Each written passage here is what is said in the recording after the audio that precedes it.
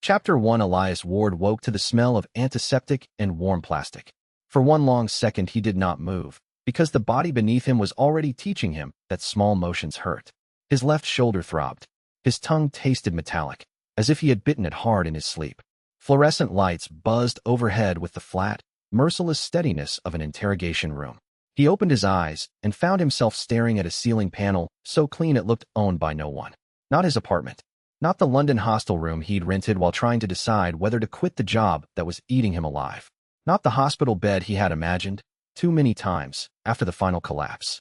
He pushed himself upright and immediately regretted it. The room spun. White cabinets. A steel tray. Glass bottles with umbrella labels arranged in surgical neat rows. A laminated hazard chart on the wall. A badge clipped to the front pocket of the lab coat folded over the chair. His name was stitched above the chest pocket in neat black thread. Dr. Elias Ward. The name hit him like a hard slap because it was not his own. Or perhaps it was. He could feel two sets of memories trying to occupy the same space. One was sharp, exhausted, and very much from Earth. A compliance specialist with a dead-end career, too much caffeine, and the slow, private conviction that large corporations were just organized disasters in better clothes. The other set was narrower, colder, and stamped with years of umbrella procedures, sterile hallways, and the habit of never asking a question unless its answer would make someone above you unhappy. He swung his legs over the side of the bed and saw the shoes waiting neatly beneath the chair. The shoe size was right. That made the room feel worse somehow. When he stood, his knees shook. He braced himself on the metal frame and looked around again, slower this time. A small desk. A terminal with a password screen active. A locker in the corner. A notice board full of project memos clipped with Umbrella's red and white logo. Raccoon City Laboratory Annex, Level 3. The words surfaced from the inherited memory with alarming clarity. He froze. No, that was not possible. Then something chimed inside his skull. It was not a sound from the room. It was not a ringing in his ears. It was clean and synthetic, the kind of chime that belonged to a computer system designed by someone who had never cared what a human nervous system thought of surprises. Whistleblower System initializing. Host detected. Dr. Elias Ward. Status. Timeline anomaly confirmed. Primary objective. Prevent large-scale biohazard catastrophe. The message should have made him feel heroic. Instead, it made him feel selected, which was much worse.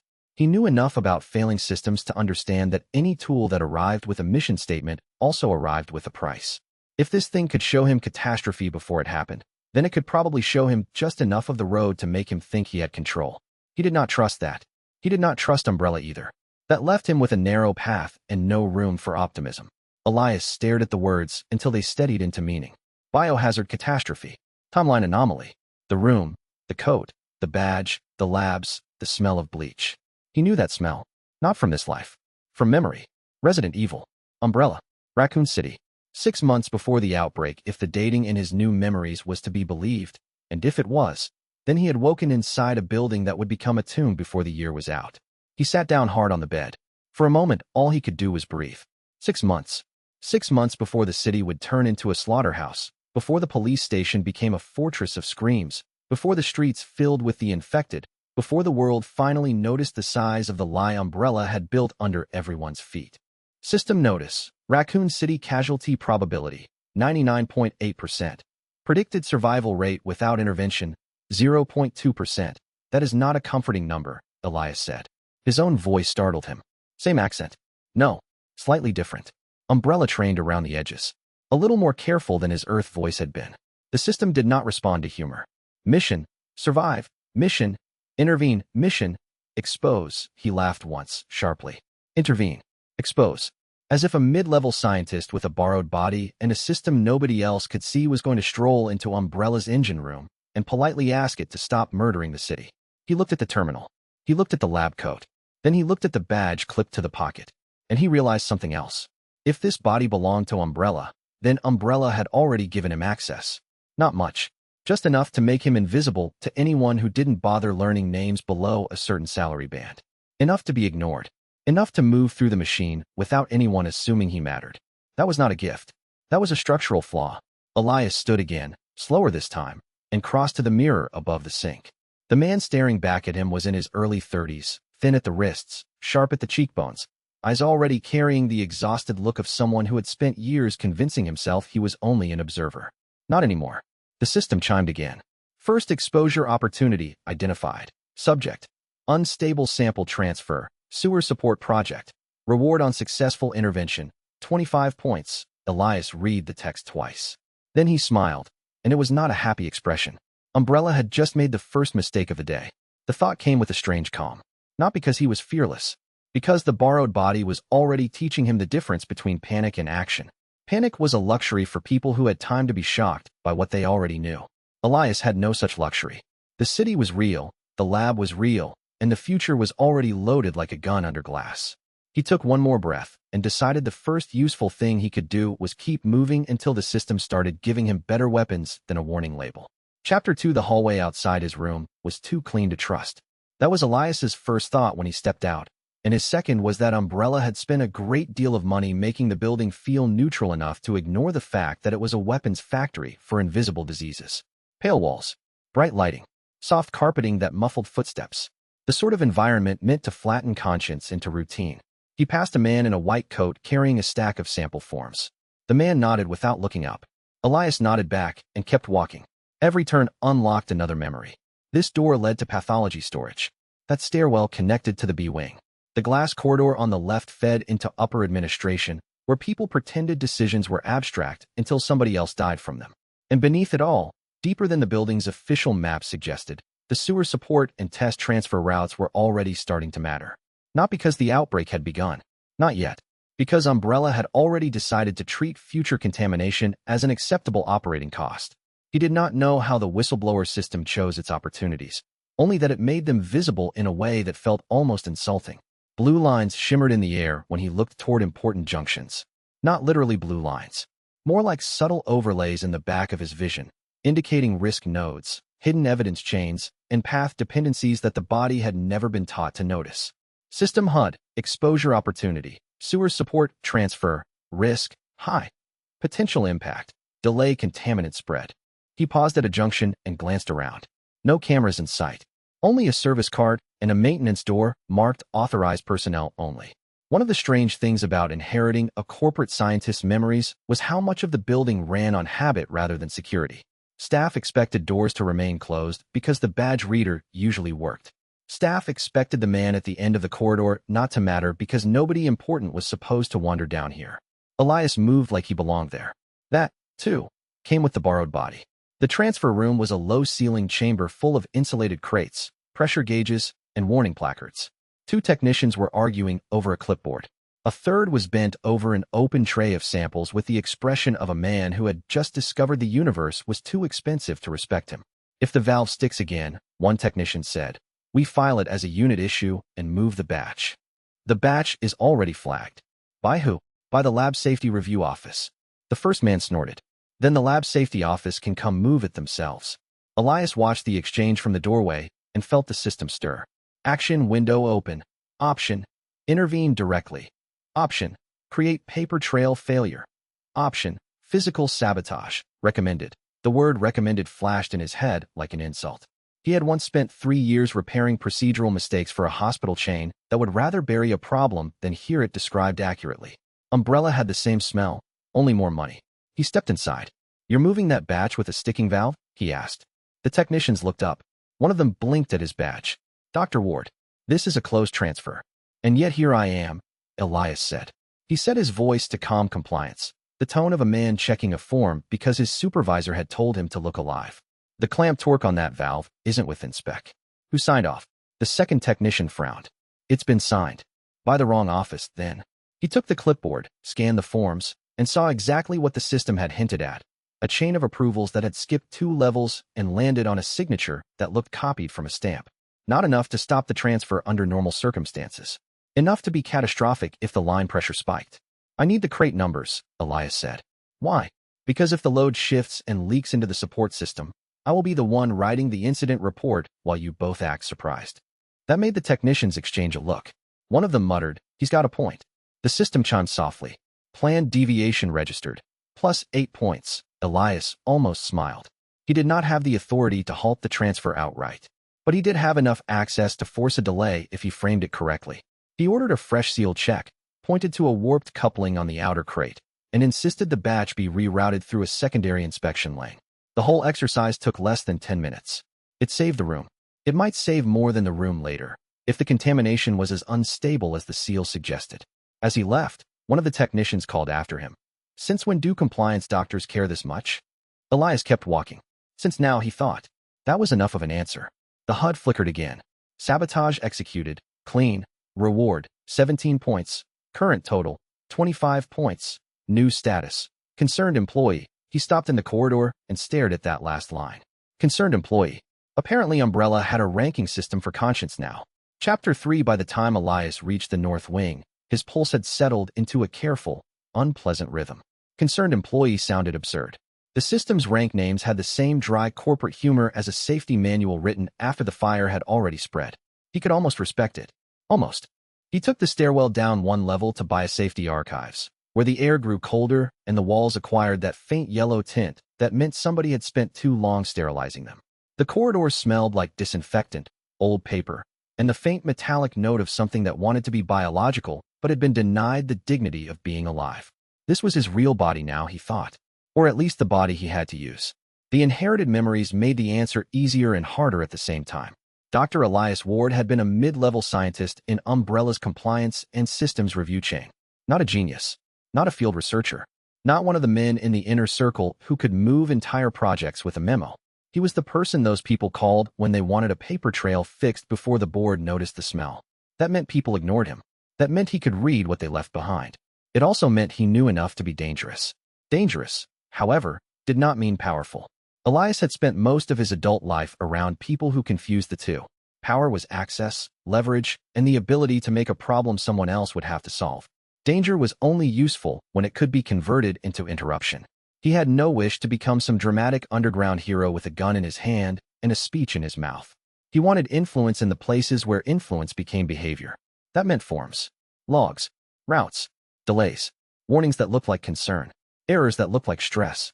The kind of soft pressure that let an institution convince itself it had corrected a weakness when in fact it had only become slower at noticing it. The archives were mostly empty this late in the day. Filing cabinets, sealed boxes, an index terminal with a green-on-black interface so old it felt archaeological. Elias logged in with the host body's credentials and found a stack of transfer manifests tied to project support in the sewer systems. His stomach tightened. G-virus support materials. Not the virus itself, not yet, but the logistical scaffolding around it. Cooling, containment, sanitization, sample movement, contingency routing. The kind of things a city never notices until they fail, and then every street becomes part of the body count. The system pulsed in warning. Danger node, G-virus support map, proximity alert 2 major cataclysmic chain. Reward for leaking proof. 40 points. Elias leaned closer to the screen. Support maps. That meant Birkin. That meant the part of Umbrella where the brilliant people stopped pretending they were only doing science and started building the bones of disaster around it. He copied 3 files to a hidden partition the system marked as dead drop compatible. Then he paused. One more file sat beneath the support map, flagged as executive review only. It was an internal risk memo with enough redacted sections to suggest that the people in charge already understood what the project might become. The memo used phrases like manageable loss window and viable field response. Elias read those words twice. On Earth, he had once spent months arguing with a hospital network about whether a preventable failure should be called a systems defect or a staffing issue. This was worse. This was a company deciding whether a city could be treated as disposable and still call it a safety budget. He copied the memo as well. The system rewarded him the instant the file cleared. Evidence captured, plus 22 points. Current total, 47 points. New skill unlocked. Social prediction eye. The skill settled in his mind like a second layer of attention. He noticed, for the first time, how often the people in Umbrella's corridor culture avoided direct eye contact unless they were trying to claim authority. He noticed how often a simple pause changed the shape of a lie. He noticed that the company did not only reward obedience. It rewarded the performance of being too busy to care. That was useful. More useful than it should have been. If he could learn the rhythm of the building, he could make his deviations look like routine where instead of sabotage. The HUD blurred for a second and then resolved into a subtle web of likely human responses around him. Not mind reading, just probabilities. If he questioned this person, they would deflect. If he pushed that supervisor, they would escalate. If he reported the issue without proof, they would bury it. If he acted too openly, he would become a liability instead of an employee. Useful. Dangerous. Exactly the sort of thing that could get a man killed if he got arrogant. The archive door clicked open behind him. Elias turned and saw a woman in a dark coat standing in the doorway, one hand on the handle, the other tucked into a pocket. Not an umbrella lab coat. Not police. Something cleaner, more deliberate. Her hair was black and cut to a practical length. Her expression said she had already measured the room and was only deciding how much of it to admit she respected. Ada Wong. The name arrived with no warning and an uncomfortable amount of certainty. She looked at the terminal, then at him. That's an unusual hour to be copying executive material, she said. Elias kept his face still. His social prediction web lit with half a dozen possible responses, and most of them ended badly. And that is an unusual code for a lab annex, he replied. Ada smiled just enough to make the room colder. You noticed? I try to notice things before they kill people. Then you have poor judgment, she said. People are usually more lethal than clothing. He almost laughed. Almost. The system chimed once, as if amused by his tension. New external contact identified. Likelihood of future conflict. High. Likelihood of future alliance. Higher. Ada's eyes flicked to the archive screen. She had seen enough to know he was copying something important, but not enough to know exactly what. Good. The uncertainty would work both ways. If you're here to report me, Elias said, I should warn you the paperwork is a nightmare. If I were here to report you, Ada answered, you would already know it. She pushed off the doorframe and walked to the terminal. Casual in the way only genuinely dangerous people could be casual. She did not touch the keyboard. She looked at the support map instead, then at the executive memo. That file is not supposed to be visible. I noticed. And yet you copied it. I work in compliance, Elias said. This is basically my religion. Ada's mouth twitched. Not quite a smile. Not quite approval. Then she said, Umbrella will notice soon enough if you keep acting like a man who thinks the walls are optional. Elias met her gaze. And what exactly does Umbrella do to people who ask practical questions? She held the stare a little too long. It depends on who asks. That was not an answer. It was worse. It was a warning with the edges filed off. Elias kept replaying the cadence as he walked back through the archive corridor. Ada had not asked like a cop. She had not asked like a corporate auditor either. She had asked like someone testing whether a crack in the wall had become large enough to step through. That distinction mattered. It meant she was already thinking several moves ahead, and it meant whatever game she was in, Umbrella was probably not the only table. That should have been comforting. It was not. But it did mean he was no longer alone in noticing that the building itself felt off balance. The line followed him out of the archive like static in his clothes. Ada had not asked for credentials or proof. She had asked the kind of question that assumed he was already in the game and only needed to decide whether he wanted to keep pretending he wasn't. That made her a problem, but it also made her an opening. Elias did not yet know which one would matter more. Chapter 4. Elias did not sleep that night. He returned to his room long enough to lock the door, dump the copied files into the system's dead drop space, and stare at the ceiling until the late shift corridor traffic thinned. The whistleblower system kept nudging him with subtle pings. Points available. Exposure opportunities nearby. Risk nodes unresolved. It was like having an overzealous assistant with terrible boundaries. He spent the quiet hours making mental copies of the building. Not the rooms themselves, but the habits. Which staff always used the left stairwell? Which supervisors avoided the basement access routes? Which technicians lingered after shift because they were lonely or afraid of going home? On Earth, he had learned that bureaucracy always told the truth through repetition. The people who moved the same papers the same way every day revealed where the institution was rigid, and rigidity was where sabotage could do real work. If Umbrella was going to become a grave, he intended to learn the shape of the first shovel. He spent the next 2 hours making plans. That was another thing the borrowed body had given him. Dr. Elias Ward knew the lab. Not every room, but enough. Enough to know which corridors led into executive access. Enough to know how the sterilization schedule fed into transport. Enough to know which personnel were only loyal because they had mortgages, and which were loyal because they believed the board would protect them forever. The ones who believed that would be hardest to save. At 1:12, the system pinged with a red alert. High-risk incident detected. Subject, lab animal technician, lower biologics. Predicted outcome, contaminated procedure, fatal exposure. Elias sat up. The screen in his head unfurled a new path. Not literal, but enough to feel like one. A technician. A contaminated procedure. Fatal exposure if nothing changed. He got dressed in 90 seconds and left the room without turning on the overhead light. The lower biologics wing was dim, machinery humming behind sealed glass. A pair of night shift staff stood near the autoclave room arguing in hushed voices. One of them was a young technician with a mop of blonde hair and a too-tight lab coat. The other was older, broader, with the kind of face that looked tired before life had even properly begun. The blonde tech had his hand on a sample tray. The older one shook his head. It's contaminated.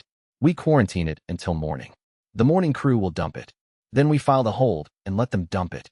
And if the parasite strain degrades, then it's not our problem. That line hit Elias so hard, he almost stepped in too quickly. Not our problem. Classic. The system flashed. Exposure opportunity confirmed. Option. Direct warning. Option. Procedural intervention.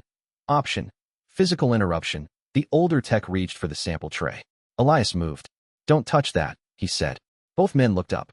The blonde tech frowned in irritation. Dr. Ward, back away from the tray. Why? The social prediction web lit. If he gave them the full truth, they would panic and possibly report him.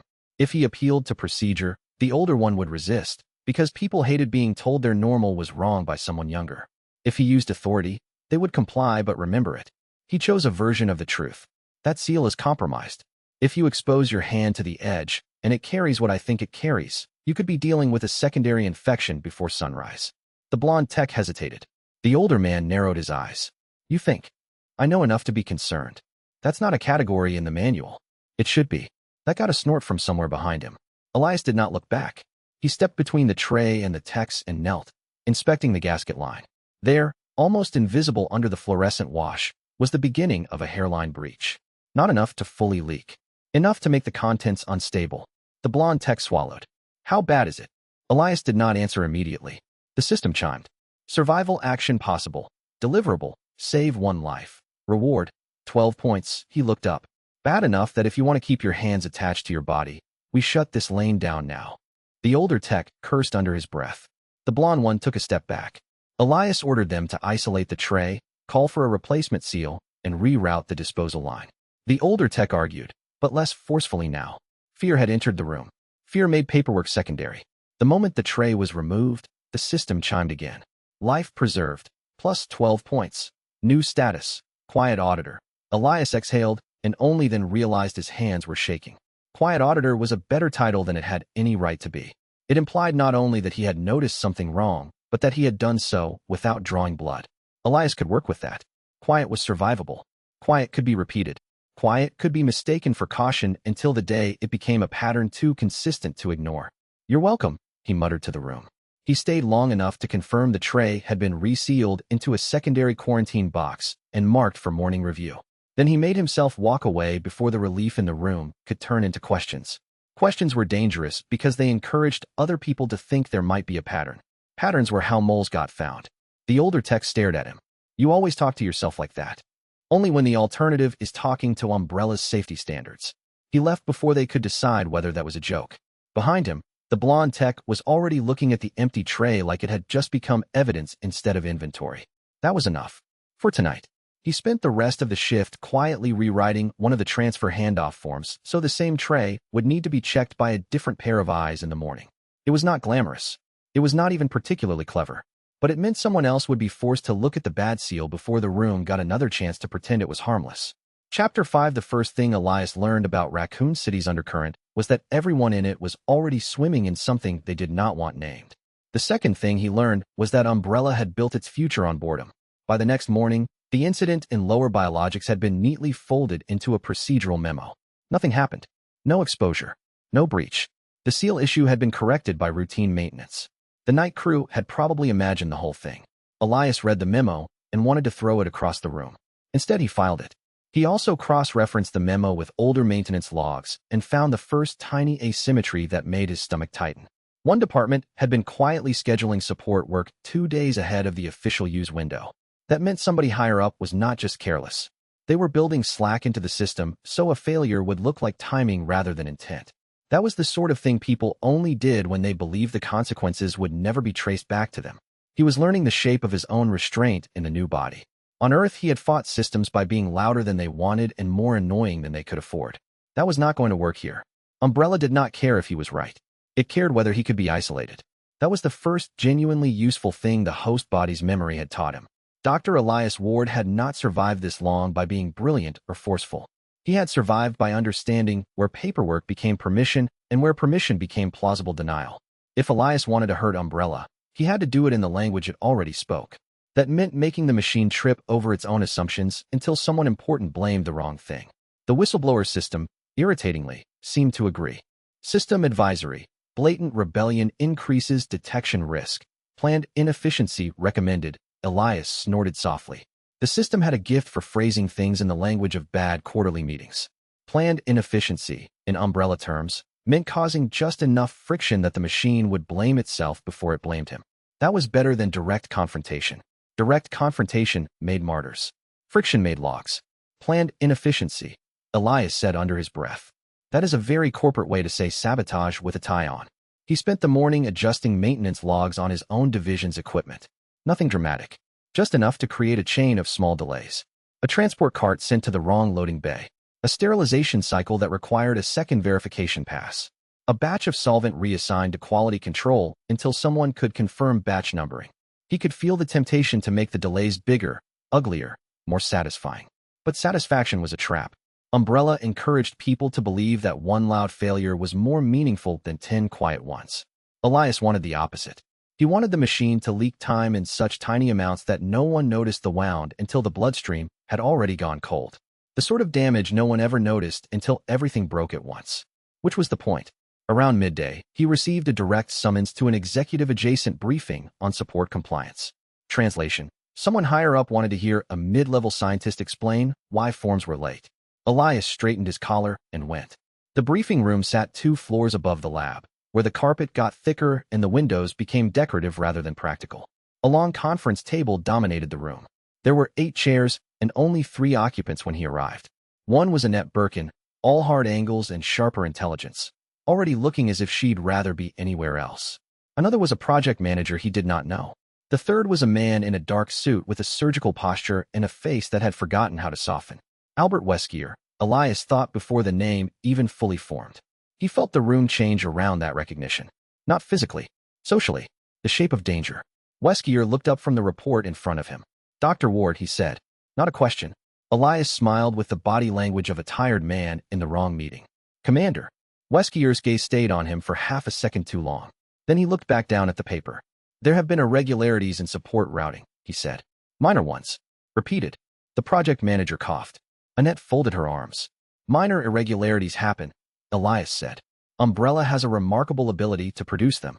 Weskier's mouth did not move, but the social prediction web in Elias's head lit with dangerous probabilities. This man is measuring him. This man already suspects something. This man is used to people lying badly. Repeatedly, Weskier said, in the same operational corridors. Then perhaps those corridors are the problem. Annette glanced at Elias with a flash of something close to amusement. The project manager shifted uncomfortably. Dr. Ward maintains the documentation side, not field routing. Weskier's eyes remained on Elias. Documentation tells us where people believe the failure occurred. Elias could feel the room tightening. He had spent years learning how to answer compliance questions without giving away that he understood the underlying rot. He knew exactly how to look cooperative while being evasive. That had been the entire job. Still, Weskier was a different breed. The sort of man who could smell fear in a spreadsheet. Then I would recommend reviewing the personnel schedule at the transfer points, Elias said. If the same delay is being recorded in multiple systems, the issue may be human rather than mechanical. Human, Weskier repeated. Usually is. The project manager shifted again. Annette looked away to hide a reaction. Weskier closed the report. See that it doesn't become a trend. Elias nodded, thanked him, and left with every muscle in his back screaming not to run. Only when the door shut did the system chime. Social prediction success. Threat profile updated. Weskier. New status. Systems leaker. Elias kept walking until he reached the stairwell, then leaned a hand against the wall and exhaled. Weskier noticed. Weskier might not know what yet, but he noticed. That was enough to make the next steps matter more. It also meant Elias had crossed an invisible boundary inside the building. He was still useful because nobody had labeled him a problem yet. The moment Weskier decided he was a variable, every movement would be read twice. Elias felt the chill of that reality and promised himself, very quietly, not to let the comfort of anonymity make him sloppy. Chapter 6. Elias saved the technician's life by accident. That was not the official version. The official version, if anyone ever asked, would be that he had intervened in time to prevent a minor biosafety issue from escalating. The technician, a woman named Tessa with a habit of humming while she worked, would probably never know how close she had come to disaster because the room's lighting had been miscalibrated and one of the sample racks had developed a microscopic leak. Elias knew because the system told him. Contamination event predicted. Subject: lab technician Tessa Hollis. Likelihood of exposure: 87%. Reward for prevention: 18 points. He arrived 3 minutes before the leak spread. Tessa was in the wash bay, gloves half removed, trying to clean a tray with a cracked seal. Elias froze in the doorway. The vapor wasn't visible yet, but he could smell it. That faint organic sweetness that had no place in a sterilized room and meant something very bad had escaped wherever it had been kept. "Tessa," he said. She looked up. "Dr. Ward? I thought you were off shift." "I am now." He stepped in, and the system flashed a warning, so hard it nearly hurt. "High confidence hazard. Physical contact risk. Put the tray down," Elias said. She blinked. "What? Now?" The urgency in his voice finally cut through the confusion. Tessa set it down, frowning. "What's wrong?" "Your left glove seam is compromised." She stared at him. Then her expression shifted to irritation. "I would know if I had contamination." Elias did not have time to be polite. He grabbed the nearest spray unit, flooded the bench with disinfectant, and pulled her hand away from the tray just as a faint sheen began to crawl over the cracked seal. The wash bay vent hummed. Tessa sucked in a breath. "Oh," she whispered. The skin at her wrist had gone pale. Not infected. Not yet. But exposed long enough to make the next hour dangerous. The system chimed in bright, undeniable triumph. Life preserved. Plus 18 points. New skill upgraded. Pathogen vulnerability scan. Elias guided Tessa out of the wash bay and into a quarantine sink, talking her through the process while his mind raced. This was the part he hated most. The part where the body under the lab coat became someone else's emergency and the world shrank down to whether he could move quickly enough to keep a disaster from becoming a funeral. Tessa watched him with wide eyes. "How did you know?" He smiled weakly. "I have concerns." She gave a nervous laugh that sounded too fragile for the building. "No, seriously. He could have lied. He should have lied." Instead, he said, "This place makes me nervous." That was not a full answer, but it was enough. Later, after she was cleared, Tessa quietly brought him a sealed cup of bad coffee and stood in the doorway to his office with the expression of a person trying to decide if she had accidentally met a decent human being inside a monstrous system. "Thanks," she said. "Don't thank me yet." "Why not?" Elias glanced at the wall, where a monitor showed the current schedule for pathogen support runs. "Because if I keep finding problems this early, it means there are a lot more of them than anyone wants to admit." Tessa went still. Then she nodded once, very slowly, and left without asking further questions. That, too, was a kind of trust. It landed harder than he wanted to admit. He was not used to being thanked for the kind of intervention that only looked small from the outside. Back on Earth, people had always wanted clean outcomes and simple accountability. Here, the best he could offer was a narrow escape and a warning no one would want to repeat. That still counted. It counted because the alternative was letting Umbrella teach people that preventable danger was just part of the workday. He carried that trust like a fragile thing all the way back to his own office. The building had not changed, but his relationship to it had. Every clean surface now felt like a lie waiting to be corrected. Every hallway had become a question. Every quiet employee was either a future witness or a future casualty. He carried that trust like a fragile thing all the way back to his own office. The building had not changed, but his relationship to it had. Every clean surface now felt like a lie waiting to be corrected. Every hallway had become a question. Every quiet employee was either a future witness or a future casualty. On his way back upstairs, Elias kept replaying the exact shape of Tessa's fear. Not just fear of contamination, but fear of being the reason somebody else had to do more paperwork. That was Umbrella's real poison. It taught people to police themselves against inconvenience long before the company needed explicit obedience. He had seen that lesson in hospitals, finance departments, and retail chains on Earth. Here it was wearing a lab coat and preparing to kill a city. He would take it. What he would not do was let the building train him into numbness. That, more than anything, was how systems like Umbrella won. They did not simply destroy the people who resisted them. They rewarded everybody else for adapting until the moral cost stopped feeling like a cost at all. One small compromise became a habit. A habit became a policy. A policy became the sort of routine that could bury a city and still call itself professionalism. Elias had lived through enough institutional rot to recognize the pattern, even if the scale here was obscene. He had seen hospitals decide that a delayed order was less important than a clean report. He had seen managers turn missing records into a staffing issue because that sounded less embarrassing. Umbrella was the same disease with weapons-grade funding. The only difference was that its consequences were physical, biological, and far more immediate. He sat with the thought long enough for anger to settle into shape. Anger was useful when it became method. Pure rage would make him noisy, and noisy people died in corporations because they announced their intentions before they knew the battlefield. Method, on the other hand, could be hidden in plain sight. Method looked like overcaution. Method looked like compliance. Method looked like a man who cared too much about paperwork and not enough about his own peace. That version of himself already existed. He only had to sharpen it. The whistleblower system flickered at the edge of his awareness as if it approved of the direction of his thinking. That bothered him. It also told him what he needed to know. If he wanted this thing to keep helping him, he would need to remain disciplined enough that the help never became dependency. A system that rewarded sabotage would happily teach him to become the kind of person who no longer noticed where the line between protection and obsession had gone. He intended to keep that line visible. The more he thought about the day ahead, the more he saw that the real battle was not going to be against a single villain or a single program. It was going to be against drift. Umbrella's strength was not only that it hid things. It was that it made bad conditions feel tolerable one increment at a time. If a sample transfer was a little late, nobody panicked. If a seal looked a little off, nobody filed a report unless the problem repeated. If the wrong people kept seeing the same warning sign, they would eventually start doubting their own judgment before they doubted the company. He could weaponize that. That realization made his head feel clearer. He would have to build a habit of noticing, a habit of recording, a habit of acting early enough that each intervention looked like routine caution.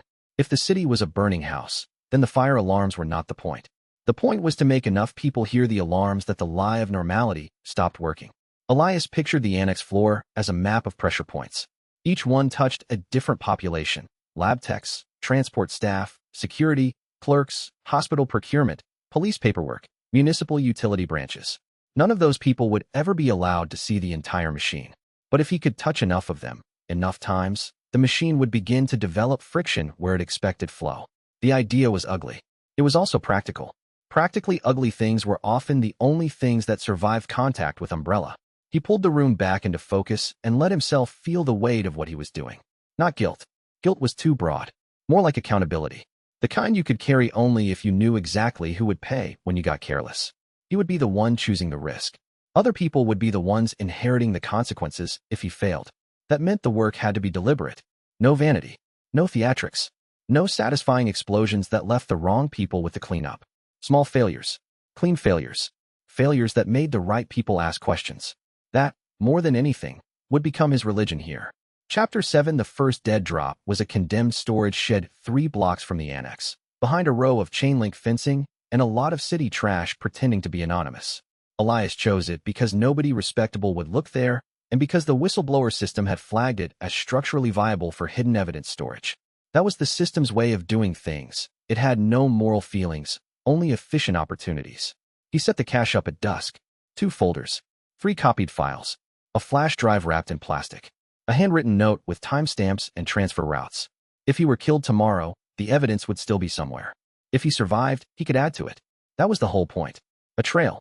A chain. Something Umbrella could not clean from memory by deleting one man. The system rewarded him the moment he sealed the crate. Evidence node established. Plus 15 points. Dead drop network. 1. He lingered long enough to lock the shed twice and memorize the angle of the fence from the street. If the cache got compromised later, he wanted at least one mental image to tell him whether it had been searched by a person who knew what they were doing or by a desperate opportunist looking for anything to sell. Every hidden thing had a life cycle.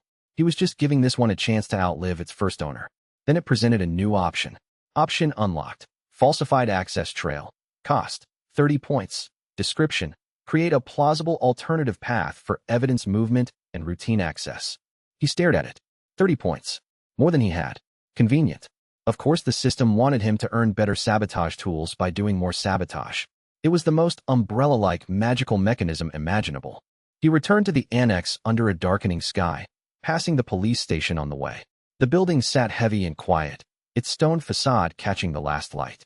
Somewhere inside, officers were finishing the shift.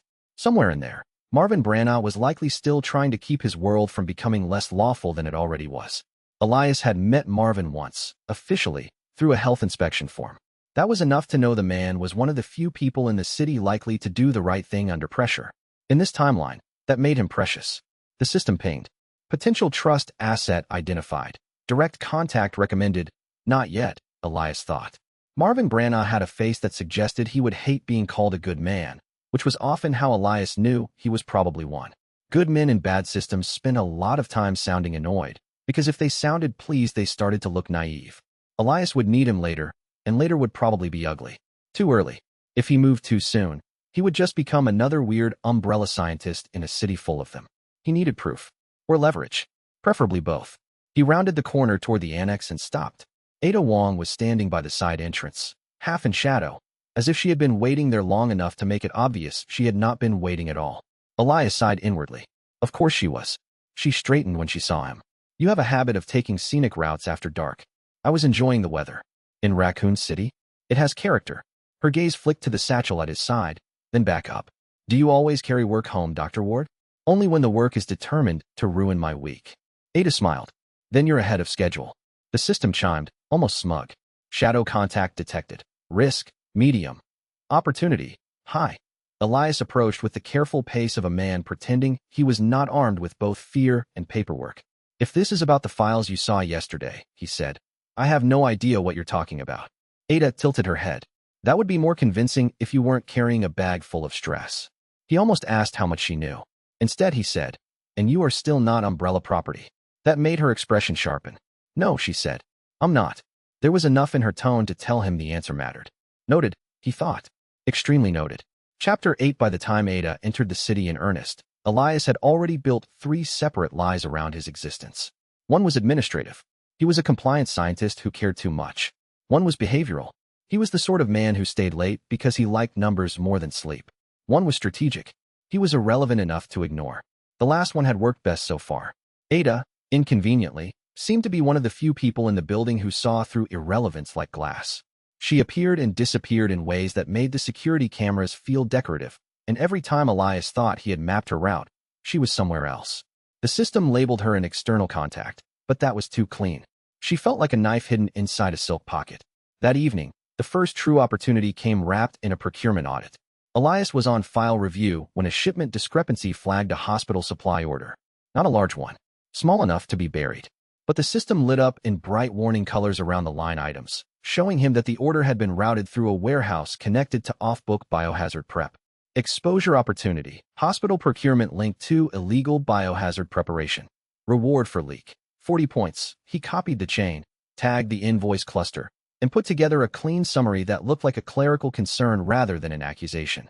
Then he printed a second copy, folded it, and put it in the dead drop shed. The system rewarded him instantly. Evidence captured, plus 40 points. Current total, 102 points. New status. Systems leaker. He had just reached enough points for a major skill unlock, but the system held the details back behind a little spinning icon that felt deeply smug.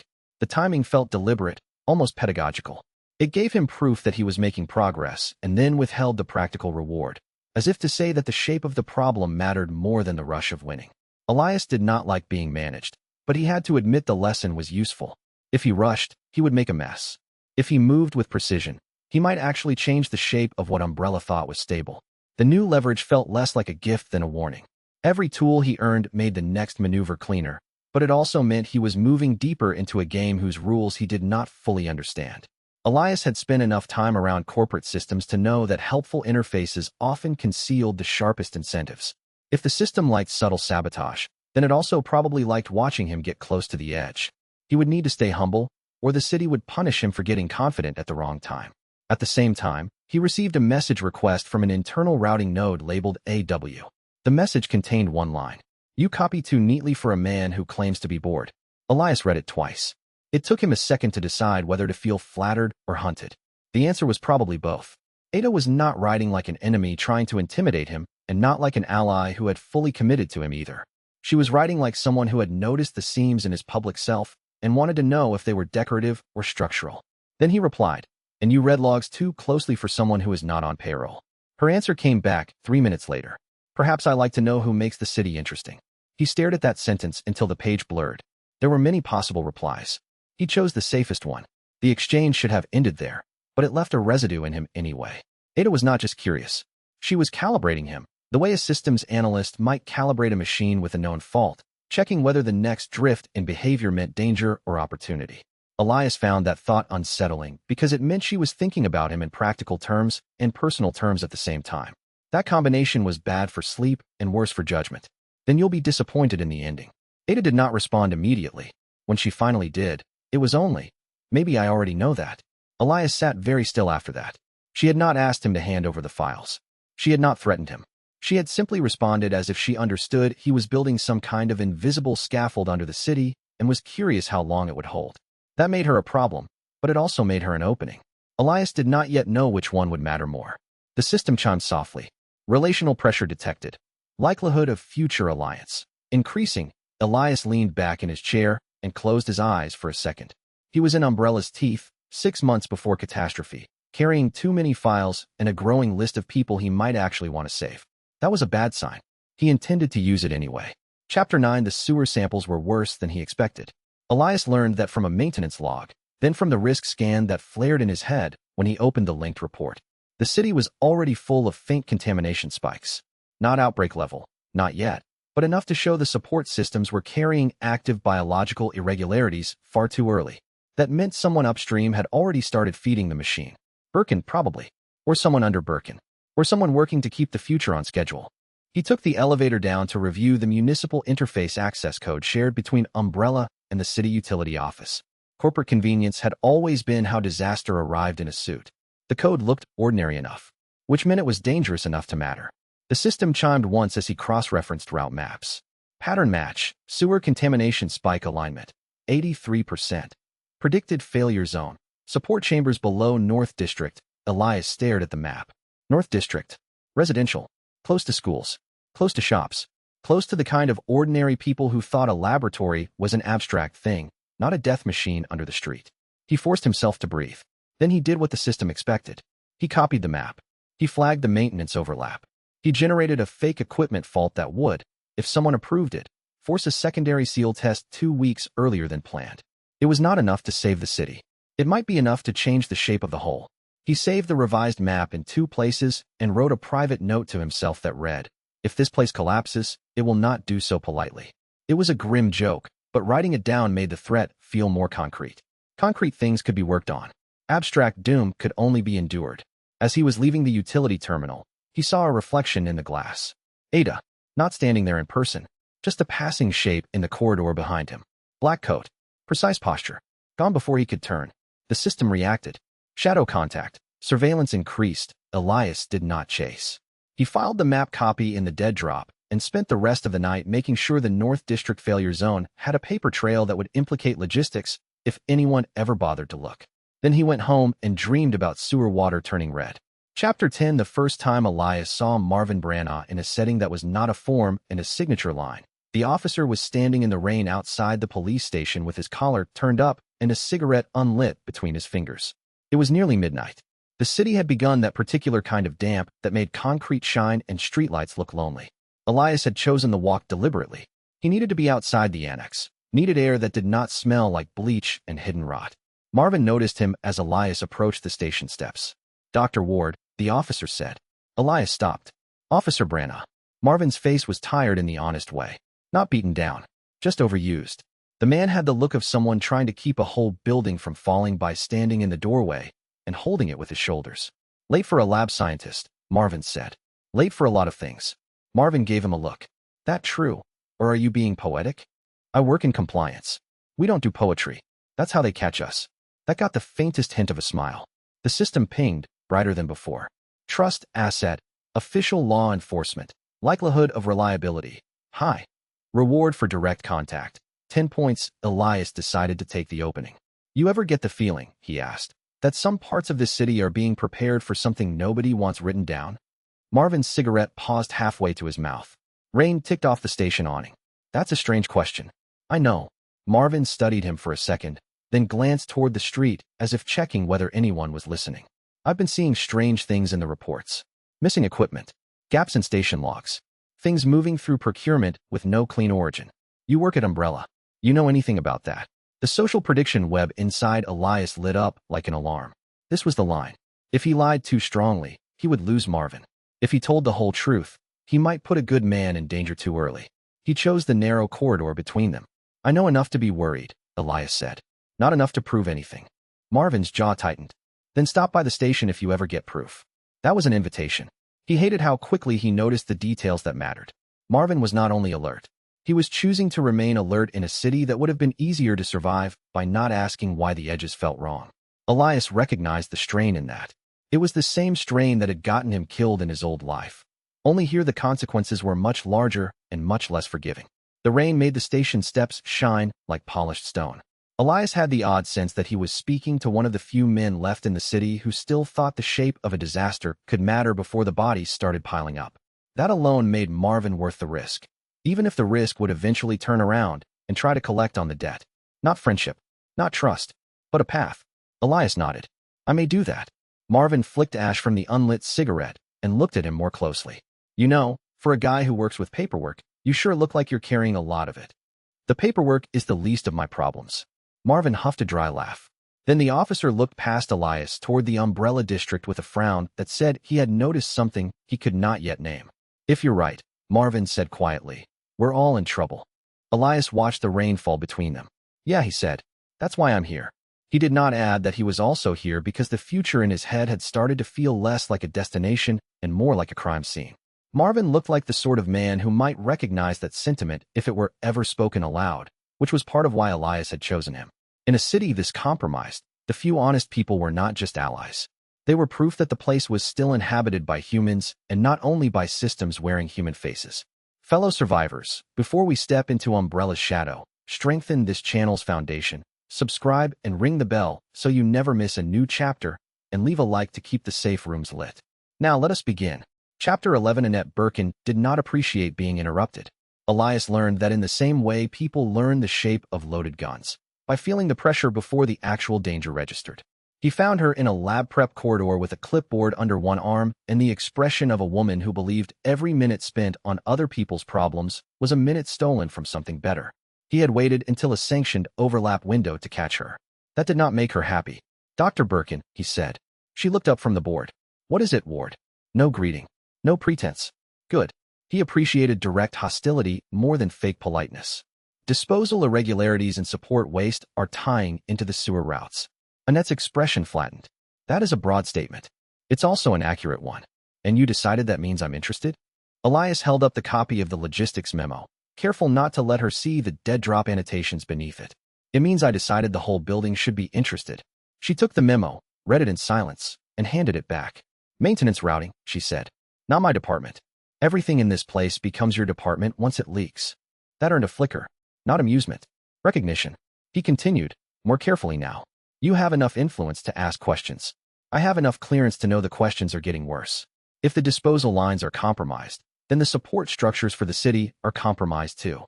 She stared at him. What exactly are you suggesting? The system gave a soft prompt. Social prediction. If you push too hard, defensive cutoff. If you frame AS risk control, temporary opening. Elias took the hint. I'm suggesting the transfer chains need a review before somebody important decides to call a failure unavoidable. Annette's eyes narrowed. You sound like a man who has already written the report. I sound like a man who has seen the draft. The corner of her mouth twitched, but she controlled it.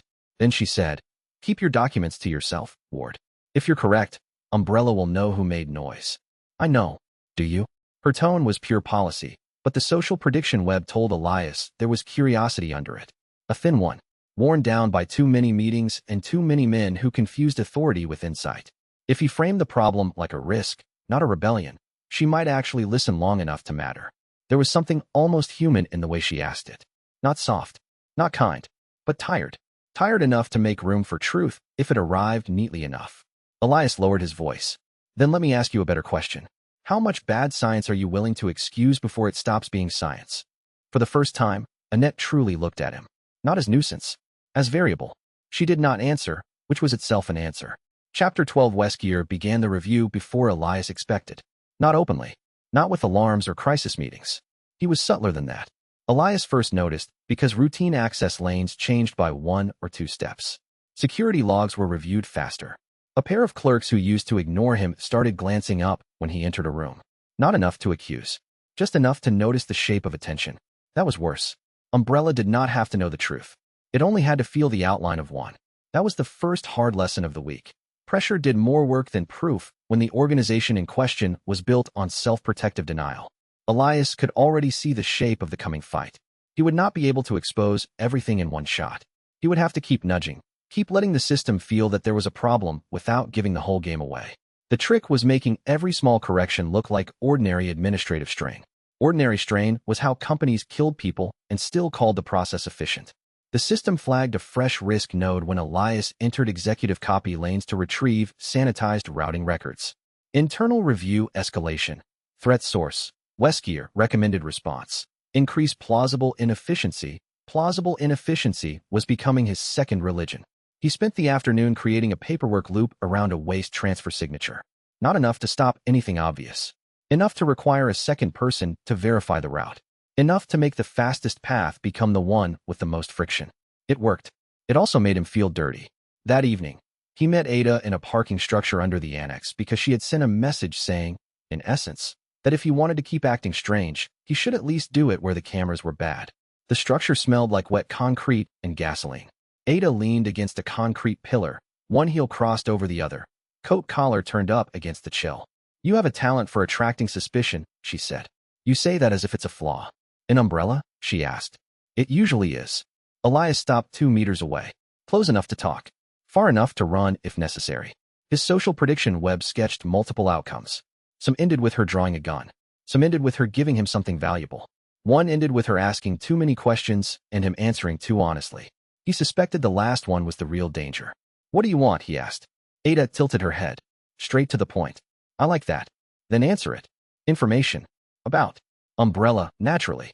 That could mean anything, and he knew it. You're not Umbrella, Elias said. Neither are you, she replied. The silence that followed was more useful than words. At last she said, your routes are changing. Your logs are changing. Your little accidents are too consistent to be accidents. Elias did not move. Ada smiled slightly. Relax. If I wanted you handled, you'd have already disappeared in one of Umbrella's favorite ways. That's comforting. No, it's honest. He considered lying.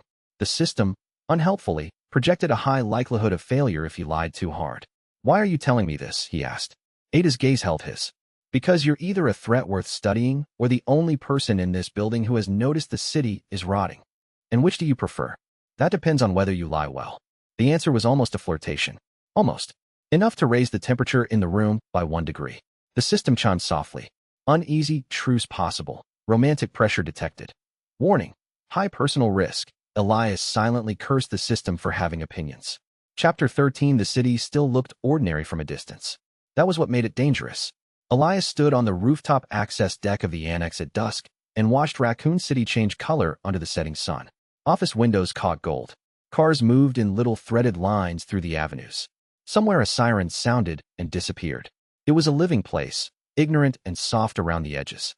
In 6 months, those same streets would be broken bones and smoke. He had never wanted to be a hero. On Earth, he had spent years trying to keep institutions from doing stupid things with confidence. Heroism was not the problem. Scale was.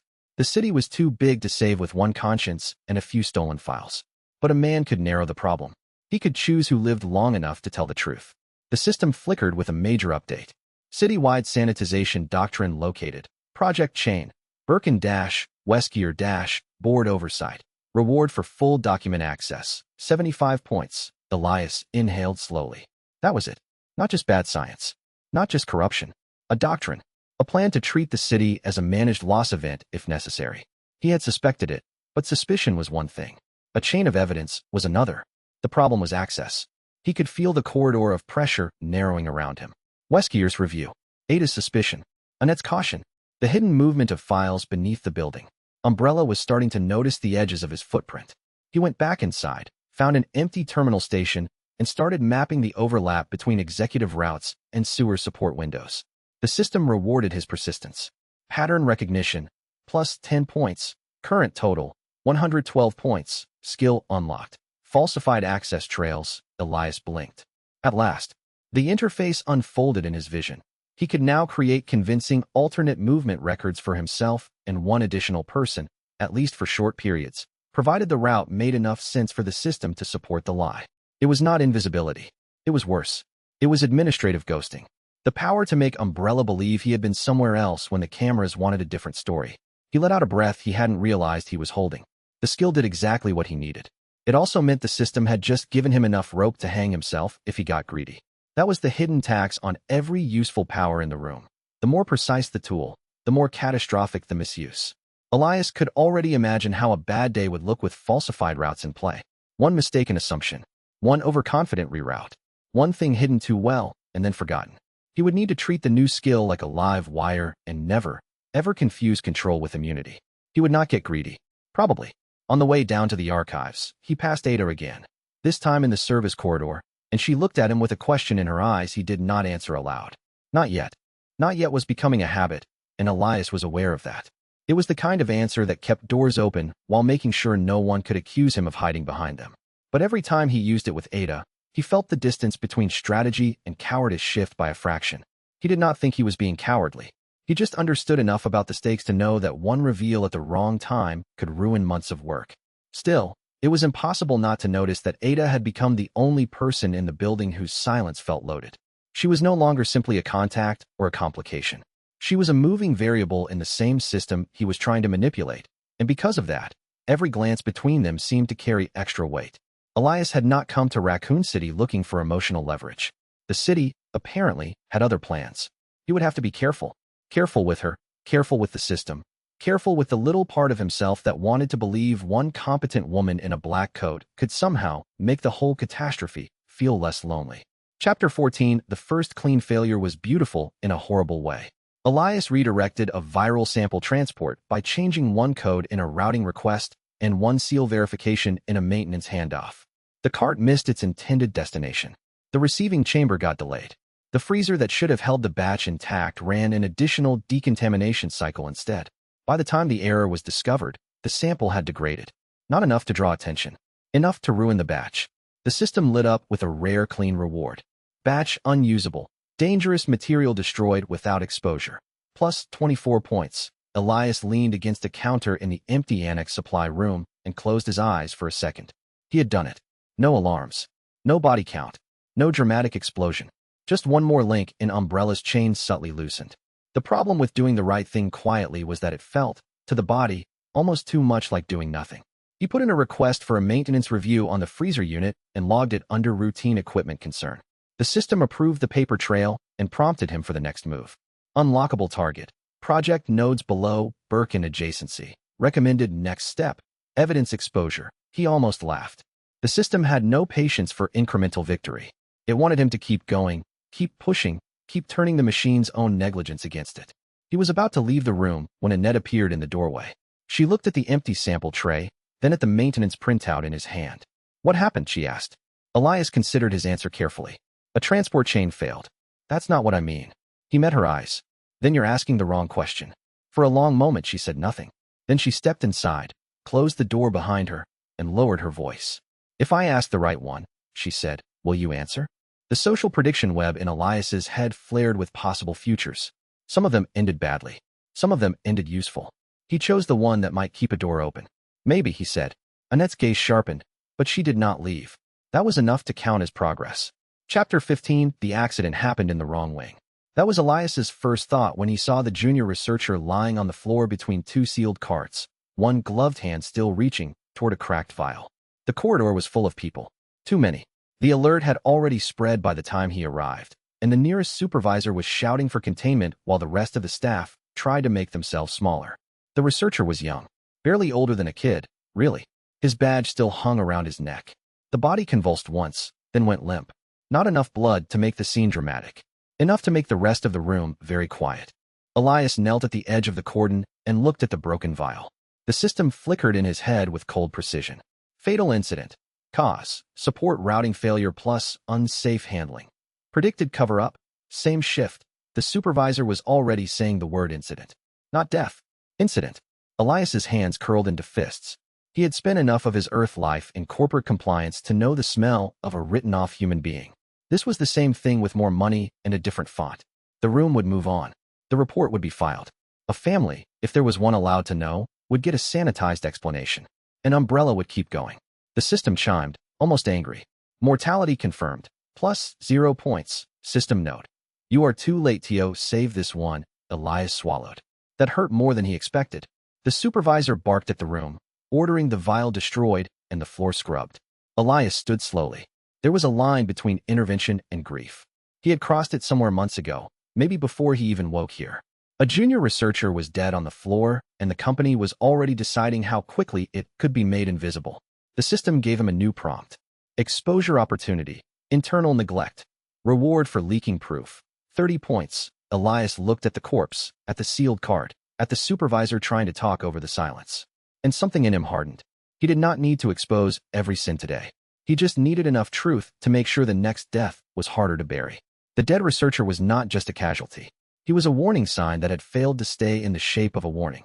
Elias made himself memorize the room, the positions of the carts, the exact tone of the supervisor's voice, and the expression on the faces of the people who looked away. Those details mattered because someday one of them would be part of a pattern. Someday he would need to prove that the city had not simply slipped by accident into catastrophe. He would need to prove it had been guided there. Chapter 16, he destroyed the batch in the freezer room before anyone else could touch it. That was the clean version. The Messier version involved a maintenance reroute, a deliberately mistimed sensor recalibration, and Elias standing with his shoulders tight, while a lab container slowly failed its own containment window and rendered an extremely dangerous sample useless. The system rewarded him without enthusiasm, which somehow made it feel more serious. Dangerous batch destroyed, plus 35 points. Current total, 171 points. New status. Internal saboteur. He leaned both hands on the counter and let out a long breath. Internal saboteur. That one sounded less like an HR concern and more like the kind of thing that got people disappeared. He needed no system prompt to know that this was the point where the work stopped being theoretical. If he wanted to matter, he had to make enough accidents happen that the city's future changed shape. The dead researcher from the previous day sat in the back of his mind like a stone. When Elias left the freezer room, he found Ada waiting by the corridor junction. She had the uncanny habit of appearing wherever his private life got complicated. "You look pleased with yourself," she said. "I try not to waste good sabotage." Her gaze slid past him toward the freezer room. "You caused that failure." Elias did not answer immediately. There was no point lying now. She would read the pattern anyway. Yes. Ada's face did not change, but the air between them did. Why? The honest answer was too large for the corridor. Because a man was dead. Because the city was dying. Because Umbrella had already decided both were acceptable. He chose the smallest true answer. Because they were going to keep using it. Her eyes held his. That's not what most people do. It sounded like a judgment disguised as curiosity. Ada was not just asking whether he was different. She was measuring whether the difference was useful, dangerous, or both. Elias had been in enough meetings to know what that felt like. A room pretending not to be a verdict while it quietly decided your future. Most people are trying to survive. And you? Elias thought of the dead drop, the support maps, the contamination spikes, the whole rot-filled city under his feet. "I'm trying to keep the future from happening on schedule." Ada stared at him for a heartbeat too long. Then, very quietly, she said, "That is either admirable or suicidal. Umbrella has that effect on people." One corner of her mouth lifted. Not much. Enough to matter. He realized he had started reading her the same way he read route anomalies and seal failures. Not for the obvious meaning, but for what the small deviations implied about the larger machine. It was a bad habit if he wanted to stay detached. It was an excellent habit if he wanted to survive Umbrella. The problem was that Ada made detachment feel less necessary than it had any right to be. Chapter 17. Ada spotted the dead drop by accident. At least that was what Elias told himself at first. Because the alternative was that she had followed him on purpose, and he was not ready to think about the implications of either possibility. He had just slipped the copied executive memo into the shed when he heard her voice from behind the fence. "You really shouldn't leave things where people can find them." Elias turned, heart jumping. Ada stood in the alley mouth with rain on her coat and a dry expression that suggested she was enjoying this more than she wanted to admit. "You followed me. You noticed." "That is not an answer." "No," she said, and stepped closer. "It isn't." The system immediately marked the exchange as dangerous. Shadow contact intensified. Risk, high. Alliance probability, rising. Elias folded his arms. "If you're here to steal my hidden paperwork, you could at least pretend to be subtle. If I wanted to steal it, you wouldn't know I was here." "That's slightly unsettling." "Yes." Ada tilted her head. "It is." He studied her. The coat. The calm. The precision. She moved like someone who had already learned how to act harmless in a room full of knives. "What do you want from me?" he asked. Ada's gaze drifted to the shed, then back. To know why a mid-level Umbrella scientist is suddenly making the company nervous. "Maybe I have personal growth." An umbrella? It's a hostile environment. She laughed once, low and quick. Then her expression sharpened again. You're not acting like an office man anymore, Elias. He went still. She had used his name. Not Dr. Ward. Not scientist. His name, like she had tested whether it would fit in her mouth. You should be careful, he said. Why? Because if you keep noticing me, you might get involved. The words came out before he could stop them. Ada stared at him, and the rain between them sounded louder for a second. Maybe I already am, she said. And because he was an idiot, he felt that sentence in his chest. What scared him was not that she might be dangerous.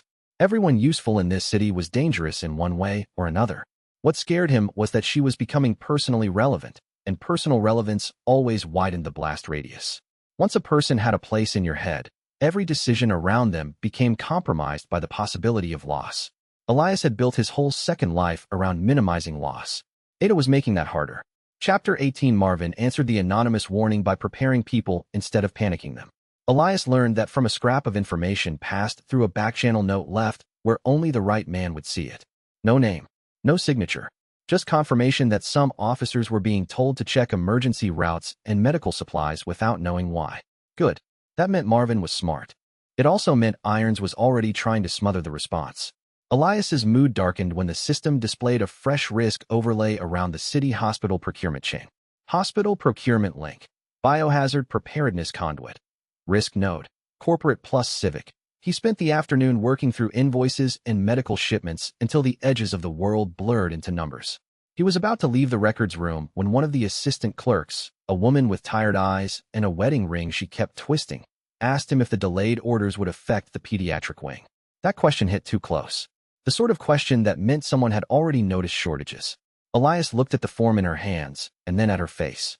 I can probably push the replacement order through by Friday, he said. Probably.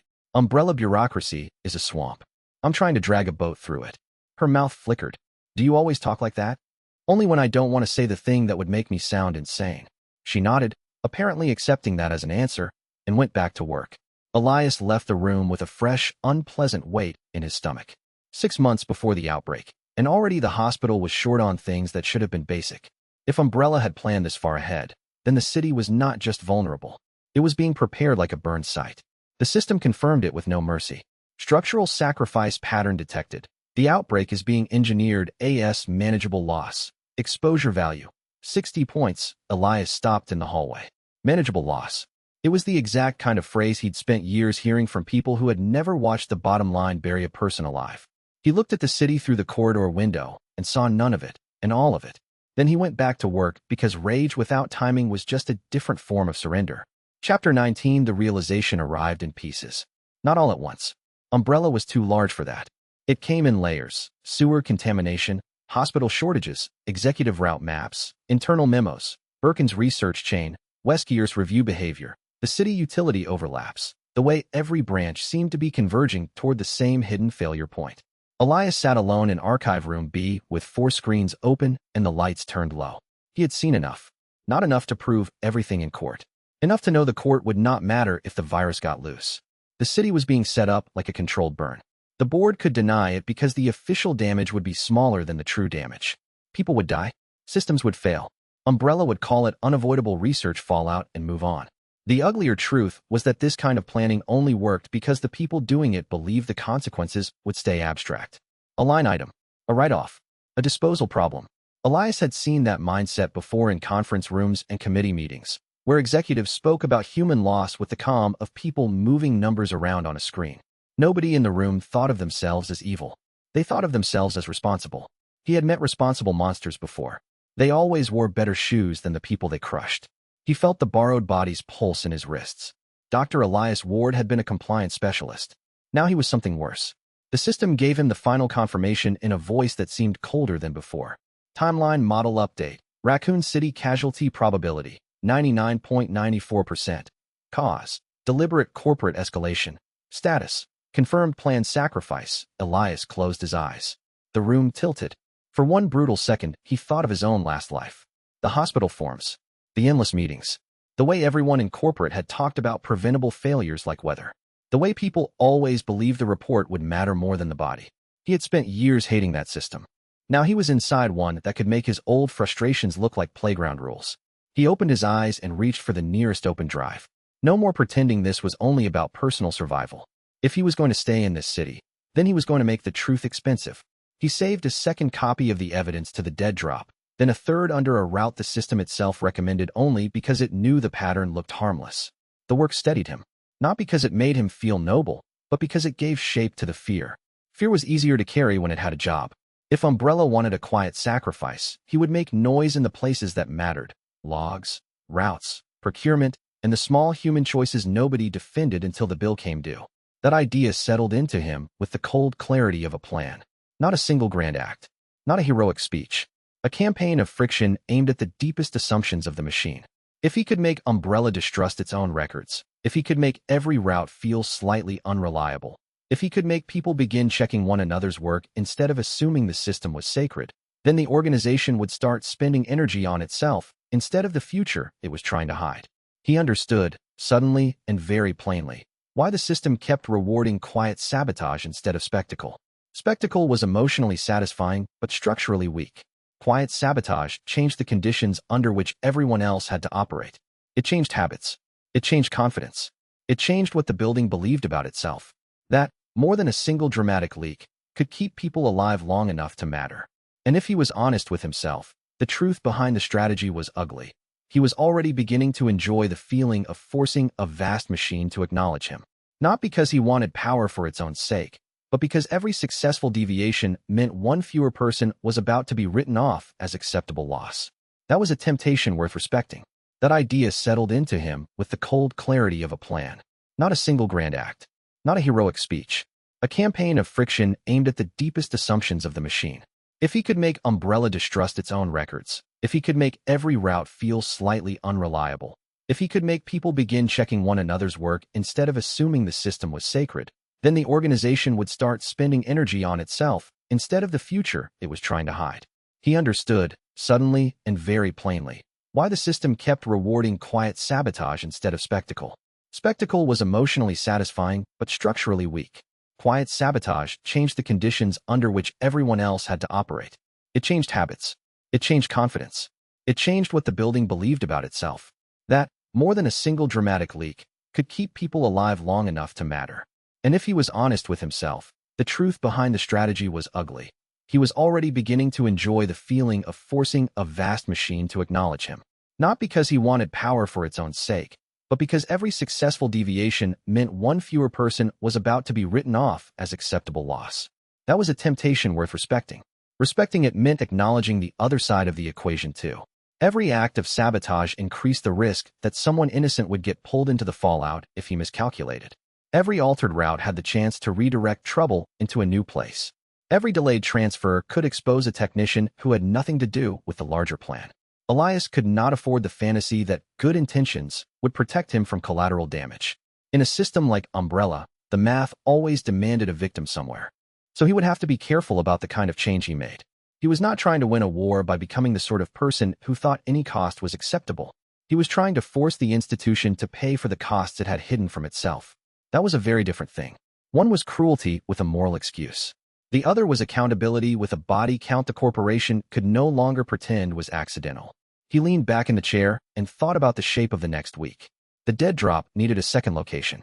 Marvin needed another warning that would not look like panic. Annette needed just enough pressure to keep questioning instead of dismissing him. Ada needed answers, but not all of them, and definitely not yet. That balance was becoming harder to maintain with each new message and each accidental look that lasted too long. Still, it might be possible to turn the growing tension into a shared investigation rather than an inevitable collision. Maybe. That was the word that kept his plan from collapsing into fantasy. Maybe he could keep enough people alive to matter. Maybe he could slow the support chain enough that the outbreak would fail to spread as widely. Maybe he could force Birkin and Weskier into revealing themselves earlier, while there was still room to maneuver. Maybe the city would not be a total grave. Maybe it was not hope. It was work. He looked back at the screens and saw the outlines of a city that believed it was still ordinary. That belief was fragile, and brittle things broke loudly. Elias had spent most of his life in systems that only seemed stable until someone proved otherwise. Umbrella was no different, except that the proof here would come in blood, not memos. He would keep writing the proof anyway. That meant living in the uncomfortable space between paranoia and duty. It meant recording things that might later look irrelevant. It meant asking the same question several times in several different forms until the answer stopped being a lie.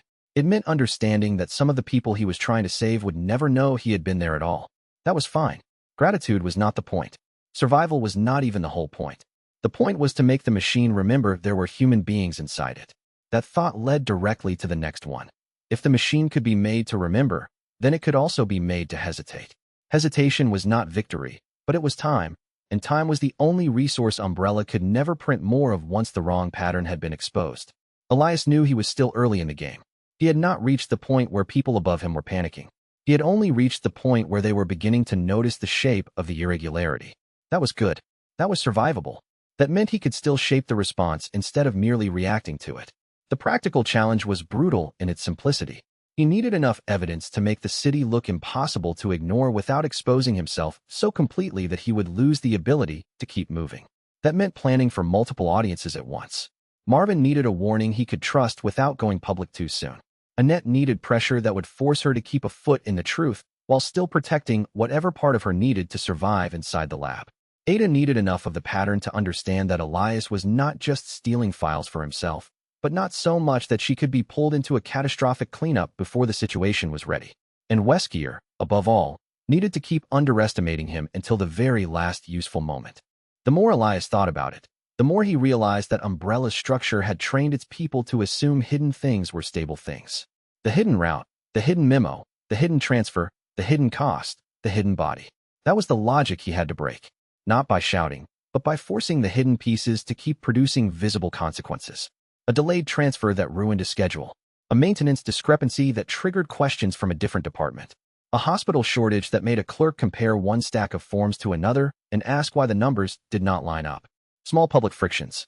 Repeated often enough, they would teach people that the invisible infrastructure underneath the city was already failing. He wished the plan were cleaner. It would have been easier if the world allowed a neat moral distinction between sabotage and stewardship. Instead, he was sitting in a lab annex trying to determine how much damage he could cause to a criminal machine without accidentally becoming one of its engineers. That was the part no one ever got to delegate to theory. Every decision was immediate. Every choice had a shadow. If he moved too slowly, people died. If he moved too quickly, he created fresh victims. If he did nothing, Umbrella won exactly the way it wanted to win, by making inaction feel respectable. So he kept building toward a narrow, ugly middle. He pictured the future as a sequence of pressure fronts. One front hit procurement and made supplies go missing in ways that could not be explained away forever. One front hit the sewer support network and forced engineering to look at routes they would rather ignore. One front hit the labs and made Birkin's work harder to isolate. One front hit the police and gave Marvin enough warning to prepare a response that would not collapse on first contact.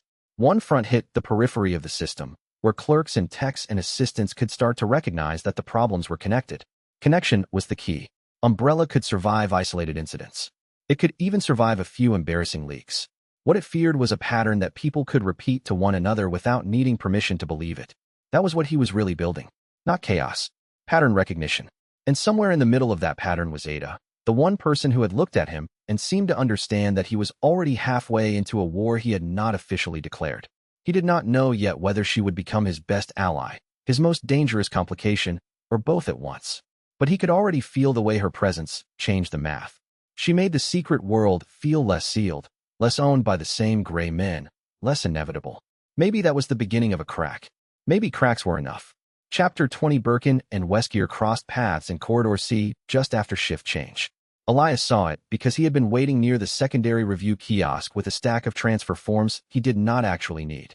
Umbrella liked to build its corridors with enough glass and angles to make accidental observation feel normal. That was probably a mistake. Birkin looked harried, brilliant, and inwardly furious at the world. Weskier looked like he had already decided what both of those things were worth. They spoke briefly. Too briefly to hear, but not too briefly to read. Birkin's shoulders were tight. Weskier's posture stayed smooth. The kind of smooth that meant the man knew exactly where pressure lived and how to apply it without raising his voice. Elias felt the system flare red in his peripheral sight. Major cataclysmic chain point. Connection. Birkin/Weskier/Outbreak preparation. Impact potential, extreme. Elias kept his breathing slow. The corridor seemed to sharpen around the two men, every reflective surface turning into a possible witness. This was the kind of moment that usually passed unnoticed by history. Two powerful men crossing paths in a hallway, exchanging a few dry words, walking away. But he could feel, in the bones of the borrowed body, that something structural had just clicked into place. Birkin was not merely doing research. Weskier was not merely supervising. Both of them were moving toward a point where catastrophe would stop being theoretical. He stayed still. If either of them noticed him watching, this conversation would become a problem. If neither did, it would remain a wound he could open later. The seconds stretched in a way that made him painfully aware of his own pulse. Elias had the absurd thought that this was what predation felt like from the other side. Not the chase itself, but the discipline required to remain invisible while the important part of the hunt happened in front of you. He had no intention of moving too early. The more he watched, the more he understood that both men were already committed to paths that would drag everyone else behind them. Birkin said something Elias could not hear and gestured too sharply toward the lab wing. Weskier answered with a small, almost bored tilt of the head. Elias understood the body language even without words. Birkin was moving toward something he thought he could control. Weskier was already measuring how to survive the result. And Umbrella, the whole city-sized machine, was being shaped by men too proud to fear the damage. The system chimed as if the world had just accepted a contract. Arc milestone approaching. New route opportunities available. Elias stepped back from the corridor glass and let the two men pass. He had 6 months to make them fail. The only question left was how many people he could save before the machine broke.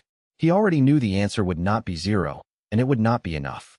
But that was still better than surrendering the whole city to a timetable written by men who thought human lives were just another kind of acceptable loss. Elias turned that thought over once, then filed it away with the rest of the evidence. There would be time later for fear. Right now he had routes to map, files to copy, and a future to make slightly less obedient to Umbrella's plan. The work would begin with the next quiet choice. And Elias already knew which choice that would be. Chapter 21. Elias did not sleep before the next shift. He stayed in Archive Room B until the fluorescent lights dimmed once and then brightened again, the building cycling through its false sense of continuity while he spread the evidence across 4 terminals and a paper notebook he kept hidden under a clipboard. He was no longer trying to prove that Umbrella was rotten. He was trying to measure where the rot would let him pry first. The Whistleblower System helped in the way a ruthless assistant might help a tired executive. It highlighted the pressure points without ever explaining the full ethics of applying force. Sewer support, hospital procurement, transport lanes, executive copy routes, staff turnover, sample chain handoffs, security rotation gaps. Every one of them could be turned into friction if he timed it correctly. System HUD, pattern cluster identified, high confidence failure zone, interlock of 3 routes, reward for coordinated deviation, 20 points, 3 routes. That was better than 1. 1 route failed, and Umbrella would patch it. 3 routes failed together, and people started looking at one another instead of the schedule. He cross-referenced the sewer support maps against the hospital order delays and the lab transfer notes. A shape emerged that made his stomach tighten. It was not a single outbreak path. It was a web. One branch fed the next, and each branch was covered by a different department, so no one person ever saw the whole machine at once. That was the genius of it. That was the horror. Elias wrote a new header at the top of the notebook page. If the city is a body, Umbrella has infected its circulation. He underlined it once, and then once more, because the idea was too useful to trust himself not to forget it. By dawn he had identified the first quiet target, a recurring transfer lane used to move biologics between lower storage and the support wing. If he could break the lane, not dramatically but persistently, he could delay the next set of samples long enough to knock downstream scheduling off balance. The impact would be invisible to anyone looking only at the day-to-day records. That was the point. He filed the plan under routine compliance review and went to work with the calm of a man carrying a weapon no one else could see. It was almost surreal how much of the machine still expected him to behave like an ordinary employee. The badge opened doors. The coat made people step aside. The titles on the memos kept the fiction alive long enough for him to move through the layers of the annex without anyone looking twice.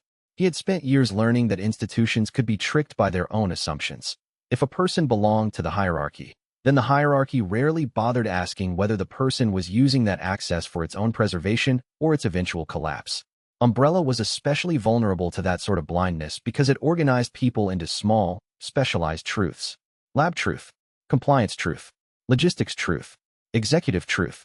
Nobody got to see the whole thing unless they were in the room where the harm had already been approved. Elias intended to exploit that blindness until the system started seeing itself as a threat. He knew this would take patience. Patience had never been his strongest trait, but fear had a way of teaching people discipline. In his old life, the failures had been invisible enough to survive in memory only as meetings and delayed outcomes. Here, the consequences had a smell: bleach, damp concrete, old paper, blood, and a future he could already imagine. He refused to let the city become another set of sanitized narratives filed away by people who would never stand in the ruins. The first route was only the beginning. If he did it right, the entire shape of the annex would start changing around him. He kept returning to that thought because it gave the work a shape he could live inside. Umbrella did not need to know it was under attack for the attack to matter. In fact, the less it knew, the more every small deviation would look like ordinary friction. Elias had spent enough years around institutions to understand that they rarely reacted to danger until danger had already become inconvenient enough to threaten someone's authority. He was trying to make inconvenience spread before catastrophe arrived. That meant the next few days had to be handled with almost absurd precision.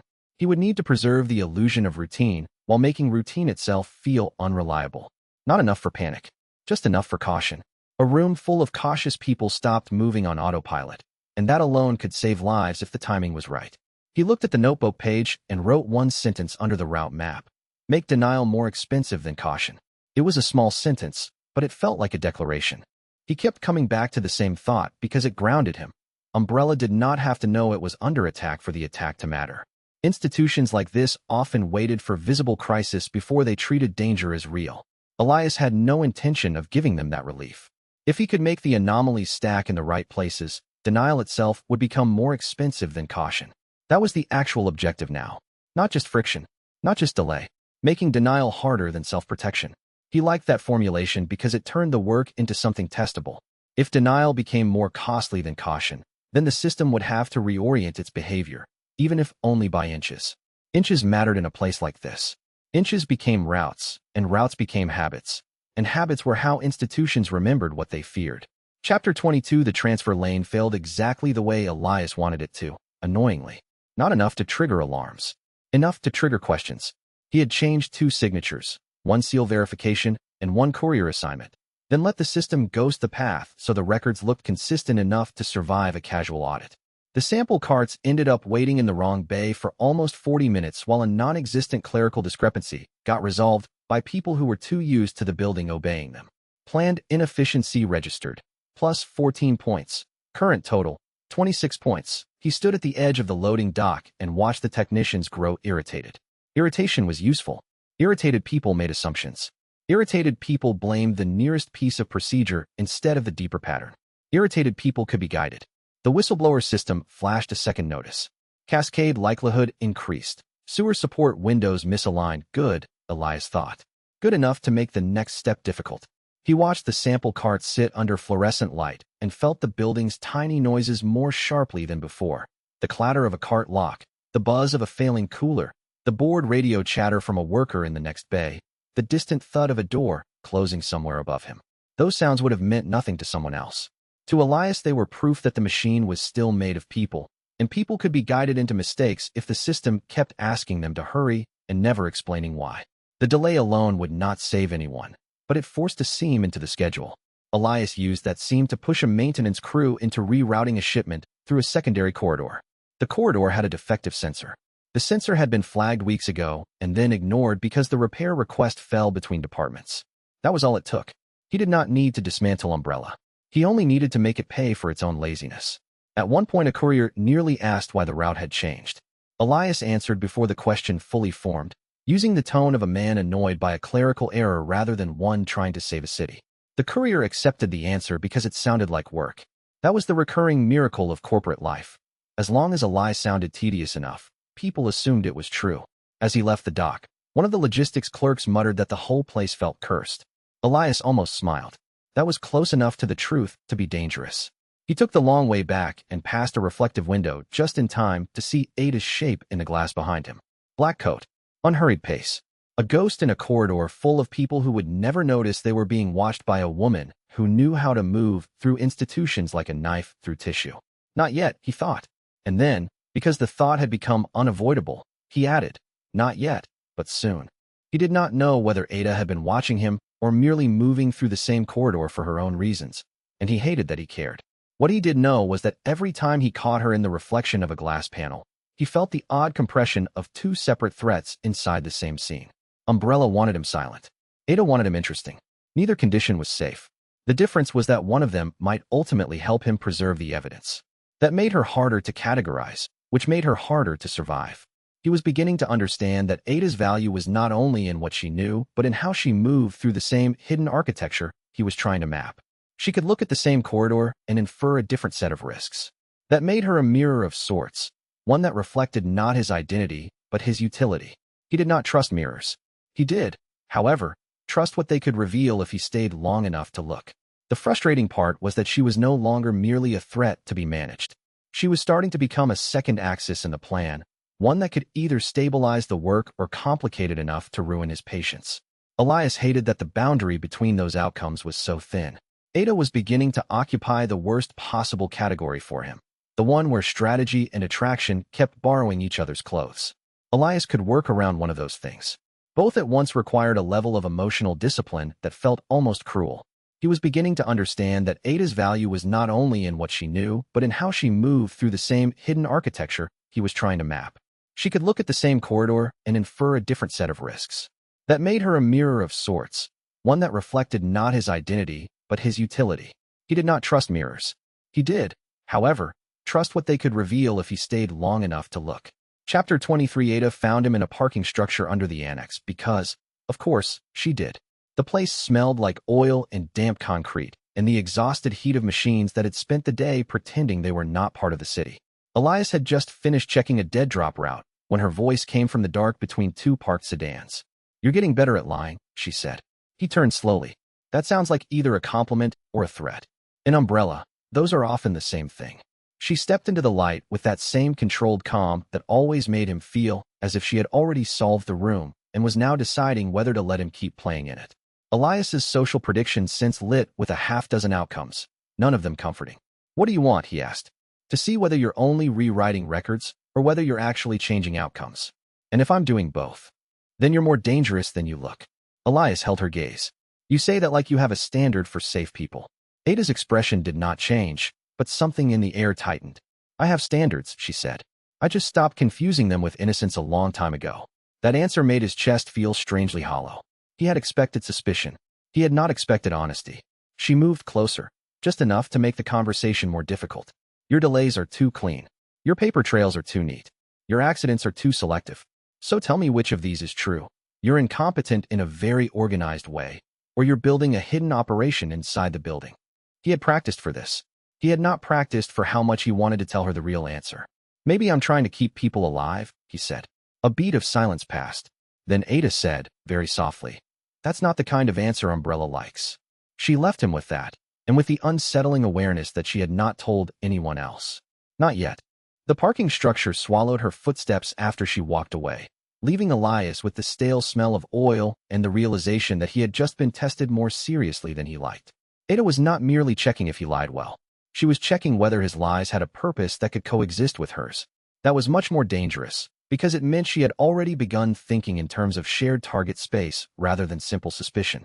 He stood there for another minute and watched his own reflection in the side of a sedan, a man with a borrowed face, a borrowed job, and a system hidden behind his eyes. It was impossible not to notice the absurdity of how much power could be hidden inside the smallest administrative cracks. He was not a field operative. He was not some high-level researcher.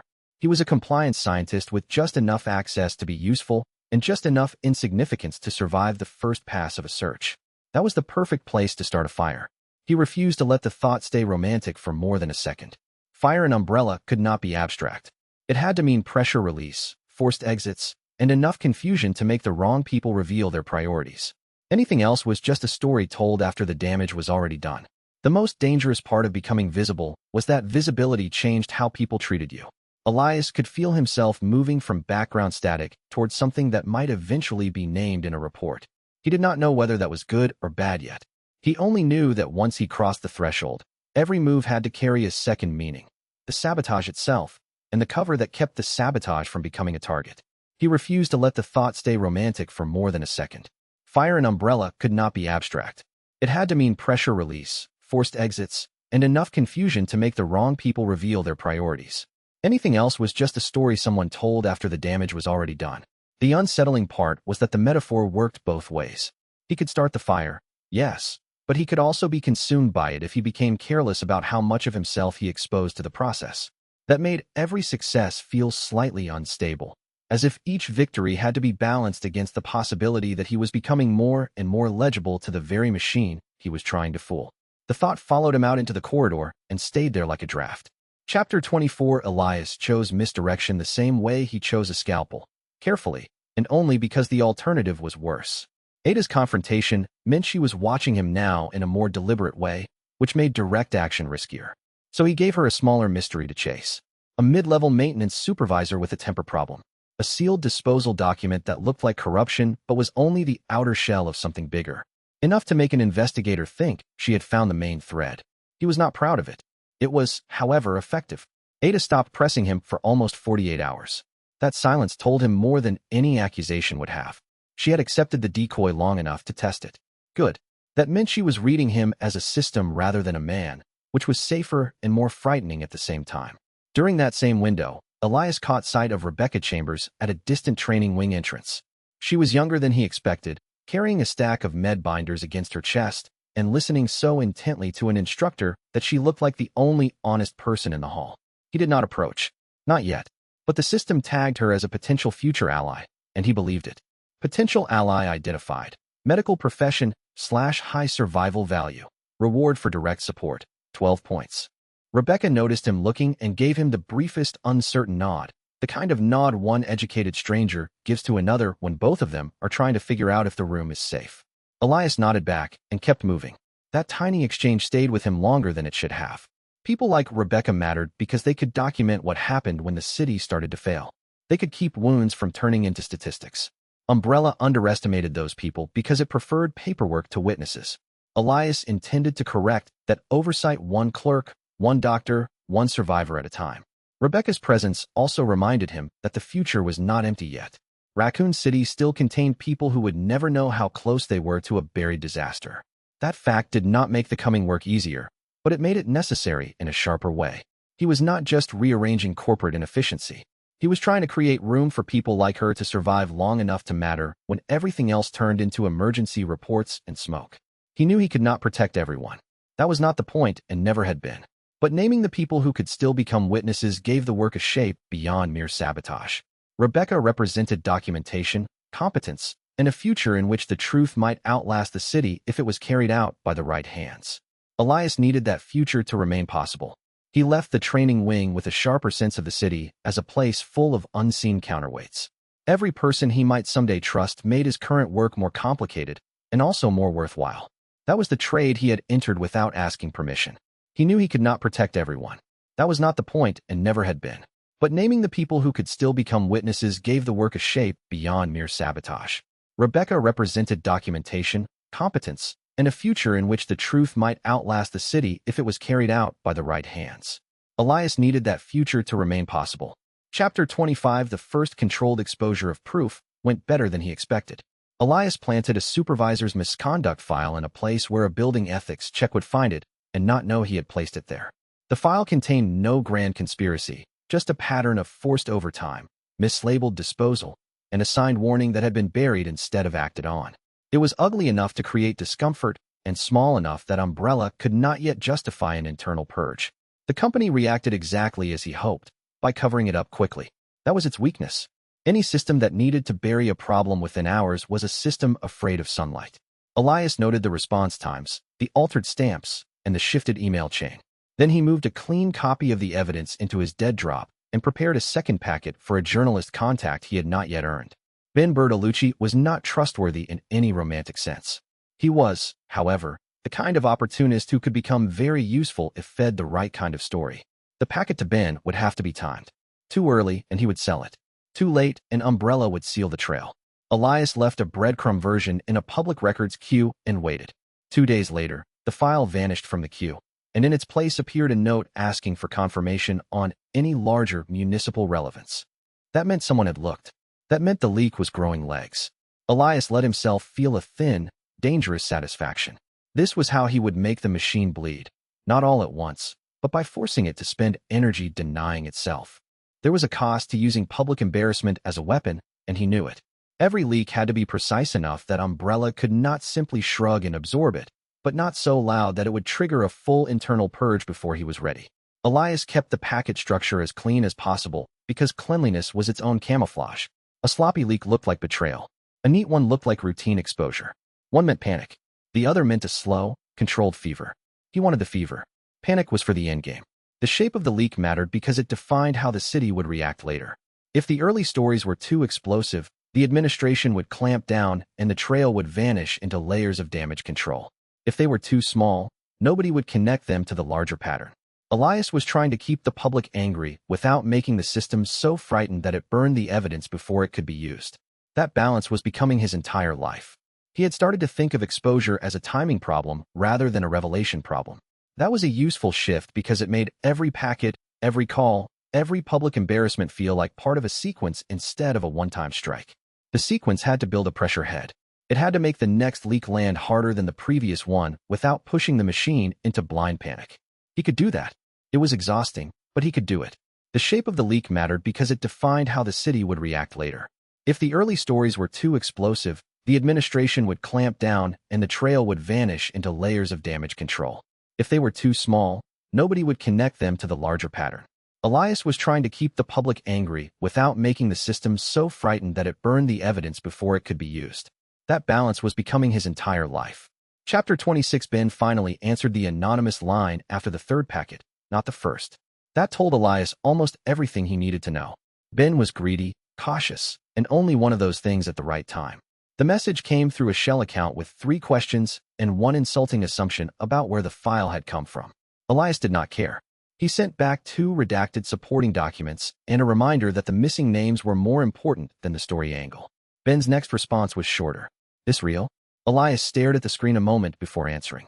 Real enough to get people killed if you print it badly. There was a pause. Then, you sound like a guy who hates reporters. I sound like a guy who hates funerals.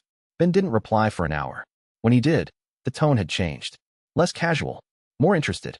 That was the opening Elias needed. He fed Ben a partial trail. Hospital procurement anomalies, sewer route inconsistencies, and a sanitized version of the misconduct file tied to a mid-level manager with enough shame to be blackmailable. The journalist bit hard. He wanted a city corruption story. Elias wanted a pressure release valve that could carry a little truth without letting the whole virus out. The first article ran 4 days later and made the municipal office look inept. Good. Inept was better than invisible. That first article also told Elias something useful about Ben. The man could be nudged into discipline if the story contained enough danger to his own ego. He wanted to be the one who exposed the rot, but he also wanted to live long enough to celebrate it. Those 2 urges were enough to keep him cautious for the moment. Elias marked that as temporary, not safe. Ben was still a possible failure point. So he built the next packet with a different lesson inside it. If Ben got greedy, he would lose the story. If he got careful, he might gain a bigger one. The journalist was not the ally Elias wanted. He was the ally Umbrella had accidentally created by being predictable. That annoyed him in a way he found almost comforting. If the enemy kept being sloppy, he could keep being clever. The harder part would be resisting the urge to move too fast once the leak started to take on a life of its own. That first article also told Elias something useful about Ben. The man could be nudged into discipline if the story contained enough danger to his own ego.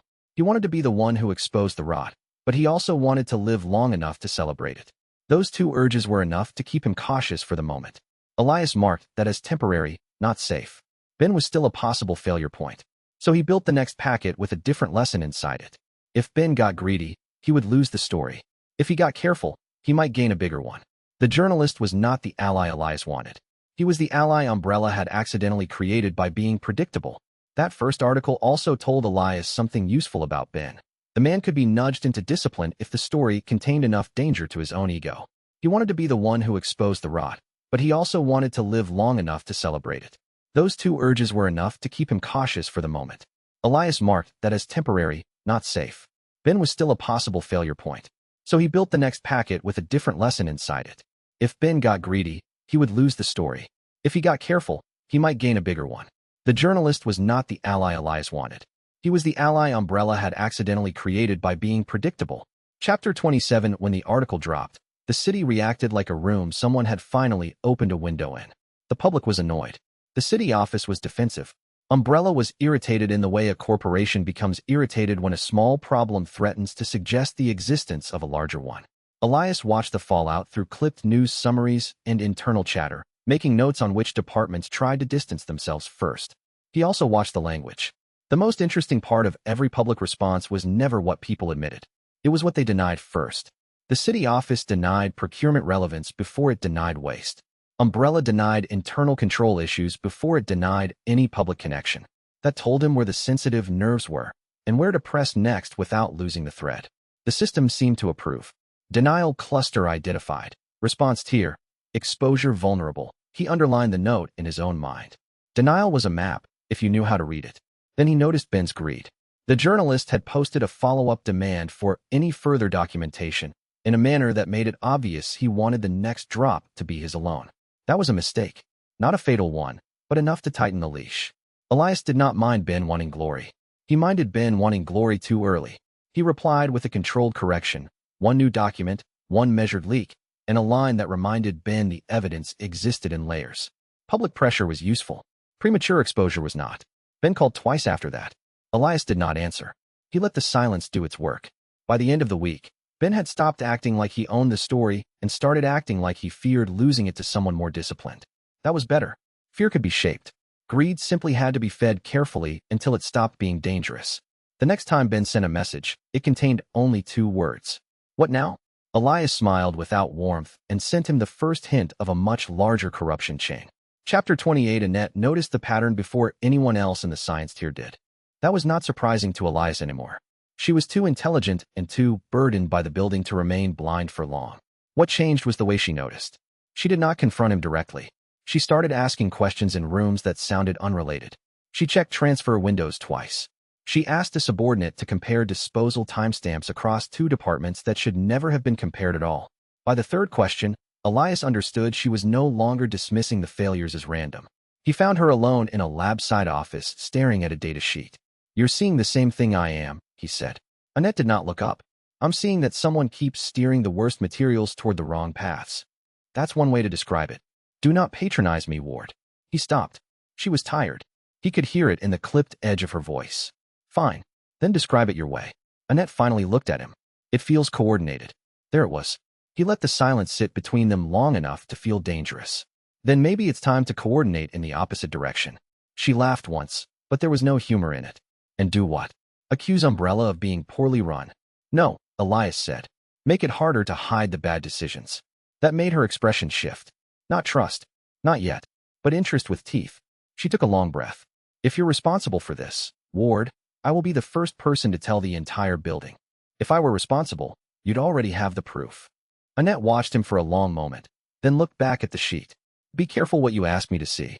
Elias heard the warning beneath the warning. Annette was not simply protecting Umbrella or herself. She was protecting the remaining space in her mind where the world still made sense. Once that space collapsed, she would have to choose whether to become complicit or become a witness, and neither option would be easy for someone who understood the science well enough to know exactly how far the damage could go. The conversation also told him something practical. Annette was not rejecting the pattern. She was measuring the consequences of naming it. That meant she might eventually move, but only if the evidence became impossible to dismiss or if the cost of silence got high enough. Elias filed that away as another pressure point, one he would need later when the lab chain became more dangerous. Chapter 29. Elias spent 2 days feeding Ben a story that would embarrass city officials without yet touching Umbrella's core. That was the safe lane. The article that followed exposed procurement waste, hospital shortages, and one city contractor who had somehow become very rich very quickly by moving supplies in and out of the wrong warehouses. It made a noise. It made a mess. It did not yet make the right people panic. That was enough for now. Ben wanted more, of course. He always wanted more once he smelled a bigger piece of the truth. Elias gave him just enough to keep him from walking away, and just enough restraint to make him wonder why the supply chain kept pointing toward the same corporate shadow. That uncertainty would keep the journalist chasing instead of selling. Meanwhile, Marvin quietly shifted police contingency habits in response to the warnings Elias had sent. Elias learned this from a note folded into a station maintenance return. Not a public move. A private one. Good. Chief Irons reacted badly to any unofficial preparation. A week later, one of Marvin's route plans disappeared from a desk drawer and reappeared with half the annotations missing. The message was obvious. Someone above him was trying to keep the police from taking the coming emergency seriously. Elias felt his anger sharpen. Irons was not just corrupt. He was actively making the city easier to bury. That meant he had become part of the Outbreak machinery, whether he understood the full shape of it or not. The thought was disgusting. It was also useful. It meant Elias could stop wasting caution on the man who had already chosen the wrong side. He also understood, with a clarity that felt almost grimly professional, that Irons was the kind of man who would never see himself as a villain. That made him more dangerous than someone who strutted. Men like Irons did not need to believe in evil to collaborate with it. They only needed to believe they were preserving order. Elias had to keep reminding himself of that, because if he reduced the chief to a caricature, he would miss the actual mechanism of harm. The mechanism was simple: deny, delay, and redirect the consequences on a people without power. What bothered him most was how ordinary that choice looked from the outside. Irons did not need theatrical evil to be dangerous. He only needed to keep making the wrong kind of practical decisions until the city had been carefully arranged into failure. Elias had seen that kind of corruption before in different companies and different institutions. It always sounded like reason. It always wore the language of order. And it always ended with people wondering why the disaster felt so preventable in hindsight. He did not intend to let this one become hindsight. He knew he could not let the police channel become a vanity project. It had to stay practical, because practical systems were the only ones that survived the first hit. Marvin needed drills, route maps, and enough proof to justify caution without making him feel like he was being played. Elias had to keep calibrating that balance every time he sent a note. There was a grim comfort in that work. At least it was measurable. He could see whether the lines moved, whether the priorities shifted, whether the response rooms started behaving differently. Numbers did not lie about institutional stress, even when people did. He could work with that. He also understood, with a clarity that felt almost grimly professional, that Irons was the kind of man who would never see himself as a villain. That made him more dangerous than someone who strutted. Men like Irons did not need to believe in evil to collaborate with it. They only needed to believe they were preserving order.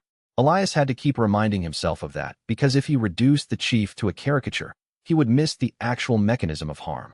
The mechanism was simple: deny, delay, and redirect the consequences on a people without power. The realization hardened his thinking about the police channel. If Irons was actively burying preparedness, then the response plan itself needed to become a battleground. Elias would have to keep feeding Marvin routes, pressure points, and evidence, while also anticipating interference from above. That meant the next few messages had to be more deliberate, more coded, and more useful. What bothered him most was how ordinary that choice looked from the outside. Irons did not need theatrical evil to be dangerous. He only needed to keep making the wrong kind of practical decisions until the city had been carefully arranged into failure. Elias had seen that kind of corruption before in different companies and different institutions. It always sounded like reason. It always wore the language of order. And it always ended with people wondering why the disaster felt so preventable in hindsight. He did not intend to let this one become hindsight. Chapter 30. Annette cornered him 3 corridors later, not in private, but in enough privacy to make the question impossible to ignore. "The same routes keep failing," she said. Elias kept his face still. "So I've heard." "No." She shook the page in her hand. "Not hearing. I checked the logs myself. The failures are not random. They keep landing on the most dangerous paths." For the first time, she sounded alarmed. Not because of the paperwork, because of the implication. Elias measured the distance between them and decided to be honest enough to matter, not honest enough to ruin everything. "Then you should ask why those paths keep being treated as acceptable losses." Annette's jaw tightened. "That's a loaded phrase. Umbrella has loaded systems." She frowned, then lowered her voice. "If someone is shaping the transfers, why?" Elias let the silence answer part of it. When she still did not walk away, he gave her the smallest possible version of the truth. Because someone wants the city to be vulnerable before anyone notices the shape of the vulnerability. Annette stared at him. He could see the moment she wanted to reject the idea as paranoia, and the moment she realized she already had too many data points to do that honestly. Annette had the kind of intelligence that made lies feel expensive. Elias could tell she was not looking for reassurance so much as confirmation that the pattern she had been half-constructing in her head was real. That made her more dangerous than a simple antagonist. A person like that could become a witness, a gatekeeper, or a very precise obstacle, depending on what facts landed in front of her next. "If you're right," she said, "then this is bigger than poor management." "Yes. And if you're wrong, then I've offended a great many bureaucrats for nothing." That almost got a smile. Almost. But her eyes remained dark and thoughtful, and Elias knew she was no longer ignoring him. Chapter 31. The Nest transport nearly left intact because someone 3 tiers above the truck manifest had decided the warning tag was optional. Elias caught it through the risk scan while walking between 2 labs. The system marked the route in a red shimmer, so bright it felt like an accusation. High-impact exposure path? Nest transport. Support chamber transfer. Reward for interruption. 28 points. He moved before thinking about whether moving would look suspicious. The transport was already loading when he arrived at the bay. A pair of workers were arguing over a mismatched seal. One of them had the look of a man who had learned not to ask why the jobs got stranger every month. Elias slid in with the body language of a compliance review and asked for the containment certificate. The younger worker pointed to a stamped page. "That's the revised one," he said. "Revised by whom?" The worker hesitated. That hesitation was everything. Elias took the page, compared it to the risk overlay in his vision, and found the flaw hiding under the revision mark. A route detour. A different support chamber. A temporary storage lane with a known gap in the deck and pressure. He closed the folder and said, "Hold the truck." "On whose authority?" "Mine if you want the room to stay sealed." The workers exchanged a look and, this time, listened. The transport stayed put. The system rewarded him a moment later, but he barely saw the points. He was already imagining the smaller catastrophe that had not happened yet, and the larger one that had just been delayed. By the time he left the bay, he had a sixth certainty that someone would notice the interruption. He was right. The certainty of being watched changed the texture of the day. Elias felt it in every reflective surface and every half-finished conversation. That was the real danger of making useful disruptions inside a closed institution. The first success validated the method, and the second success made the institution angry enough to start noticing the shape of the hand behind the motion. He had bought time, but now he had also purchased attention. Attention could be converted into fear if he handled it correctly. It could also be converted into a search. Chapter 32. Weskier ordered a deeper internal review the same afternoon. Elias learned that before anyone told him directly. He saw it in the temperature of the hallways. More clips, more eyes, more people pretending not to be looking at one another while they listened harder than before. The corridor in front of the archives suddenly felt narrower, even though the walls had not moved. The review did not take the form of a public crackdown. Weskier was too smart for that. Instead, he made the building nervous. Nervous people double-check their assumptions. Nervous people create extra records. Nervous people become easier to lead because they are too busy trying not to look wrong. Elias appreciated the danger. He also appreciated the opportunity. If Weskier was hunting for an internal saboteur, Elias could use that hunt to hide in the noise as long as he remained disciplined. The challenge was to keep making problems appear like the sort of thing a thorough review might uncover on its own. That meant he had to stop thinking of sabotage as an isolated act and start thinking of it as a climate. At the end of the day, he found a note waiting in a dead-drop slot near the annex loading door. No signature. Just one sentence. "You are getting bolder." He knew immediately who it was from. Ada was no longer only observing. She was grading him. That was not comforting. It was, however, proof that he was not invisible anymore. The shift in his status meant every future move would have to account for her attention as well as Weskier's. Elias found that oddly grounding. It was easier to think of risk in layers. One layer for the lab, one for the police, one for the journalist, one for Ada, one for Weskier.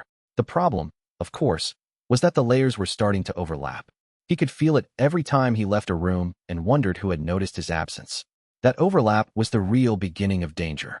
That proof changed the strategic temperature of everything that followed. Once the building had a reason to track him, every move had to carry a second purpose: the sabotage itself and the disguise that kept the sabotage from becoming a clean target. Elias could feel the odds shifting in small increments. He had bought himself one more layer of relevance, which meant one more layer of danger and one more chance to misstep in front of people like Weskier. He kept going anyway because stopping now would mean letting the city absorb the schedule compression without resistance. He could not allow that. The timetable was already narrowing, and the only thing he trusted less than Umbrella's intentions was Umbrella's ability to keep its own internal disciplines from fraying under pressure. If he could accelerate the fray, he might still create a public gap big enough for the truth to escape through.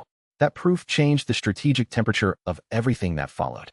Once the building had a reason to track him, every move had to carry a second purpose: the sabotage itself and the disguise that kept the sabotage from becoming a clean target. Elias could feel the odds shifting in small increments.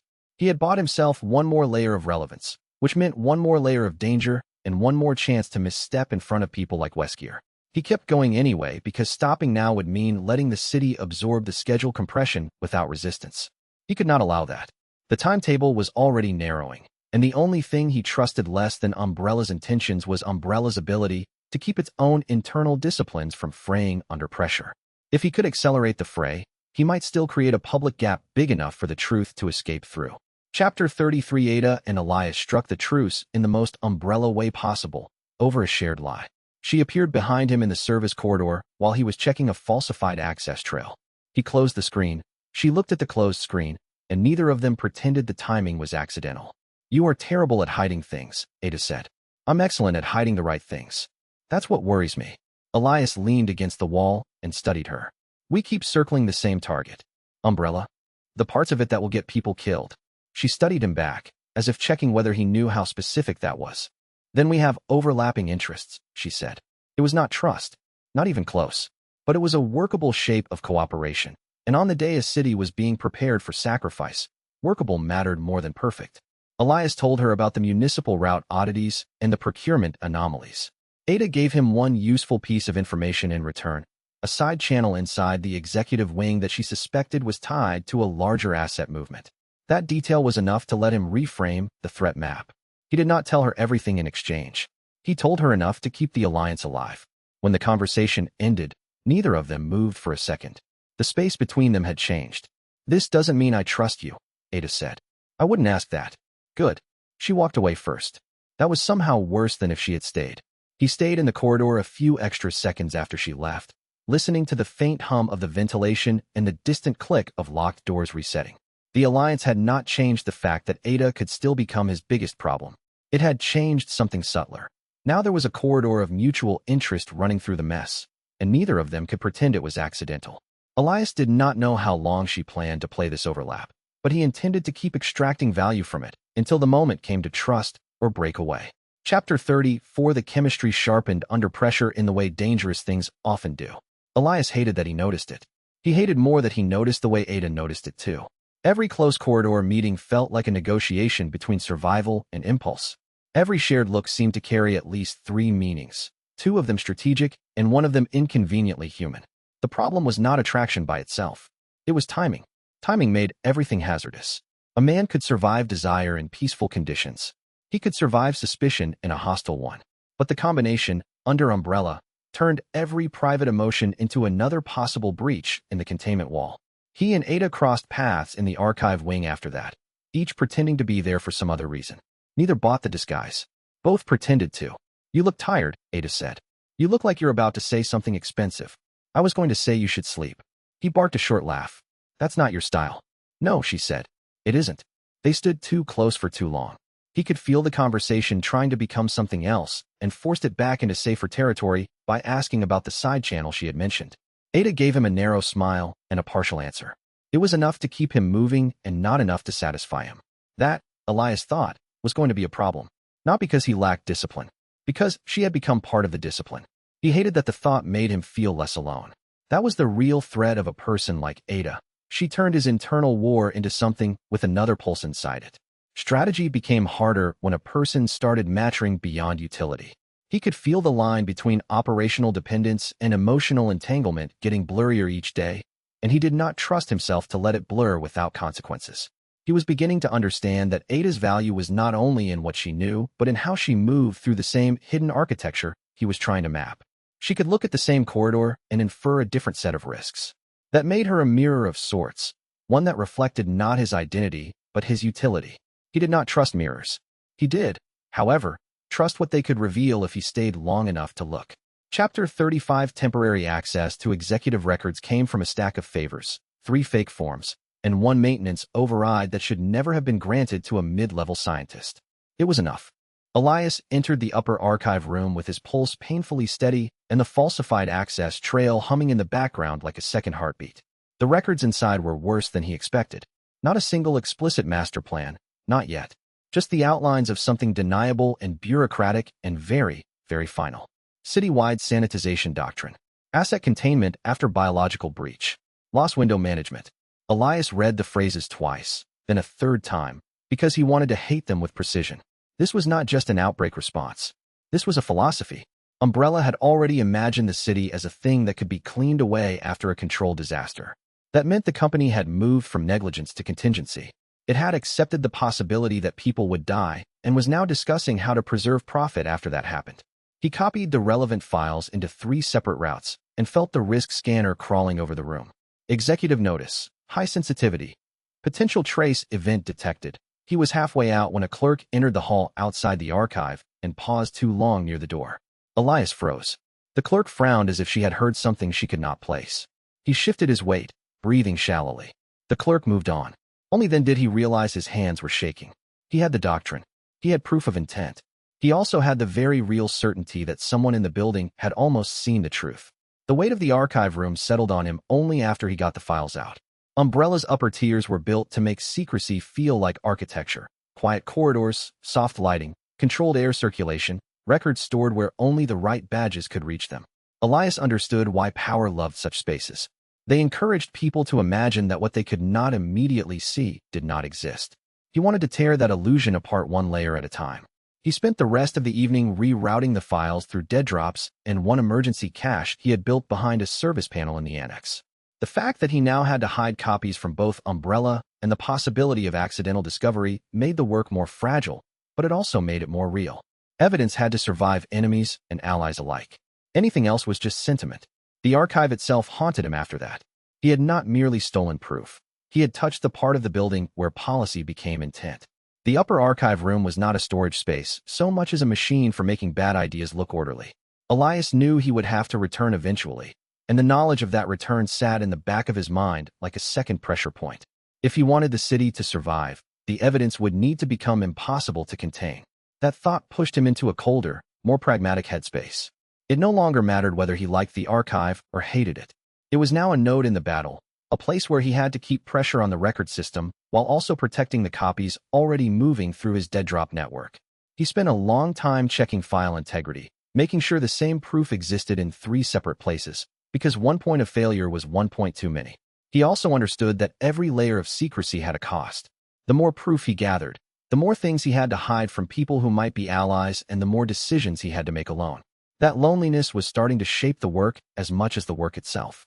Chapter 36, he nearly got caught copying the last file. The error was tiny. One access window too long. One delayed exit. One bureaucratic lock that refused to clear on time. Elias stood in the archive room with the falsified trail open in front of him, feeling the building tighten around his choices. Then the corridor outside erupted into motion. Not alarms. Not yet. A competing distraction.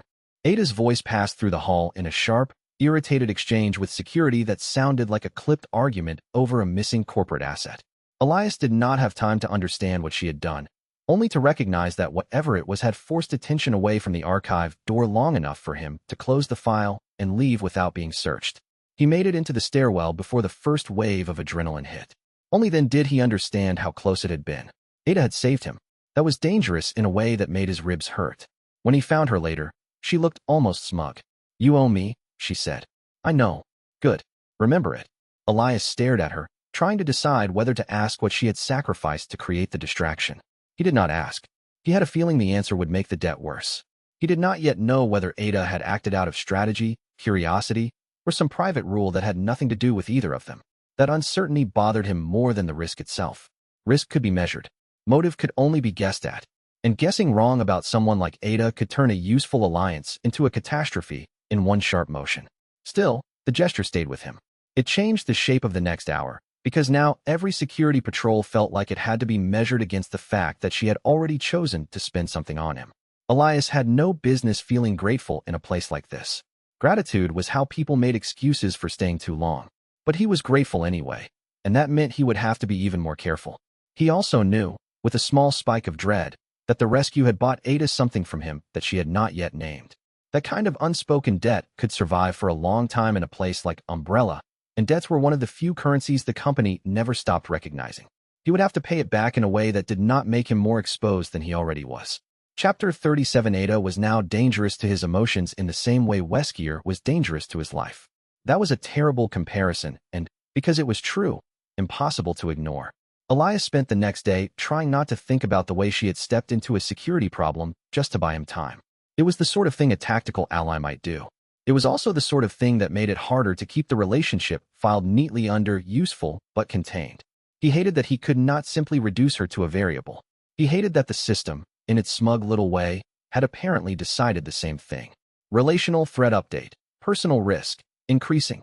Possible outcome. Stable alliance or high casualty failure. He scowled at the text. Ada, for her part, acted exactly as if none of this mattered while continuing to send him messages that were either tactical notes or low-grade emotional sabotage. One of them read, "You walk like someone trying not to be followed." He replied, "You talk like someone who enjoys that." No response for 6 minutes. Then, maybe. That single word made him sit down and stare at the screen like it had insulted him in a language he almost respected. He was in trouble. The annoying part was that he knew it. And the more he knew it, the more carefully he intended to keep the trouble alive long enough to be useful. That silence became its own message. Ada never wasted a pause unless she wanted him to notice it. He started tracking the gaps between her replies the way he tracked patrol intervals, and the result was unsettling. She was either testing him or protecting him, and in Umbrella those two motives often looked identical from a distance. He could live with being watched. He could even live with being judged. What he could not ignore was the possibility that she had already mapped where he would go if he panicked. That meant she was not merely following him. She was anticipating him. A minute later, another message arrived. "If the lights and records flicker, stay still." He stared at the line long enough for the words to stop being words and become a route. He typed back, "What are you buying me?" Ada's reply came in after a short delay. "Time."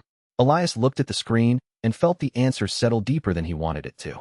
Time was the only currency in the building that mattered more than favors, and she had just put a number on the debt without ever asking whether he was willing to accept it. That meant she was either protecting him from a threat she had already found or steering him toward a threat she wanted him to see first. He did not know which possibility was worse. He only knew that whichever one was true, Ada had just made herself part of the machinery instead of a loose variable outside it. That realization made him reread the chat history like evidence. Ada never chased him. She circled. She left enough room for him to move, then watched which direction he chose. In a different world, that would have looked generous. Here it looked disciplined, which was somehow more dangerous. He could not tell whether she was building trust or simply making sure he stayed alive long enough to be useful. The distinction mattered because trust let him reveal things. Utility only kept him in motion. He thought about the record's warning again and understood the message had been about timing. Someone was going to cross that corridor, and she wanted him hidden or absent when it happened. That meant she either knew the threat already or knew the person carrying it. He did not like how quickly his mind went to the second possibility, because it meant she was close enough to the danger to manage it. He was beginning to learn that Ada's most unsettling trait was not mystery. It was precision. That was almost worse than charm. Charm could be dismissed as theater. Precision implied practice, and practice implied intent. Elias found himself wondering how many times she had already done this with other people, how many other conversations she had turned into routes, and how many of those routes had ended in somebody else's compromise. He did not like the thought of being one more point on a map she controlled, yet the thought kept returning because the alternative was to assume she had gone soft around him. In Umbrella, softness was usually a trap wearing a softer face. He locked the phone away before he could answer with anything foolish. Chapter 38. Marvin received the next anonymous warning in the form of route notes folded into a routine compliance report. Elias made sure the packet could pass through police hands without tripping whatever internal politics Irons had planted. He did not need Marvin to believe the whole story yet. He needed him to recognize enough of the pattern to start building contingency habits that would survive official pressure. It worked. Marvin shifted officers toward emergency readiness under the cover of ordinary drills. He also started asking the right kind of questions in the wrong kind of rooms, which made Elias both relieved and increasingly anxious. Good men in bad systems had a habit of becoming obvious exactly when it was most dangerous for them to do so. That evening, Elias caught a glimpse of Marvin near the station board, pinning up a revised map of evacuation lanes. It was subtle, quiet, practical. He almost let himself feel hopeful. Then the system interrupted. Political resistance detected. Source, Chief Irons. Likelihood of active sabotage. High. Elias closed his eyes for a second. Irons had noticed the shift. Of course he had. Corrupt men could smell preparedness like smoke. If Irons started undermining the police response, the city would lose one of the few buffers it had left before the streets turned. Elias knew exactly what that meant. The next week would decide whether Marvin got useful time or just a clean obituary. He sent one more anonymous packet that night. It contained a warning and nothing else. Sometimes that was enough to keep a good man moving. Marvin's reaction mattered to Elias because it showed how a real police officer behaved when the threat was still unofficial. He did not panic. He did not ignore it. He translated it into drills, routes, and personnel movement, the practical language of a man trying to buy minutes from a future that had not arrived yet. That was exactly what Elias needed from him. Not heroics, not speeches, just a city officer capable of making the first minutes less fatal for everyone else. He wished the warning could have been cleaner. It never was. Clean warnings belong to safe worlds. This one had to be buried in paper because paper was the only thing the people in power still respected enough to read. By lunch, Marvin had turned the warning into quiet infrastructure. Extra radios appeared where people would actually reach for them. Spare batteries were moved into desk drawers. One sergeant who had never cared about drills suddenly cared enough to keep asking why the evacuation map had changed 3 times. Elias watched the station absorb the updates in small, bureaucratic mouthfuls, which meant Marvin was doing the right thing, making readiness look boring. That also meant Irons would have noticed. Elias knew the chief well enough by now to imagine the sequence. First the irritation, then the phone calls, then the subtle pressure to send officers back to routine, because routine was easier to manage than survival. If Irons could keep the station from learning how to move quickly, he could preserve the illusion that the city still had time. That illusion would be lethal. Elias sent a second note into the system before the day ended. It was shorter than the first and more pointed. Watch the hospital loading bay after dark. If the police were becoming harder to manipulate, the supply side would be the place where the knife came out first. He hoped Marvin understood that the bay was not a guess. It was a warning about where the city would try to bleed first. He also knew there was a second layer to the warning now. It was not only about preparing officers. It was about teaching a good man how to notice when the institution around him started lying to him in the language of procedure. Once that happened, Marvin would stop trusting the clean surfaces of the city, and that was the first step toward surviving it. He followed that packet with one more line. This one less official and more human. If the exits change, move the people before the paperwork. It was the kind of instruction Marvin could turn into action without needing permission from anyone above him. That was the real point. Elias was trying to teach the station to outgrow the chain of command before the chain of command turned poisonous. If the officers learned how to move first and explain later, they might survive long enough to matter. That, in turn, would force Irons into a choice. Crack down and reveal himself, or let the station keep getting smarter. Elias would have preferred a cleaner opponent, but clean opponents did not exist in Umbrella's orbit. Only men who got slower when they were cornered. He imagined the exact expression Irons would wear when the station began resisting him in small, legitimate ways. A man like that never panicked all at once. He irritated. He delayed. He redirected. He expected bureaucracy to behave like a wall and did not understand that walls could be chipped away one annoyed worker at a time. Elias intended to keep chipping until the chief had no choice left except to show his hand. Chapter 39 Chief Irons began undermining the preparations before they could become useful. Elias watched the pattern emerge through notes, missing forms, and one suspicious reassignment of patrol priorities. He had not expected Irons to behave nobly. He had expected him to be corrupt. What surprised him was the confidence with which the chief tried to choke off anything that looked like readiness. It was not merely self-interest. It was active protection of a larger arrangement. That meant Irons knew enough to be afraid of the police getting organized before the outbreak hit. Elias sat with that information for several minutes in silence, and then moved to the next problem. If Irons was playing gatekeeper, he could be forced into revealing more by making the gate matter. He left a carefully worded paper trail showing that medical supply shortages were worsening around the precinct. The note made no accusation. It simply suggested that any sudden emergency could create visible liability if officers were left without basic protective material. That got attention, not the good kind. One of Irons's aides called the annex to clarify why Umbrella was interfering in police logistics. Elias gave him a bland compliance answer that contained just enough truth to be irritating and just enough vagueness to survive. By the end of the call, he knew 2 things. First, Irons was nervous. Second, nervous men with power got dangerous very quickly. He forwarded the call log to Marvin anyway. If Irons wanted to choke the future, then the future needed to know who was holding the hands around its throat. He also filed the aide's wording away. That kind of evasive hostility tended to reveal the size of the hidden network.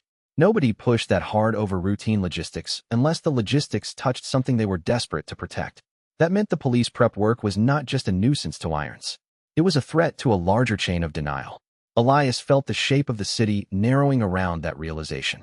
If Irons could starve the police of preparedness, then the outbreak would hit harder. If Umbrella could speed the schedule, then every delay Elias had manufactured would start losing value. He was no longer patching a leak. He was trying to hold back a flood with his hands.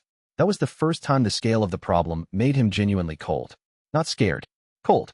Because fear implied a future where he still had enough room to react. Cold meant he understood the shape of the trap, and the trap was already closing. Elias forced himself to keep moving anyway. He had no right to stop, not with the evidence he carried and not with the people who would pay if he missed a step. He could feel the political geometry of the city shifting under that pressure. The police, the labs, the hospital procurement chain, the annex itself, and the hidden corporate interests behind them all were starting to tug against one another in ways that would eventually become visible. That visibility was his opening. He did not need the entire system to break at once. He needed it to expose a seam wide enough for truth to slip through. The price of that strategy was obvious. Every new pressure point increased the risk that the wrong people would get hurt first. Elias accepted that only because the alternative was allowing Umbrella to choose the casualties for him. He had no interest in becoming the company's passive witness. That evening he found a second anomaly buried in the manifests. A coolant shipment had been signed off by a hospital procurement clerk, then rerouted an hour later through an annex account that should never have touched it. The name on the first signature belonged to a man who handled ordinary supplies and nothing else. That was the part that made Elias uneasy. Conspiracies did not always depend on dramatic insiders. Sometimes they depended on invisible people who were too tired, too busy, or too intimidated to ask why a line item had changed. If he could identify the clerk, he might be able to trace the pressure point back to the hand applying it. The thought sent him briefly, unwillingly, to Ada. She moved through hidden systems the same way the clerk moved through paperwork, cleanly, quickly, with enough precision to matter. If she agreed to walk the hospital corridors with him later, she could spot the human weakness he would miss.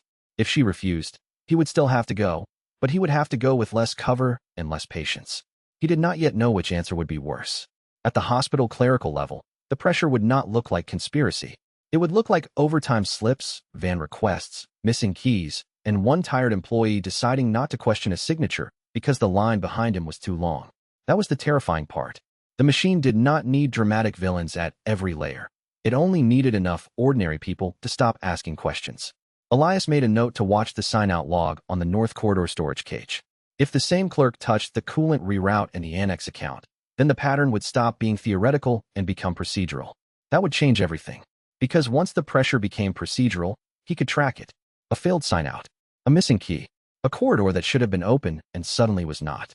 Those little failures would become evidence, and evidence could be routed, copied, and buried in places the right people would eventually find. That was the work now, turning invisible coercion into something with paperwork attached. He made another note to himself to watch the clerk's shift changes. People who were being leaned on usually moved in patterns they did not realize they were making. Chapter 40. The timetable arrived in the form of an internal scheduling leak that should never have reached a mid-level scientist. Elias stared at it until the numbers stopped swimming. The city was going to lock into doom far sooner than 6 months if Birkin's research accelerated on the current schedule. Not because the outbreak itself had moved, because the support chain around it was being compressed. Less buffer, less repair time, less room for public confusion to dissipate. The whole machine was being tightened like a noose. He printed the file and then printed it again. One copy for himself, one for the dead drop, one to be hidden where a future ally might find it if he failed. Timetable risk confirmed.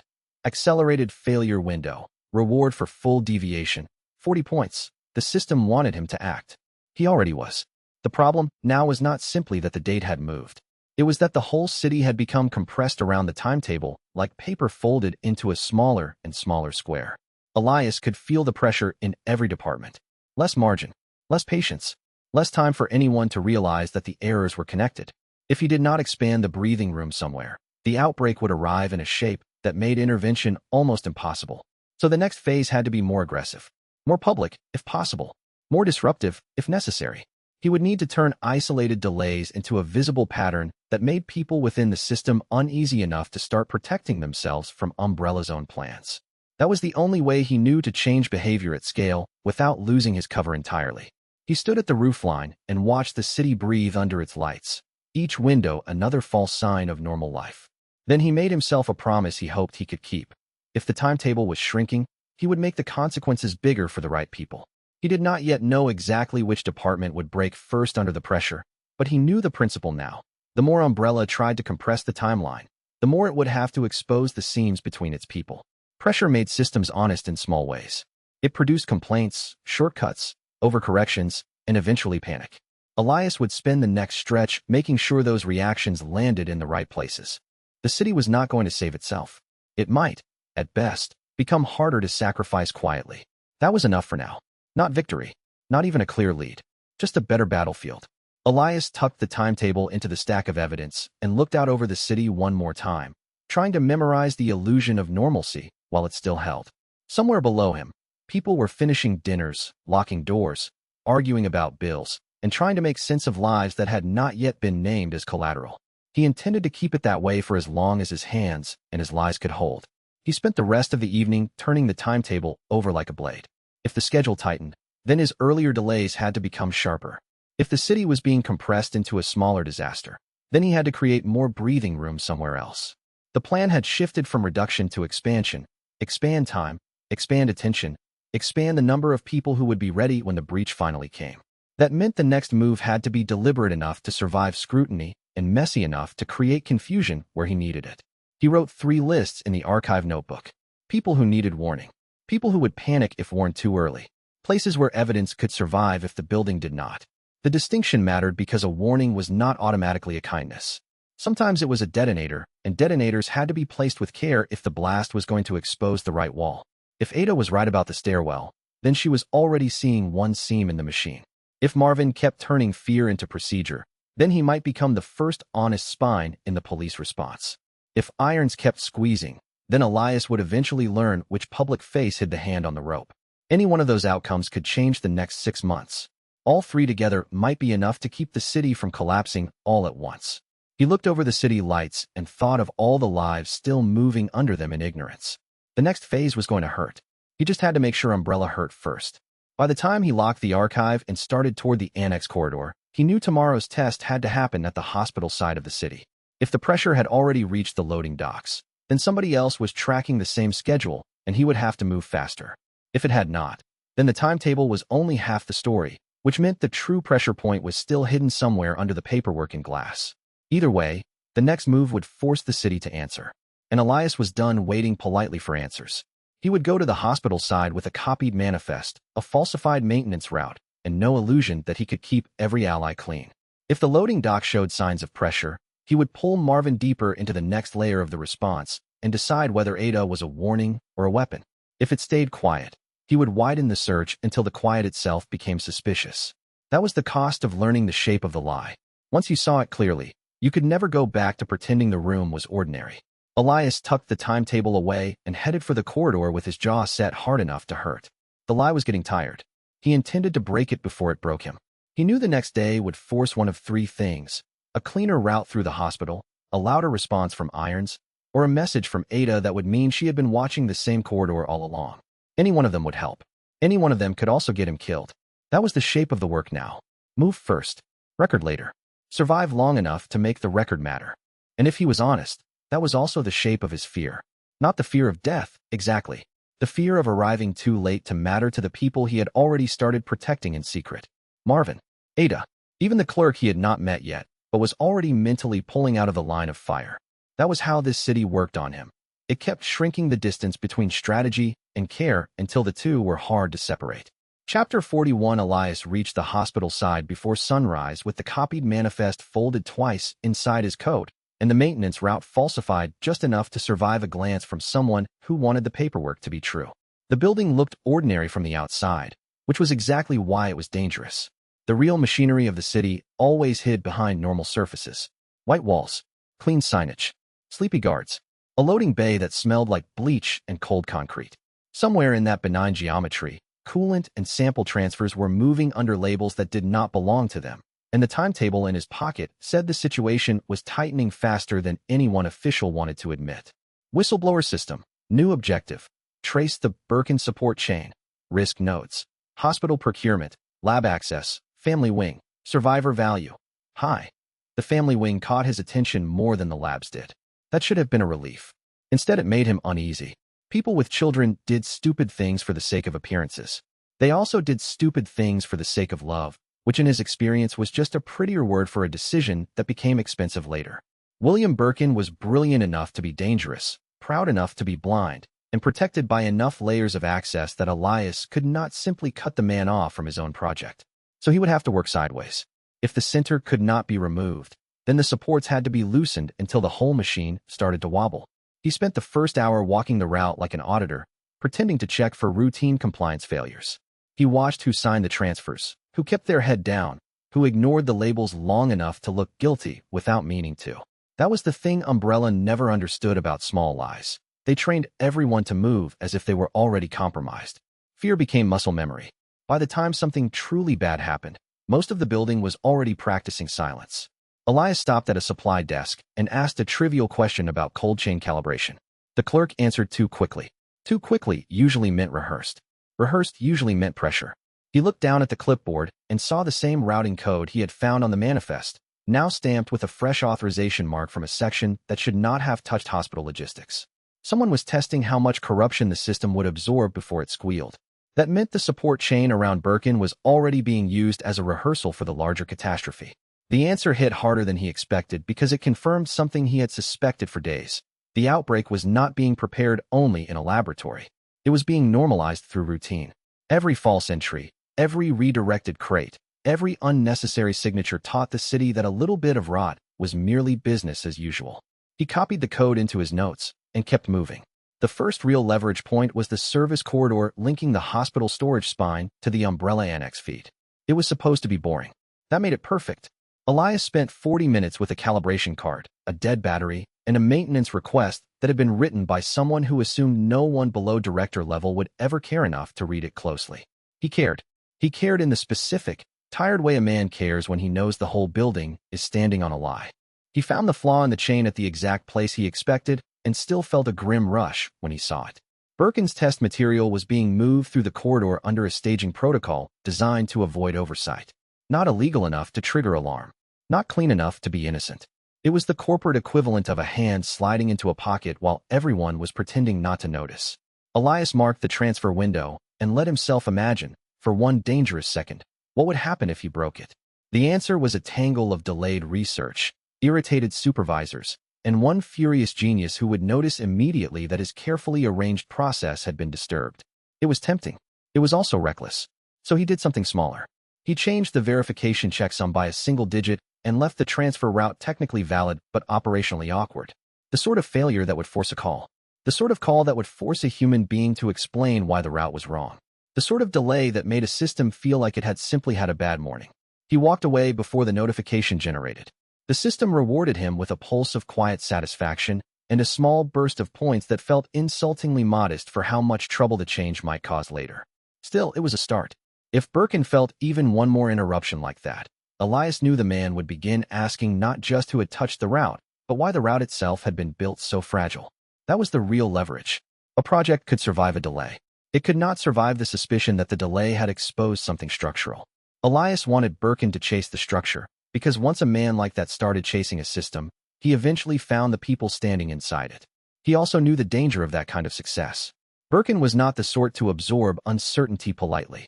If he felt the floor shift under his work, he would hammer harder at the supports until something cracked. Elias needed the crack, but he did not need the blast. So every delay had to be small enough to hide inside ordinary friction and large enough to make the genius wonder whether the whole machine was secretly built wrong. He also knew the danger of that kind of success. Birkin was not the sort to absorb uncertainty politely.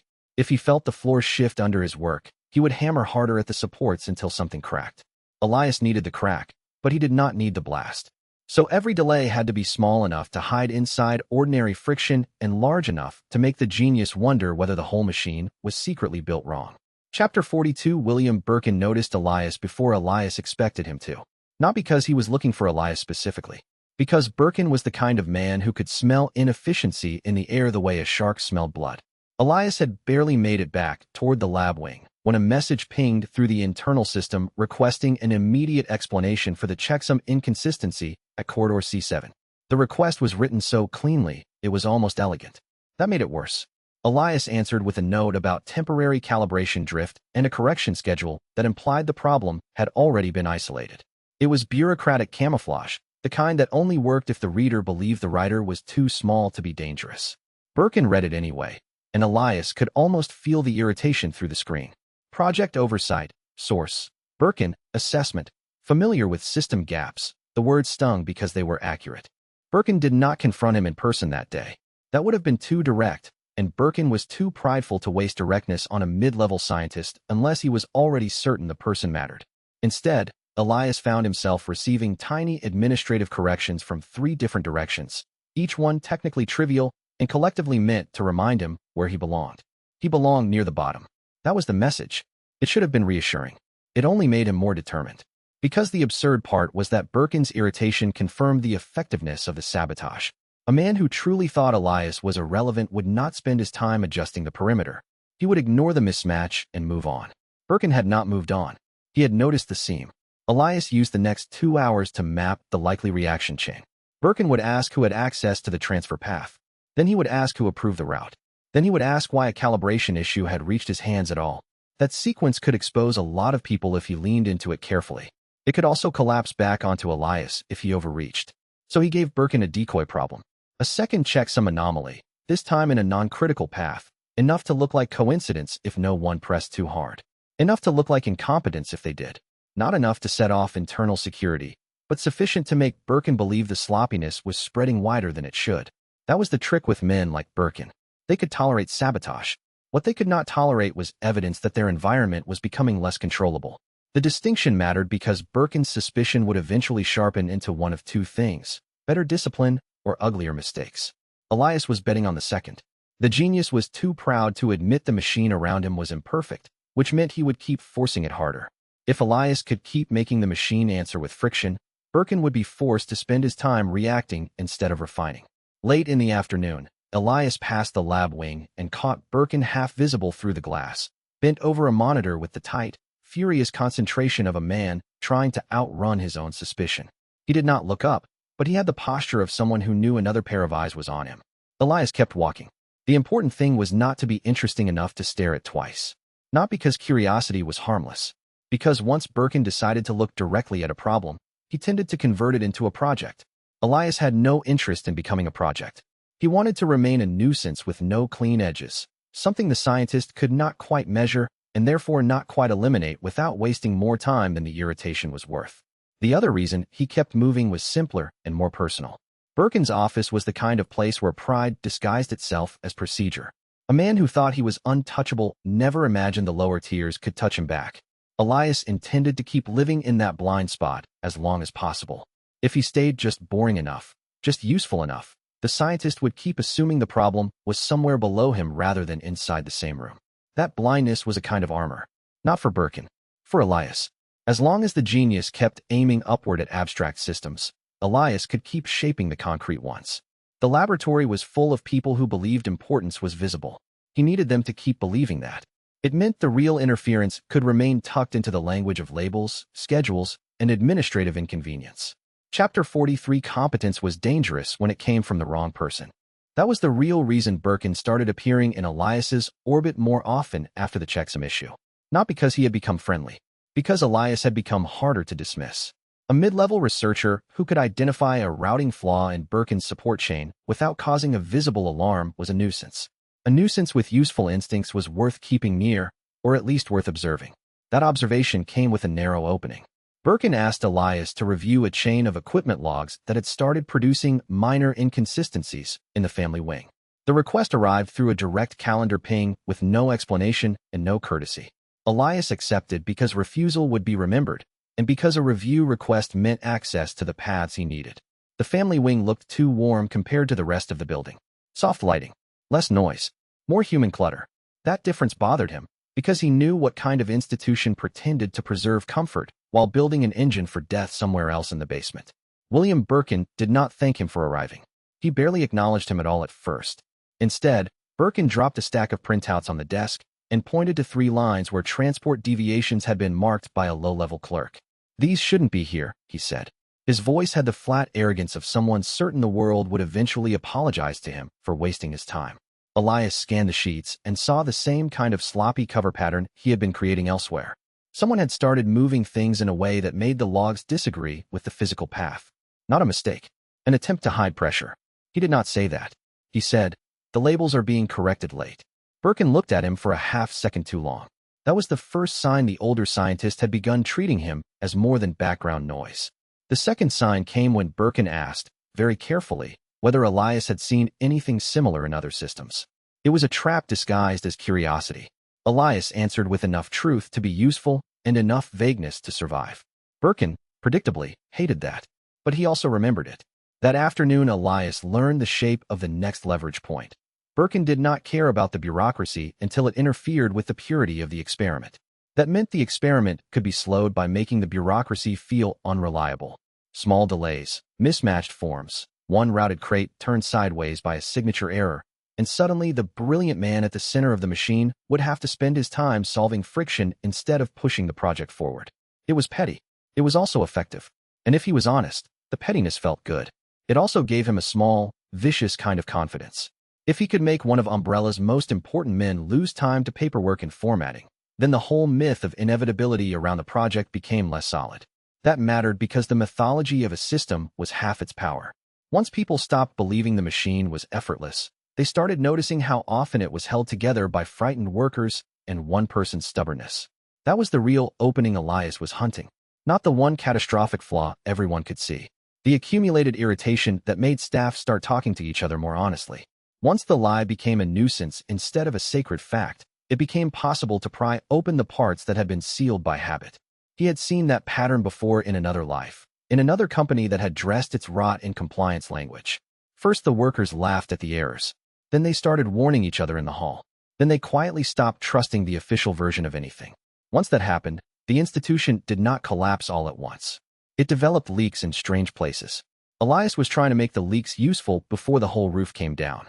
Chapter 44. Annette Birkin did not look like the kind of person who liked being trapped in the same room as a lie. That was what Elias noticed first. She heard the end of the conversation between him and William and chose to step into the room only after Birkin had left. Her expression was controlled, but the tension in her jaw said she had been listening longer than she wanted to admit. She folded her arms and looked at him as if deciding whether he was a threat or a symptom. "You're either very brave or very stupid," she said. Elias nearly smiled. Those are not mutually exclusive in this building. That got him a short, unwilling exhale. Not a laugh. Not trust, but something that sat in the same neighborhood. Annette asked him why the support chain was so sloppy if the lab values were so important. He answered with a measured observation about personnel bottlenecks and bad handoffs. She cut him off with a sharper question. "You know that's not the whole reason." That was the knife fight part of the conversation. Not shouting, not drama, just two people circling the truth with enough restraint to keep the room intact. Elias could see the exhaustion behind her skepticism. He could also see the strain of someone who understood too much and had been forced, over and over, to survive inside the gap between knowledge and action. It made her more dangerous than William in a different way. Birkin was a storm. Annette was the person who knew exactly where the roof leaked and could choose not to say it out loud. So he did something he hated himself for later. He gave her a smaller truth. He told her the supply chain had started showing anomalies that suggested someone higher up was using routine transfers to mass project timing. That was enough to make her still. Too much to ignore. Not enough to incriminate him. Annette asked one question that mattered more than all the others. Is this going to hurt people? Elias thought of Sherry before he knew he was thinking about Sherry. Thought of the hospital wing. Thought of the future he was already building around a child he had only seen at a distance. Then he said, yes, unless someone starts making it harder. Her eyes narrowed because she understood the answer was not a yes/no answer. It was an invitation to complicity. She did not accept it, but she did not reject it either. That, in Umbrella, counted as progress. It also meant she had moved from disbelief into active assessment. Elias could feel it. Annette was no longer treating the chaos as a nuisance created by a careless subordinate. She was evaluating whether it was possible to interrupt the flow without becoming collateral herself. That was the first real opening he had seen from someone inside the Birkin household, and it was fragile enough to shatter if he pressed too hard. He kept that in mind when he left the room. Annette was the kind of person who would not forgive manipulation, but might forgive necessity if the evidence was ugly enough. That made her both safer and more dangerous than William. Safer because she could still be reasoned with. More dangerous because anyone who could be reasoned with also had to be treated like a person, and people were harder to use cleanly. He did not like how much that truth mattered. Reasoning with people meant carrying the cost of their choices as well as your own. That was exactly what Umbrella had trained everyone not to do. The building rewarded clean roles: scientist, spouse, guard, clerk. Elias was trying to make room for the messy middle where a person could be all three at once and still choose the right side of a disaster. Chapter 45, he saw Sherry Birkin in the family wing as a reflection in a glass partition long before he saw her directly. Small, quick, lost in the architecture of adults who were pretending to be civilized. Elias stopped walking for half a second, which was enough time for the system to light up in the corner of his vision. Survivor node detected. High timeline impact. Priority. Extreme. The message landed like a hand on the back of his neck. Sherry was carrying a toy animal with one arm and a snack tray with the other, her attention split between a passing nurse and the kind of child concerned that had no idea it was standing in a minefield. The ordinariness of the scene hurt more than anything else Elias had seen so far. It was a family wing. That was the point. The point was supposed to be safety. Warm light. A child moving through a secure corridor as if the world had agreed, for once, not to be cruel. He knew better. The sight of her made the timeline feel suddenly personal in a way the labs never had.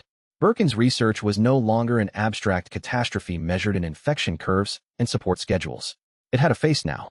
A child's face, unaware and bright, and very much alive. That made everything more difficult because it stripped away the intellectual buffer he had been using to survive the job. He followed at a distance when she turned into a side corridor, not because he wanted to spy, but because the system's warning had made it impossible not to look. Sherry paused near a display case full of safety awards and asked a nurse whether her father was coming back soon. The nurse gave a careful answer. Not a lie exactly, just a version of the truth shaped to keep a child from worrying. Elias felt something in himself twist hard enough to hurt.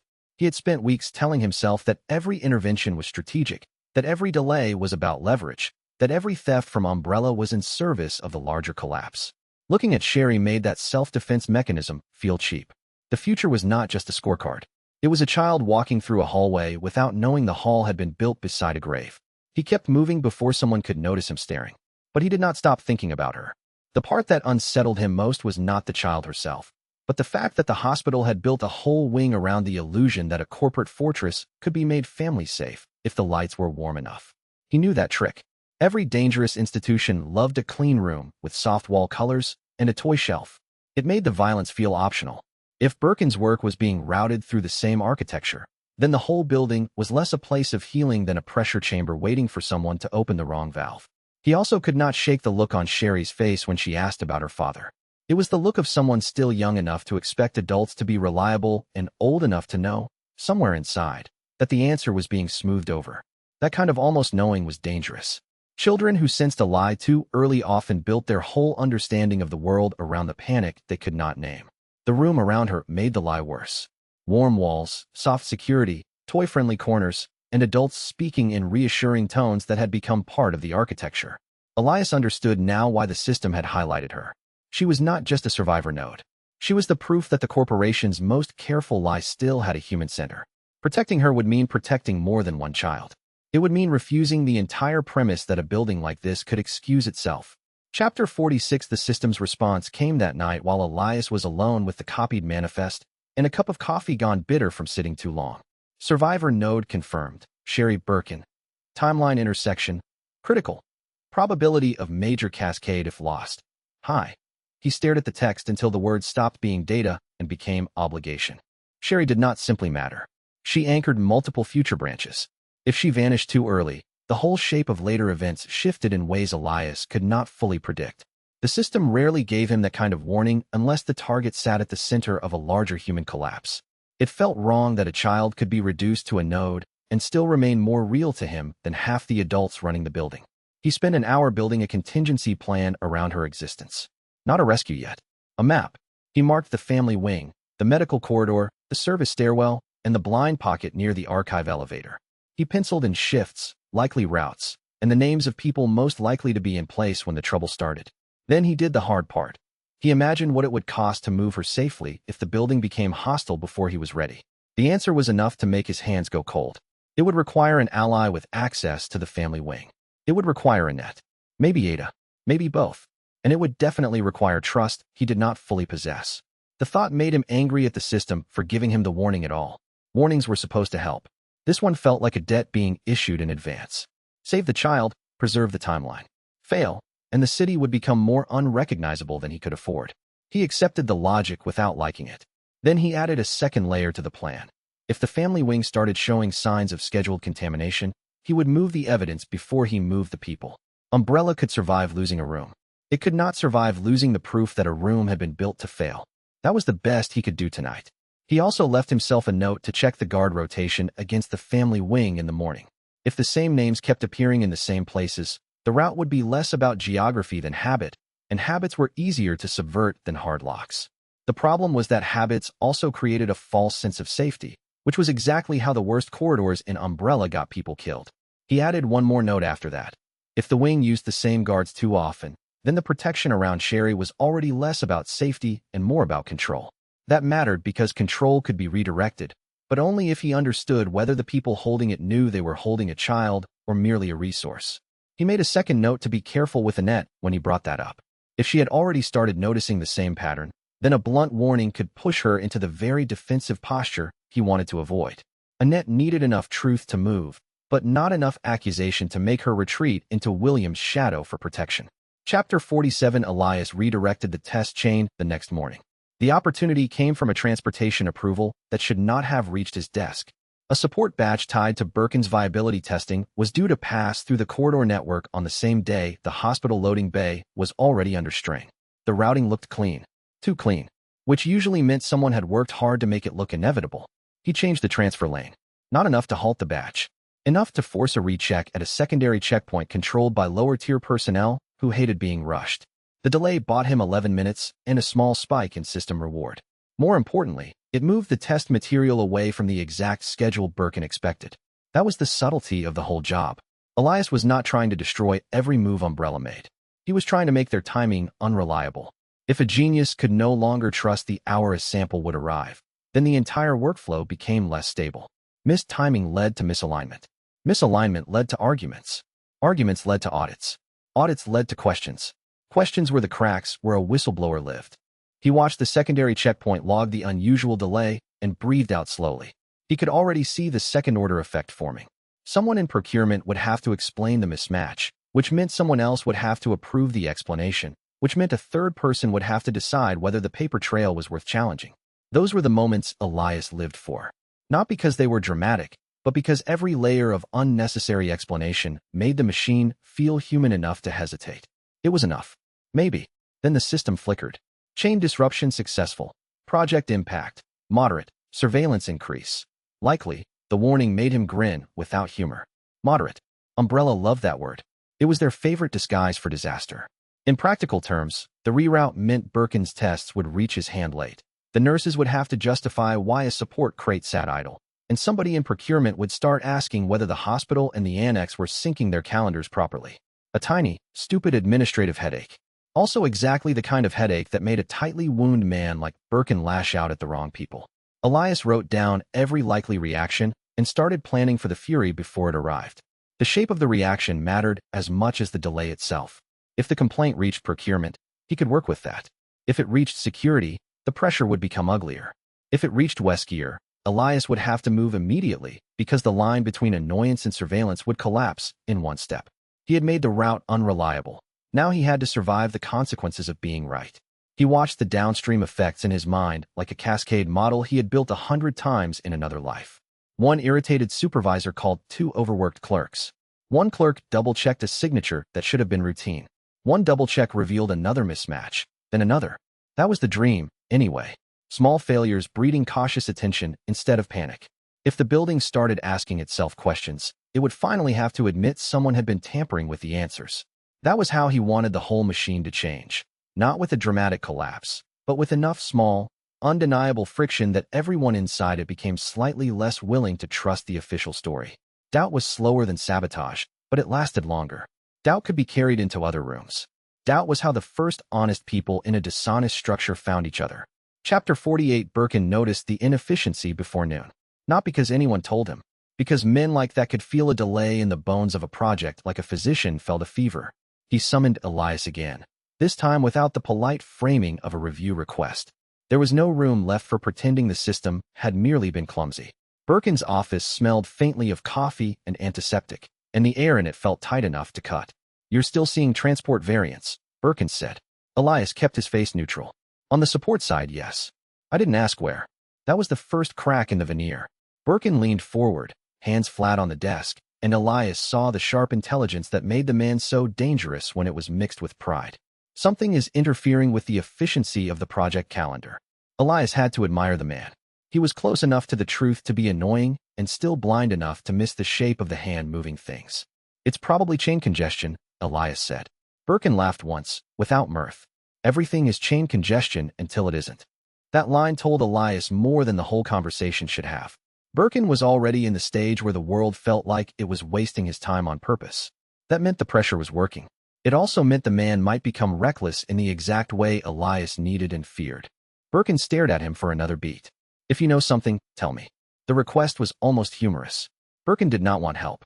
He wanted validation from the nearest available instrument. Elias chose his words carefully. I know enough to say the support chain is less stable than it should be.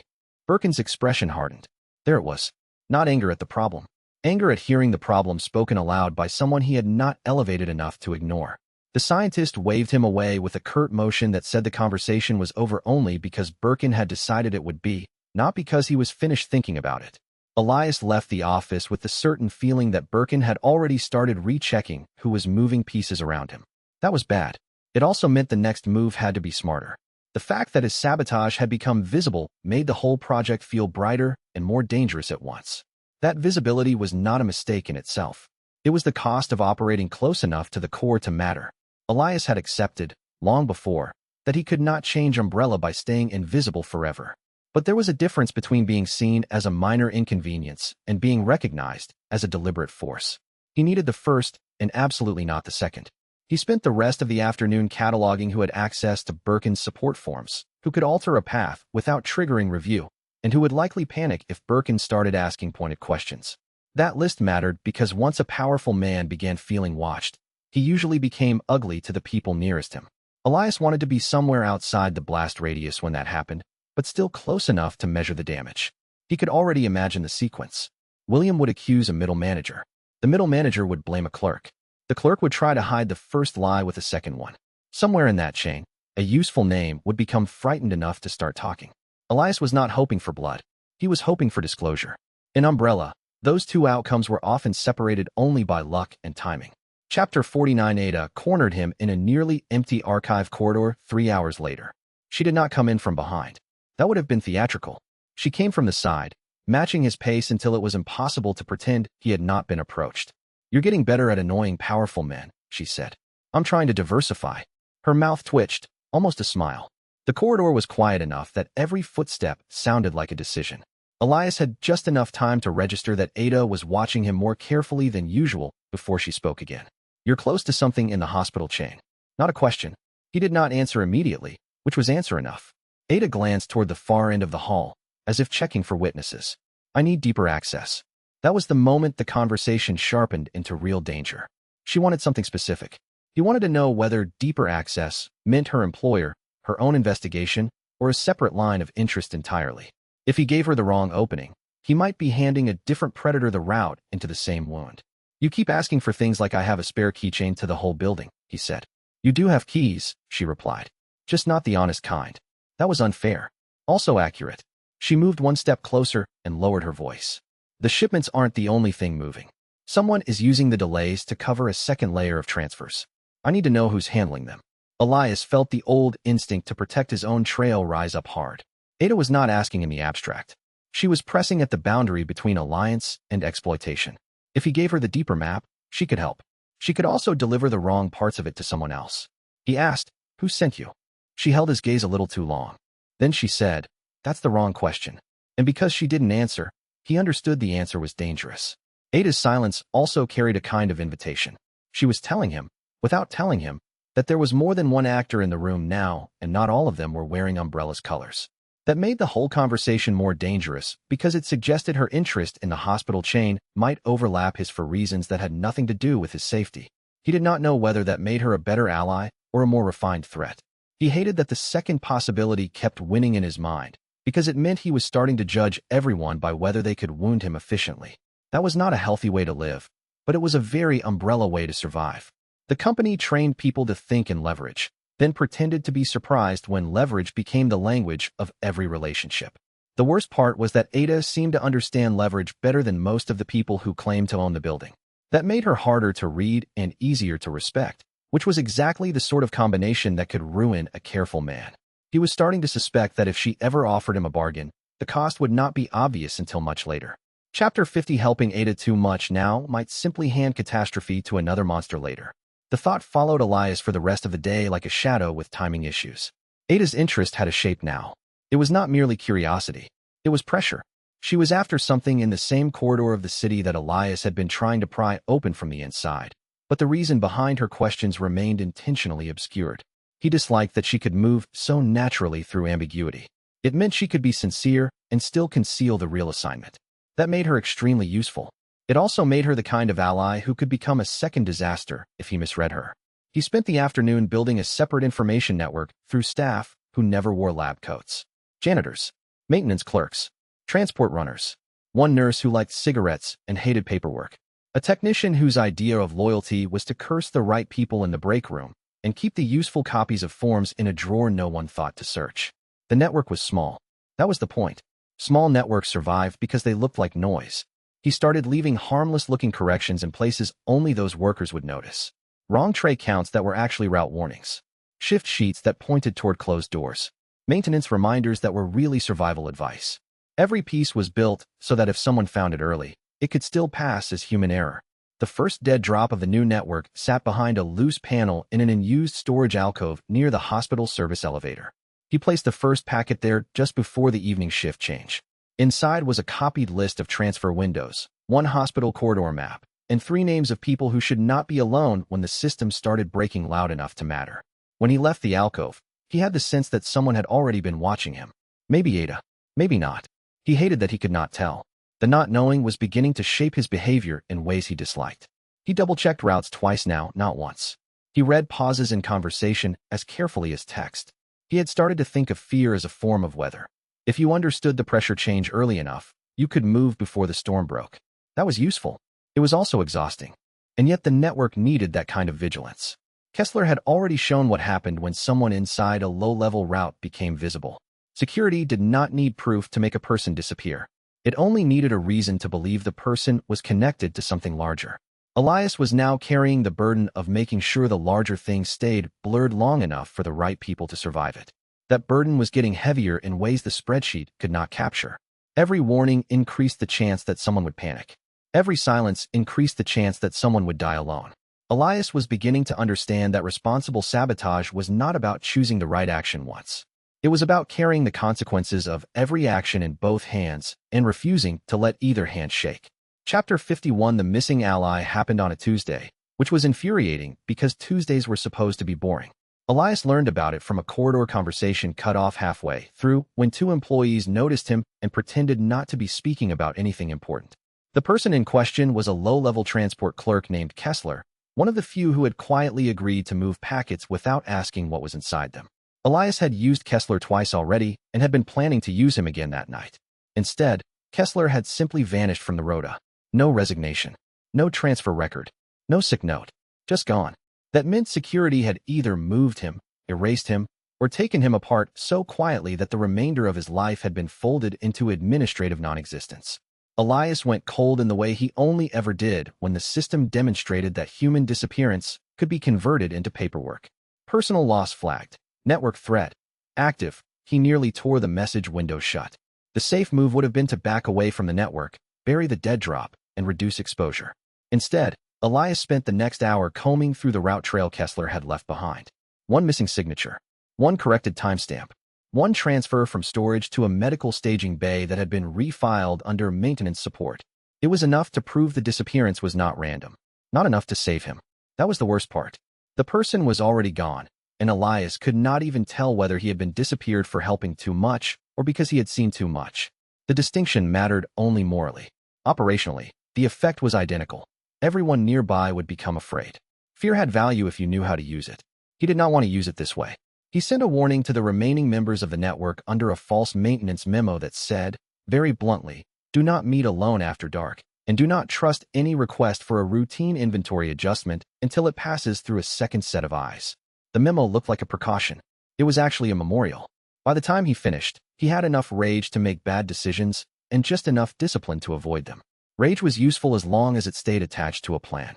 Detached rage was just a way to hand the enemy another casualty. Elias had no intention of helping the cleanup team by making their job easier. He wanted the network to survive long enough to become inconvenient, and inconvenience was the first form of resistance Umbrella could not solve with a memo. He also understood, with some cold clarity, that the missing clerk had become a message, not just to him, to everyone who had ever moved a file for him without asking why. Umbrella was teaching a lesson through absence.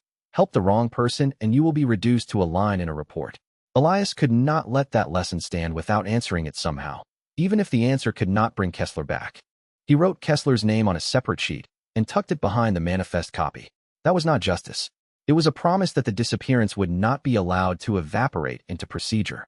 Names mattered. They were the only thing the cleanup machinery could not fully digest unless everyone agreed to stop speaking them. Chapter 52. Elias risked exposure for the evidence cache because Kessler had left one piece of his notes behind. That was all it took. The note pointed to a second stash hidden in a transit locker near the hospital loading platform, a place security would search eventually, but not immediately. Elias told himself he was going there for the data, not for the body of a dead man whose disappearance now smelled like warning. The lie was transparent and still useful. The locker had been forced once before and resealed badly. That told him everything he needed to know. He got the cache open with a borrowed tool and found 4 hard copy transfers, 2 internal memos, and a hand-copied list of names from the transport side of the building. One of the memos matched the transfer pattern he had been chasing since the timetable leak. Another named a supervisor Elias did not know but immediately disliked on sight because the language was too clean and too cruel. Then the door at the far end of the corridor shut. Elias froze. A security sweep moved through the loading bay with the sort of measured confidence that meant they expected to find someone already cornered. He flattened himself behind the locker wall and listened to boots cross the concrete outside. No shouting. No urgency. This was cleanup in its calmest form, which made it worse. One of the guards said, "Check the transit lock." He was supposed to be cleared. Supposed to be cleared. Elias nearly laughed from the sheer horror of the phrase. The sweep moved past the locker without opening it because somebody higher up had decided the search pattern should prioritize a different corridor. That small mercy kept him alive. It also confirmed that the cleanup machinery was now reactive around his network, which meant his work had finally started drawing the kind of attention that could erase people. He took the cache, the note, and one photograph of the transfer log before he left. If the dead man's evidence was real, then the disappearance wasn't an isolated warning. It was a test run, and that was the part that truly made his stomach turn. A test run meant somebody had already looked at the network, measured its weak points, and decided it was worth pressure testing before the bigger move. Elias would have preferred a simple purge. A purge meant fear. A test meant intelligence, which was worse because it implied patience. It meant the people cleaning up after him were learning from him in real time. Learning, and probably adapting. That meant the next dead drop could not resemble the last one too closely. He made himself a mental note to change the panel code, the timing, and the route in and out before the week ended. If Umbrella wanted to study him, he would make the sample size inconvenient. And that was the part that truly made his stomach turn. A test run meant somebody had already looked at the network, measured its weak points, and decided it was worth pressure testing before the bigger move. Elias would have preferred a simple purge. A purge meant fear. A test meant intelligence, which was worse because it implied patience. It meant the people cleaning up after him were learning from him in real time. Chapter 53. The extraction of the cache nearly failed because of a second problem. Annette Birkin found the hiding place first. Not by accident. By pattern. Elias arrived at the archive corridor to discover the panel already open and the note packet spread on the maintenance floor in a neat, clinical fan. Annette stood over it with the kind of rigid stillness that meant she was angry enough to become dangerous to everyone in the room. "You were hiding this in my corridors?" she asked. The question was calm, which made it worse. He could hear the hurt under it. The outrage. And, hidden deeper, the recognition that someone inside her husband's machine was trying to save lives in ways that did not fit any of Umbrella's approved categories. Elias said, "I was hiding it from the people trying to remove it." She looked up sharply. "That's not an answer." No, it was not. But it was the start of one. He told her enough to establish that a transport clerk had vanished, and that the supporting records had been manipulated after the fact. He did not tell her how much of the network depended on keeping the dead drop chain alive. He did not tell her how close he was to linking the hospital routing anomalies to Birkin's own research schedule. He did not tell her because he did not know yet whether she was listening as a scientist, a wife, or a woman already calculating how much damage the truth would do if she let it stand. Annette picked up the transfer log and flipped it once, then twice. Her expression changed in a way that Elias could feel without understanding fully. "This isn't just theft," she said. "Someone is trying to map the system from the inside." That made him carefully not react. She saw enough anyway. "You're the one doing this," she said quietly. It was not a question. He had lost any meaningful chance to deny it. Instead, he said, "I'm trying to stop the parts that kill people." Annette stared at him for a long moment, and in that silence he understood that she had just crossed one of the most dangerous thresholds in the whole story. She now knew that the sabotage was not random incompetence. It was intent. That knowledge could destroy her if she handled it badly. It could also make her the first adult in the building to truly understand what he was doing. That realization scared him more than her anger, because it meant he had to decide whether Annette was an obstacle, an ally, or a wound that had not decided yet how much damage it wanted to do. Worse, it meant she had become part of the internal map he was carrying around in his head. He was beginning to assign her routes, risks, and likely reactions the same way he did to the equipment lines. That was a dangerous kind of familiarity, but it was also the first sign that the building's human walls were starting to crack. He did not like how much he wanted those cracks to widen. Every ally in a place like Umbrella was both a rescue and a vulnerability. Annette was beginning to feel like both. He could work with that. He could not afford to forget that the same person who might save the family wing could also be crushed by it if the pressure came at the wrong angle. Chapter 54. Annette did not turn him in. That was how Elias knew the ground had shifted. She made him wait outside her office for 10 minutes, which in Umbrella time felt like a formal execution with the paperwork delayed. When she finally opened the door, she looked exhausted enough to be honest and angry enough to be useful. She let him in, then closed the door with more force than necessary. "Start over," she said, slowly. So he did. He gave her the smallest coherent version of the truth. Not the system, not the future, just the moving parts she could touch. Transport diversion, timeline compression, personnel silence, and the fact that someone was using support chains to prepare the city for a disaster large enough to be treated like acceptable loss. Annette listened without interrupting. That alone was frightening. When he finished, she leaned back and pressed a hand against her mouth as if she were holding in a reaction she could not afford to have in front of him. "William will say you're exaggerating," she said at last. "Of course he will. Weskier will say worse." Elias nodded. Annette's eyes sharpened. "Then why are you here?" He almost answered with something soft and human. Instead, he gave her the practical truth. "Because you understand the difference between a result and a catastrophe." That landed. She looked away, but not before he saw the pain flicker behind her composure. For the first time, he saw how trapped she was by the combined gravity of her husband, her work, and the machine that paid for both. The insight changed how he saw her. Not weaker, not kinder, just cornered in a way that made her intelligence dangerous to her own life. He asked if she had seen any of the rerouted transfer data. She hesitated only once. "I have seen enough to know it isn't accidental," she said. That was the first admission that sounded like a crack in the wall. Not surrender, but not denial anymore either. Chapter 55. Their conversations became cold, ethical knife fights after that. Annette did not join his network. Not formally. Not yet. But she began testing him with partial truths, the way a scientist might test a hypothesis against a living sample before deciding whether to expose the whole ecosystem to it. Elias found the method infuriating and valuable in equal measure. She asked why he cared about the support chain if the research itself was the real danger. He answered that the chain was how the research became a citywide event. She countered that he was assuming intent where there might only be incompetence. He replied that incompetence at the right scale was indistinguishable from murder. That line made her go still. The room between them changed after that. Not warmer, just more precise.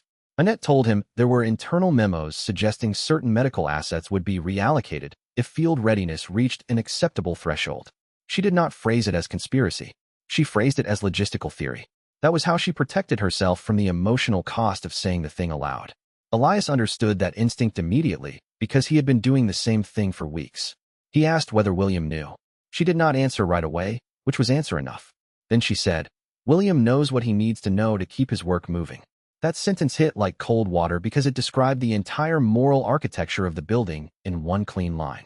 Need. Movement. Permission to ignore everything outside the frame. Elias wrote it down after she left, because it was the kind of sentence that needed to survive him. Annette's last question before she went back to her lab was the sharpest one of the day. "If you can delay the catastrophe, why haven't you left?" He looked at her and thought of Sherry, Marvin, Ada, the dead clerk, and the people still pretending the city had time. "Because leaving is easy," he said. "Making it harder to kill people is the part that matters." She studied him as if deciding whether that made him noble or impossible. He wasn't sure which answer he preferred. What he did know was that her silence had changed. It was no longer the silence of a woman gathering facts. It was the silence of someone calculating whether the cost of continuing to ignore the problem had already outgrown the cost of touching it. In a place like Umbrella, that was what hope looked like before it got punished. That made him worry more than the anger had. Anger could be managed. Hope was unpredictable. Hope made people take risks they would normally reserve for strangers and emergencies. If Annette reached the point where she chose action over denial, the building would have one more person moving against its grain. That could save lives. It could also get her killed. Chapter 56. The ethics debate did not end cleanly. It spread. Annette began showing up with data fragments folded into ordinary work requests, and Elias began answering them with the same grim mixture of caution and honesty. They argued over whether science could survive inside a machine built to monetize failure. They argued over whether delaying a dangerous result was responsible if the underlying research still existed. They argued over whether a scientist had any moral right to intervene if the world had already chosen the outcome. Elias found himself pushing harder than he meant to. Not because he wanted to win, because he was terrified that if he lost her attention, she would retreat back into the clean, dead language of compliance. "You keep talking like the system is a person," she said one afternoon. "It acts like one." No, people choose. Systems only inherit what people refuse to stop. That stung because it was true and because it let her separate guilt from structure in a way he envied. Elias did not have that luxury anymore. He saw the system and the people as one machine now, human parts grinding against each other until the shape of the machine became indistinguishable from the damage it caused. Annette was not blind to that. She simply refused to let the conclusion become an excuse. That made her more useful than almost anyone else in the building. It also made her dangerous in a new way. She began asking for names. Not of the guilty. Of the movable. The people at the edges. The technicians. The runners. The ones who might be pulled away from the blast if they had a reason to listen. That was when Elias understood the knife fight had become a joint operation. He gave her 3 names. Then 2 more. He held back the rest because he had learned the cost of being generous with a blueprint. Annette seemed to understand. She had the look of someone who knew exactly how much truth could be carried before it became a liability. For the first time, he saw a way to turn one corner of the Birkin household into a partial lifeboat. It wasn't enough. It was still better than nothing. It was also the first time Elias had allowed himself to imagine a part of this family not being consumed exactly the way the outline of the disaster demanded. Not safe. Not clean. Just less dead than the machine intended. That tiny shift in possibility gave the whole operation a different emotional gravity, and he could feel himself start to care in a way that was both useful and corrosive. He did not trust that feeling, but he did not shut it down either. Caring was a liability until it told you where the human cost lived. Then it became a map. Elias was beginning to understand that the only way to stop Umbrella from flattening the whole city into abstraction was to keep letting individual lives matter enough to slow him down.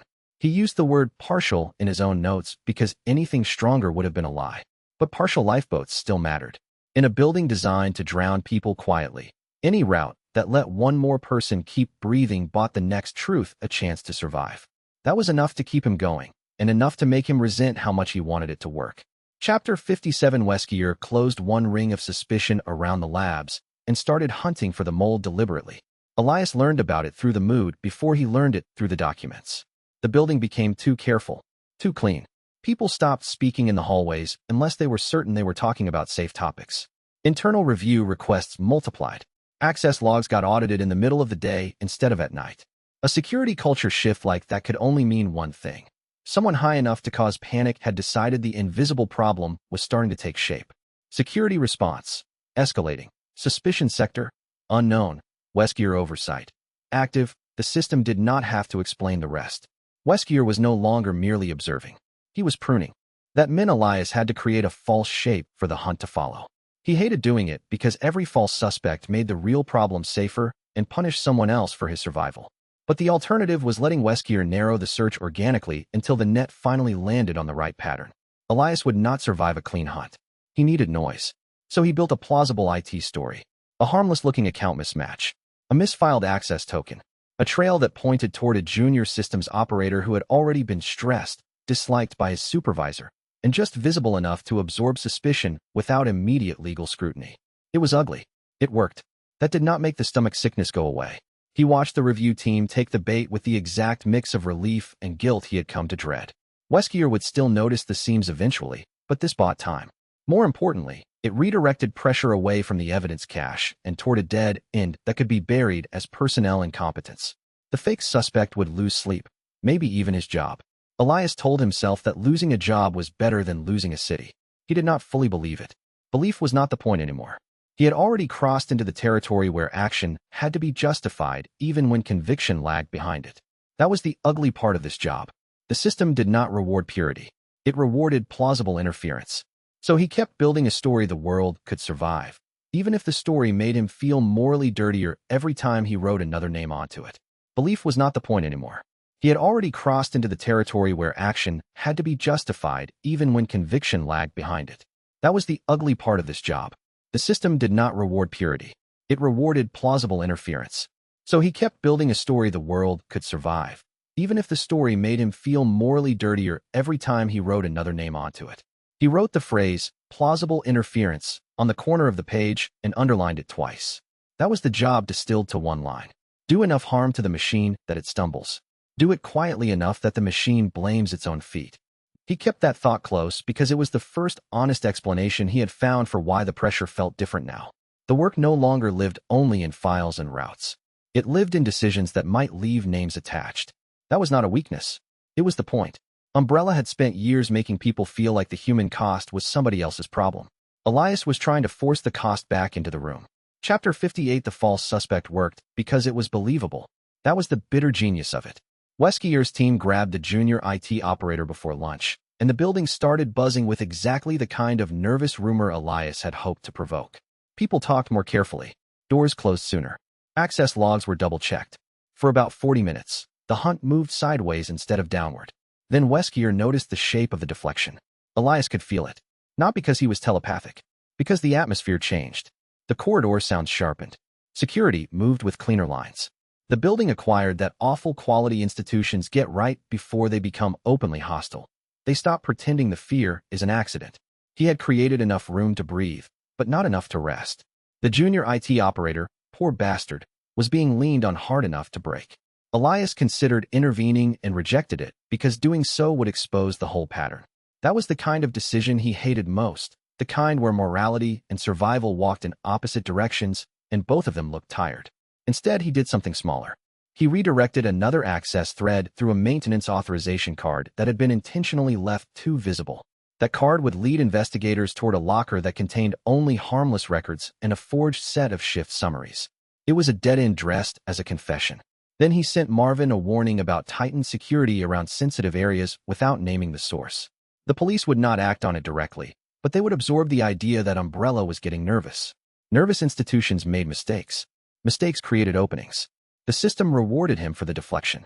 Deception successful, timeline impact, positive, moral cost. Unresolved, he stared at the last line longer than the others. The system always knew where to hurt. It also knew where to keep him moving. If he let the cost freeze him, the fake suspect would have been sacrificed for nothing. Elias swallowed the anger, rechecked the forged trail, and reminded himself that one ruined life might still be better than an entire building of them. The thought did not make him noble. It made him operational. He also started wondering whether Weskier would understand the deflection too quickly.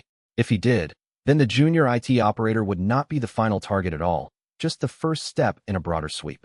That possibility was bad enough to make Elias revisit the log twice, then a third time, looking for any extra trace that could redirect suspicion a little longer.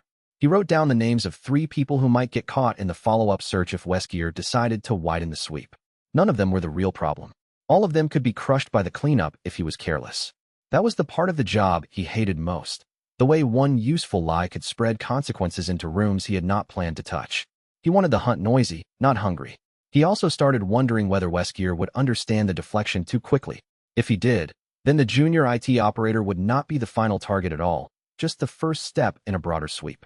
That possibility was bad enough to make Elias revisit the log twice, then a third time, looking for any extra trace that could redirect suspicion a little longer. He wrote down the names of 3 people who might get caught in the follow-up search if Weskier decided to widen the sweep. None of them were the real problem.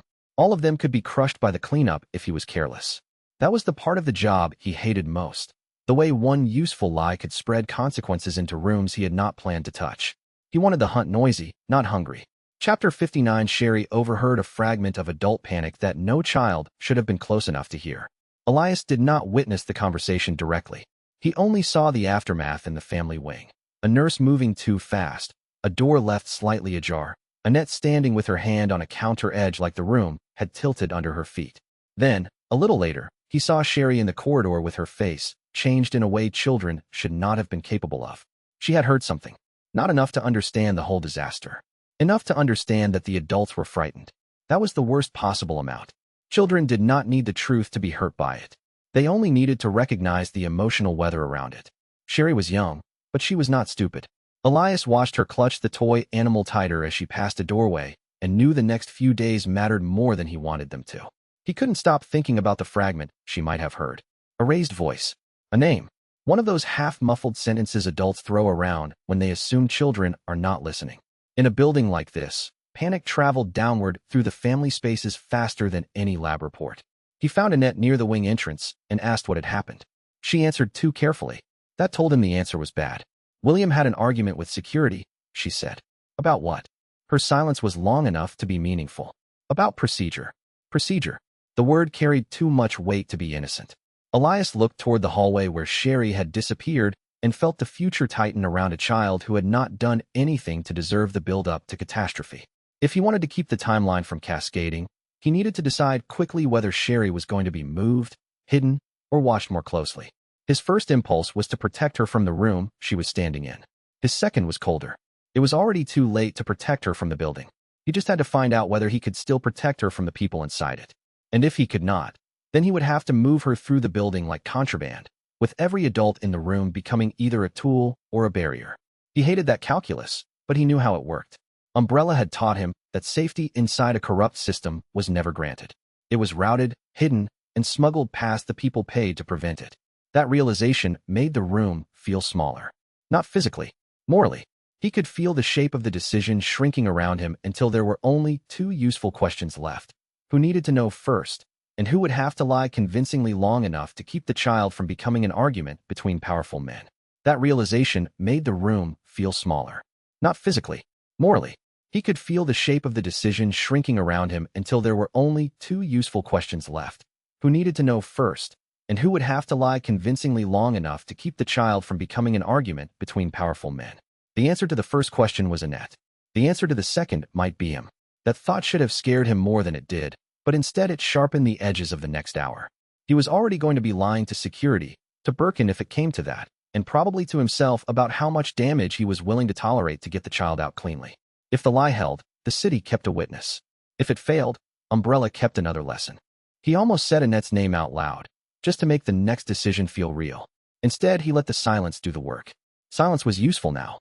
It gave people room to choose without immediately defending the choice. If he brought Annette in too hard, she might retreat. If he brought her in with the right kind of honesty, she might move before fear could talk her out of it. He also knew that if she hesitated too long, Birkin would fill the gap with confidence and security would fill it with force. That was why this moment mattered so much. It was not just about saving Sherry. It was about choosing who got to define the shape of the problem before the building started sealing its doors. Chapter 60. Elias decided to save Sherry even if it meant burning the rest of his remaining cover. The choice did not feel noble. It felt inevitable. By the end of the day, he had mapped 3 likely movement routes for her, 2 likely points of failure, and 1 emergency extraction path that depended on a level of cooperation from Annette that he was not yet sure she would give. He also had the uncomfortable knowledge that Weskier's security sweep would be tightening soon, which meant any move he made around the family wing had to look like routine compliance or he would trigger the kind of attention no one survived twice.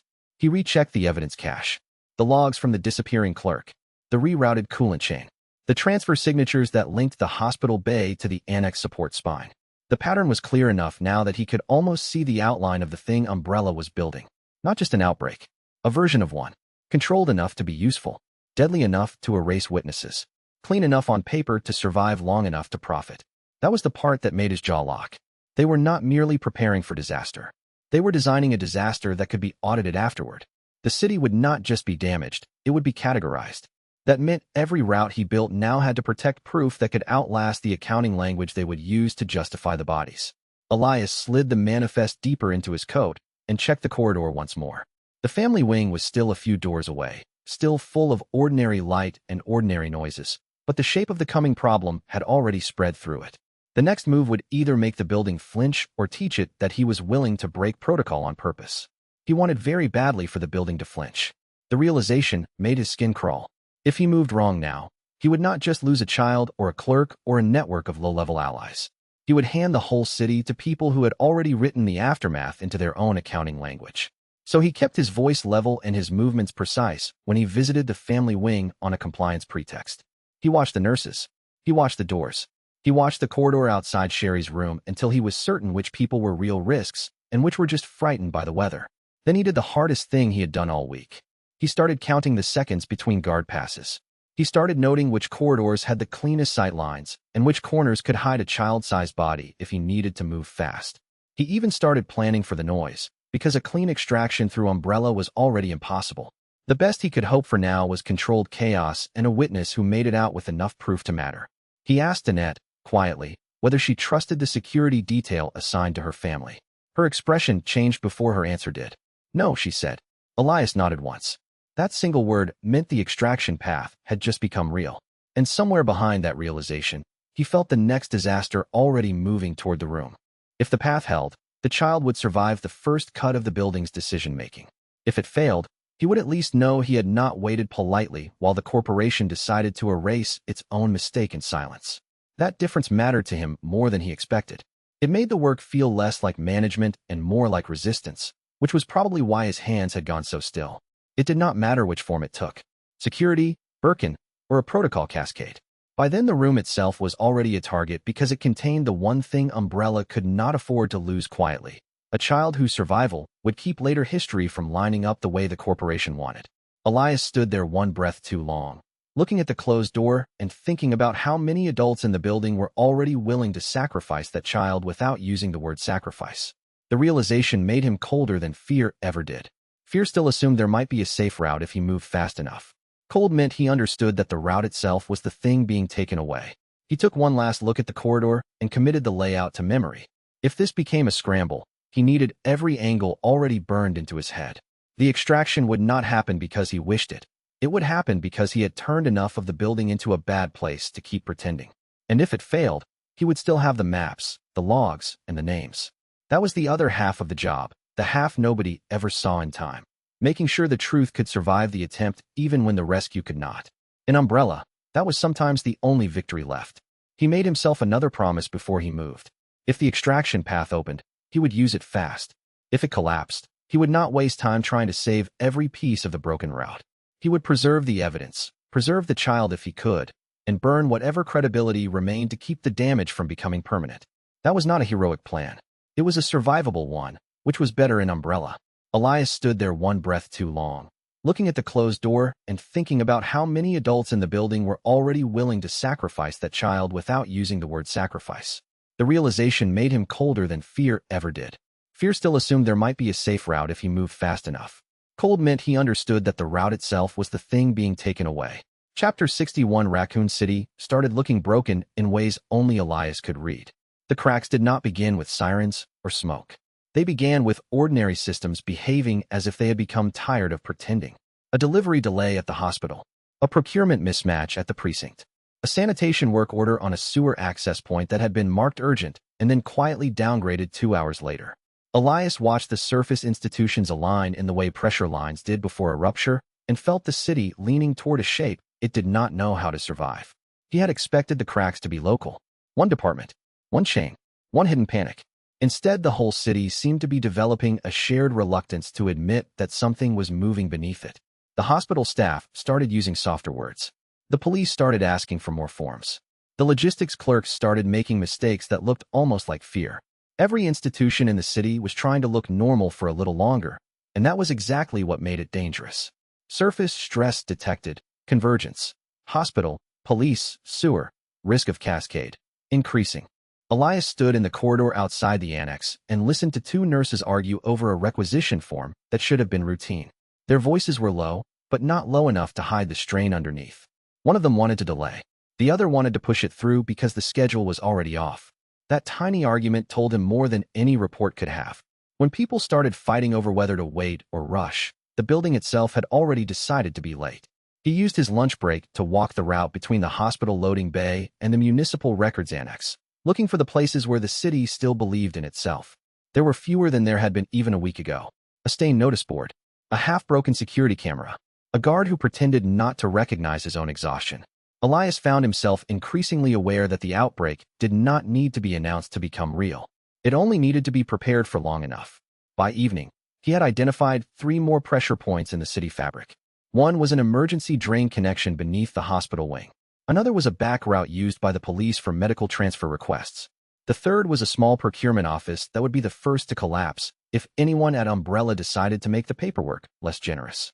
None of the points were dramatic on their own. Together, they formed the kind of pattern that killed whole neighborhoods quietly. The thought made him more determined. Quiet failure was Umbrella's favorite language. He was going to teach the city to interrupt it. He stood there a little longer than he needed to, listening to the hospital's distant machinery hum through the walls and trying to read the shape of the next problem before it arrived. In the old life, he had always assumed systems failed because of one bad decision at the wrong moment. Umbrella was teaching him something worse. Systems could be designed to fail in small ways for months so that the final collapse looked natural. One of the nurses passed with a clipboard and an expression too guarded for a normal shift. Elias caught the edge of her conversation with a colleague, a phrase about the West Wing holding pattern and another mislabeled shipment. The words were ordinary enough to survive inside a report, but the tone was not. It was the tone of people recognizing that the paper trail had started moving faster than the people around it. He made a note to check the West Wing after dark. If the city was leaning toward a single rupture point, every corridor near it would begin revealing its own tiny betrayals. He could not stop the whole machine yet. He could still map where it was already starting to crack.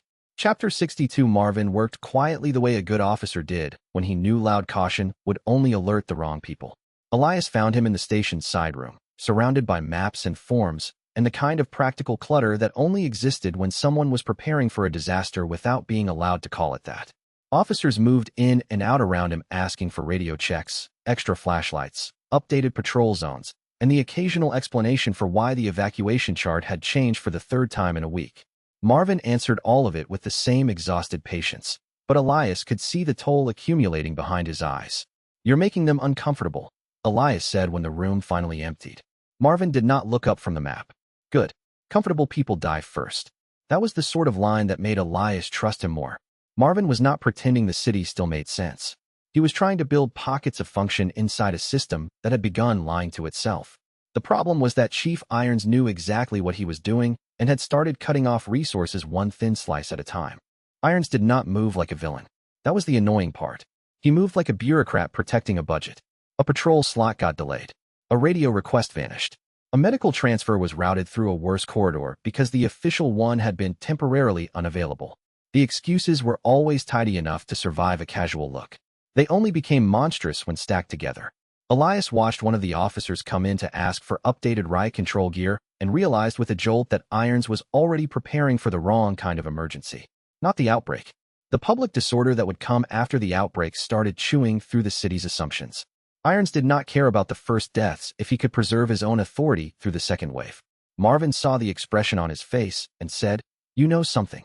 Elias hesitated only long enough to stay believable. "I know the route changes aren't random," he said. Marvin gave him a look that was half warning, half agreement. "Then keep giving me the ones that matter." That was the alliance, as far as it could safely go. Short sentences, useful warnings, and a shared understanding that the institution was already trying to eat them from the inside. Elias left the station with the sense that he had just handed a good man a sharper knife and a bigger target. Outside, the sirens were still quiet, but the station had the uneasy feeling of a place waiting for instructions it did not trust. Elias saw 2 patrol officers arguing near the garage over a missing crate of flashlights. Not because the flashlights themselves mattered, because the crate had been signed out twice under 2 different chains, and everyone in the room knew one of those chains was lying. Marvin caught up to him at the doorway and spoke without looking directly at him. "If the evacuation order comes in wrong, I need to know before the radios do. You're not going to like the answer. I've stopped liking answers a long time ago. I just need the useful ones." That was Marvin's advantage and his curse. He could still make room for bad information if it meant staying ahead of catastrophe. Elias respected that more than he wanted to admit. It made the man harder to manipulate and easier to save, which meant he was exactly the kind of ally Umbrella would eventually try to isolate. Chapter 63. Ben Bertolucci finally got enough proof to understand that he was sitting on a city-killing story. That realization did not make him noble. It made him frightened in a very specific way, the way only a man with a survival instinct and a decent nose for scandal could be frightened.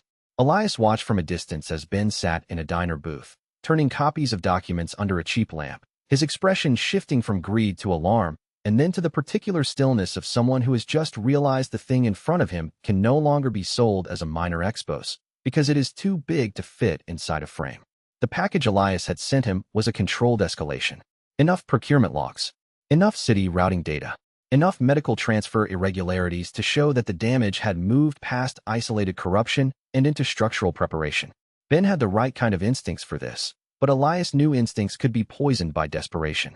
If Ben got scared enough, he might still try to sell pieces of it in the wrong order. That was why Elias included a note with the documents. Not a threat, an instruction. If you want to live long enough to print this, stop thinking like a thief and start thinking like a witness. He was not sure whether Ben would understand. The journalist had the face of a man who thought the world was built to be gamed if you knew where to press. Elias needed him to learn that some systems only changed when people were willing to become inconvenient to them. Ben spent the next hour calling people he trusted and then hanging up before saying anything useful. That told Elias the warning had landed. Fear was moving through Ben now, but so was recognition.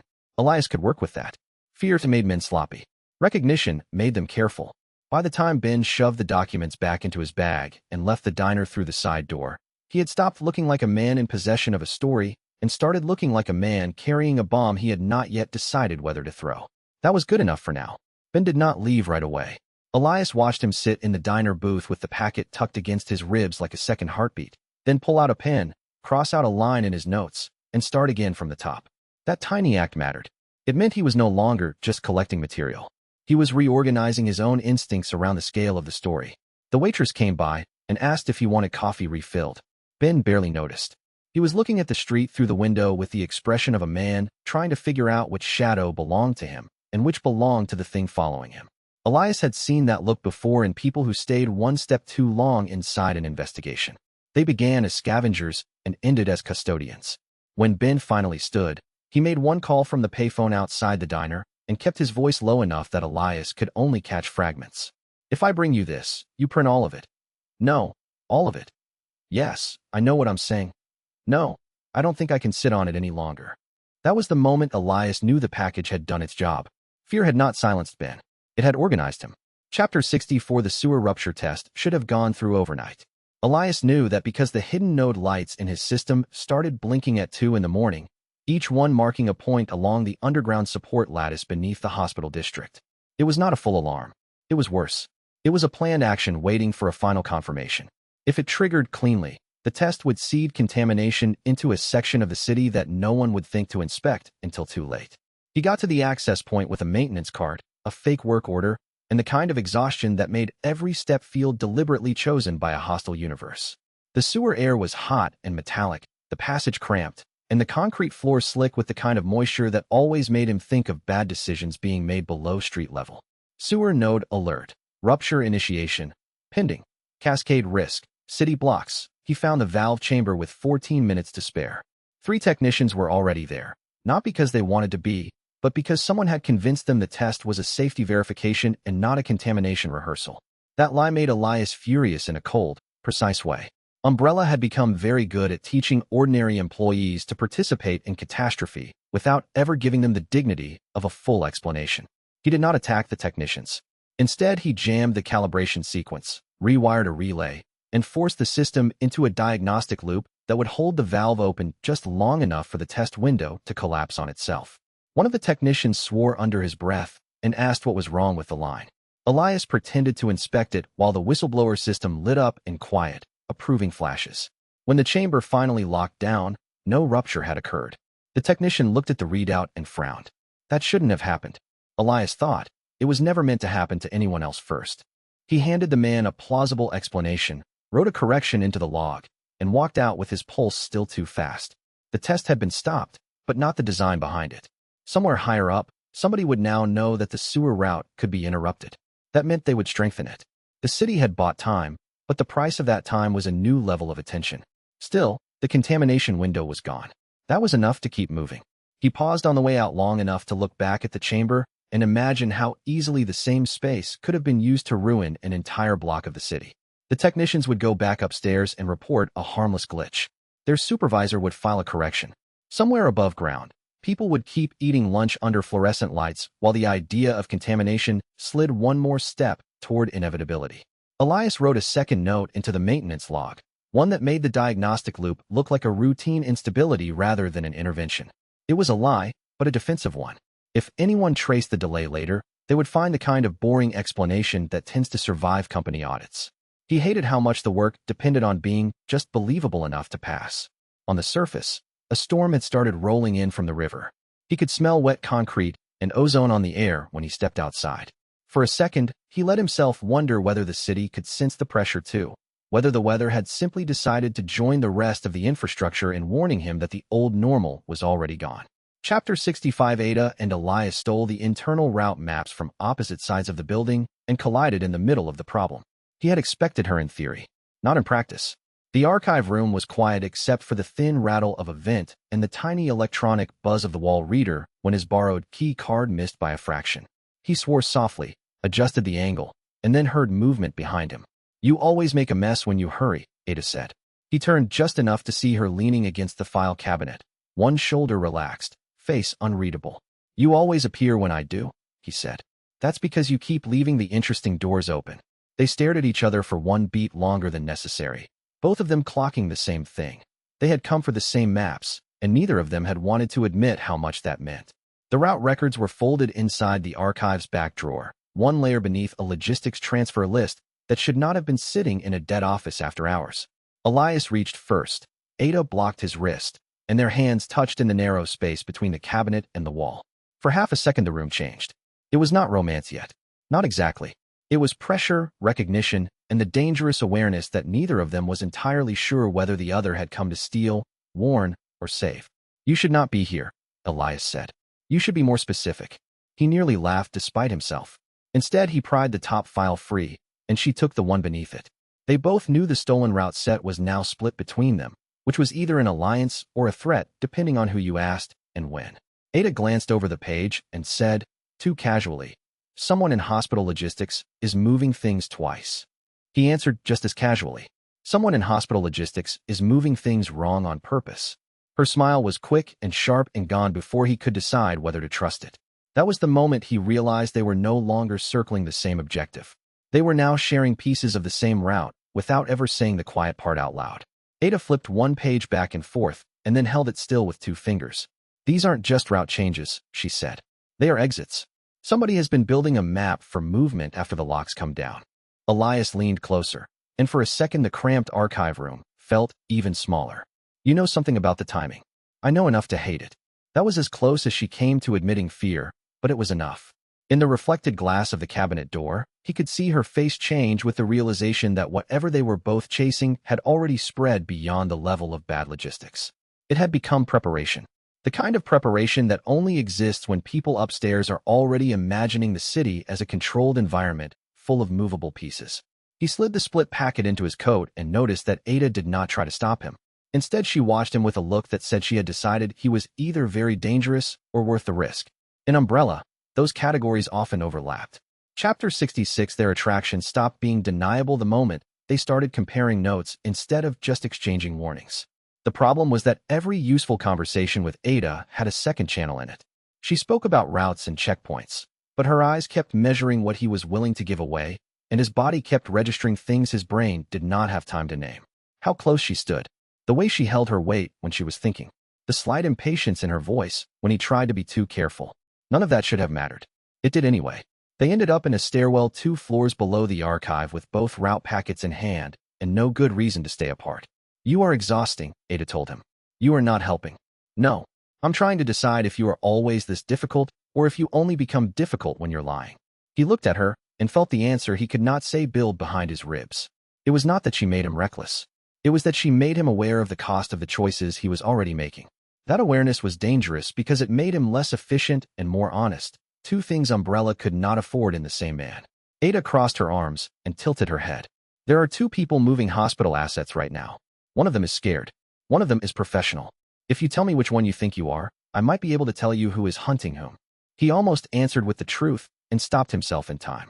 Instead, he said, "I'm the one trying not to get caught." That was not a lie exactly, but it was not the whole truth either, and she knew it. Her expression softened for a fraction of a second, just enough for him to notice how much that softness changed the room. She could have used it as leverage. She did not. The fact that she did not made the whole interaction more intimate than it should have been. It also made the next steps more dangerous, because once two people start trusting each other with incomplete truths, the gaps between the truths become the place where real feelings move in. He noticed a faint mark on the side of her knuckle, a fresh scrape hidden under the sleeve of her coat. She caught him looking and tucked her hand away with a glance that dared him to ask. He did not. He had learned enough about her already to know that the things she left unsaid were not emptiness. They were choices. The stairwell amplified every sound. The hum of the building, the distant click of a relay, the faint rhythm of someone moving on the floor below. They were both listening to it while pretending not to, which meant neither of them had to admit how much the silence mattered.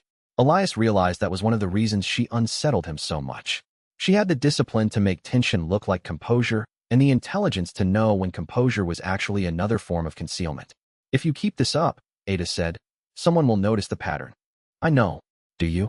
He looked at her then and thought, not for the first time, that the city might survive a lot of things if it had more people like her in it. That thought was both reassuring and deeply terrifying. Chapter 67. Rebecca Chambers entered Elias's orbit through the medical supply channels. It was not dramatic. It was not meant to be. She appeared in a logistics handoff list with the kind of plain competence that made dangerous people underestimate her. Elias spotted her name only because he had been combing through hospital allocation records for discrepancies in the route chain.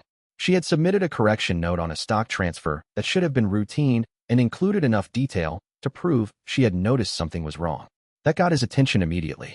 He arranged an anonymous reply through the supply office, just a small correction and a question about a missing antiviral lot that should have arrived but never did.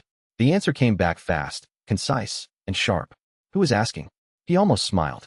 The kind of person who doesn't want the wrong patients to run out of medicine, he wrote back. Rebecca's response was the first one that suggested she was not simply following procedure. She was thinking about consequences. The supply logs she sent him showed hospital stock moving in patterns that did not make sense if the goal was patient care, but made perfect sense if someone wanted to position medical assets for future scarcity. That was enough to confirm what he suspected. The hospital was not just a victim of Umbrella's plan. It was already being shaped to support it. He let her know, in carefully chosen words, that the shortage pattern was likely deliberate and tied to higher-level transport interference. Her next reply took a full minute longer than the first. "Then, I know. I just needed someone else to say it." That line stayed with him. Rebecca was the sort of person Umbrella depended on without ever fully appreciating. She was young enough to still believe evidence could matter, and seasoned enough to know evidence alone did not move institutions. Elias marked her as a future ally with immediate utility and long-term value. If he could keep her from being buried under the collapse, she might become one of the most important witnesses in the whole city. What made her dangerous was not idealism by itself. It was that her idealism had already started learning inventory. Elias could see it in the way she documented shortages, in the way she separated missing stock from misdirected stock, and in the way her notes quietly marked who had signed what without turning every page into an accusation. She was learning, the hard way, that hospitals do not become crime scenes all at once. They become crime scenes through policy drift, denied requests, and the slow normalization of absence. That kind of literacy could save hundreds of people if the city lasted long enough to use it. He followed one of her paperwork annotations to a supply closet on the lower floor and found evidence that she had already begun doing her own quiet accounting. Missing antivirals, recounted syringes, blood typing kits moved out of one ward and into another without authorization. It was the work of somebody who understood that hospitals become killing floors long before the first body count is public. Rebecca met him once in the corridor, both of them pretending to inspect a cart, and her tone never changed from professional.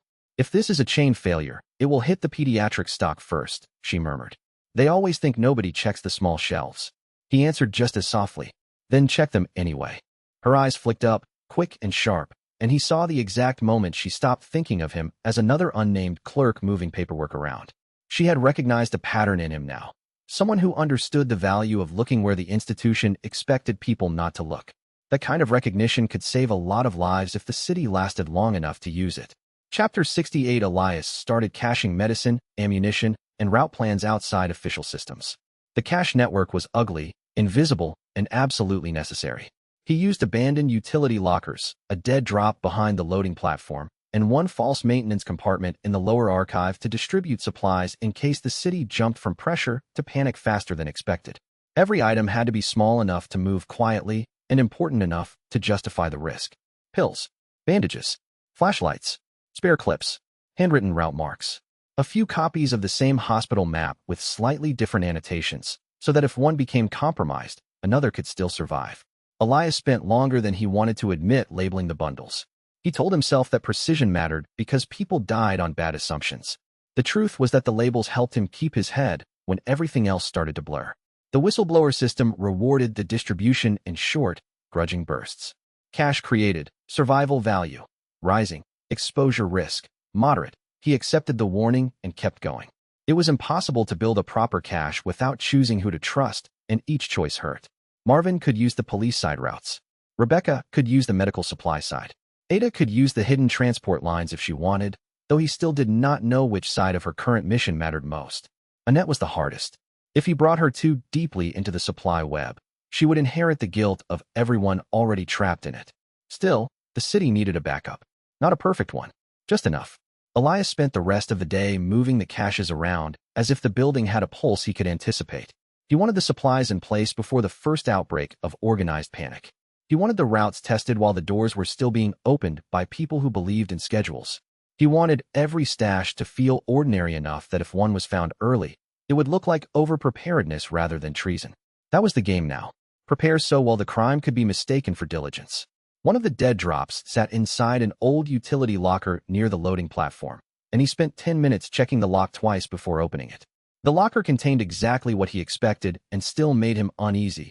Bandages, spare clips, 2 bottles of antibiotic tablets, and a folded city map with a route marked in red pencil that no official log would ever admit existed. He had begun to think of the caches as promises made to future strangers. If things went wrong, somebody would need to find them fast enough to keep moving. He paused with the box half open and listened to the building. Every sound seemed more important now. A cart rolling in the hall. A distant laugh from an office trying too hard to feel normal. The whisper of a ventilation fan that never quite reached full speed. The ordinary rhythms of the place had become evidence of its denial. Elias wondered how many other people were hearing the same things and pretending they were not. The whistleblower system flashed once, a quiet reminder that the cache network had increased the odds of survival, but also the odds of discovery. He accepted both truths at once. That was the only way the work stayed sane. Chapter 69 Umbrella's board oversight cell arrived in secret. The first sign was the black sedan at the side entrance with the plain plates, and the driver, who looked too disciplined to be local. The second sign was the quiet pressure on all the building's non-essential staff to stay away from the executive corridors. The third sign was the way everyone who mattered suddenly stopped making eye contact. Elias felt the presence before he saw it. The whole building acquired a compressed, listening quality, as if it had tensed around a knot that had not yet been identified to the lower tiers. Board oversight did not need to introduce itself. It just had to enter the room and make the room become careful. Oversight cell detected. Administrative priority, extreme. Human cost tolerance, low. That last line from the system hit him hard enough to make him stop walking. Low tolerance did not mean compassion. It meant the board would panic earlier than the local managers if the timeline drifted. They were not here to save people. They were here to protect the asset structure, and if the asset structure demanded a citywide burn, they would call it optimization. Elias spent the next hour shadowing the corridors around their temporary meeting room by way of reflections, service windows, and the kind of harmless paperwork no one ever questioned. He caught fragments of conversation from a door left ajar. Not names, not specifics, just enough to hear the language shift from containment to profitability. That was worse than anger. It was honesty.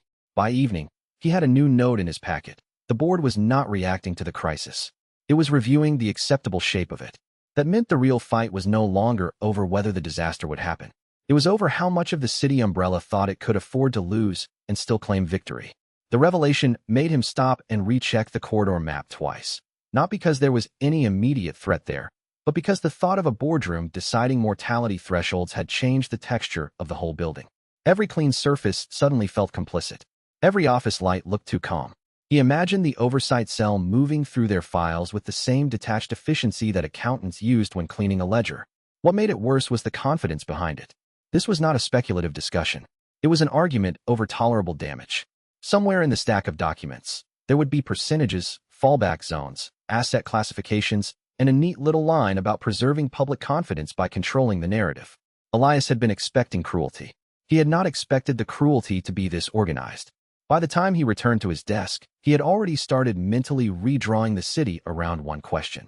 If the board wanted a managed collapse, where exactly would they place the first seal so the rest of the damage looked like a natural consequence? The answer did not comfort him. It narrowed the field. It also gave him a new kind of dread. The city was no longer just failing in the abstract. It was becoming a set of deliberate choices made by people who understood exactly which neighborhoods would complain first, which departments would stall longest, and which losses could be hidden inside the language of procedure. Elias pictured the board discussing the city like a whiteboard diagram, arrows and labels replacing streets and lives. That image was ugly enough to sharpen his focus. If the board was deciding where to place pressure, then the answer had to be to spread uncertainty faster than they could sanitize it. He did not need to defeat every moving piece. He only needed to make their clean model inaccurate enough that their own people would start second-guessing it. There was a grim comfort in that. Systems did not like uncertainty. People inside systems liked it even less when it made them appear slow. If he could keep forcing the board to account for variables it had not wanted to acknowledge, then every later order would take longer to execute. In a city with time running out, that lag could become the difference between a hidden collapse and a visible one.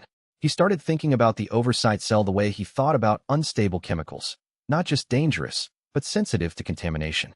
They expected smooth obedience from the lower tiers, clean reporting lines, and losses that could be translated into executive language without too much friction. Elias could not stop them from planning.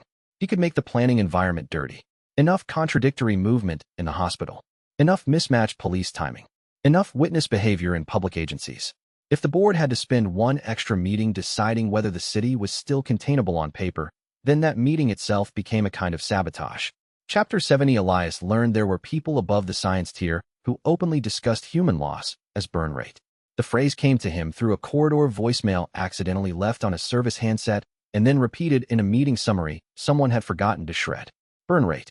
Acceptable losses. Cost to progression ratios.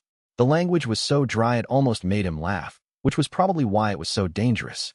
It transformed the dead into accounting inputs and the city into an inefficient line item. He copied the words into his notebook and felt his jaw lock. The board's language gave the whole structure a new shape. Birkin was no longer the center. Weskier was no longer just the hunter. They were both instruments in a system that had already decided the city was a disposable testing ground. That meant every act of sabotage he had carried out so far had not merely delayed a crime. It had interrupted a business plan. The realization sharpened him. It also made him angry enough to think clearly. If the board wanted burn rate, then he would give them numbers they could not absorb cleanly. Not by killing, by forcing uncertainty into the places where certainty made their profit model work. He started looking at every route, every cache, every contact, and every public-facing institution as a possible amplifier for doubt. The more people noticed the same pattern from different angles, the harder it became to explain away. He thought of Ben, Marvin, Rebecca, and Annette as pieces of that amplifier now. Different angles, different access, different emotional costs. The board had made one mistake already. It assumed everyone inside the city could be divided into expendable and non-expandable. Elias was trying to prove that visibility could turn the expendable into witnesses. The idea was not romantic. It was arithmetic with conscience. If a procurement clerk noticed a pattern, if a patrol captain compared notes, if a medical worker saw the same route failure twice, then the city started accumulating friction the board could not conveniently remove. Friction was slow. Friction was annoying. Friction was sometimes enough to stop the cleanest lies from reaching the public intact. He scribbled that down, underlined it twice, then added a second note. Witnesses do not need certainty to become dangerous to a system. They only need enough shared reality to make denial expensive. That thought stayed with him when he looked up and saw his own reflection in the dark monitor glass. He looked less like a technician now and more like someone who had been assigned the job of making a catastrophe observable before it could be made invisible again. The change in him was not dramatic enough to notice from across the room. That was what made it so dangerous. It happened in small increments. The way he read a list, the way he listened for footfalls outside a door, the way he started assuming that any delay could hide a second meaning. He was learning the grammar of collapse from inside the sentence. The notebook page beneath his hand was crowded with arrows and names and rough timing marks. Ben, Marvin, Rebecca, Annette, Ada. Each one represented a different way for the truth to survive contact with authority. Elias stared at the pattern for a long time and realized that if the board tried to erase one thread, the others would have to keep the shape alive long enough to matter.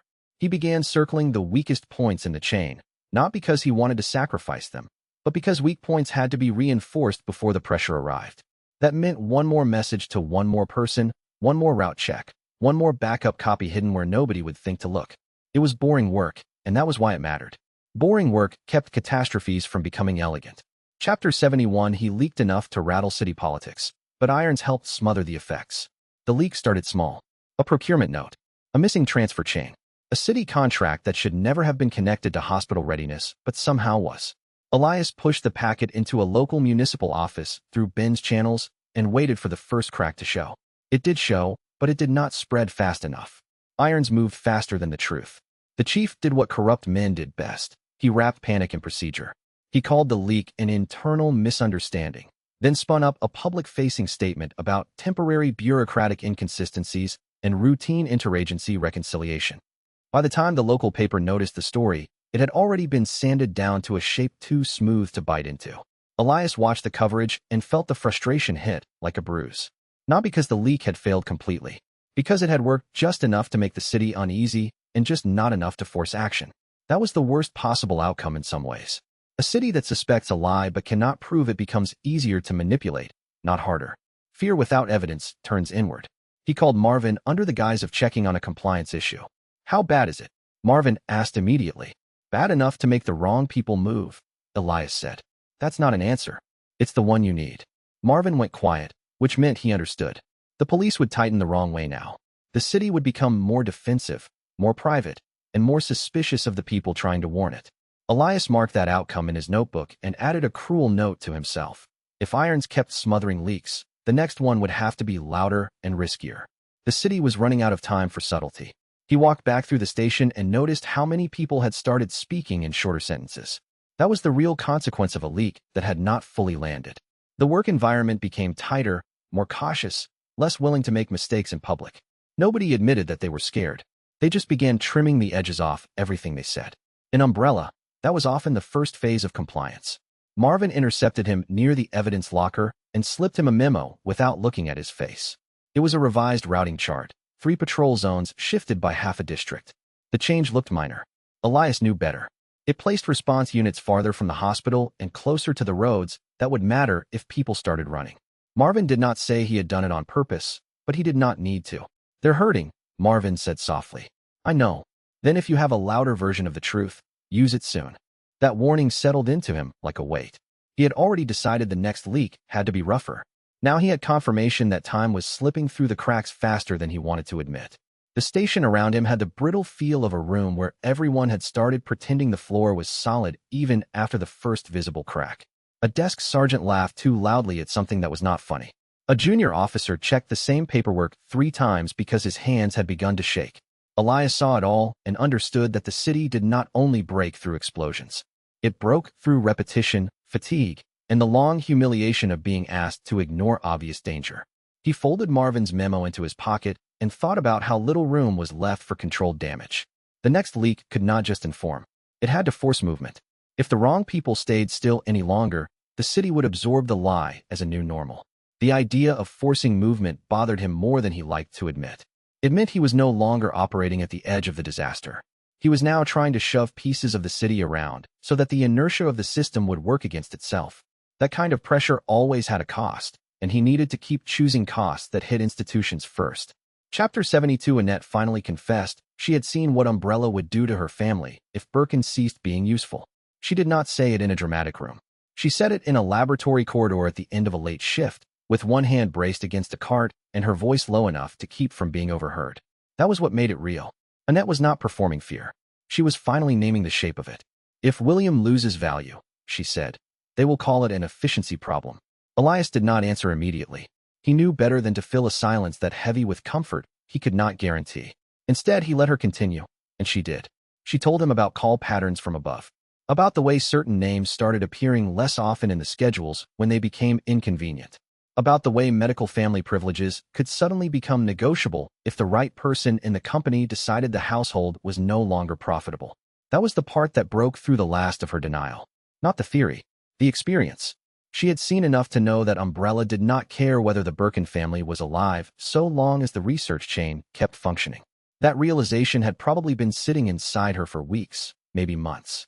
Now it was finally unbearable to leave unspoken. Elias watched her expression harden into something determined and terrible. "I will not let them use Sherry," she said. There it was. The first commitment that sounded like a door opening.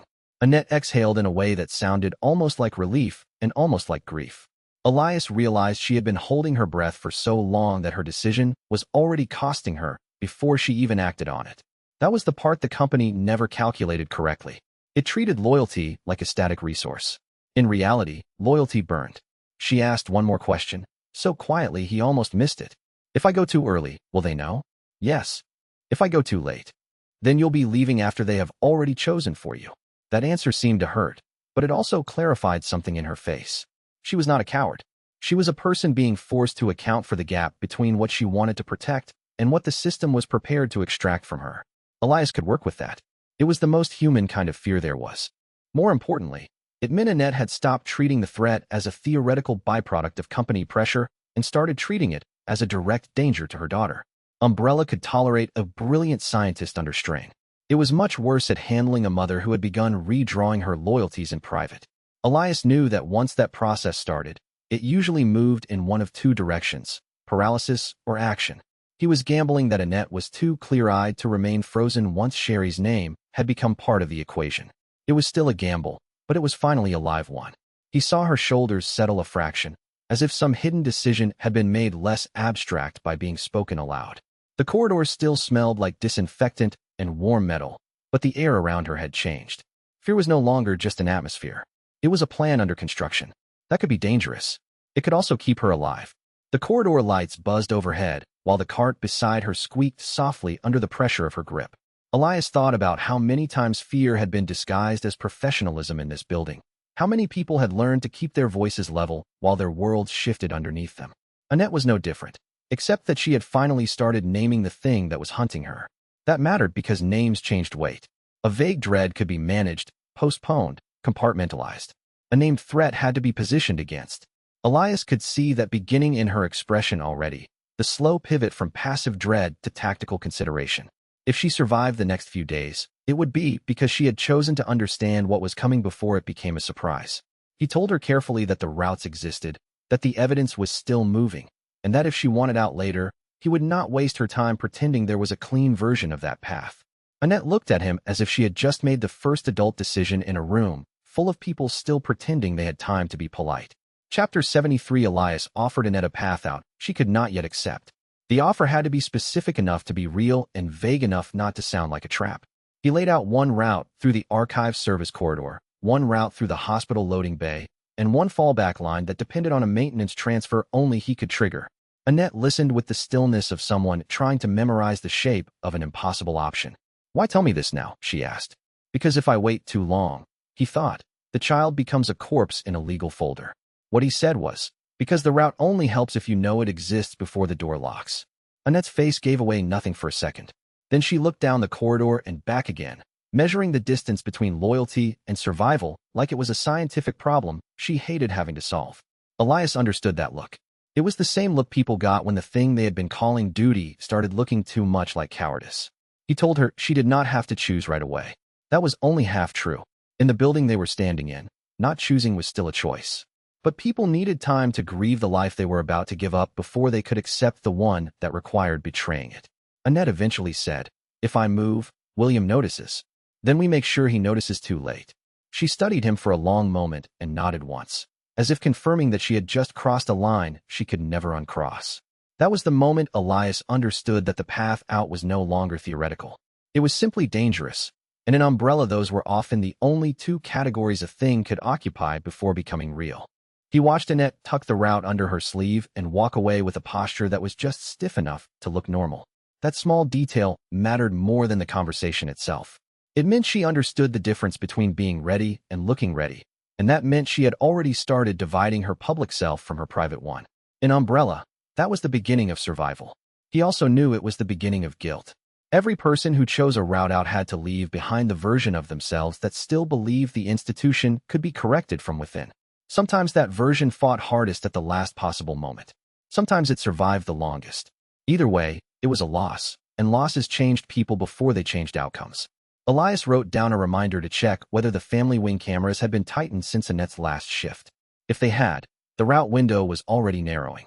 If they had not, he might still have the chance to move one more piece before the board noticed its own board was moving.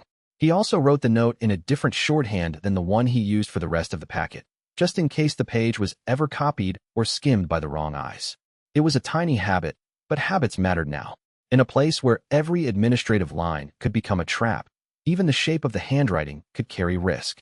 He also made a separate note to keep William Birkin out of the decision tree as long as possible. If Birkin sensed the family moving out of sync with him, the whole situation could collapse in the wrong direction. It would not be enough to save Annette and Sherry if the lab wing reacted by locking every door and turning the whole building into a cage. He needed the route to remain believable, quiet, and just deceptive enough to survive one more administrative review. The whole plan depended on seconds that had not happened yet. That made every future step feel thin. But thin was not the same as broken. Thin still held if it was handled carefully enough. Chapter 74 Weskier nearly caught Elias altering lab authorization chains. The mistake was small, which made it worse. He had been changing a transfer path for a support run tied to a family wing access schedule when a routine review ping came through from Weskier's office. Elias froze for half a second too long, then forced himself into the exact kind of bored focus that mid-level staff used to survive audits. The problem was that Weskier was already looking for a shape. He did not appear in person. That would have been too obvious. Instead, a security analyst Elias had never seen before started asking small, irritating questions about who had approved the changed route and why the authorization hash had been touched twice in the same day. The questions were casual enough to pass as routine, but Elias felt the net tightening underneath them. Review status. Active. Direct scrutiny. Possible, he answered with enough professionalism to be boring. He even made the mistake sound like a software hiccup, which was exactly the sort of error that could be forgiven once and remembered forever.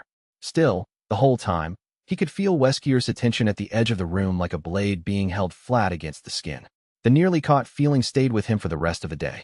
He reviewed every access token he had touched in the last week and found 3 more places where the pattern could have been traced if anyone had looked at the chain in the right order.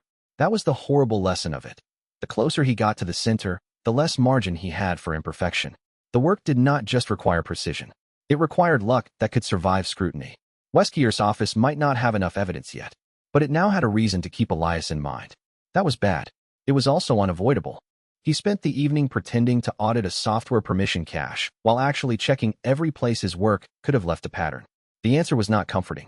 It was everywhere. Not a single clean signature, but dozens of tiny inconsistencies that only became visible when he looked at them as a chain. He had been making the same kind of correction over and over again, and a patient predator could absolutely infer the hand behind it. That was the true danger of Weskier, not brute force. Recognition.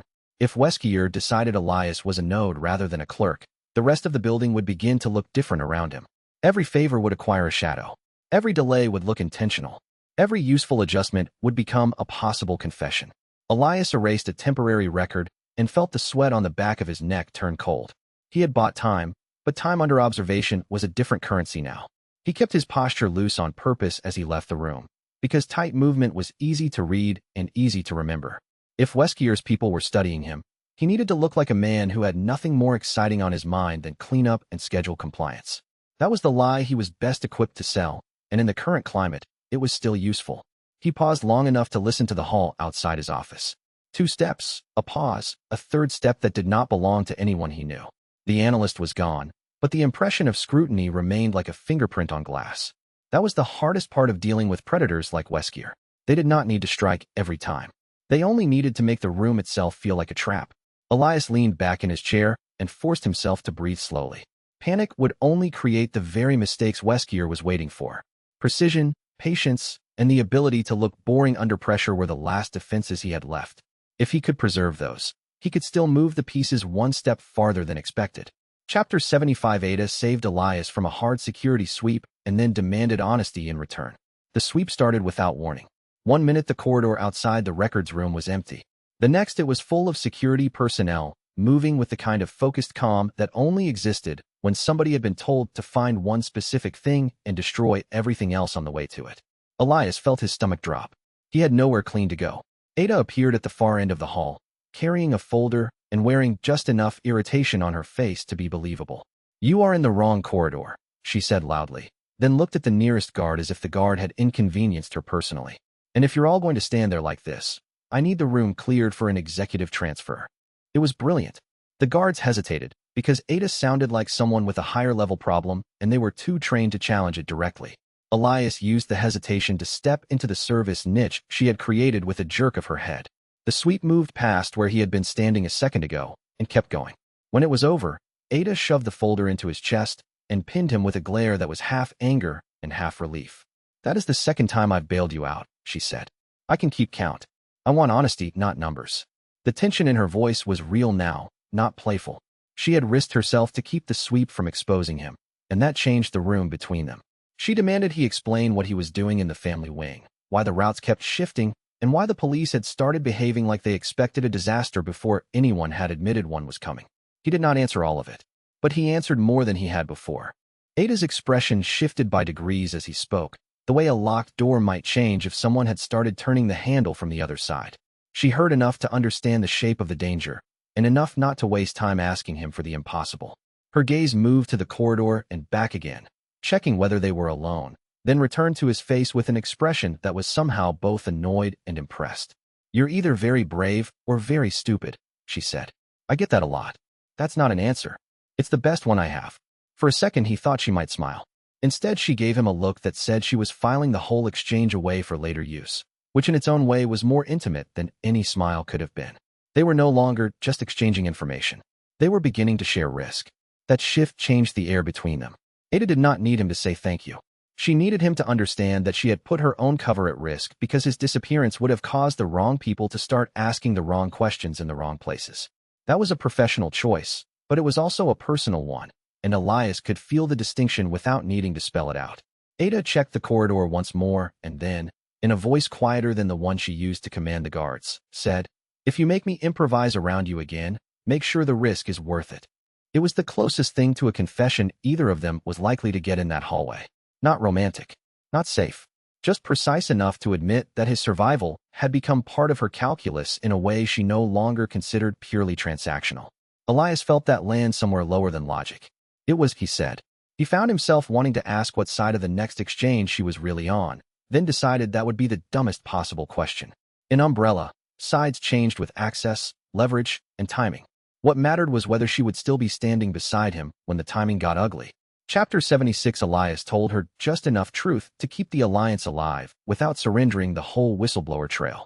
He told her the hospital chain was being used to compress the timetable, that family wing logistics were part of the same pressure system, and that someone high enough to matter had decided the city could be managed as a controlled loss. He did not tell her about the system. He did not tell her about the rank ladder. He did not tell her everything he had seen in the records or every name he had hidden in the caches. Ada listened without interrupting. That was the most unnerving part. She took the truth the way a professional took a weapon apart on a table, turning each piece over and testing what it could do. When he finished, she sat on the edge of a maintenance crate and asked the one question that mattered. "What are you protecting?" He almost said Sherry, almost said the city, almost said the trail itself. Instead he said, "Enough of the truth that it can survive."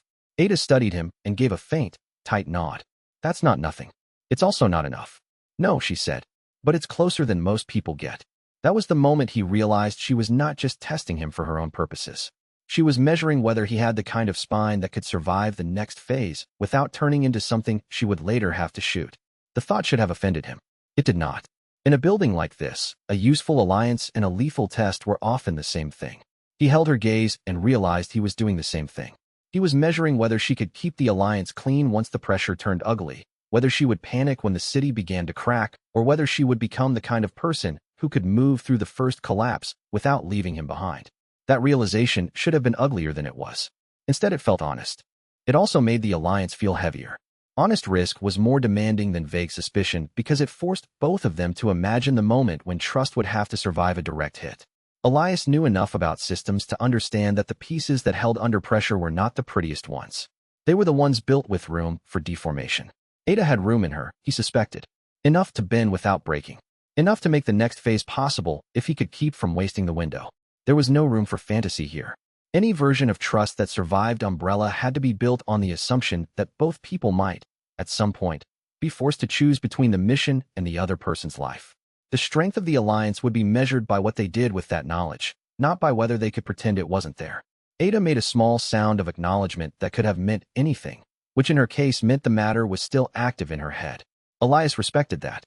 She was not the sort of person who wasted emotional honesty on people who had not earned it, and that was exactly why her agreement felt earned when it finally arrived. Chapter 77. Their emotional and strategic entanglement deepened in equal measure. It started with logistics and ended with the kind of silence that meant they both understood too much about the other person's risk. Elias noticed that Ada was appearing in the same places he needed to be before he had even decided he needed to be there. Ada noticed that he was learning the rhythms of her route choices with the same obsessive focus he used on security graphs. Neither of them said the obvious thing aloud, which only made it more present. The trouble was that trust started leaking in sideways. It came in glances, in pauses, in the way she handed him a folder without checking whether someone was watching, in the way he stopped immediately assuming every warning she gave was a trap.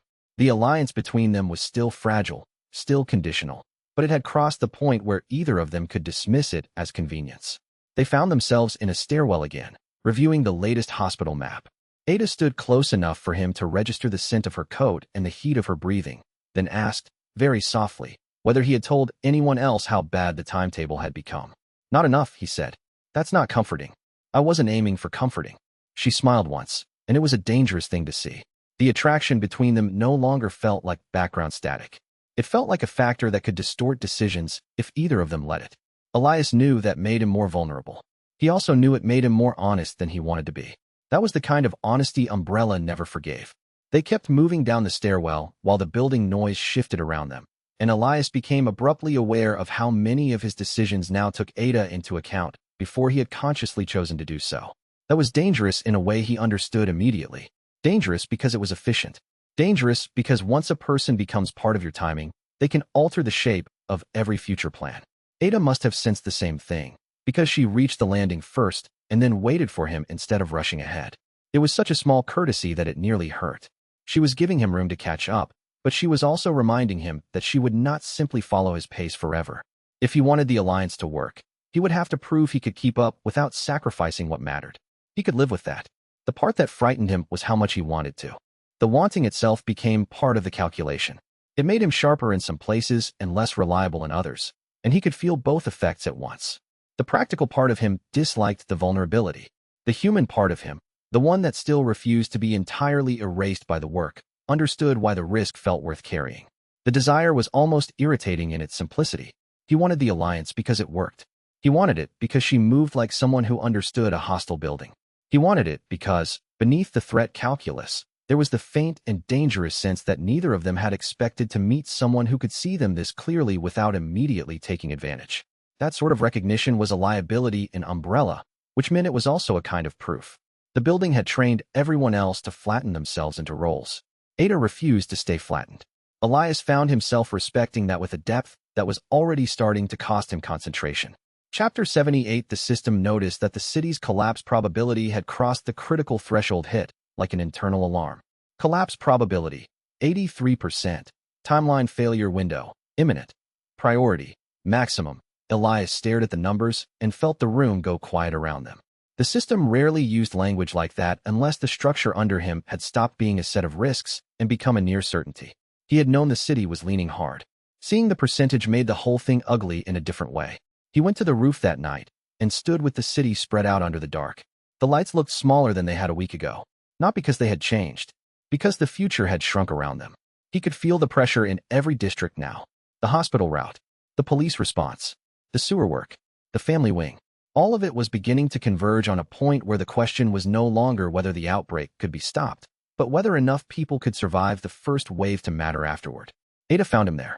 She did not speak immediately, which meant she had already seen the same system warning or something close enough to it to know the stakes had changed. Elias showed her the screen without comment. She read it, then looked out over the city and said, "So it's real. It was always real. No, this is different." He knew what she meant. This was the moment the timetable stopped being an abstract future and turned into a closing door. Every move from this point forward would have to account for a much shorter margin of error. There would be less room for patience, less room for subtlety, less room, maybe, for the kind of lies that made the whole operation possible. Still, the notice was also a kind of permission. If the collapse window was this close, then the next stage could no longer be gentle. Ada looked back toward the city and said, almost to herself, "Then we stop trying to be gentle." That should have been the reassuring answer. It wasn't. It was the beginning of a harsher arithmetic. He thought about the people who still had no idea how close the ground was to giving out under them. He thought about the routes he had laid, the caches he had seeded, and the names he had chosen not to tell because the truth would have made their lives smaller before it made them safer. The wind on the roof shifted and brought the smell of rain and exhaust up from the streets. A siren started somewhere far downtown, and then stopped as abruptly as it had begun. Elias felt the city under him like a muscle held too long in tension. If the crack was coming, it would not ask permission. The city lights below looked strangely fragile from that height, little points of warmth pinned to a structure that was no longer trustworthy. He thought about which districts would hold the longest if the first wave came through, and which ones would become bottlenecks almost immediately. The answer mattered because every minute of advance notice could be turned into a life if it reached the right hands fast enough. Ada folded her arms and said nothing, but her silence no longer felt empty. It felt like agreement under pressure, which was a much rarer thing. He could live with rare. Rare meant real. For the first time that night, he allowed himself to imagine the city after the first breach if enough of the right people survived it. Not fixed, not clean, but still capable of producing witnesses who could testify to what Umbrella had done. The thought did not make the roof less cold. It made the cold more manageable. Chapter 79, he accelerated contingency plans. Knowing prevention may now be impossible, but scale reduction is still within reach. That was the difference the system warning forced him to accept. He could no longer think like a man trying to stop a disaster from existing. He had to think like a man trying to decide how much of the blast could be absorbed without turning the whole city into a graveyard. That was a colder job, but it was also a more honest one. He spent the next 24 hours moving evidence, supplies, and people in parallel. Marvin got a tighter route set and a warning about likely police interference. Rebecca got a medical supply checklist with hidden notes about which shelves to hit first if the hospital started running thin. Ben got enough proof to go loud if he chose to, but not so much that the first version of his story could be too easily destroyed. Annette got one route and one warning and one promise that he would not ask her to choose too fast. Ada got the most dangerous part. She got the truth that he might need her on the moving day. Her answer came back in a text that said only, "Do not make me regret this." He almost smiled, because that was the closest thing they had to a vow. Contingency spread, response network, active, survival ODDS. Improving slightly. The system's assessment annoyed him because it was too small to be comforting and too honest to ignore. Improving slightly was still better than nothing. A city under pressure did not need perfect rescue. It needed enough delay, enough warning, and enough witnesses that the story could not be buried under its own rubble. Elias worked until his hands felt numb from folding maps and copying routes. He did not stop because he was ready. He stopped because the next thing on the schedule was no longer planning. It was triggering. He looked at the city map one last time and saw how the threads overlapped now. Every ally had become a route. Every route had become a responsibility. Every responsibility had become a question of timing that could not be solved on paper anymore. The plan was no longer a clean architecture. It was a living chain of people and places holding each other up long enough to matter. That thought made the exhaustion feel less like collapse and more like a debt. He could pay some of it later. Right now there was only motion. Motion was all the city had left too. Every route he drew now was a promise that somebody would not be trapped in the first moment of panic. Every supply drop was a tiny resistance to the kind of administrative violence Umbrella preferred. He did not expect any one of them to save the whole place. He only expected them to keep the story from being buried before it could be told. He stood over the maps long enough to make sure every mark had a backup, and every backup had a backup. The work had become almost ritual by then. Touch the paper, confirm the route, cross-check the handoff, mark the next person who needed to know. He could feel the whole network vibrating under him, a set of carefully placed pressures starting to answer each other in the dark. The worst part was the quiet. No alarms yet. No explosions. Just tiny failures appearing at the edges like teeth under a lip. Elias had seen enough by then to know that the first true breach would not announce itself as catastrophe. It would look like inconvenience. He wrote one last line into his private notes. If the city starts failing politely, move anyway. That was the moment the future stopped being an estimate and became an instruction. Chapter 80. The first major trigger event was set in motion, and Elias could no longer pretend there would be time later. It began with a chain of tiny decisions he could feel before he saw. A route refiled. A guard moved. A supply locker opened at the wrong hour. A hidden note passed from one pocket to another. Every small contingency he had built was now beginning to interact with the city's own failures, and the interaction was producing heat. Elias got the first sign just after dawn, when the hospital wing shifted into emergency posture without any public announcement. A procurement line had failed. A transfer had been delayed. A side corridor had been sealed for inspection. The words were ordinary. The effect was not. His system lit up with a level of urgency he had not seen since the first days after waking in this body. Trigger event. Active. Cascade imminent. Containment window. Shrinking. He moved before breakfast. Marvin was already on the phone trying to confirm a route change he had not requested. Rebecca was in motion too, gathering records and medical stock with the kind of focused speed that meant she had understood the danger without needing to be told twice. Ben was trying to decide whether to publish. Annette was caught between the family wing and the lab wing, which meant she was about to be forced into a choice whether she wanted one or not. Ada, as usual, was the hardest to predict. The first real breach was not going to be loud. That was what scared him. The city would not get a clean announcement. It would get interruption. A delay too long. A corridor too locked. A list too wrong. Then, if he was unlucky, the thing Umbrella had been preparing for months would stop being theoretical and become a moving problem with teeth. Elias checked the evidence caches one last time and felt the old panic try to rise. He forced it down. Panic was for people who still believed the system would stay recognizable while it failed. He no longer had that luxury. The future was already in motion.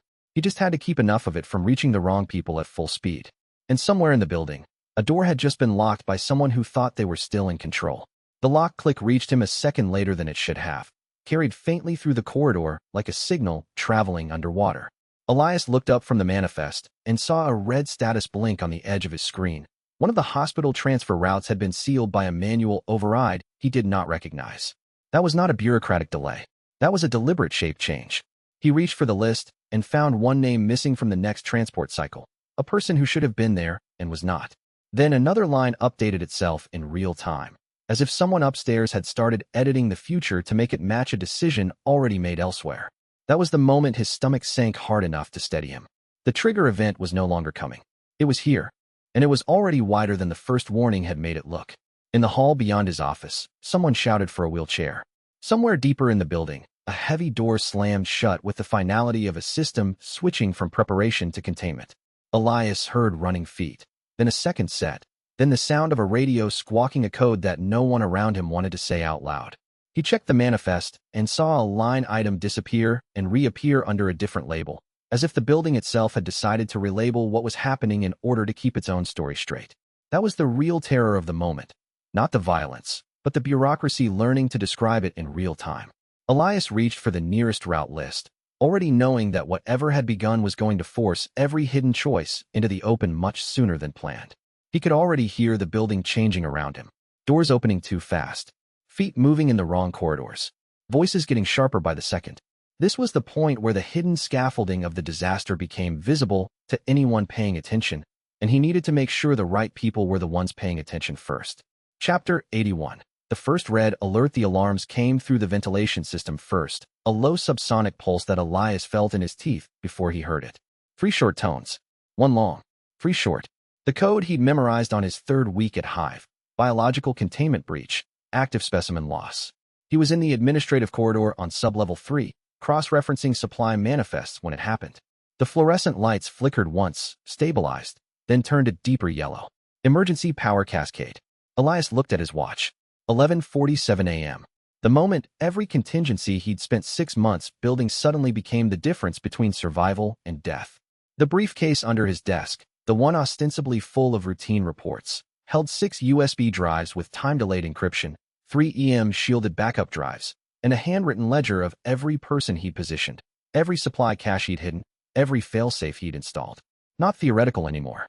Now, he moved with deliberate calm toward the nearest emergency station, the one by the break room, where he'd personally recalibrated the door lock mechanism 3 weeks ago. Subtle change. The magnetic latch set to fail closed under battery backup power instead of opening. To everyone else it would appear mechanical failure. To Elias it meant that corridor sealed from the inside.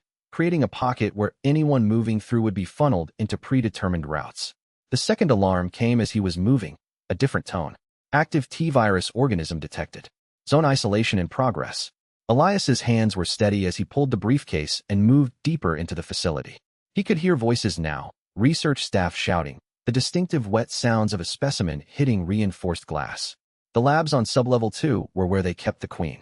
Not the original organism they'd captured. That one was in stasis deep in the bioweapon archive, but the cultivated strain, the one they used for breeding tests. Someone had made a mistake. Or perhaps Umbrella had finally pushed beyond what containment could handle. He reached the sealed corridor and found that his prediction held.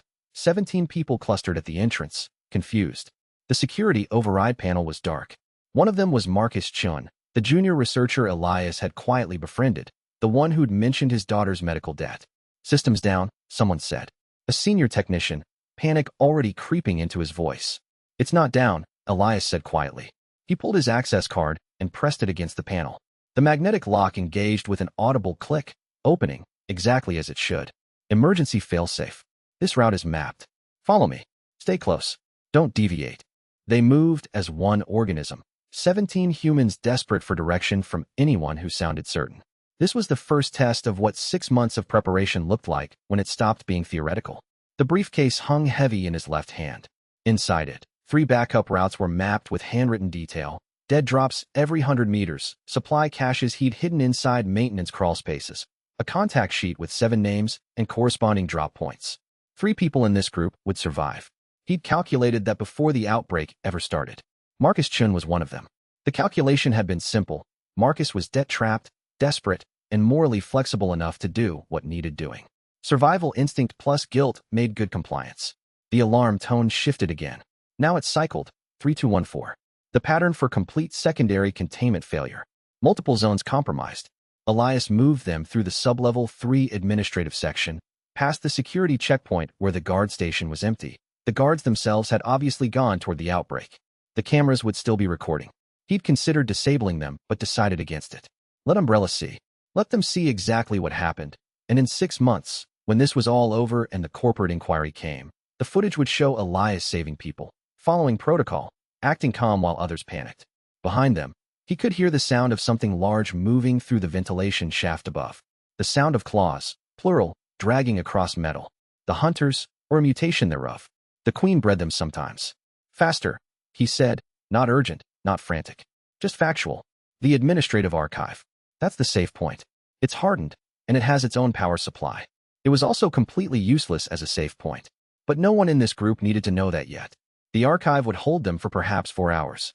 4 hours was enough time for the crisis to establish. Umbrella's security teams would marshal. The decision-makers would start making decisions. And in that window, Elias would move the people who actually mattered. The ones who'd been useful, the ones who knew things, the ones who could survive and speak afterward. Marcus Chin stayed beside him as they walked. Did you know? The man asked quietly. Did you know this was going to happen? Elias didn't look at him.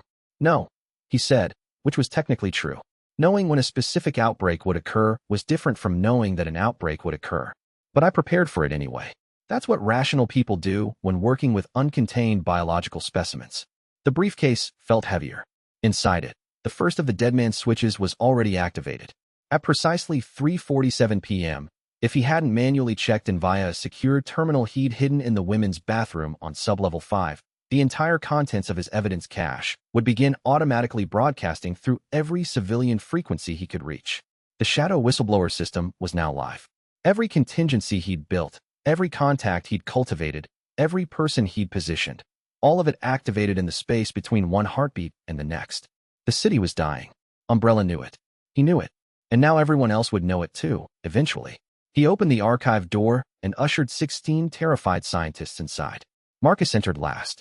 Elias met his eyes one final time before he pulled the door sealed. Stay here, Elias said through the closing gap. Someone will come for you. The last thing he saw was Marcus's face, understanding finally breaking through the panic. The man had realized it then. Elias had known, or known enough. And Elias wasn't staying. The door sealed with a soft hydraulic hiss. Elias turned and moved back toward the primary research levels. Everything was about to accelerate.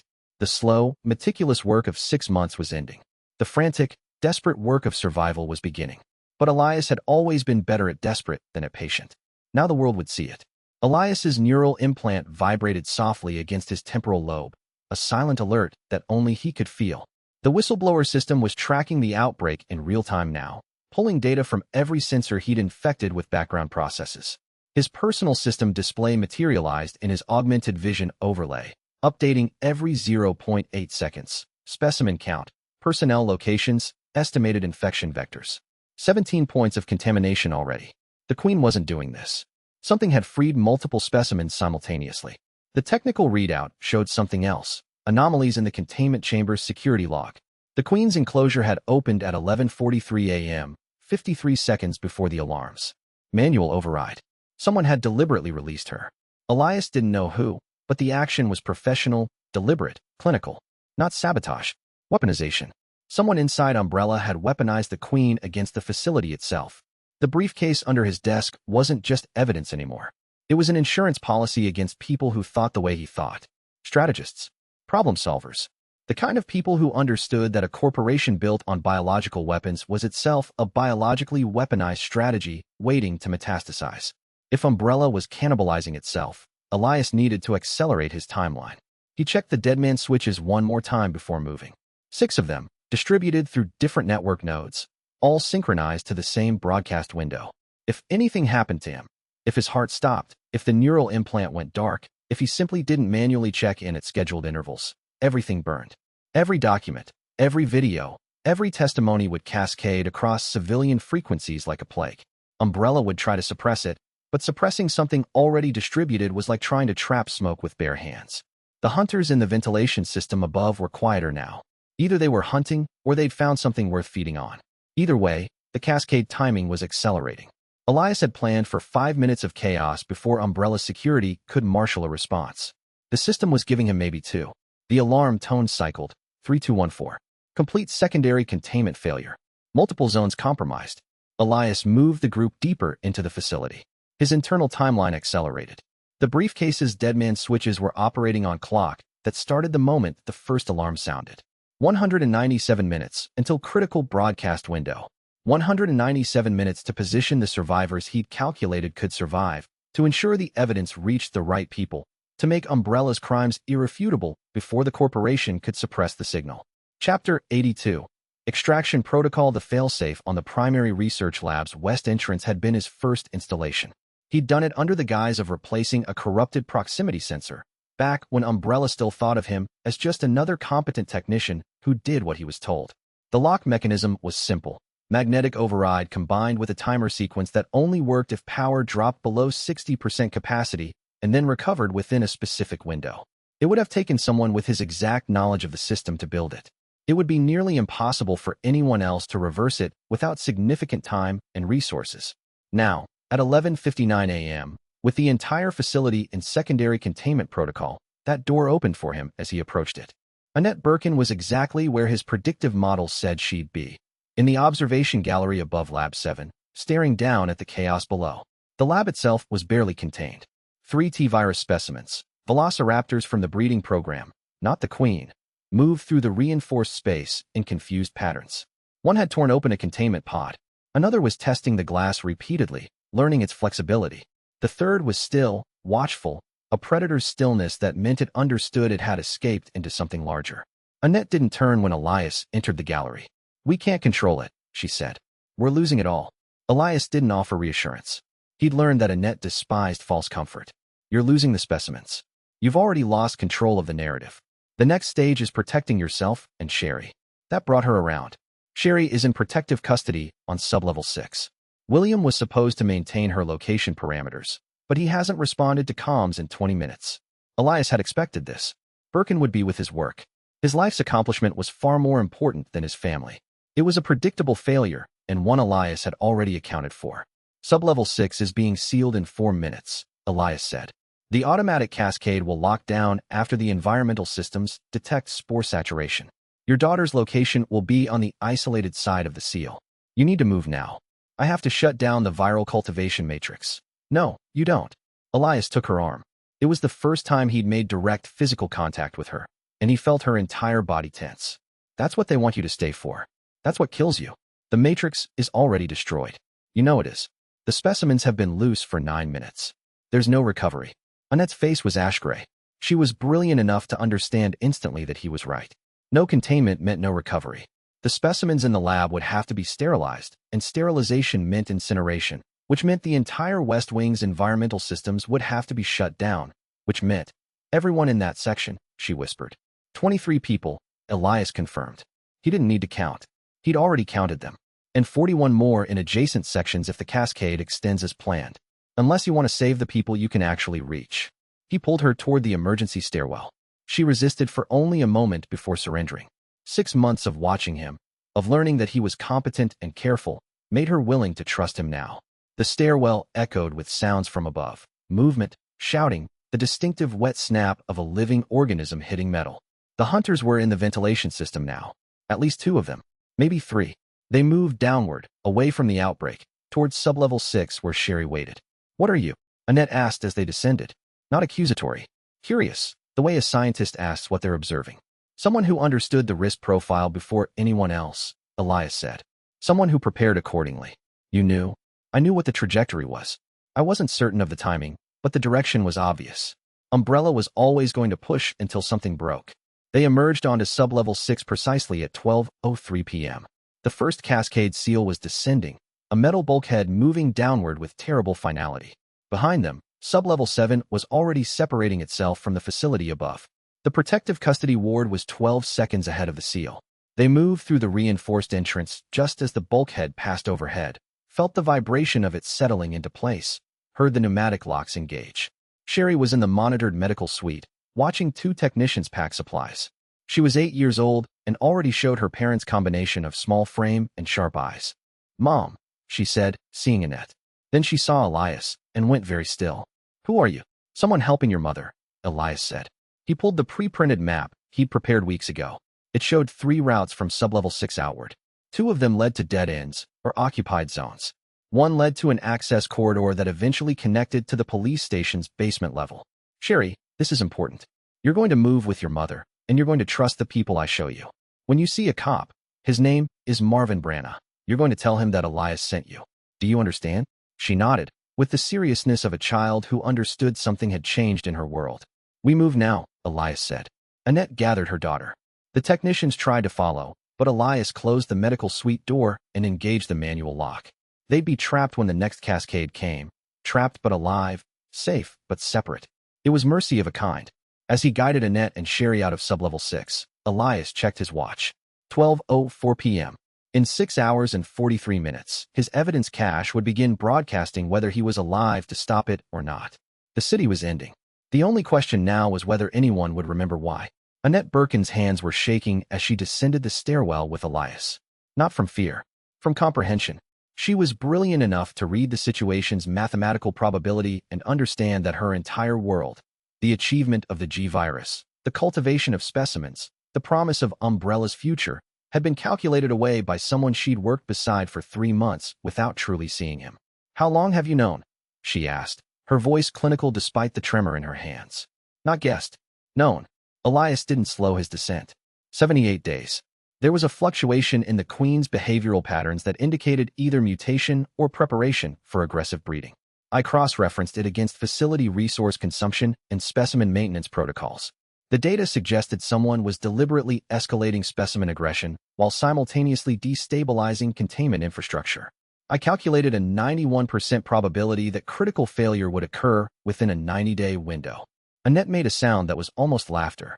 "And so you spent those 78 days doing what? Building escape routes? Positioning allies? Manufacturing failsafes? Ensuring the people who understood Umbrella's crimes would survive to speak about them," Elias said. The sound of the hunter's roars echoed above them. "The specimens are incidental.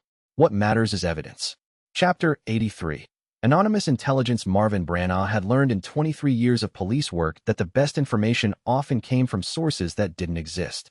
Tips with no provenance, calls from unknown numbers, surveillance footage that mysteriously appeared in department mail. So when the encrypted packet arrived at the police station's main terminal at 2:17 p.m., routed through 7 independent proxies, digitally signed with a cipher that broke open on the second try, Marvin didn't question where it came from. He read it. Police dispatch. Survivor routing information confirmed safe routes from downtown Raccoon City. Route A, via tunnel system beneath Main Street. Access point, old pharmacy basement, marked with red X, leads to police station basement level -3. Proceed north toward detention cells. Route B, via maintenance infrastructure from Umbrella sublevel access. Not recommended. Umbrella security may be using these routes. Route C, elevated routes above street level via office building network on second-floor connections. Infected zone map, downtown commercial district, fully compromised. Avoid street level entirely. Secondary outbreak confirmed 2:15 p.m. Residential northeast, partially compromised. Limited infected activity reported. Moving northeast shows decreasing risk. Police station itself, neutral. Chief Irons is attempting containment protocols. Do not trust his orders beyond immediate survival. Supply caches, Cache 1, police station evidence locker, sub-basement, medical supplies, food rations, purified water. Use code 7749. Door unmarked, behind shelving unit. Cache 2, pharmacy basement, ammunition. Code 1847. Gunpowder stores and backroom. Proceed with caution. Actionable intelligence. Umbrella facility on Birkin's level is non-functional. Containment failures are cascade-related. If Umbrella makes broadcast announcements, assume they are false. City is compromised. Institutional response will be minimal. Unknown sender. Anonymous encryption. Perfect operational security. Marvin printed it out and sat back in his chair. The information was either fantastically detailed or someone was playing an extraordinarily elaborate prank. But the signature line on the second page meant something. The people who matter are still out there. Help them find Route A. They're carrying information that changes everything. Marvin had spent 6 months having lunch with Dr. Elias Ward. Carefully casual lunches, never at the same restaurant twice.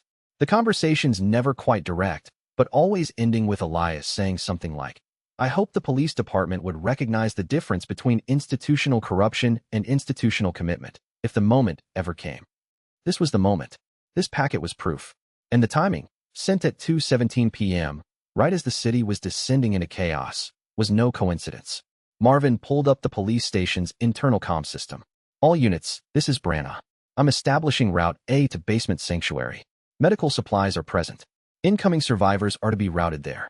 This is a direct order from department personnel on site. Anyone interfering with Route A access will be subject to disciplinary action. Chief Irons' voice came back immediately, suspicious. Branagh, what is your authorization?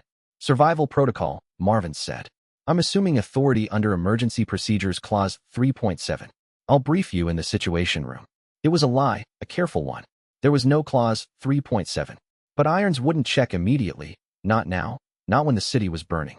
Marvin would have perhaps 40 minutes before Irons realized the deception. 40 minutes was enough to move people. It was enough to save someone. He met Annette Birkin and her daughter Sherry in the basement access corridor at 2:34 p.m.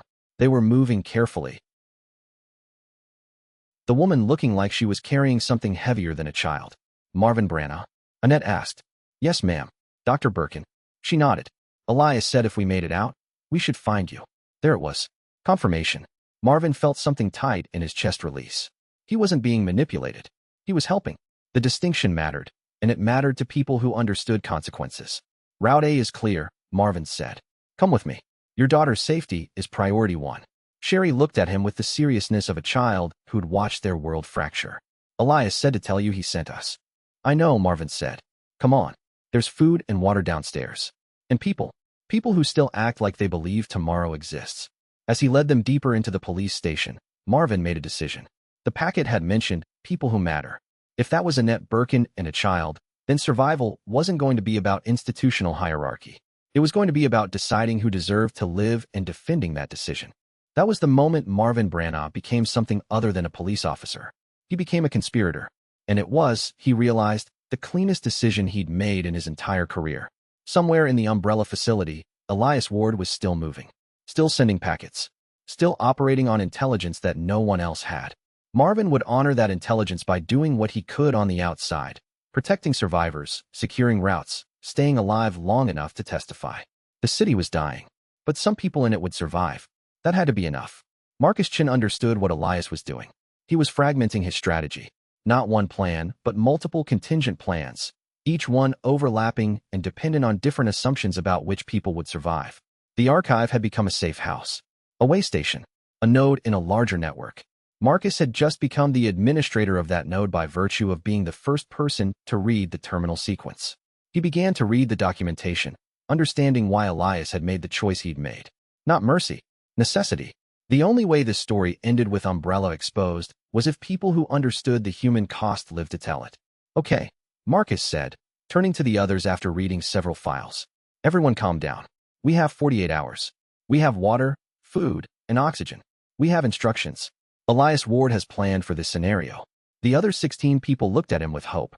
Humans would rather have false hope from someone who sounded certain than true despair from someone who sounded lost. Chapter 84. Publisher's Gambit. Ben Bertolucci had the files in a waterproof case pressed against his ribs. Actual paper files, not digital. The ones he'd collected from Elias Ward over 6 months of careful dead-drop exchanges.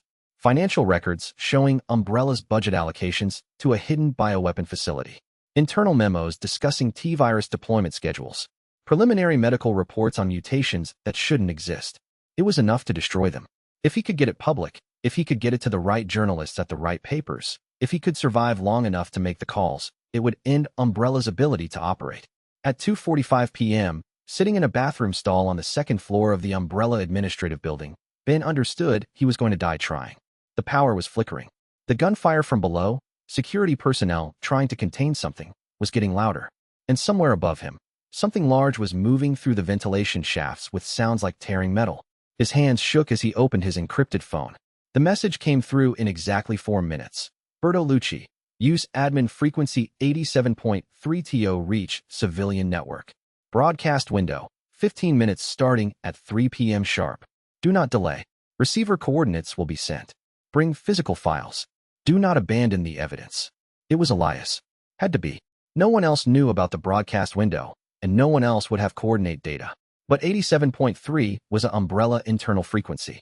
Broadcasting on it would mean using their own transmitter, which meant going to the communications hub on the administrative level, which meant moving through corridors that were currently active outbreak zones. Ben took a breath. He pressed the waterproof case harder against his ribs.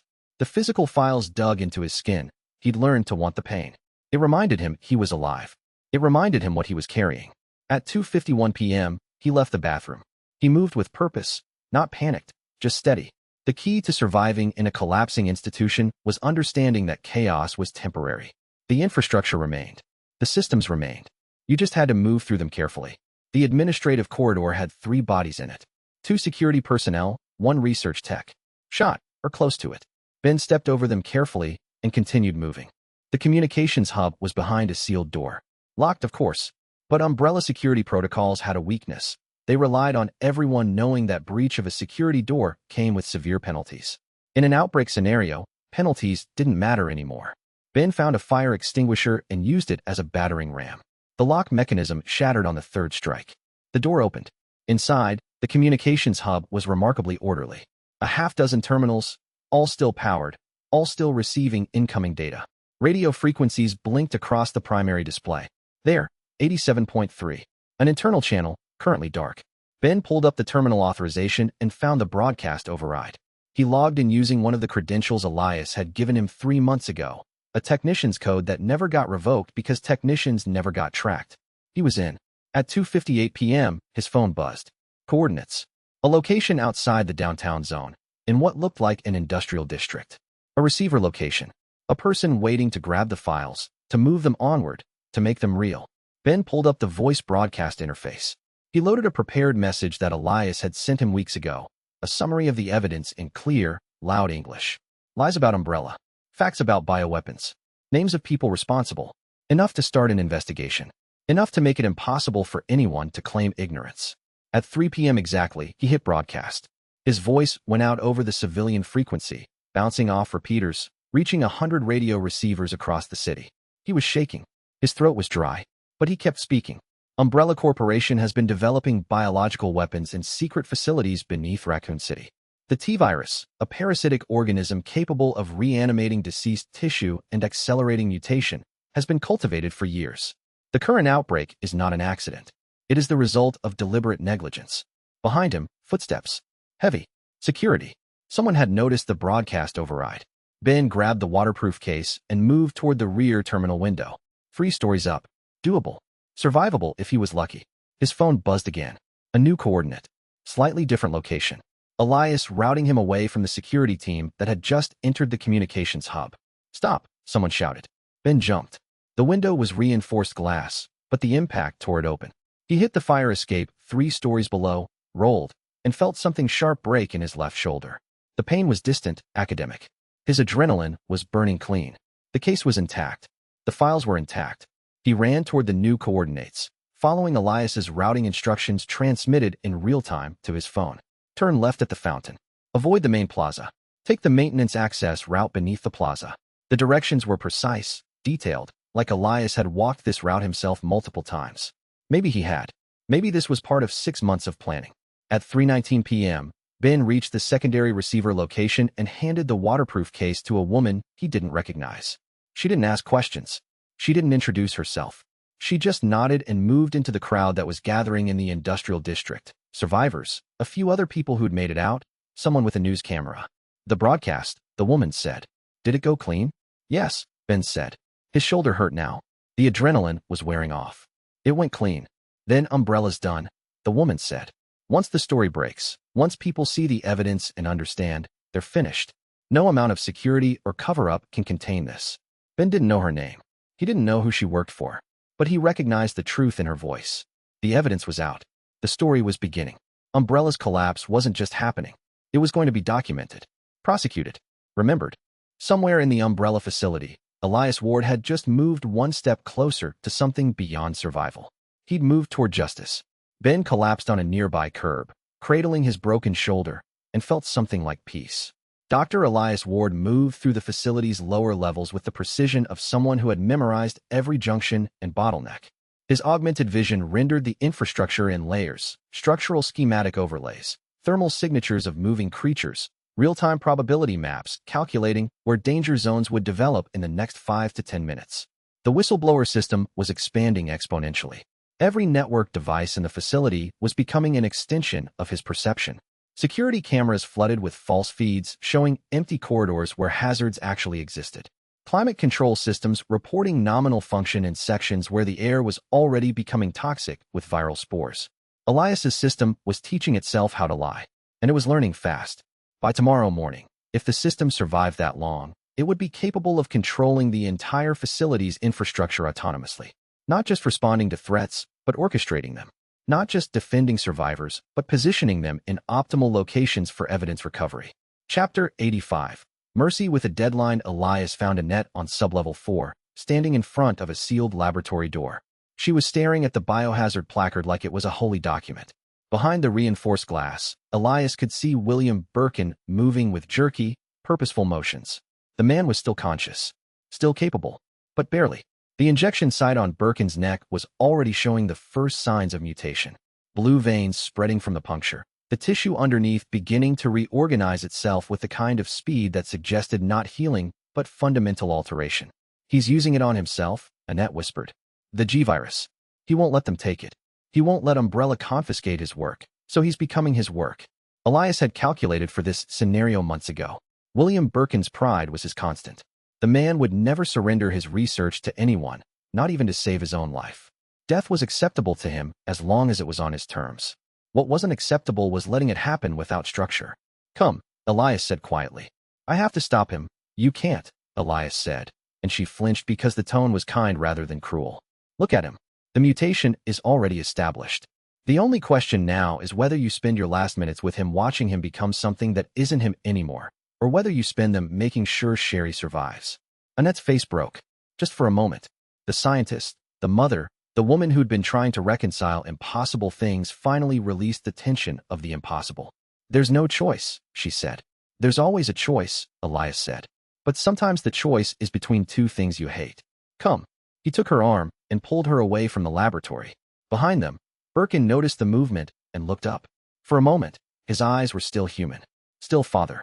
Elias saw him recognize Annette leaving. Saw the moment of anguish that crossed his face before the mutation took hold again. That image would stay with Elias. It always did. The moment when someone became aware they'd chosen wrong and it was too late to change. They moved through sublevel 4 toward the secondary access route. It was partially collapsed, probably from one of the specimen escapes, but navigable. Elias had walked it before, weeks ago, making sure he knew every inch of the path. What happens to William? Annette asked as they climbed. He becomes a specimen, Elias said. Not a human anymore. Not a researcher. Just the result of his own work. Umbrella will try to capture him, if he survives the mutation. If he doesn't survive, they'll preserve him. Either way, he's done making choices. Is that mercy? Annette's voice was hollow. No, Elias said. But sometimes mercy isn't available. Sometimes all you get is acknowledgement that someone's life meant something even if it ended badly.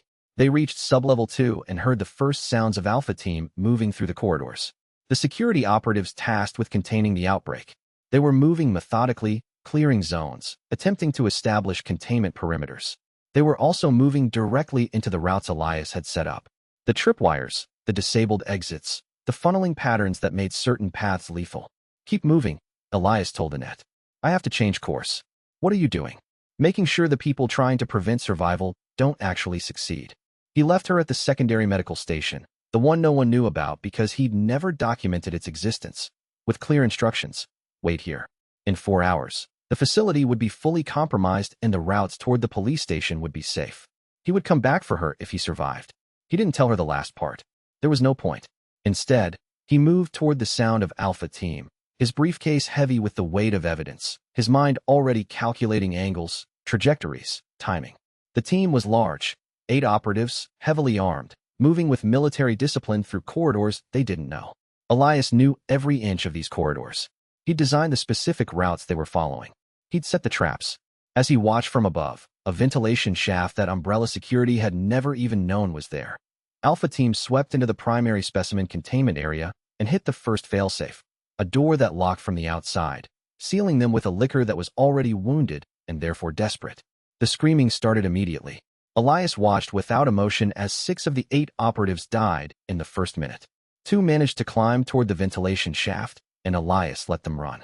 Loose survivors were better than controlled martyrs. This was the calculus he'd become comfortable with. This was what Shadow Whistleblower meant. Not just survival. Active participation in the collapse. He moved back towards sublevel 2 and collected Annette again at 4:17 p.m. She didn't ask what he'd done. She didn't ask where the screaming had come from. Is this the cost? She asked instead. This is the cost of making sure I survive? Yes, Elias said. This is always the cost. You don't get to save yourself without participating in someone else's death. You don't get innocence. Annette nodded, accepting that. The weight of it showed in how she moved, how her shoulders bent forward. But she moved. She was still alive. Then let's make sure Sherry knows what we paid, Annette said. Let's make sure she survives knowing exactly how dirty this survival is. That's the plan, Elias said, and meant it. Truth, he had learned, was the only mercy large enough to matter. The secondary cascade descended with terrifying finality. 17 people in a sealed archive understood that they were now entombed. The terminal in front of Marcus continued to glow with Elias's message library, undisturbed by the cascade. Marcus understood instantly what was happening. This wasn't just a sealed storage room. This was a bunker engineered for survival. Elias had prepared for this scenario specifically. The oxygen reserves were approximately 4 days. The environmental schematics showed backup systems, water recycling, emergency supplies, all engineered into the archive's infrastructure with obvious deliberation. At the bottom of the schematics, a message from Elias. 48 hours minimum survival guaranteed. At 48 hours, implement protocol exodus from Terminal 7. When Sherry Birkin emerges from the facility, identify her to Umbrella's external security. This information is your bargaining chip. Marcus understood the strategy. Elias was fragmenting his approach, positioning different people to handle different aspects of survival. The archive had become one node in a larger network of escape and evidence preservation. The environmental schematic also displayed something else that made Marcus's hands steady. A secondary exit route, marked in green, Service Junction 6, operational maintenance access. The schematics showed it led to the police station's basement level, approximately 2 kilometers away through maintenance tunnels that Umbrella had constructed but rarely used. Water sealed, air filtered, stocked. Elias had prepared not just for survival, but for escape. The archive wasn't the final destination. It was the waiting area. The holding cell where Marcus and the others would remain until the external authorities had time to mobilize, until the evidence had time to propagate, until the moment when attempting to suppress them became more damaging to Umbrella than releasing them would be. The terminal displayed a final message. Marcus, when you reach the service junction at hour 48, you will see a police officer named Marvin Branagh. Tell him Elias sent you. Tell him the children are safe. Tell him the evidence is broadcasting. The rest will follow as consequence. Marcus understood. He wasn't just surviving for survival's sake. He was surviving to become a witness, to confirm the story that the others were telling, to be the voice from inside the facility that corroborated everything happening outside. Chapter 86. The pride of the brilliant Elias was 3 corridors away from William Birkin's secondary lab when the transformation went irreversible. He didn't see it happen. He felt it. A pulse of something in the air, biological discharge, mutation accelerant being released into the environment like a scream made chemical. The facility's alarm system registered it as a primary breach, something no longer contained, no longer even remotely salvageable. The G-virus didn't transform its host into a monster. It transformed the host into a cascade event. William Birkin became something that spread, something that contaminated, something that reproduced itself through pure biological will. Elias reached the secondary lab at 4:23 p.m. and found the walls weeping. Not blood. Something thicker, something that glowed faintly in the emergency lighting. The virus had saturated the entire environment in the minutes since Birkin's injection. The man himself was visible through the observation window, or what remained of a man. William Birkin had become tall, impossibly tall, his body reconstructing itself into something with too many joints, too many limbs, something that wore his face like a mask that was slowly being shed. He was still conscious. His eyes tracked toward the observation window where Elias stood. And for one moment, just one, Elias saw recognition. The scientist looking out at another scientist, understanding perfectly what had been chosen. Elias pulled his camera and took photographs. Not out of cruelty, out of documentation. This was the result. This was the end point. The brilliant man who'd prioritized his work over everything had finally become one with his work. He documented it. He recorded it. He cataloged it the way a scientist catalogs evidence. Then he sealed the laboratory remotely, activating the purge protocols that Birkin himself had designed. The lab's containment systems engaged. The sprinklers above activated. Not water, but a chemical compound meant to accelerate cellular degeneration in G-virus organisms. It was mercy, the only kind available. Birkin, the thing that Birkin had become, made sounds that weren't screaming because screaming required vocal cords. They were something else. Something that existed in the space between organism and chemical reaction. Elias turned away from the observation window. He had 17 other people to protect. The entire facility was on cascade collapse. The umbrella security teams that weren't dead were now actively hunting him, having finally realized through pattern analysis that someone inside the facility was deliberately orchestrating the containment failures. Weskier knew. Elias was certain now. The Alpha team's destruction had been too convenient, too perfectly positioned, which meant Umbrella's command structure had shifted from trying to contain an outbreak to trying to eliminate the saboteurs simultaneously. Elias was fine with that. He'd been planning for the moment when he stopped being invisible and started being actively hunted. That was stage 2. Containment breaker. The rank where you stopped being subtle and started being destructive. He moved toward the evidence archive on sublevel 1, the one place where Umbrella kept the original documentation of the virus's development. The briefcase was already full, but the archive had files that needed retrieval. Original research, early deployment proposals, names of everyone involved in the decision to create a biological weapon and hide it in a civilian city. The archive was protected, of course. Encrypted doors, surveillance, security protocols. Elias also had all the overrides. He'd been planning this specific route for 5 months. The archival data went into the second briefcase. Physical copies, microfilm, digital backup drives. Everything. The entire history of Umbrella's biological weapons program, documented by Umbrella's own scientists, with Umbrella's own seals and signatures. He was carrying the complete evidence of institutional evil in 2 briefcases and the waterproof case in his jacket pocket. It was enough to bring everything down. As he left the archive, the facility shuddered. Secondary power was failing now. The emergency systems that had been keeping the deepest sublevel infrastructure stable were bleeding out. Umbrella's hive was actually dying. The facility was tearing itself apart, the systems that contained the worst of the biological experiments now failing in cascade. Elias should have felt something. Satisfaction, perhaps. Vindication. Something. Instead, he felt only clarity. This was the work continuing. This was the plan entering its final phase. Survival mattered less now than completion. He had the evidence. He had the routes. He had approximately 4 hours before the facility would be completely non-functional.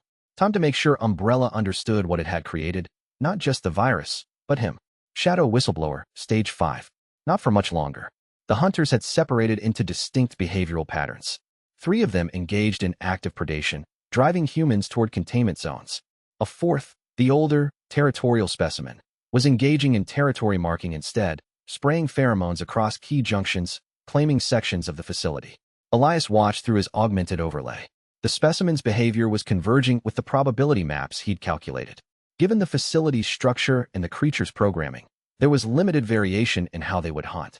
He had spent 6 months learning the difference between what Umbrella specifications said the specimens would do and what they actually did in practice. These weren't perfectly designed killing machines. They were exploitable. Elias sent a pulse through the Whistleblower System. In 17 locations, emergency broadcast systems activated, playing looped human screams from locations he'd already evacuated. The hunters shifted patterns, moving toward false signals while Elias moved toward the central power junction. Chapter 87, The Child's Route. Sherry Birkin had been watching the facility collapse from the safety of a medical station that she didn't know was hidden. Her mother had told her to wait. Her mother had told her that a man would come. At 4:31 p.m., that man arrived. Elias Ward didn't look like what she'd expected. He looked tired. He looked like someone who'd been running his entire life and was only now allowing himself to move slower. His hands, she noticed, were shaking very slightly. "Sherry," he said, and she recognized the voice from the initial briefing. "I need you to listen very carefully. Your mother is safe. She's in another part of the facility waiting for extraction. What you and I are going to do is create a clear route for her to follow. Understand?" She nodded. She was 8. She understood more than people expected. Elias pulled out a map, hand-drawn, not printed, showing corridors and marked with symbols that she could read. Red X means don't go that direction. Blue marks mean go. Green stars mean there's someone helpful there. Do you understand the system? Yes, Sherry said. Good. Elias handed her the map. I'm going to walk with you for the next 3 corridors. After that, you're going to take this map and follow the blue marks. You're going to move quickly, but not run. You're going to keep to the shadows. And when you reach the green star marked Marvin, that's a police officer, very important. Remember his name, Marvin. You're going to show him this map and tell him I sent you. Tell him Elias sent you. Can you do that? Yes, Sherry said again. She took the map and held it like it was a sacred thing.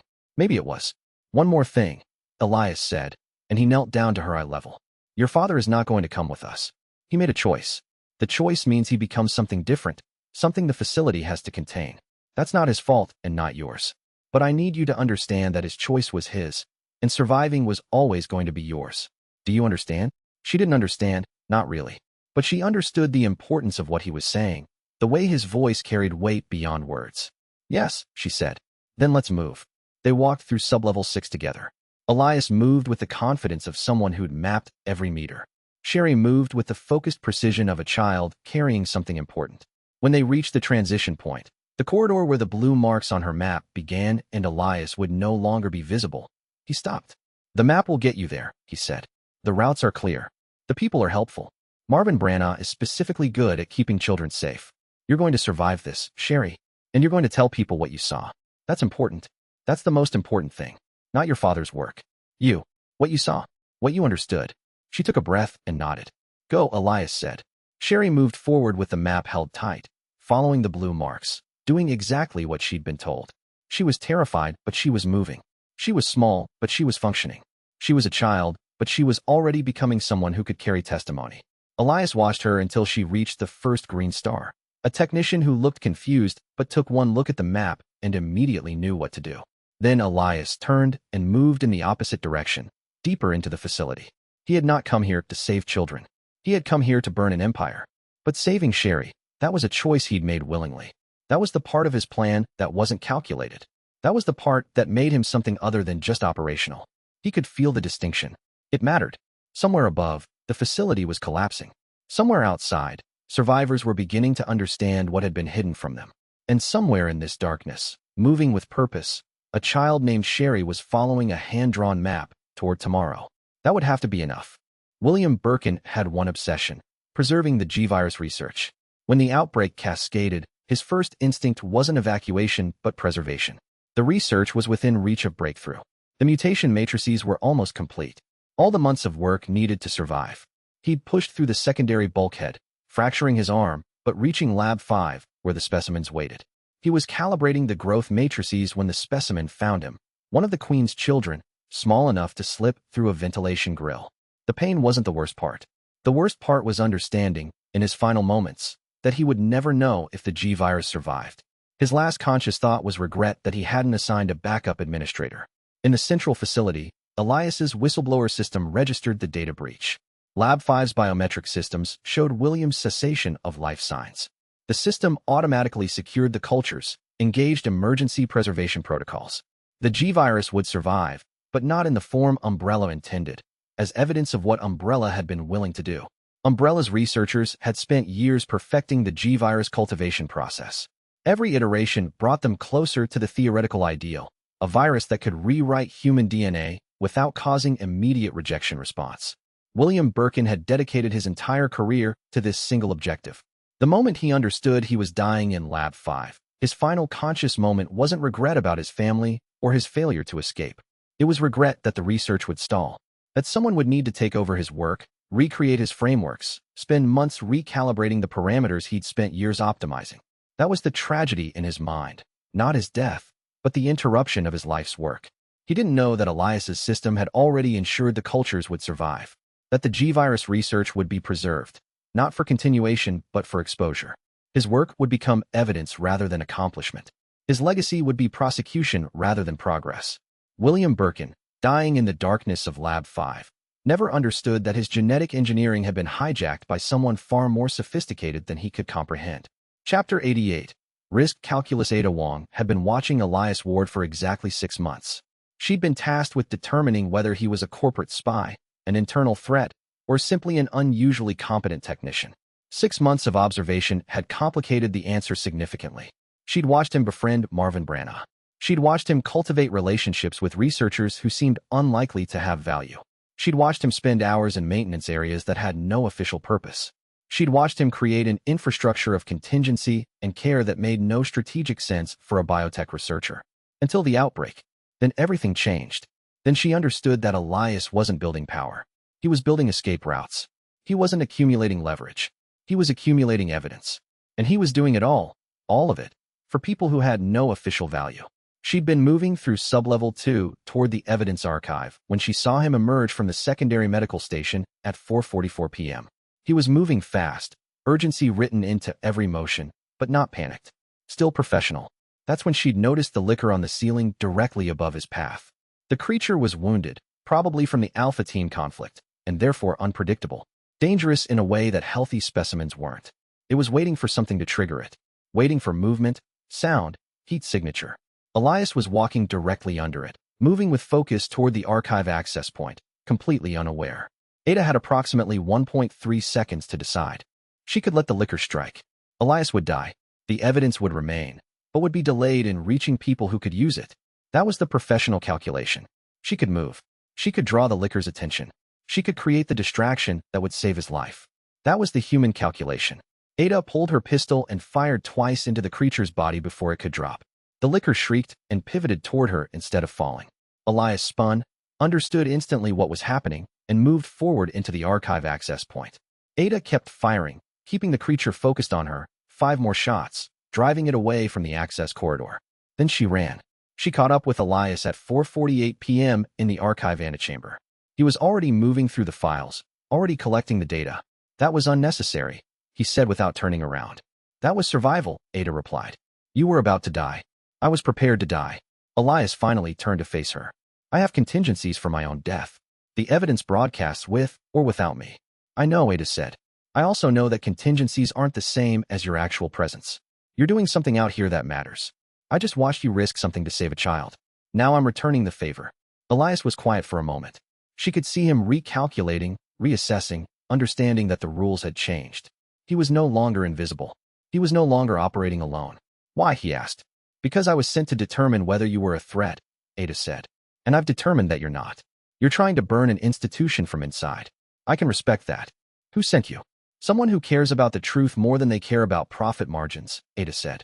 My employer doesn't work for Umbrella. My employer works against people who use bioweapons as products. So when I see someone doing the same thing from the inside, I help. Elias nodded slowly. He began moving through the archive more rapidly, the second briefcase filling with documents. There's a lab, Ada said. Sublevel 1. Contains the original virus strain. Specimen designation, the Queen. If that organism escapes, the containment failure isn't local. It goes citywide. I know, Elias said. That lab is going to purge in approximately 13 minutes. The activation sequence was set 3 months ago. When the facility's power drops below 30%, which will happen very soon, the automated purge begins. The queen gets incinerated. No specimen recovery. Complete sterilization. Ada recognized elegance when she saw it. You planned for scenario where you couldn't physically reach it. I planned for scenarios where I can't do anything, Elias said. Those are the most important ones. He finished loading the second briefcase. They were standing in an archive that was actively being consumed by contamination, surrounded by the physical evidence of Umbrella's crimes, and the facility was counting down to power failure. How do we get out? Ada asked. Route C, Elias said. Secondary emergency access through the administrative wing. It's been disabled from their end, but I have manual overrides. It leads upward to the surface infrastructure. 47 minutes of movement if we move fast. And then you go your direction, and I deliver what I'm carrying to people who can use it, Elias said. And somewhere in between, Umbrella stops being invisible. That's the entire plan. They moved together through sublevel 1, toward the main stairs. Behind them, the archive was flooding with chemical purge, the system activating right on schedule. You saved me, Elias said as they climbed. Not a question, a statement of fact. You would have saved me, Ada replied, if you'd seen me in danger. I was just more efficient. No, Elias said. I would have calculated whether my survival was necessary for the mission to continue. You didn't. You just chose to save me because it was the right choice in that moment. That's the difference. That's why I'm going to succeed and Umbrella is going to fail. Because they taught me to make calculations. But they didn't teach me to make that kind of choice. Ada understood what he was saying. She understood what had shifted in him. Not loyalty, not even partnership exactly, but the beginning of something that might matter beyond the tactical. They emerged onto the surface at 5:01 p.m., into a city that was already burning. Raccoon City was ending, but the evidence was alive. The witness was alive. And Ada Wong, operative of shadow organizations, was beginning to understand that the most dangerous weapon wasn't a virus. It was a person with perfect information and the willingness to act. They had just created that person together. The facility was dying in real time through Elias's augmented vision. Personnel count had dropped from 340 to approximately 89 in 47 minutes. Not all dead yet. Some sealed away, counting down oxygen, waiting for rescue that wouldn't come. The Whistleblower System was evolving faster than any human could teach it. Every data point fed it about infrastructure, every response it observed from hunters, every behavior it recorded from survivors. All of it fed into increasingly sophisticated predictive models. Elias could feel his neural implant accelerating, processing information at speeds that pushed even his enhanced cognition to the limit. The system was interfacing directly with his nervous system, feeding him probability maps, behavioral predictions, optimal route calculations. The distinction between human planning and machine planning was becoming increasingly blurred. Two intelligences moving in parallel toward the same objective. Chapter 89. The saboteur revealed Albert Weskier had spent 48 hours analyzing failure patterns across the entire facility network. Every system failure traced backward revealed a specific characteristic. They were elegant. The failures weren't catastrophic. They didn't announce themselves loudly. They were structural. They redirected. They funneled. They anticipated. In his 31 years with Umbrella, Weskier had learned to recognize the signature of deliberate human intention. Most accidents were chaotic. This was too clean, too specific. Someone inside the facility had spent months, building a sabotage infrastructure that the security team hadn't detected. At 5:23 p.m., with the facility 60% compromised, Weskier called a meeting of the remaining security operatives in the primary command bunker. 12 people remained from the original security complement of 47. The rest were dead, missing, or presumed contaminated. We have an internal saboteur, Weskier announced without preamble. Whoever this person is, they've been planning for this outbreak for at least 6 months. They've disabled routes we needed. They've activated routes we didn't know existed. They've eliminated specimens we wanted preserved. They've done everything possible to minimize institutional survival and maximize civilian escape. Captain Reynolds, head of security for the Eastern Quadrant, spoke first. You're saying someone here, in this room or on staff, has been deliberately undermining Umbrella from inside? I'm saying someone working in this facility has been systematically preparing to destroy it, Weskier corrected. Someone who understands our protocols, our security measures, and our infrastructure at a technical level. Someone with extended access and the technical skill to implement complex system overrides without triggering detection. Silence. Analysis shows the saboteur is likely still in the facility, Weskier continued. We have them on a narrowing timeline. Most of the facility is now inaccessible. They'll need to attempt escape within the next 2 hours, or they won't escape at all. We will identify them, intercept them, and determine what information they've transmitted. What information? Dr. Morrison, the facility's chief medical officer, asked quietly. Everything, Weskier said. A saboteur working this long would have collected everything. Research data, internal communications, project documentation. The kind of information that ends Umbrella if it reaches the external world. Understanding spread through the room like contamination. They weren't just looking at an outbreak anymore. They were looking at complete institutional collapse. Not because of the virus. Because of the spy. Search protocols, Weskier said. Every technician, every researcher, everyone still in this facility. The moment we encounter the saboteur, we extract everything they've collected, we determine what they've already transmitted, and we neutralize them. And we implement media containment immediately. This incident becomes a simple outbreak, not a corporate espionage case. The operatives began moving. The facility, in its dying phase, suddenly took on new urgency. They were no longer trying to contain a virus. They were trying to hide evidence. Weskier understood what that meant. Umbrella had lost the ability to control the narrative. The only question now was whether they could control the evidence. The answer was no. He'd already seen the broadcast transmission records. Someone had hijacked the civilian communications network at 3 p.m. and transmitted information about the virus across citywide frequencies. The damage was already done, but there was still containment to attempt. There was still the possibility that Umbrella could survive if enough of the right people remained silent. Weskier had spent 31 years building systems. Now he spent the next hour beginning to dismantle them, not from failure, but from deliberate destruction. Evidence files began to vanish. Research records were purged. The documentation of how Umbrella had created a biological weapon and hidden it in a civilian city began to systematically cease existing. It was, Weskier thought with strange appreciation, exactly what the saboteur would do if they controlled this room instead of him. Which meant that the saboteur, whoever they were, had already won. The only question was what form their victory would take. At 12:43 p.m., the alarm sequence shifted to escalation pattern 7, critical infrastructure failure. The facility was becoming untenable. Elias moved deeper into the structure, accessing maintenance tunnels beneath the main levels. 17 minutes until the first backup battery failed. 33 minutes until complete power degradation. By then, the external facility's control station would lose all remotely operable infrastructure.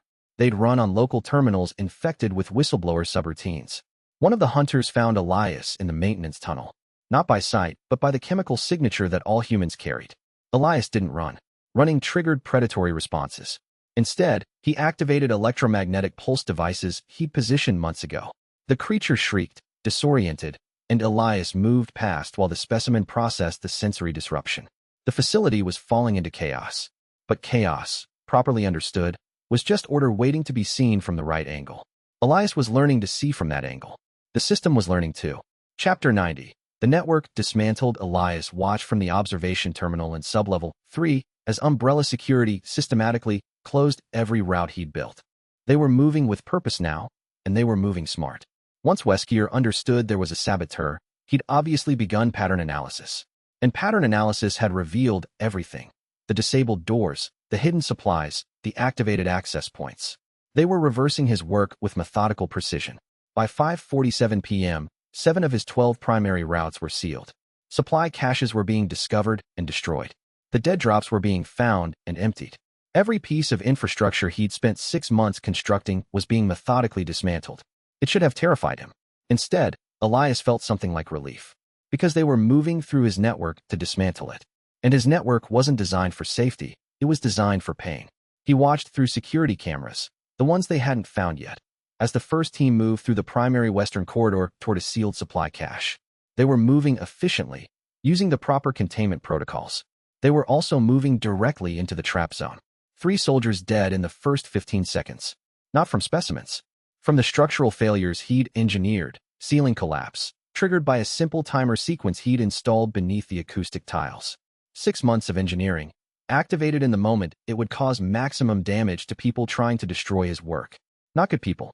Not innocent people. People trying to kill him and preserve the institution that had created the virus. The calculus was clean.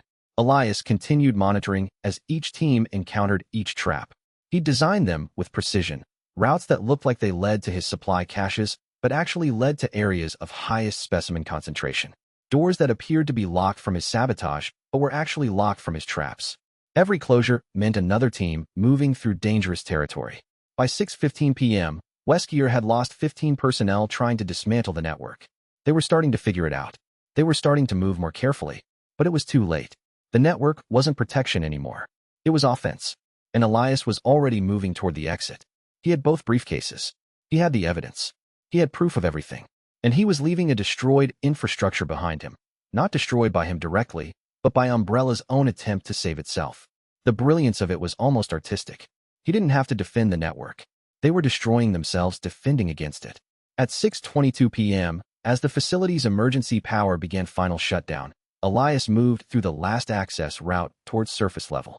Behind him, the facility was consuming itself, specimens escaping from compromised containment, security teams dying, infrastructure failing.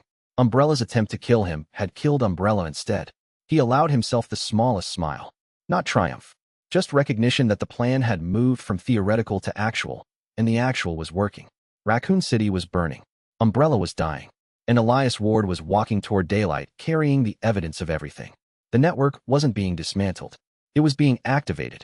And every person who tried to destroy it was making it work better. That was the kind of system only someone who understood bureaucratic evil could build. It was the kind of system Elias had become. Marcus Chun had stopped watching the other survivors and devoted himself to reading through Elias's documentation library. Medical records, experimental logs, transformation sequences showing how humans became specimens. His cousin Sarah was in the records. Not Sarah anymore. The designation was Specimen 7C, Cognitive Integration Trial, Phase 3. The final entry read, Subject 7C terminated July 3, 2004. Specimen incompatible with large group predatory coordination. Behavior deviated from programming. Individual variability exceeds acceptable parameters. She had been killed because she'd retained too much humanity. Because Umbrella's optimization process had failed to fully override her identity. Marcus's hands were shaking. When the other survivors asked what he was reading, he lied. The lies were kind. Kindness seemed important now. But understanding finally broke through. Sarah had volunteered for something she didn't understand. And the people she trusted had murdered her in the name of optimization. Chapter 91. Weaponized closure. The closed routes weren't obstacles anymore. They were killing zones. Elias understood this with perfect clarity as he watched the real-time security feeds from the backup servers that were still operational.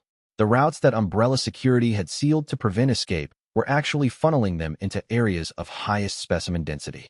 It was beautiful in a way. Unintentional beauty, but beauty nonetheless. Team 7 was trying to reach the secondary evidence archive by moving through the disabled thermal regulation system. They didn't know that the system's shutdown had created a vacuum that had pulled 3 hunting specimens into the space. The moment they entered the corridor, they ran directly into apex predators that had nowhere else to go. 2 minutes later, Team 7 didn't exist anymore. Team 12 was attempting to seal the northern supply cache by moving through the kitchen sector.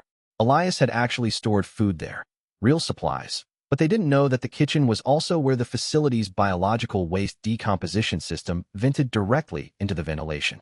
The fumes alone were lethal. The specimens that the fumes attracted were secondary. This wasn't sabotage. This was architecture revealing its true purpose. Elias had spent 6 months designing these corridors as safe routes. But they'd never actually been safe routes. They'd been designed as multiple-use infrastructure. They kept people alive if those people moved through them correctly, with knowledge, with purpose.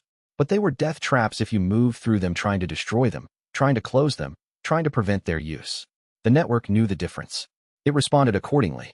By 6:45 p.m., Umbrella had lost 47 personnel, trying to dismantle 47 access points Elias had built. The mathematics was poetic. He was on sublevel 1 now, moving toward the final surface access, and he could feel the facility dying around him like a living thing releasing its last breath. The power grids were failing. The containment systems were following. The specimens that had been living in enforced captivity were now living in freedom, and freedom meant spreading. Elias could hear them in the vents above. The sounds of predators hunting in spaces they'd never occupied before. The sounds of a world remaking itself without human control. This was what Umbrella had been building toward. A world where biology trumped technology, where life transcended control, where the careful systems of human bureaucracy became irrelevant. Ironically, that's exactly what Elias had built too. Just his version of it would be visible, documented. Prosecuted. The final access door opened on his override code at 6:52 p.m. He emerged into emergency stairwell 7, began climbing toward the surface, and could see actual daylight in the distance. Real daylight. The kind that didn't come through reinforced glass or emergency lighting. The facility behind him continued its collapse. The network he'd built continued its work. The evidence he was carrying continued its journey toward revelation. Elias climbed toward the surface with both briefcases, the waterproof case, the digital backup drives in his pocket, and the complete documentation of Umbrella's crimes burning in his memory. Every closed route had become a weapon. Every security measure had become a liability. Every attempt to stop him had accelerated the collapse. This was what happened when you gave someone the kind of preparation Elias had been given. When you forced them to think in terms of worst-case scenarios. When you taught them to build infrastructure that worked for multiple purposes. You created someone who couldn't be stopped. Just redirected. Just weaponized. And Elias was now fully weaponized. The door to the surface opened, and he stepped into daylight and collapsing civilization, and didn't look back. The backup power system failed completely at 1:14 p.m., exactly as calculated. 43 minutes after Elias activated the degradation device. The facility plunged into secondary emergency lighting, dim blue that made shadows deeper, darker, more absolute. The hunters became more active in darkness. Their visual acuity was better adapted to low-light conditions. Elias had reached the central server cluster, uploading final redundancy protocols. The Whistleblower System, fully evolved, didn't need human interface anymore. It could operate autonomously, orchestrating facility systems, misdirecting hunters, maintaining the elaborate deception keeping survivors alive. 4 hours and 47 minutes until the dead man's switch is triggered.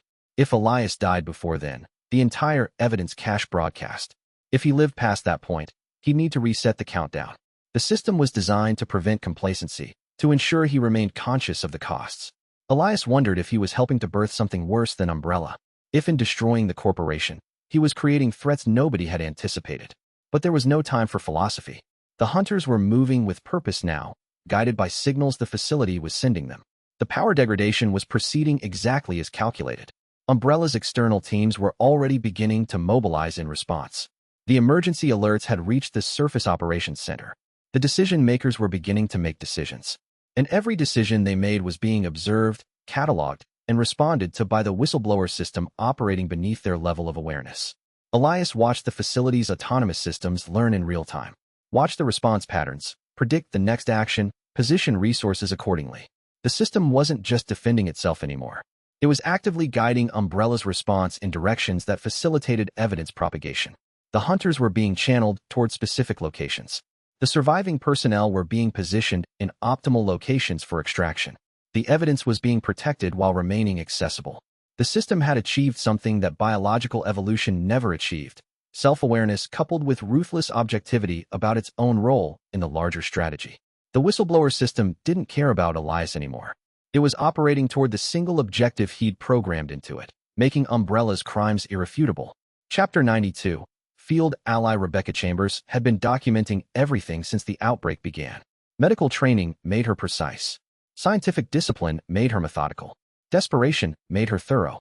She'd been collecting samples since 4 p.m., documenting mutation progressions, photographing tissue changes, recording detailed notes on specimen behavior. If there was any possibility of future prosecution, of legal accountability, someone had to have the scientific evidence in hand. Elias found her at 7:05 p.m. in the basement of the police station, in the improvised medical station that Marvin Branagh had set up. She was cataloging samples into a portable biohazard transport case, her hands steady, her mind clearly operating at the intersection of immediate survival and future evidence. Rebecca Chambers, Elias said.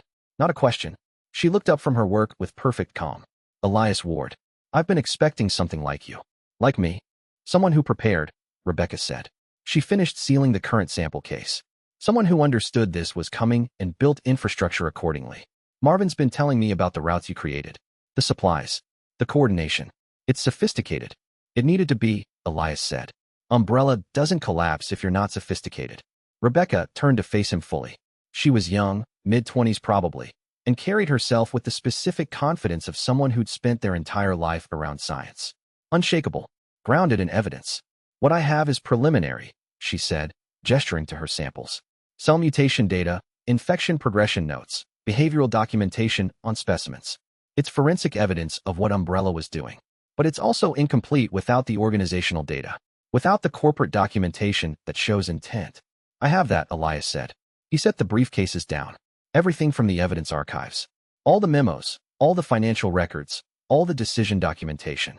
All the moments where Umbrella understood what the T-virus was capable of and decided to weaponize it anyway. Rebecca's eyes widened fractionally, the only crack in her professional composure. You got the archives out. I got everything out, Elias said. The question now is what we do with it. Rebecca turned back to her samples with renewed focus. We document properly. We preserve chain of custody. We make sure that every piece of evidence is legally viable for prosecution. Because if we're going to burn an institution, we burn it completely. We don't leave anything for them to rebuild from. That's the idea, Elias said. Then I'll need 3 things, Rebecca continued, already moving toward a clean case. Sealed containers for the briefcases. I have environmental protection materials. A cold storage environment. We have medical-grade refrigeration here. And your detailed briefing on what's in the archives. I need to cross-reference your documents with my samples. If I can show that Umbrella deliberately cultivated mutation-resistant specimens while knowing the T-virus was capable of this kind of spread, it becomes not just weapons development. It becomes genocide calculation. Elias felt something shift in his understanding of her. This wasn't just a scientist documenting. This was someone who understood institutional crime on a deep level. You've done this before, he said. Documented institutional crimes. My parents were researchers, Rebecca said, at a facility that was destroyed by a biological agent. I watched my parents die trying to contain something they'd helped create. So when I realized I was working at Umbrella, that I was participating in the same mistake at a different facility, I started documenting. Just in case I survived. Elias set the briefcases down carefully. Rebecca, we're going to burn this place. And we're going to do it in public. Your documentation is going to be critical. Are you prepared for that? Yes, Rebecca said without hesitation. I've been prepared since I was 13 years old and watched my parents die from the consequences of institutional negligence. They spent the next hour transferring the evidence into proper storage containers, with Rebecca implementing forensic preservation techniques that would keep everything intact for legal proceedings. She photographed every document. She cross-referenced every record with her own samples. By 8 p.m., they had a complete evidentiary package: biological documentation, corporate records, internal communications, financial trails, research progression. Everything needed to prove that Umbrella had deliberately created a biological weapon in a civilian city and allowed it to be weaponized. What happens now? Rebecca asked as she sealed the final storage container. Now we get this to people who can use it, Elias said. Law enforcement, federal agencies, the media, multiple channels, multiple redundancy. If they kill us, the evidence still reaches people. And if they don't kill us? Then we testify, Elias said. We tell the story that the evidence supports. We make sure the world understands what Umbrella was, what it became, and why it needed to end. Rebecca met his eyes with the steadiness of someone who'd been waiting for this moment her entire life. Then let's make sure they have no choice but to listen, she said. Rebecca Chambers was 19 and had just discovered that everything she trusted was built on crimes against humanity. The tissue samples didn't match the medical histories. Someone had been lying. The samples came from people who didn't know what they'd become. When the alarm started, Rebecca moved toward evacuation zones, but her path intersected with an unmapped route. A maintenance area with a terminal, Rebecca, medical credentials, and research knowledge. Recovery required. You understand. Signed, E. She understood. Elias had anticipated her presence, her discovery, and had positioned her to become part of something larger than survival. She went back to gather the medical records, moving through passages Elias had carefully mapped. The secondary archive contained everything. Full documentation of Umbrella's research programs. Medical records for subject number 1 through number 347.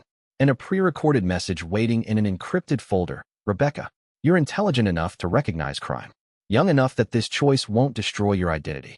Capable enough to translate atrocity into comprehensible terms. That's your role. When you reach safety, you speak. Rebecca had answered yes to the empty room. The system had registered her response. A confirmation chime had sounded. She had become part of the network. Chapter 93, Red Zone escape. The laboratory sector had fully transformed by 7:45 p.m. It was no longer a research facility. It was a hunting ground. The specimens that had escaped from containment had created a territory, and the territorial predator behavior was now establishing dominance patterns that made human movement nearly impossible.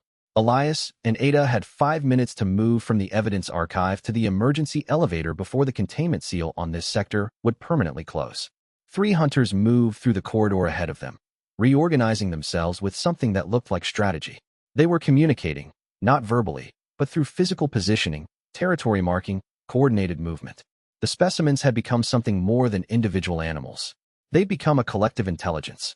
Alternate route, Ada asked. No time, Elias said. We go through them. Fast, committed, no hesitation. The moment you show fear, they escalate. He pulled his handgun, one he'd taken from a dead security operative hours earlier, and moved forward. Ada moved with him, her own weapon ready. They didn't run. Running triggered predator responses. They moved at a steady pace, directly toward the hunters, guns raised but not yet firing. The first hunter lunged at Ada. Elias fired 3 times into its body, driving it away from her. Ada fired simultaneously, creating a crossfire pattern that confused the specimen's directional sense. The second hunter moved from the ceiling. Elias heard the wet sound of claws against tile and threw himself sideways, pulling Ada with him. The creature missed by inches, crashed to the floor beside them, and Elias fired directly into its skull as it tried to reposition. The third hunter was smarter. It was moving parallel to them, trying to flank, trying to create an approach vector that they couldn't defend. Ada saw it before Elias and fired twice, forcing it to reposition. They moved forward. The creatures moved with them, coordinating their attack patterns, learning as they hunted. This was the cost of the outbreak. This was what Umbrella had created: intelligence. Terrible, immoral, predatory intelligence. Elias reached the emergency elevator at 7:48 p.m. Ada was beside him, bleeding from a gash on her shoulder where a hunter's claw had caught her, but still moving, still functional. The emergency elevator opened on manual override.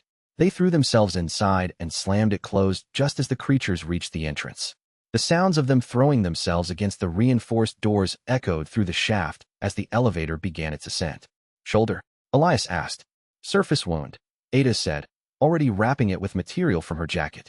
I'll survive. That was closer than I wanted. That was as close as it could get, Ada replied. Those creatures were intelligent. We're becoming intelligent. Did you see the coordination? Yes, Elias said. That's not standard specimen behavior. The outbreak is creating something new, something adaptive. Ada met his eyes. That's not just dangerous to Umbrella. That's dangerous to everything. I know, Elias said. That's why the evidence has to be perfect. That's why every detail has to be documented. Because the world needs to understand what happened here. Not just Umbrella's crimes, but what the T-virus actually creates. We're not just exposing corporate greed. We're warning them about the future. The elevator reached surface level at 7:52 p.m. They emerged into a parking garage that was partially collapsed, the structure failing from the biological contamination that had saturated the lower levels. Security office, Ada said, pointing. That way. There should be a vehicle. They found a functional truck and drove toward the city limits, toward the police station, toward Rebecca and Marvin and all the people who were holding the evidence that would destroy Umbrella. Behind them, the facility continued its collapse. Above them, the city continued burning. Around them, the world continued changing into something that no one had quite prepared for. But Elias and Ada were moving toward light, toward documentation, toward the moment when everything that had been hidden became visible, and the evidence they were carrying was growing stronger with every second they survived. Ben Bertolucci had spent his career recognizing patterns in official narratives. Umbrella had hired him to document their medical research achievement, but he had suspected what they were hiding. When the outbreak alarms came, Ben recognized the opportunity. He moved toward the broadcasting infrastructure with single-minded purpose. In the media relations office, he found a terminal with a single message. Ben, your specialty is truth. Here is more truth than you can handle, in more forms than you can safely process. Package it for public consumption. I'm Elias Ward. Make this story undeniable. Attached was a file library, documentation, video, audio, medical protocols, everything. More raw material than any single journalist could process. Ben began identifying what would translate into compelling journalism, what would make sense to the public, what would be irrefutable. He was no longer just a journalist embedded in a facility.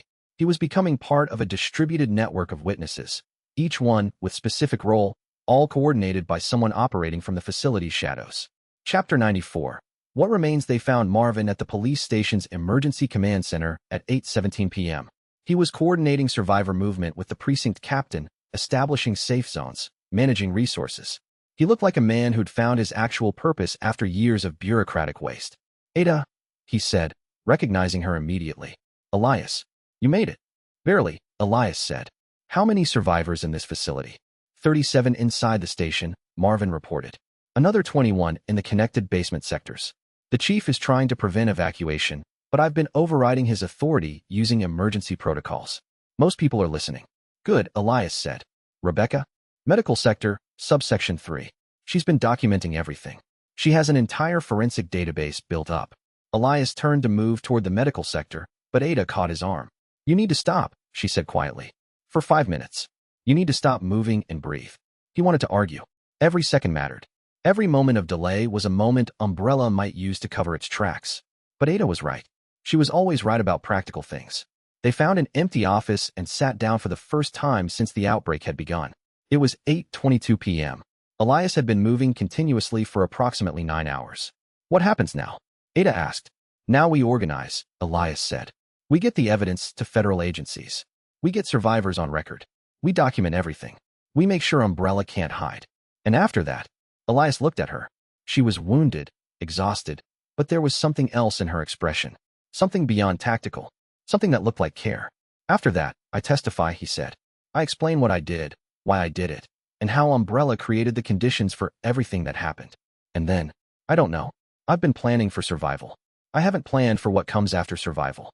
Ada reached over and took his hand. It was the first time she'd made a gesture that wasn't tactical or strategic. Just simple human contact. You've already changed the course of events, she said.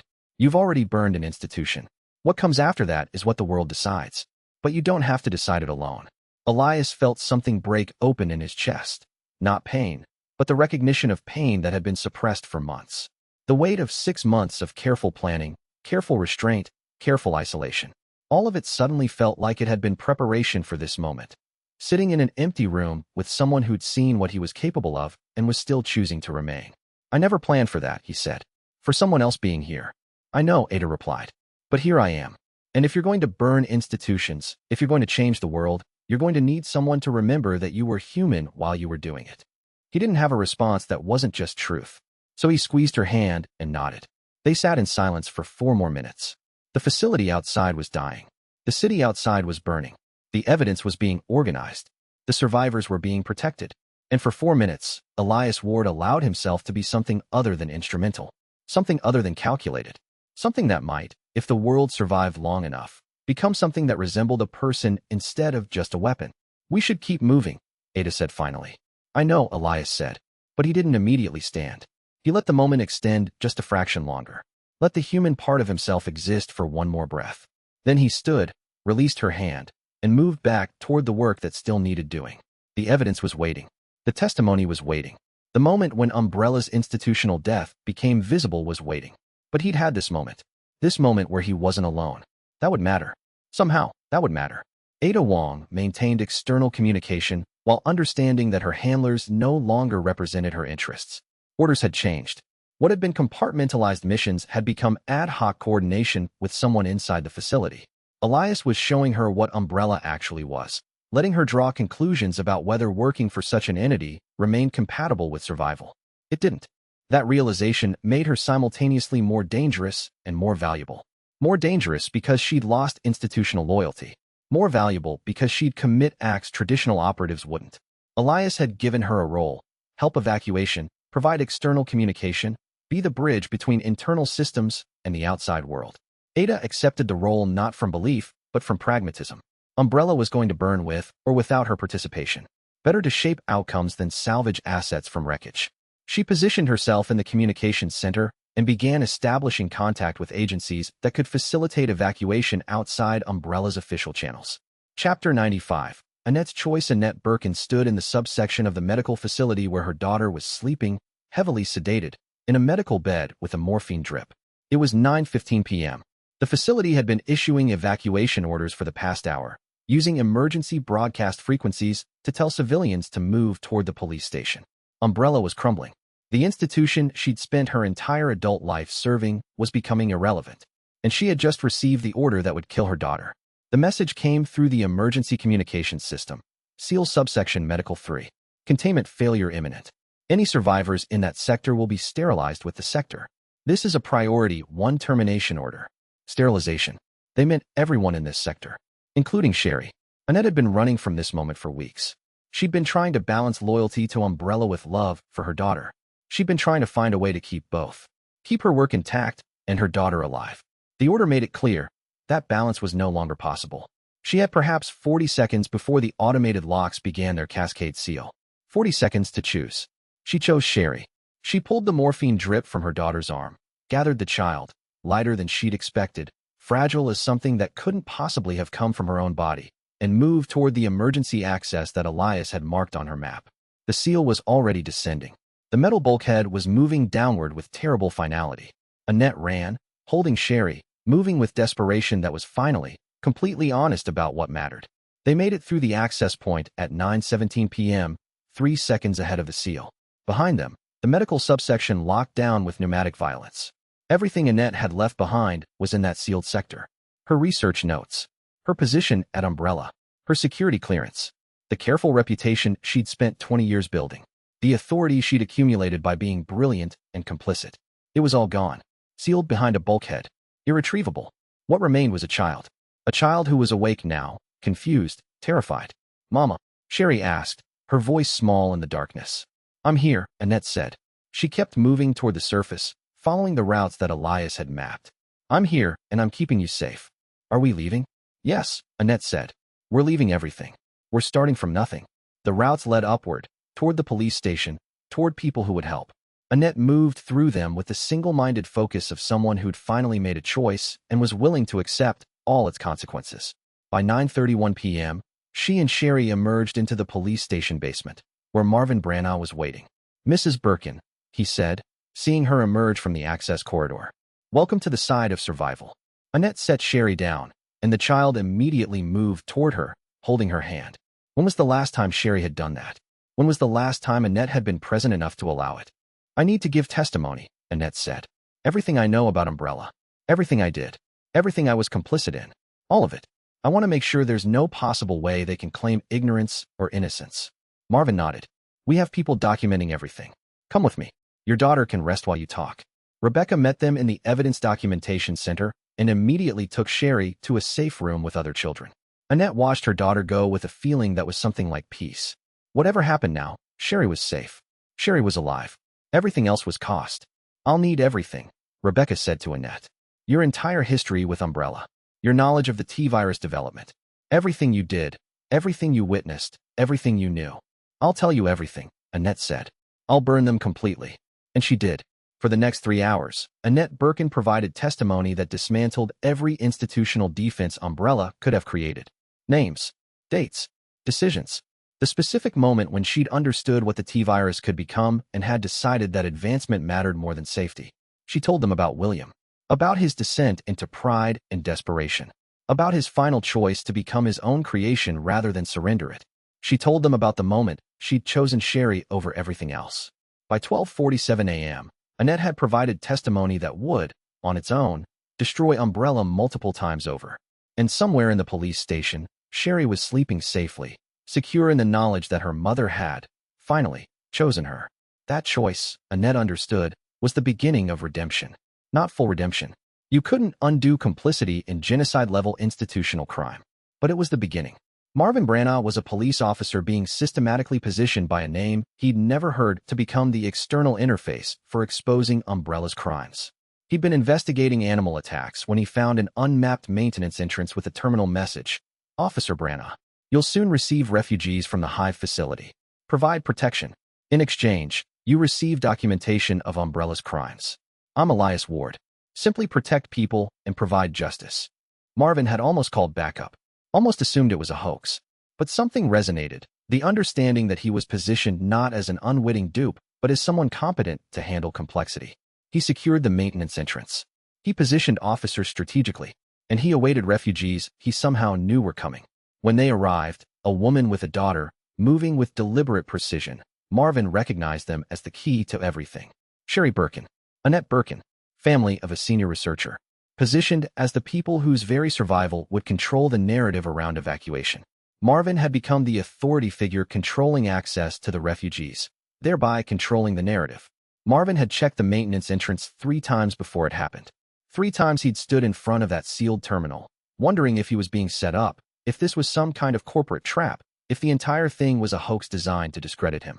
Then the first refugees started arriving. A woman and her daughter, moving with the deliberate precision of someone following a map memorized down to the meter. They found the entrance without help. They knew the route.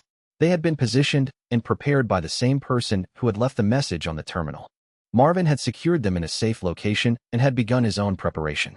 Not for confrontation with Umbrella, for confrontation with his own superiors, his own chain of command, to ensure that the system of law enforcement remained aligned with the truth rather than with corporate interests. He had his phone ready. He had his recording devices ready. And he had his statement prepared, the one he would give to any investigator who asked. A simple, clinical description of what he had witnessed, what had occurred, why he had believed the information he received, and why he had acted upon it. Marvin Branagh was going to hold the line where law enforcement met evidence. That was his position in Elias's network. Chapter 96. Her daughter's testimony. Rebecca had documented everything by 1:15 a.m. The evidence package was complete. Corporate records, biological documentation, financial trails, internal communications, personal testimony from both Elias Ward and Annette Birkin, forensic preservation of specimens, chain of custody documentation. It was weaponized intelligence. Institutional destruction made visible and legally defensible. But there was one person Rebecca wanted to speak to before they did the final broadcast. Sherry Birkin was awake, sitting with two other children in the safe room. She was eating soup that one of the other officers had prepared, and she looked smaller than her 8 years, but composed. "Sherry," Rebecca said gently. "I'm Rebecca. I'm a scientist. Can I ask you some questions?" Sherry nodded. "What's the last thing you remember from the facility?" Rebecca asked. "Mama saving me," Sherry said. "Mama chose me instead of her work." Rebecca wrote that down. "That's important. Do you want to tell me more?" For the next hour, Sherry provided her testimony in the clear, precise language of a child who'd watched institutional collapse and understood something important about what mattered. She described her father. Not the thing he'd become, but the person he'd been. Brilliant, distant, devoted to his work in a way that excluded everything else. She described her mother's conflict between loyalty and love. She described Elias Ward arriving in her fear and giving her a map to safety. She described, with the clarity that only a child could provide, what it looked like when adults chose wrong and then, finally, chose right. By 2:22 a.m., Rebecca had Sherry's testimony on record. It was simple. It was heartbreaking. It was more persuasive than any amount of technical documentation. "Thank you," Rebecca said. "You helped save the world, Sherry. Did you know that?" "I just wanted Mama," Sherry said. "I wanted to be safe." "That was enough," Rebecca said. "That was the whole point." Elias watched the recording later that night, and something in his chest released. This was why the evidence mattered. This was why the testimony had to be perfect. Because at the end of all the institutional analysis, all the technical documentation, all the forensic preservation, there was Sherry Birkin understanding that love mattered more than loyalty. That was the story Umbrella couldn't kill. That was the truth that would survive. 40 people still registered as alive as Elias watched through the Whistleblower System. 31 would be dead within 6 hours. 9 were already positioned with the network, positioned in specific locations, carrying specific evidence, understanding specific roles. 9 people, out of 340. That was the survival rate for people who understood what was happening and accepted calculated roles. 9 people was enough. Elias reached the primary research archive and found exactly what he expected. The G-virus locked in climate-controlled storage, specimens suspended in stasis, documentation organized suggesting William intended someone continue his work. Elias didn't intend continuation, but he preserved it, ensuring the G-virus documentation survived as evidence. He sealed the archive with modified security protocols. The door would accept Annette Birkin's DNA pattern. When she reached external perimeter, she'd unlock it remotely. The G-virus research would become her personal evidence, her testimony. Elias left the archive moving toward final position. The server cluster beneath the facility, where Deadman's switches waited, where evidence cache stood ready to broadcast, where the Whistleblower System's infrastructure centered. 4 hours and 47 minutes to reach that position and ensure the broadcast succeeded. After that, nothing he did would matter. The system would carry the story forward without him. He'd always known he wouldn't survive to see the end. The G-virus documentation was stored in a format that would survive multiple layers of attack. Not just encrypted, but fragmented. Not just fragmented, but distributed across isolated storage nodes that had no connection to the main facility network. William Birkin had built the archive the way a paranoid researcher builds a fortress, with multiple redundancies, multiple failsafes, multiple layers of protection against anyone who might attempt to either steal the research or destroy it. Elias understood the architecture perfectly because he'd spent 6 months studying it. The isolation was a feature, not a bug. The fragmentation meant that Umbrella couldn't delete the research without accessing multiple independent systems. The redundancy meant that even if Umbrella managed to destroy 80% of the documentation, the remaining 20% would be enough to reconstruct the entire project. By sealing the archive and programming it to accept only Annette's biometric signature, Elias had transformed the G-Virus research from Umbrella's crown achievement into Umbrella's ultimate condemnation. When Annette used her encryption key to unlock those systems, every piece of William's work would flow into the broadcasting systems simultaneously. There would be no recovery, no suppression, no plausible deniability. The research that William had died protecting would become the evidence that proved he'd been complicit in crimes against humanity. Chapter 97. Broadcast Architecture. By 3 a.m., Elias activated the final deadman switch. The broadcast architecture he'd built over 6 months was fully activated now. 7 independent transmission points, each one sending data through civilian frequencies, each one redundant, each one designed to continue transmitting whether he was alive or dead. The evidence didn't need him anymore. The story was alive in the infrastructure itself. Newspapers received the corporate documentation. Television stations received the biological analysis. Federal agencies received the testimony transcripts. Every major news outlet in North America was receiving the institutional destruction package simultaneously. Umbrella's collapse wasn't going to happen in a single moment. It was going to happen across multiple channels, multiple frequencies, multiple platforms. By the time morning came, the story would be everywhere. And there was nothing Umbrella could do to stop it. The architecture was self-propagating. The evidence was already distributed. The testimony was already recorded. Elias watched the transmission confirmations come through on the encrypted terminal he'd hidden in the police station's basement, and allowed himself the smallest acknowledgement that the plan had worked. 6 months of preparation, hundreds of hours of infrastructure building, dozens of lives protected, thousands of pieces of evidence collected and organized. It had all moved toward this moment. The moment when what was hidden became visible. "It's done," Ada said, standing beside him in the basement darkness. "It's begun," Elias corrected. "The institutional destruction is just starting now." "But yes, the evidence is in motion. They can't contain it anymore." "What do you do now?" Ada asked. "Now," Elias said, "I make sure every survivor understands the evidence. I make sure no one can claim ignorance. I make sure the institutional collapse is documented completely." And after that, Elias didn't answer immediately. He looked at the transmission confirmations, at the evidence distribution statistics, at the moment when Umbrella's hidden crimes became public knowledge. "After that," he said finally, "I'll figure out what it means to have survived what was meant to kill me." Ada took his hand. In the darkness of the police station basement, with the evidence broadcasting across the city and Umbrella collapsing above them, they stood in silence. The shadow whistleblower system had done its work. Stage 5 was complete. There would be more stages, more choices, more moments where Umbrella's institutional death would reveal itself in new ways. But for now, in this moment, the first great victory was real. The evidence was alive. The testimony was recorded. The institution was burning in public.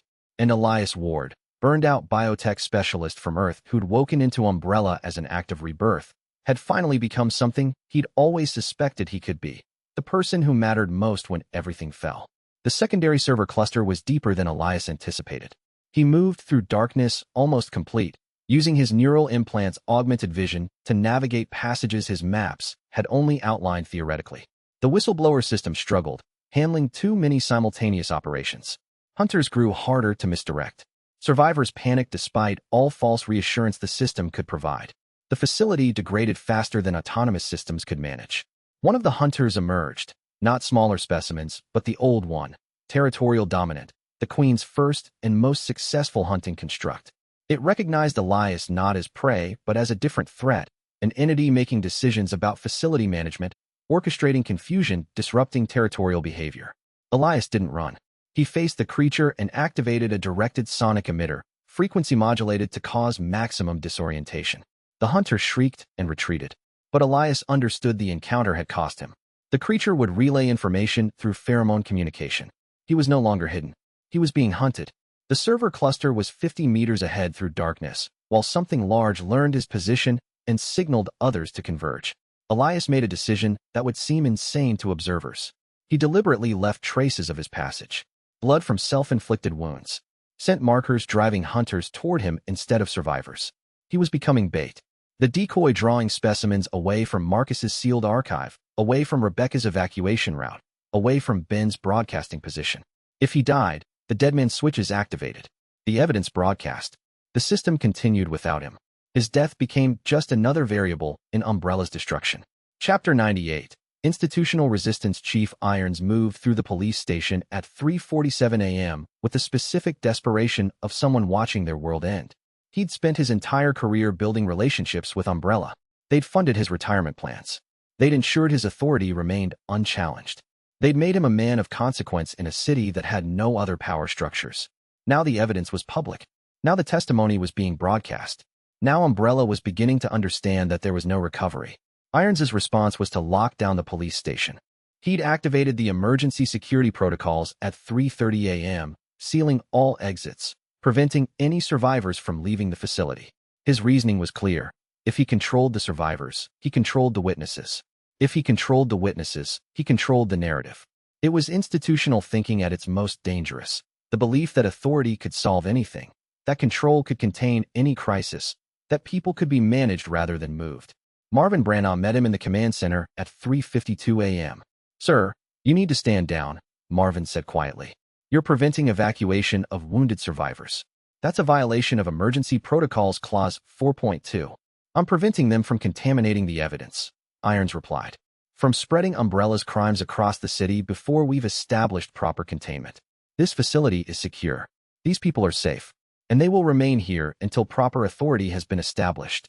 "Proper authority," Marvin repeated. "You mean Umbrella authority?" Irons's hand moved toward his weapon. Marvin's hand was already there. "Don't," Marvin said. "Sir, I'm asking you as a fellow officer. Don't do this. You've got one choice. Stand down, allow evacuation, and let the testimony be heard. Everything else ends badly." It was, Marvin realized, the same conversation he'd been having with institutional authority his entire life.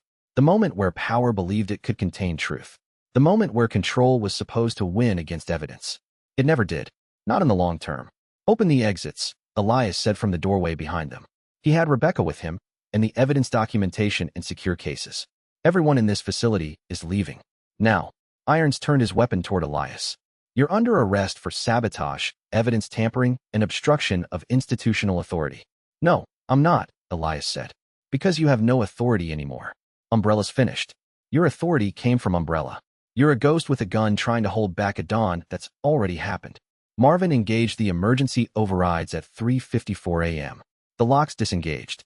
The exits opened. And 38 survivors, 17 children, and one former police chief who no longer had any institutional authority began moving toward daylight. Irons didn't follow. He sat in the command center, holding his authority like a dead weapon, watching the institution that gave him meaning collapse around him. Institutional resistance, Elias understood, wasn't evil. It was just desperate. Men like Irons weren't monsters. They were people who'd believed so completely in institutions that they'd forgotten what institutions were supposed to serve. By the time the sun rose on Raccoon City, those men would be gone. The institutions would be gone. Everything that had supported them would be gone. All that would remain was truth. And testimony. And the specific knowledge of what people had sacrificed to make the hidden visible. It was enough. Marcus Chin felt the moment when Elias's neural implant went dark.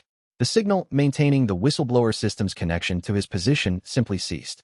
The facility's autonomous systems immediately began the cascading protocol, the deadman switches engaging, evidence cache initiating broadcast, the entire infrastructure shifting from controlled operation to autonomous distribution. Terminal for suddenly displayed. Continue. The role remains. 48 hours. Protocol exodus. You know what to do. Elias was gone. Elias wasn't coming back. But the mission didn't end with his death. The mission expanded into the network of survivors positioned and prepared to carry it forward. Marcus turned to the 16 people in the sealed archive, their faces marked by understanding that no rescue was coming, that they were truly alone in darkness with limited supplies and uncertain rescue. 48 hours, Marcus said. The evidence is broadcasting now. The system is active. Our job is to survive long enough for external authorities to reach us. When they do, we testify. We tell them everything about the research, about the specimens, about what Umbrella was willing to do. Hope anchored not to Elias's competence, but to the idea that bearing witness mattered. that surviving and telling truth had value, even if the only audience was future investigators in courtrooms and history books. Marcus began preparation for 48-hour wait, distributing supplies, confirming Rebecca's team active, Ben's broadcasting proceeding, Ada's external coordination moving, Marvin securing Sherry and Annette. The network was holding.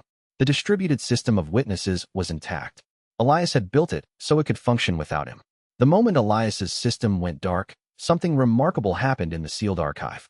The environmental controls, which had been operating on a baseline optimization designed to extend supplies for exactly 48 hours, suddenly began reporting a system malfunction. The oxygen processors, which had been maintaining a careful balance of atmospheric composition, began reporting that they were operating at 78% efficiency instead of normal 100%.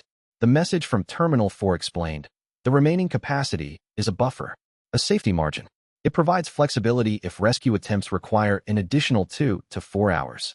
Do not waste this buffer on panic. Use it for preparation. In 48 hours, whether rescue arrives or not, you will implement Protocol Exodus. The system's final gift is that gift for extra hours of breathing room. It was Elias's final calculation, not just preparing them to survive. Preparing them to survive longer than was mechanically necessary, which meant preparing them for scenarios where the first rescue attempt failed, where the second attempt was required, where margin for human error and bad luck had been built into the system architecture itself. Marcus understood. Elias had been thinking in multiple dimensions, not just about survival probability, but about survival probability distribution across different possible futures, building redundancy into redundancy, creating systems within systems, each one overlapping and offering multiple potential points of failure, none of which was actually catastrophic if one layer failed because backup layers existed beneath them. The deadman switches had activated at precisely 15:47 local time, 3 hours and 13 minutes after Elias's position had gone dark. The evidence was broadcasting. The system was autonomous.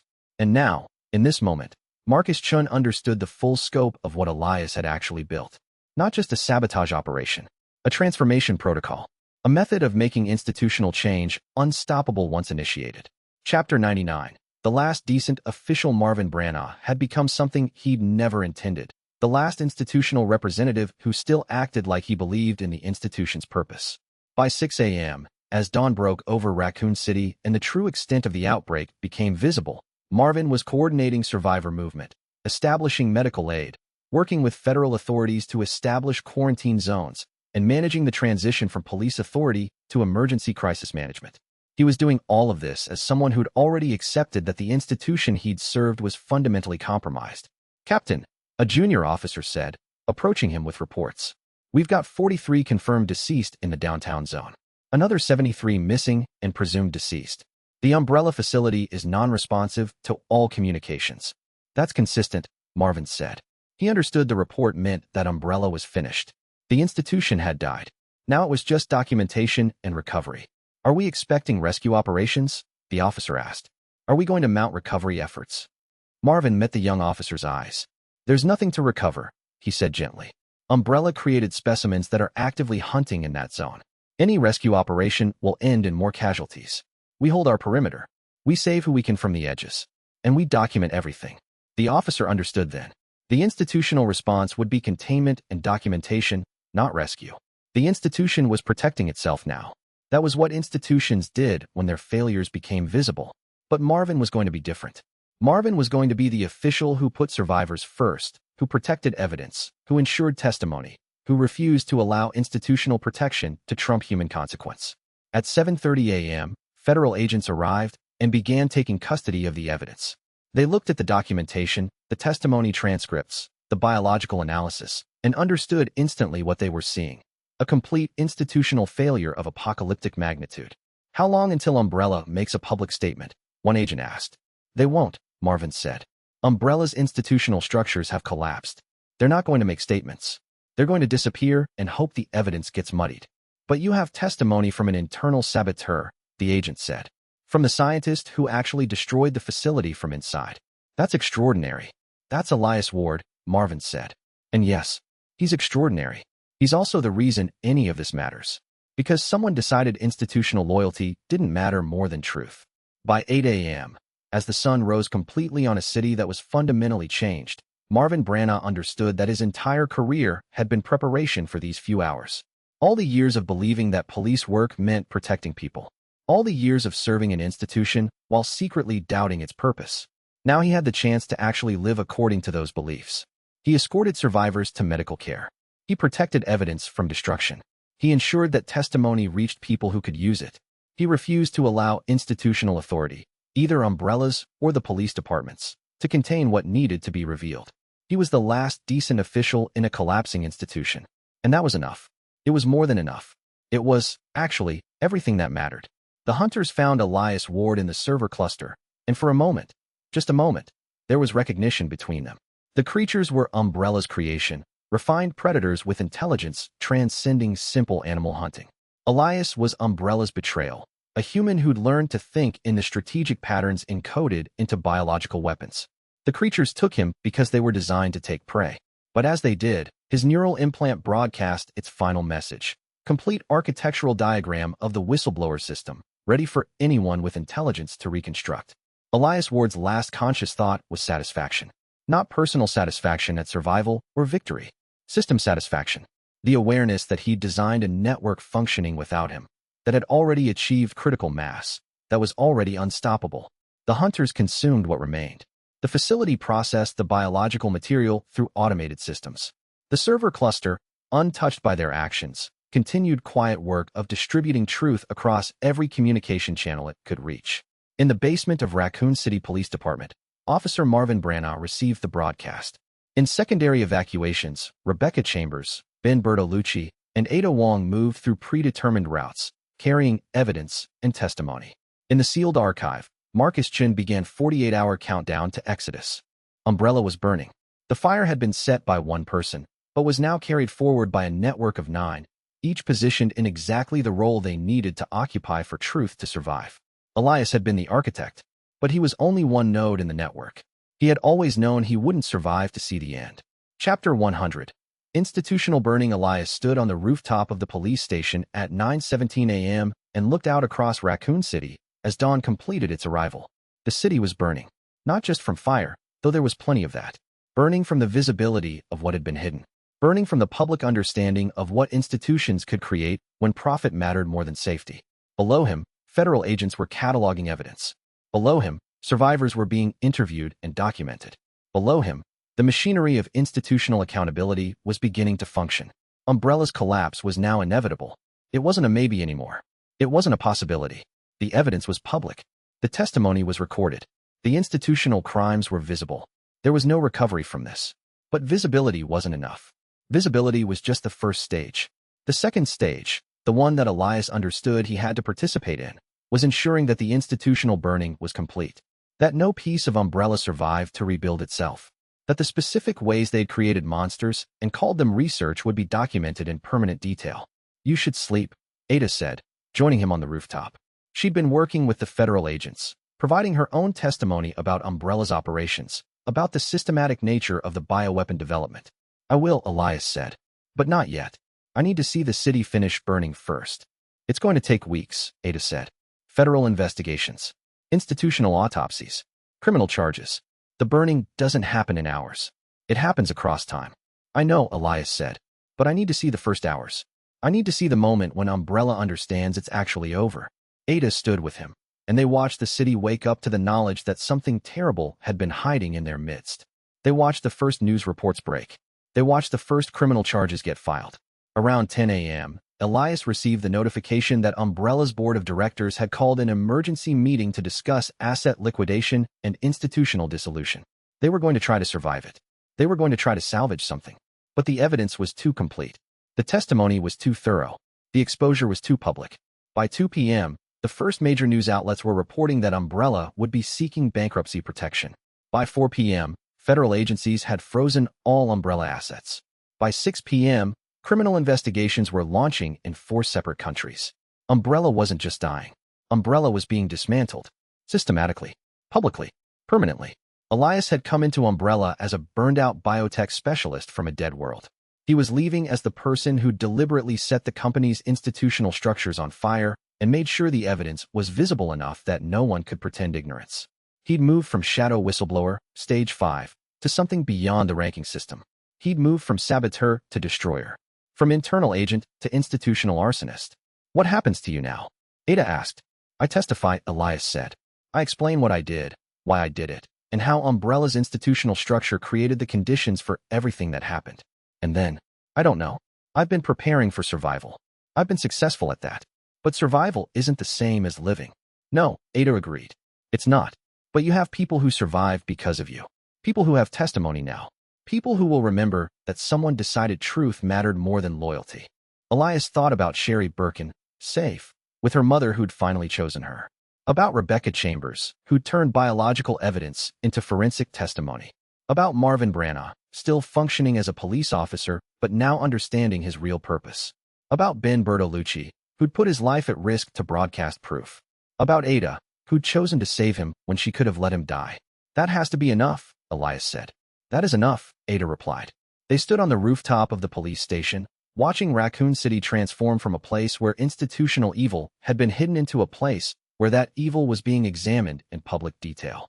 The outbreak had been Umbrella's catastrophe. The evidence was Elias Ward's creation. And between the outbreak and the evidence, an institution that had spent decades creating monsters while calling it science was finally being held accountable. It was 6:47 p.m. on the first day of the end of Umbrella, and Elias Ward, who'd woken into this world as someone else, was finally becoming someone. The person who'd burned an institution and made sure the world saw the ashes clearly enough to remember why burning was necessary. That was enough. That was everything. The story would continue. The trials would happen. The institutional burning would take months and years. But the first stage was complete. The evidence was visible. The truth was burning. And somewhere in the ashes, something that looked like justice was beginning to take root. The facility was dying around evidence it contained, and in silence after Elias's consumption by hunters, something remarkable happened. The Whistleblower System, fully autonomous, began optimizing its own distribution protocols. It learned from each attempt to suppress the broadcast. It learned from each server Umbrella's external teams tried shutting down. It learned from patterns of corporate response, routing messages through channels progressively harder to intercept. By the time Umbrella's senior management understood the broadcast was active, it had already distributed to 47 media organizations. By the time they suppressed any single channel, 10 new channels had activated. The Whistleblower System was no longer just Elias's tool. It was distributed intelligence, learning and adapting, becoming more resilient with every suppression attempt. It was the logical conclusion of what Elias built. Truth so thoroughly propagated it transcended any corporation's ability to suppress. In the facility, hunters settled into their new domain. They'd claimed infrastructure, learned corridors, established territories defining occupation. The facility was no longer human. It had become something else. Hybrid structure where biological predators and digital systems coexisted in new symbiosis forms. Above ground, Raccoon City remained ignorant of what happened beneath its streets. But that ignorance was ending. With each minute, more people received the broadcast. More understood what Umbrella had done. More asked questions Umbrella couldn't answer without incriminating itself further. By tomorrow morning, Umbrella would no longer be secret. It would be crime, prosecuted in the court of public opinion before reaching court of law. And Elias Ward, the architect of transformation, was already dead, already consumed, already written into history. But his system would survive. His network would persevere. And 9 people, scattered through the city, carrying evidence and testimony, would become the voice of truth Elias could no longer speak. The facility was dying, but Umbrella was burning. And no amount of corporate damage control could stop the spreading fire. Chapter 101, The Commander. Elias Ward sat in the basement server room with Ada, Rebecca, and Ben, watching 3 monitors displaying evidence channels, city feeds, and Umbrella's encrypted frequency traffic. The role had shifted under his feet without him quite noticing when. He was no longer a saboteur working alone. He was orchestrating a network of survivors toward a single objective: burn Umbrella so thoroughly that resurrection became impossible. We have 42 minutes to move the secondary package to transmission, Rebecca said, her hands steady as she typed. She'd evolved from field medic to documentation specialist, and the precision in her voice suggested she'd finally found her purpose in this dying city. The transport route through the subway is clear if we move now. Elias nodded. The Whistleblower System showed him the network in layers, security cameras he'd corrupted, guard patterns he'd memorized, evacuation routes he'd studied during his months inside the facility. But raw information was only half the equation now. People needed command. direction, hope that their individual sacrifices pointed towards something larger than survival. Ben, your broadcast infrastructure is active? He asked. The journalist looked like he'd aged 10 years in a single night, but his eyes burned with something that transcended exhaustion. Feeds encrypted and hardened. NSA-grade scrambling won't crack it in under 6 hours. By then, the signal will be distributed across 50 proxy servers worldwide. They kill the source. The message propagates anyway. Ada watched Elias with an intensity that had become habit. She sat in the corner, ostensibly scanning security feeds, but her real function was threat detection, noticing when Umbrella's response patterns shifted from reactive to targeted. She'd chosen to be here instead of following orders. That choice had implications that neither of them had explicitly named. Annette's status? Elias asked. Moving Sherry through the residential sector, Rebecca confirmed. She has the encryption key. If extraction becomes necessary, she can unlock the evidence server remotely. She understands the priority hierarchy. The priority hierarchy. That phrase had haunted Elias since he'd codified it. Sherry first, then the evidence, then everyone else in ascending order of strategic importance. It was a calculation that made rational sense and felt obscene every time he articulated it. This was what Umbrella had done to him, made him competent at measuring human value. One of the monitors chimed. An alert flag appeared on the security feed from the main facility. Multiple teams mobilizing. Not randomly. Not panic responses. Directed movement toward the server sectors. They're coming, Ada said quietly. Same time you are. Then we accelerate, Elias replied. He pulled up the facility layout on his personal terminal. The Whistleblower System showed him routes with probabilities attached, safe corridors rendered in green, contested territories in yellow, potential death zones in red. He traced a path from the server room to the transport hub that bypassed 4 security checkpoints. We have 12 minutes before that corridor gets occupied. After that, we go vertical through the backup shafts. Rebecca was already moving.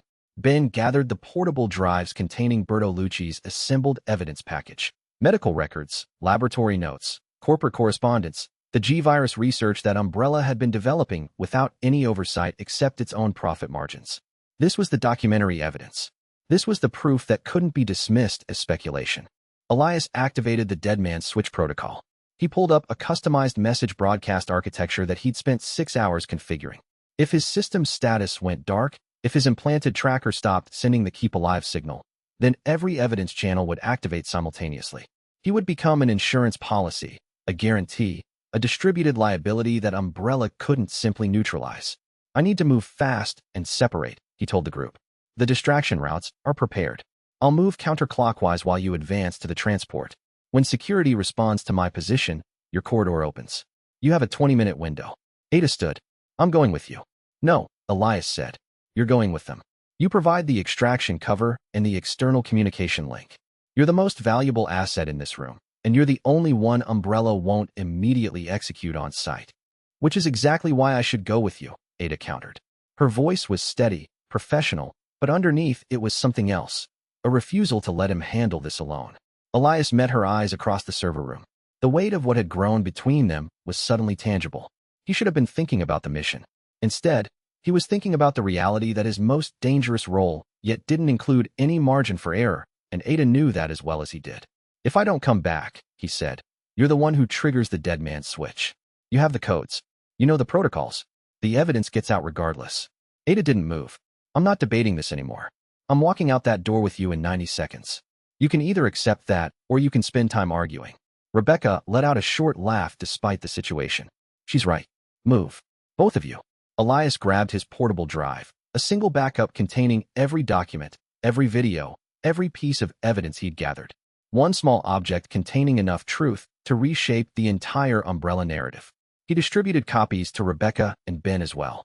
Redundancy was survival. Go, he told the others. Transport moves first. You have 12 minutes. As Rebecca and Ben moved toward the exit, Elias triggered the first wave of distractions. Security cameras across the facility suddenly flooded with corrupted feeds. Automated doors locked and unlocked in cascading patterns. Alarm systems started and stopped. It was noise and chaos designed to occupy Umbrella's attention while actual strategy moved underneath. Ada was beside him when he turned toward the ventilation shaft that led deeper into the facility.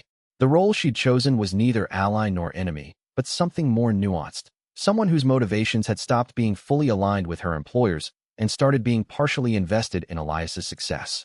that made her dangerous to both sides, which paradoxically made her the most reliable person in the room.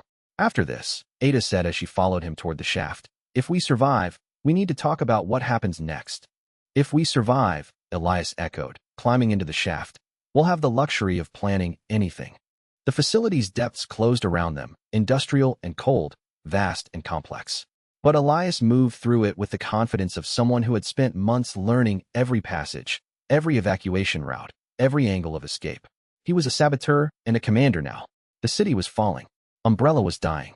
But Elias Ward would burn bright in the aftermath, and the truth would spread like wildfire through the ashes. Behind them, alarms started screaming through secondary corridors. The distraction was working. The noose was tightening. The race had become personal, and Elias was no longer running.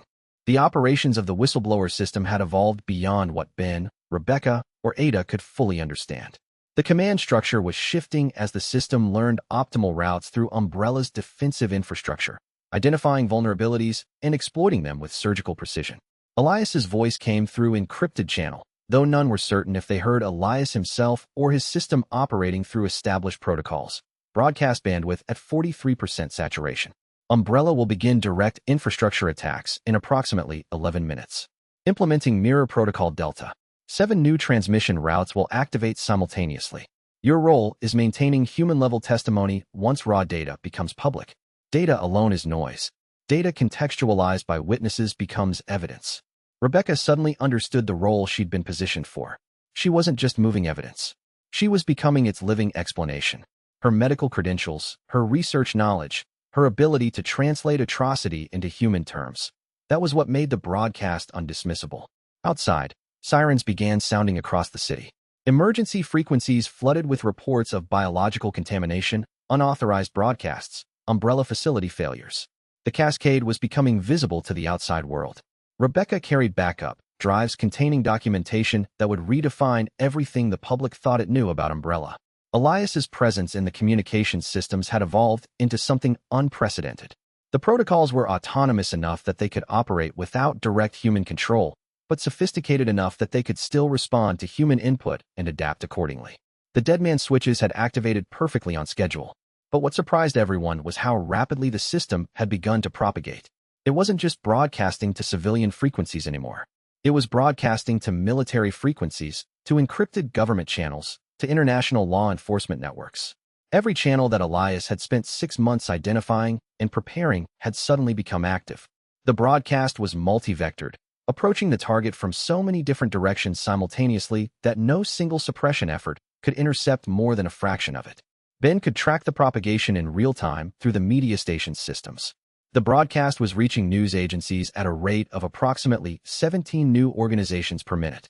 The growth was exponential.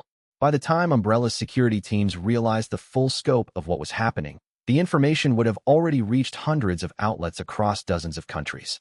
Suppression was no longer tactically possible. They're deploying combat teams to the broadcast stations, Ben reported. 3 units converging on this location. ETA approximately 12 minutes. Rebecca looked at the evidence drives in her hand. Hundreds of files, medical records, video documentation, complete technical specifications of how to manufacture the G-virus, audio recordings of Umbrella researchers discussing the program's objectives. Then we have 12 minutes to move, she said. The broadcast continues regardless. The evidence is already distributed. Our role now is survival. We become the living witnesses that nobody can kill without confirming the broadcast's credibility. Ada was already moving toward the exit protocols. Secondary exit activated. The route through the service tunnels remains clear. 2 minutes to reach the outer checkpoint. The broadcast was not linear. It wasn't a single organized data stream that moved from point A to point B. It was a fractal distribution, a self-replicating system that created new copies of itself every time someone downloaded the data, every time someone forwarded it, every time someone uploaded it to an independent server. The Whistleblower System had been designed with this principle in mind. It wasn't trying to stop people from copying the evidence. It was trying to accelerate copying. Every person who received the broadcast and decided to share it became a new node in a distributed network that transcended Umbrella's ability to suppress. The distribution is now beyond our capacity to track, Rebecca heard through the communication system. Estimated replication rate is increasing exponentially. The data is reaching approximately 400 new endpoints per minute.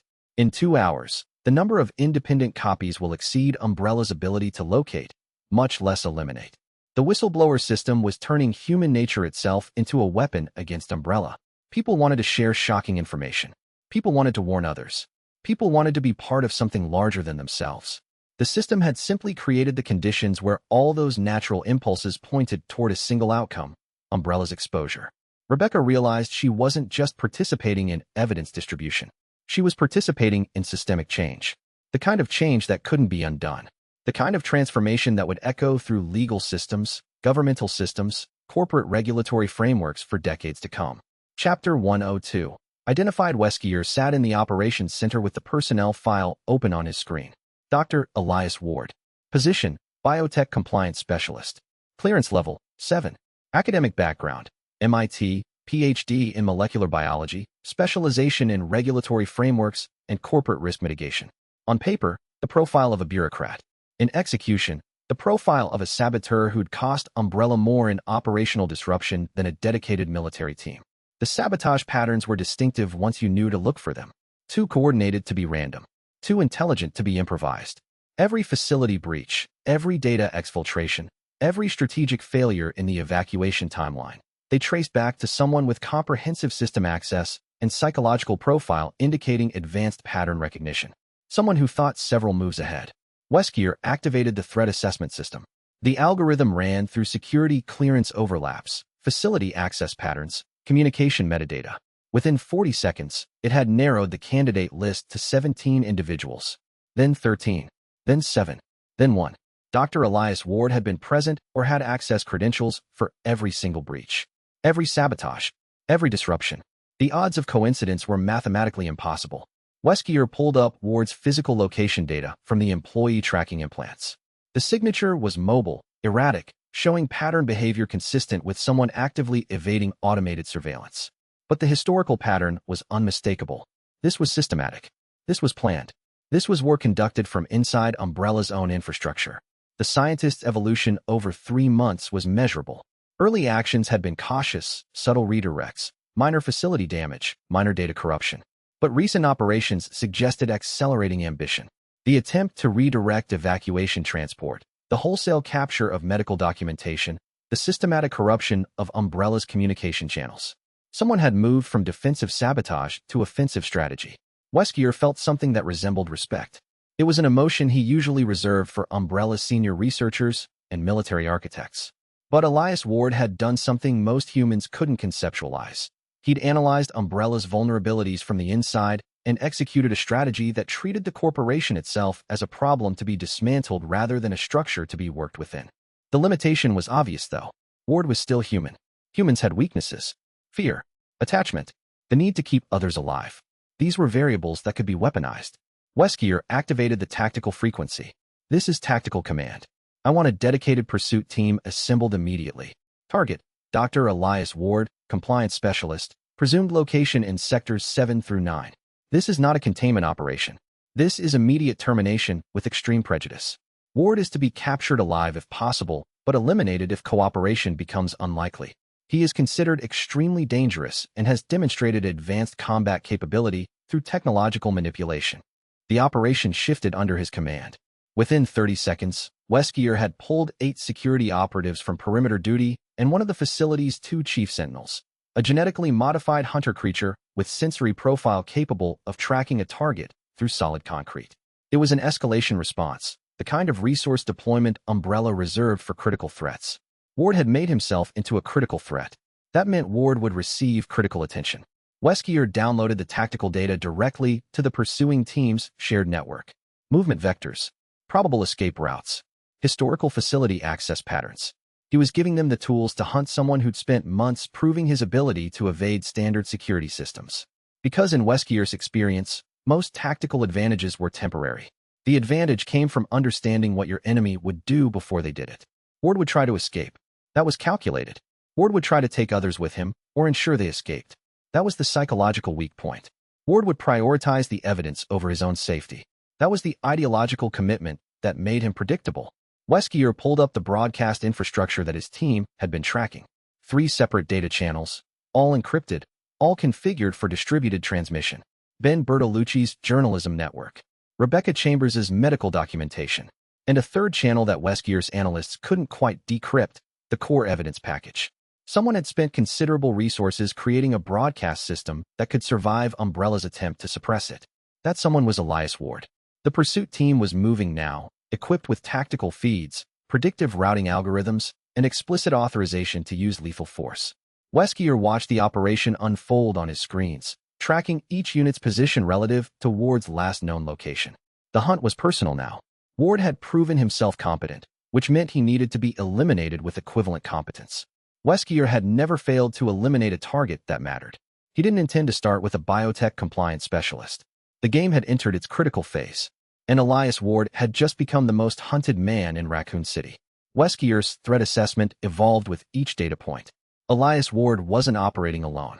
He was operating as central node of a distributed network, systematically positioning survivors for specific roles, distributing evidence with precision of someone who'd spent months calculating which people would live and what they would do.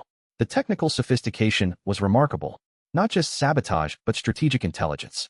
Not just individual, but organization. The scope became clear. Ward had infected multiple people with his protocols. Multiple nodes existed throughout the network. Westgear shifted his entire strategy. Cancel pursuit of Dr. Ward. New priority. Identify and eliminate every person Ward contacted. Assume all survivors are compromised. Assume all evacuations facilitate data exfiltration. This is containment of information hazard, not biological threat. The hunt shifted from one man to a network, from single saboteur to systematic infiltration. And somewhere in that network, people positioned and prepared by Elias began understanding their survival depended not on rescue, but on reaching external world and speaking before Umbrella's cleanup teams silenced them permanently. Chapter 103. Divergence. Ada Wong had been sent to Raccoon City with a single objective: extract G-virus samples and supporting research documentation for her employer. Umbrella's Biological Weapons Division had represented the cutting edge of advanced genetic manipulation. The G-virus specifically was the application most likely to produce either paradigm-shifting breakthroughs or catastrophic failures. Either outcome was valuable to her organization. That objective had become increasingly difficult to reconcile with her actions over the past 18 hours. She moved through the facility's mid-level corridors with Elias, watching security feeds through the portable terminal he'd given her. The routes she was helping navigate bypassed 3 separate pursuit teams, tactical units directed toward the sector where Elias had triggered distraction responses. He was drawing fire away from the evidence extraction team. That was strategic. That was rational. That was also exactly the kind of action that made someone a target. The complication was that Ada had stopped treating Elias as a tactical problem to be evaluated and started treating him as someone whose survival mattered on a level that transcended professional interest. Her employer had implanted multiple motivations into her operational profile. Obtain the G-virus research. Avoid direct confrontation with Umbrella's security apparatus. Maintain cover as a reliable operative. All of these were still operative, but something had shifted during her weeks coordinating with Elias. She'd begun making choices that served his survival alongside her objectives, and those objectives were starting to diverge. The critical choice had come 3 hours ago. Umbrella's evacuation protocol included G-virus research transport, sealed containers destined for a facility further north. Ada could have intercepted those containers, extracted the samples her employer wanted, and blamed Umbrella's operational chaos. That was the optimal choice under pure professional analysis. Instead, she provided Elias with the container schedules and security rotations so he could ensure the G-virus materials remained in the city, documented, and available for evidence packaging. She'd made herself complicit in denying her employer the primary objective. The pursuit team is 3 levels up and moving laterally, she told Elias as they descended further. They're using predictive routing based on historical access patterns. They think you're trying to reach the transport hub. I am, Elias said. But through a route they won't predict because they don't have access to the facility blueprints I acquired from Umbrella's archive server. The route exists, but it requires knowledge they don't possess. Ada felt something that resembled awe. He'd spent weeks cataloging structural knowledge that his enemies couldn't access. He'd built his escape routes not just from experience, but from information asymmetry, knowing the building in ways that gave him advantages no amount of tactical equipment could overcome. Why are you here? She asked. With me, I mean. You could have moved faster alone. Elias paused at a junction where 2 corridors converged. The Whistleblower System was analyzing the security grid in real time, updating probabilities and threat vectors. He turned to face her directly. Because you made a choice, he said. Hours ago, when Umbrella gave you the opportunity to secure the G-virus research for your organization, you gave me the intelligence instead. You chose my objective over your orders. That makes you invested in whether I survive. It also makes you the only person in this facility who could have made that choice and lived. Ada didn't respond immediately. The choice had been made reflexively, without the careful calculation that usually governed her operations. That suggested something more than tactical shifting. It suggested that professional distance had been replaced with something messier and harder to quantify. My employer will want the G-virus research eventually, she said. I know, Elias replied. And when this is done, I'll help you get it. A copy, not the original. The original goes into the evidence package. But a copy that your organization can analyze while the world is analyzing the unredacted version. We both win. Your employer gets the research. The world gets the truth. The original evidence chain remains intact. That's not how employers work, Ada said. That's not how professional obligations function. No, Elias agreed. But it's how people function when they're tired of pretending their objectives are more important than each other's survival. It was dangerous. It was strategically uncertain. It was the kind of arrangement that would create complications if Ada's employer ever reviewed the operational logs. But it was honest in a way that her previous interactions had never been. They moved deeper, and Ada found herself thinking about the choice she'd made and what it meant. She'd been sent to Raccoon City as an operative. She was becoming something else, someone whose loyalties had shifted enough to matter, whose survival was becoming entangled with someone else's mission in ways that professional training explicitly taught you to avoid. The pursuit team moved above them, searching sectors they'd already evacuated. The evidence extraction was proceeding on schedule.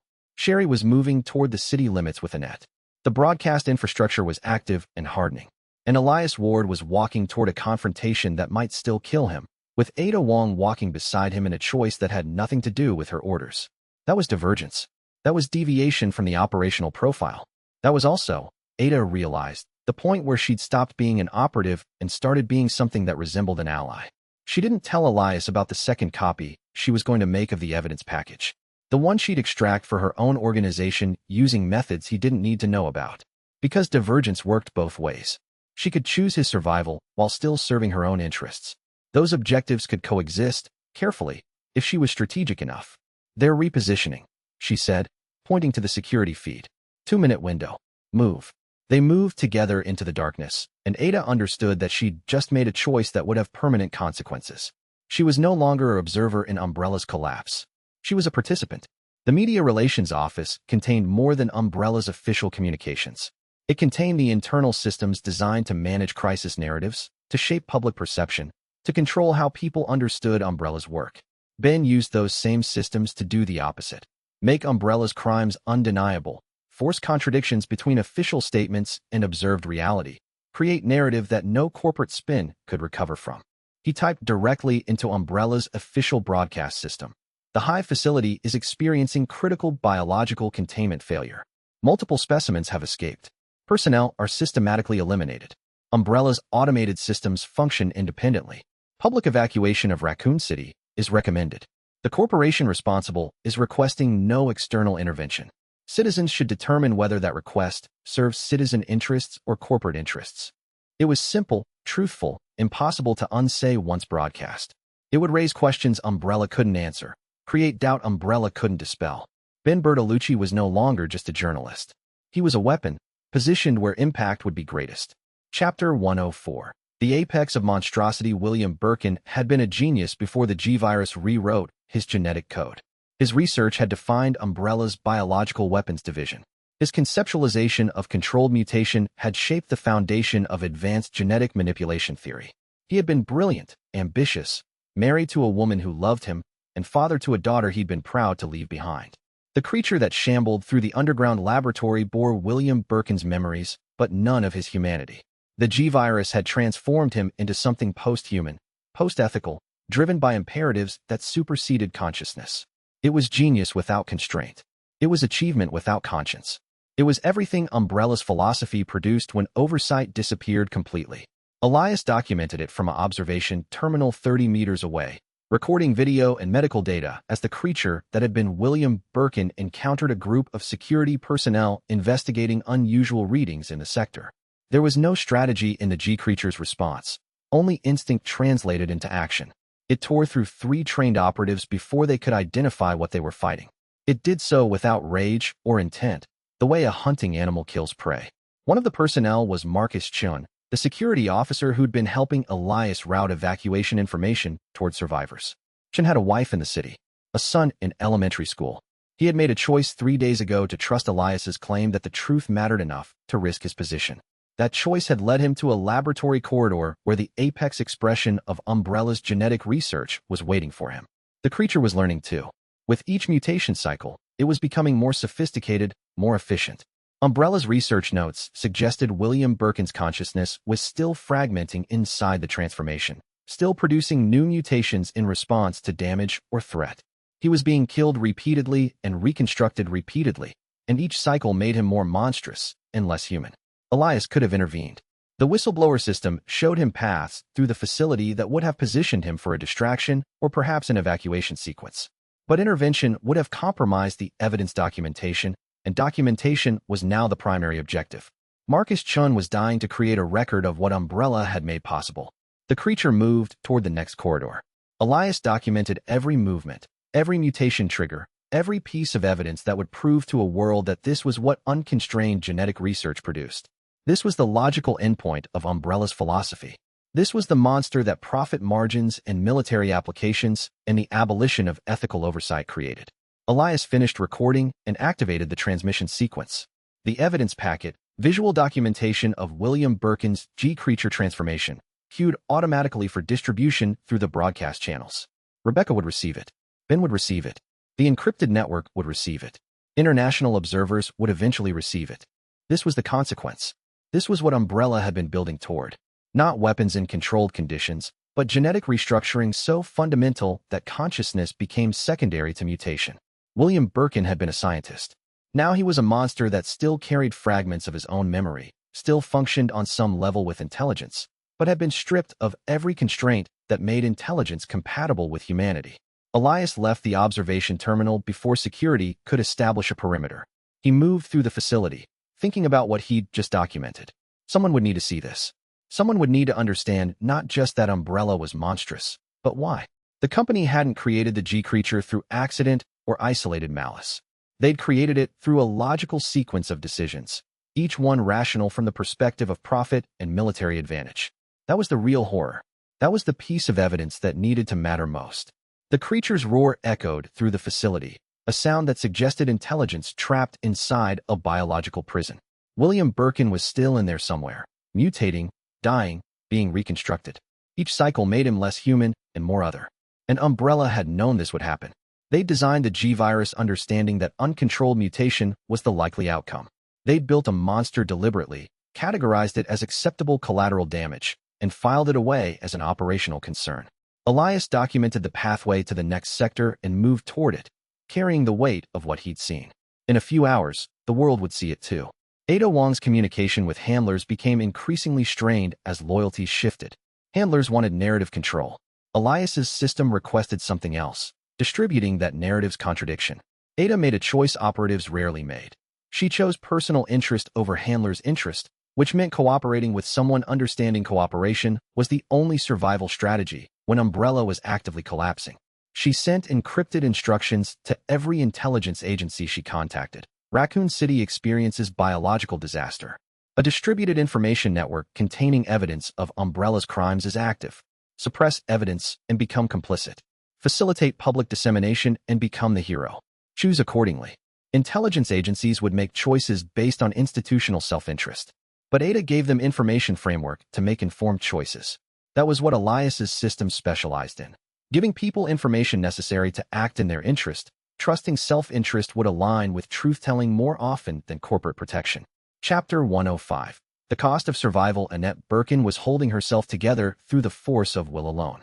The medications she'd administered to herself 18 hours ago were becoming metabolically insufficient. The stress response was overloading her system's capacity to sustain consciousness. She was moving on momentum and maternal focus, nothing else. Sherry was ahead of her, in the custody of a handler that Elias had assigned, a medical technician named David Park who'd made the choice to help rather than execute Umbrella's evacuation protocols. They were moving toward a safe house that didn't appear on any Umbrella map, using routes that bypassed security entirely. Annette's knowledge of William's transformation was absolute. She'd seen him mutate. She'd watched him stop being her husband and start being something that contained fragments of her husband. The grief was a physical object lodged inside her chest, making each breath an act of deliberate function. She couldn't afford to process it fully. Sherry was alive. Sherry needed to reach safety. Everything else was secondary. Elias appeared from a side corridor, and Annette felt something like relief. Here was someone who'd managed to transform Umbrella's collapse into something resembling survival. Here was someone who understood that Sherry's safety mattered more than loyalty or ideology or corporate structure. Status? He asked. Park is moving her through the secondary route toward the highway safe house, Annette said. They'll reach the checkpoint in 12 minutes. The documentation is prepared. Sherry has the encryption key for the evidence server. If anything happens to you, she has instructions for triggering the secondary broadcast. Elias nodded. He looked like he'd aged years and days, like the weight of orchestrating an entire counteroffensive inside a dying facility was pressing him into the ground. But he was still moving. He was still functioning. He was still making choices that pointed toward survival. How are you? He asked Annette directly. No one had asked her that in 18 hours. The question was so profoundly simple that it nearly broke her functioning. I'm moving, she said. I'm not falling apart because Sherry's motion depends on my forward momentum. When she's safe, I'll fall apart. Right now I'm functioning. Elias understood that. She could see it in his expression. He'd been operating on the same principle, suppressing everything except the necessary next step. Grief, guilt, trauma, the weight of decisions that had gotten people killed. All of it was being deferred to a future that might never arrive. William's transformation has reached terminal stage, Annette continued. She wasn't sure why she was telling him this, except that someone needed to know and witness her understanding of what had happened. He's not in there anymore. The consciousness is fragmenting with each mutation cycle. What we're dealing with now is a biological imperative wearing fragments of his intellect. He'll keep mutating until his genetic structure becomes unstable. Then he'll die the way any failed experiment dies. Suddenly and completely. I documented it, Elias said quietly. I recorded his emergence. The evidence package shows exactly what the G-virus produces in an uncontrolled transformation. It shows what Umbrella did. It shows what he became. Annette felt something like gratitude. William's death was going to matter. His transformation into the G-creature was going to mean something beyond the personal tragedy. His story would become evidence. His mutations would become proof of Umbrella's failure and malice in equal measure. Sherry will be better than this, Annette said. She was making a statement and a promise simultaneously. She'll grow up outside Umbrella's reach. She'll have a chance to become something other than what this place made her parents. Yes, Elias agreed. She will. They stood together in the corridor, two people bound by proximity to loss and the determination that the loss wouldn't be meaningless. Annette had never liked Elias Ward particularly. He was a compliance specialist, a bureaucrat, someone who represented the corporate systems that had defined her existence. But in the aftermath of everything collapsing, that distinction mattered less than the simple fact that he'd chosen to protect her daughter. Go, she said. Move toward whatever you need to do. I'll keep them moving on schedule. If you can't maintain function, Elias started. I will, Annette interrupted. I'll function until Sherry is safe. After that, I'll decide whether to keep functioning. But that's my choice to make, and I'm making it clear. I'm moving her. I'm keeping her alive. And everything else is acceptable collateral in that objective. Elias nodded and turned back toward his own route. Annette watched him disappear around the corner. She had no illusions about his survival chances. Umbrella was looking for him specifically now. The odds were mathematical and harsh. But Elias had made his choice the way she'd made hers. He would burn bright if that's what it took. He would accomplish the objective or die attempting it. Annette resumed moving, following the route that David Park was taking with Sherry. The grief was still there, still a physical object, still making each breath an act of resistance. But survival was also there, practical and necessary. William had chosen the G-virus over his family. That was his transformation. She was choosing Sherry over everything else. That was hers. The city was collapsing. Umbrella was dying. And in the margins of that catastrophe, one mother was walking her daughter towards something resembling a future. Dr. Annette Birkin emerged from evacuation tunnels with her daughter Sherry, guided by a route Elias had mapped with such precision she barely made single decision about direction. The path was breadcrumbs laid by someone understanding the facility's architecture completely. Officer Marvin Branagh met her at the police station and understood the significance immediately. Annette was wife of Umbrella's senior researcher. She carried her daughter. She moved with precision of someone explicitly instructed on reaching this location. Elias Ward? Marvin asked. Annette nodded. He's still in the facility. He told me to tell you that I have encryption keys for the G-Virus Research Archive. When Umbrella's cleanup teams try recovery, I can unlock it remotely and transmit contents before they seal it away. Marvin understood instantly. Annette wasn't just refugee. She was positioned asset. She controlled access to the most incriminating evidence of what her husband had developed. Elias calculated she would protect her daughter rather than her husband's research. The calculation had been correct. Annette Birkin had thought she was reaching safety when she arrived at the police station. But standing in front of Officer Marvin Branagh, she was beginning to understand that safety was a more complex concept than simple physical security. She had her daughter. She had her life. But she was also now the gatekeeper for the G-Virus Research Archive, the person who controlled access to the final piece of evidence that could prove William had spent his marriage developing a bioweapon with full knowledge of its implications. The encryption key works on a biometric lock, Marvin explained. Only your DNA pattern can activate the archive's transmission protocols. The moment you choose to, all G-Virus research moves from secure storage to public broadcast. Umbrella will know immediately. Umbrella will come for you. Annette understood. She had become target merely by existing, by being William's wife, by knowing what she knew.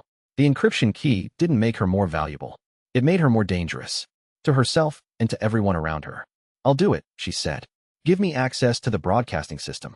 When the time comes, I'll unlock the archive myself. Sherry, sitting quietly beside her mother, looked at her with understanding that no 8-year-old should have been forced to possess. She understood that her mother was committing herself to something irrevocable. That families, in the end, were defined not by genetic connection, but by choices. And her mother had just chosen evidence over silence, truth over security. It was the role Elias had calculated for them. Chapter 106, The Journalist's Choice. Ben Bertolucci had spent his career making pragmatic decisions. He'd covered stories that mattered less than they should because more important stories paid less. He'd maintained relationships with sources who were questionable because reliable sources were harder to develop. He'd balanced truth against profit consistently, and profit had usually won. That was the nature of professional journalism in a market that didn't pay for integrity. The story he was sitting on now changed the equation entirely. The evidence package included everything. Umbrella's founding charter, documents laying out the T-virus research agenda, financial records connecting corporate profit to biological weapons development, and the G-virus research notes that William Birkin had compiled before his transformation. This was the kind of story that newspapers died investigating. This was the kind of story that got journalists imprisoned or disappeared. It was also the kind of story that could reshape global understanding of corporate accountability and biological weapons proliferation. It was the kind of story that could matter. Ben had been given the broadcast architecture and the transmission codes. All he needed to do was activate the sequence and the evidence would propagate across 50 encrypted servers in approximately 17 minutes. 20 minutes after that, major news organizations would receive verified copies. 40 minutes after that, the story would be international. He was sitting in a basement server room with a damaged satellite uplink and a portable transmission rig that Rebecca had scavenged from Umbrella's communications sector. The decision was simple in concept. Activate the broadcast or don't. Everything depended on that binary choice. The complication was that activating the broadcast would also activate Umbrella's response protocols. The moment Ben's signal went live, tactical teams would triangulate the transmission source and move toward this location with extreme prejudice. Ben would have approximately 8 minutes to relocate before security reached this room. That was the mathematical reality. 8 minutes to confirm a broadcast that would take international distribution several hours to complete. 8 minutes to ensure the story didn't die with him. Ben activated the preliminary sequence. He routed the evidence through 3 different encryption layers and initiated the distribution protocol. The transmission rig hummed to life, connecting him through the satellite uplink to the distributed server network.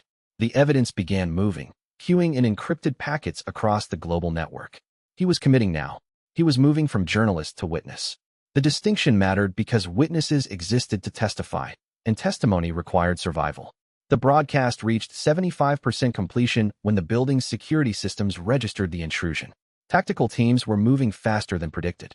Ben accelerated the final transmission, pushing the bandwidth to maximum capacity. Servers were receiving the evidence. The information was propagating. By the time security reached this location, the story would be beyond their ability to suppress. The completion signal arrived at 92%. The final packets queued for distribution. Ben disconnected the transmission rig and grabbed the portable hard drive containing a backup copy of everything. The original evidence would have sufficient redundancy to survive. The backup would ensure Ben himself wasn't the single point of failure. He moved toward the secondary exit as the sound of tactical units reached the main corridor. Footsteps. Weapons being readied. The professional execution of a containment protocol. Ben had never expected to be so instrumental to a story and simultaneously so much in danger from it. The secondary exit led to a maintenance corridor that Rebecca had mapped during her time in the facility. Ben moved through it, following emergency markers toward what should have been a service hatch leading to the exterior sector. Behind him, tactical units were clearing the server room, discovering the remnants of his broadcast setup. The realization that he'd succeeded hit him just before the shock wave from the first impact grenade. Ben was knocked sideways, the portable drive sent spinning across the corridor. He recovered and grabbed it, continuing toward the service hatch. His hearing was compromised. His left arm was burning with an impact wound that suggested shrapnel or blast radius. But he was moving. The service hatch was sealed, which wasn't on Rebecca's map. Ben engaged the emergency unlock with an override code she'd provided. The hatch opened, revealing a maintenance crawl space leading toward the facility's exterior wall. He forced himself through it. Moving horizontally, the portable drive clenched against his chest. Behind him, tactical units reached the hatch and began pursuing. But Ben was small enough to move faster through the maintenance crawlspace. He was also sufficiently wounded that he was operating on pure adrenaline and the knowledge that a story this important required a living witness. The exterior hatch appeared ahead. Ben forced it open, and cold city air rushed in. He could see the facility's perimeter from here. He could see the chaos of evacuation in progress. He could see Umbrella's collapse happening in real time. Ben rolled out of the hatch, dropping 5 meters to a lower level, landing hard on concrete. The portable drive remained intact. The story was distributed. The evidence was propagating. He had accomplished the objective that mattered most. Behind him, tactical units emerged from the facility, but Ben was already moving toward the city sector where Elias had designated a secondary meeting point. He was injured. He was terrified. He was also alive, and the story was alive with him. Ben Bertolucci, the journalist who'd learned to prioritize profit over principle, was discovering what he was capable of when principles suddenly mattered more than survival. Rebecca Chambers was understanding what it meant to be distributed node and system designed by someone thinking at Elias's strategic sophistication level. She was no longer just herself. She was specific function in larger organism. The function of testimony. The function of translating technical complexity into emotional comprehensibility. Her role wasn't understanding entire network. Her role was doing what she was competent at and trusting the person positioning her understood how her competence would interface with everyone else's competence to create something larger than any individually. She moved through evacuation routes with backup drives containing Rebecca's own annotated medical records. As she moved, she mentally prepared testimony she would give, evidence of what Umbrella did, contextualized through understanding of a scientist who initially participated before recognizing its moral reality. Rebecca Chambers would become the face of Umbrella's crimes. That was the role Elias calculated for her, and she was understanding that accepting the role was the only way to guarantee her survival and evidence's survival. Chapter 107. The documentation that cannot lie. Rebecca Chambers had developed a methodology for evidence preservation that transcended normal medical documentation. She'd been trained as a field medic, then trained as a combat paramedic, then trained as a structural analyst for Umbrella's biological programs. Each layer of training had built on the previous, creating someone who could document not just medical outcomes, but the systemic processes that produced them. The evidence package she'd assembled in the medical sector was meticulous. Laboratory notes from Umbrella's primary research facilities, tissue samples from viral research programs, photographic documentation of containment failures and their human consequences, viral strain analyses showing deliberate genetic modification paths. This wasn't hearsay. This wasn't speculation. This was primary source documentation that could survive international peer review. She'd photographed the facility's quarantine sectors before the outbreak reached them. She'd documented the procedures for specimen containment and the protocols for handling failed containment scenarios. She'd recorded the communication chains that showed senior Umbrella administrators discussing acceptable casualty percentages in T-virus research. This was evidence that couldn't be dismissed. Rebecca was moving through the lower medical sectors with a portable scanner and 3 external hard drives containing everything she'd gathered. The approach of tactical units was audible in the upper corridors. Elias had been clear about priority. Get the documentation out of the facility before security sealed the medical sectors entirely. She worked quickly, moving between refrigerated storage units and locked research archives. The combination codes she'd acquired over her months in the facility gave her access most tactical teams didn't have. She photographed every label, every storage classification, every piece of documentation that indicated Umbrella's knowledge of the severity of their own biological research. The samples she'd extracted were going to be the most damaging evidence. Live viral cultures with documented lineages. Genetic profiles showing deliberate mutations. Isolated G-virus material in stable form. This was the evidence that Umbrella had been developing biological weapons with systematic intent, and that they'd understood the risks and proceeded anyway. One of the hard drives filled to capacity. Rebecca disconnected it and moved to the next. The time counter on her portable device showed 15 minutes remaining before the medical sector locks went into effect. After that, she'd be trapped in sealed corridors with no exit. She moved toward the final archive, the one containing research notes from William Birkin's personal logs. The documentation was extensive and damning. Birkin had recorded his own research methodology, his deliberate genetic modification parameters, his understanding of the catastrophic potential of an uncontrolled G-virus mutation. The notes showed that Birkin had known exactly what he was risking and had prioritized the research advancement over the ethical limitations. Rebecca photographed every page, every notation, every piece of Birkin's handwriting that confirmed his knowledge and continued action. This was the evidence that genius and monstrosity were not opposites, but sometimes the same characteristic viewed from different angles. The final drive filled with the last of the documentation. Rebecca disconnected it and moved toward the exit. The tactical units were getting closer. The sound of security lockdown procedures echoed through the corridors. She had perhaps 8 minutes to reach the secondary exit before the medical sector sealed entirely. She moved toward the upper corridor where Elias had designated a pickup point. A tactical operative appeared at the corridor junction, weapon raised. Rebecca didn't think. She triggered an emergency medical purge, releasing a mist of localized anesthetic mixed with irritant compounds into the corridor.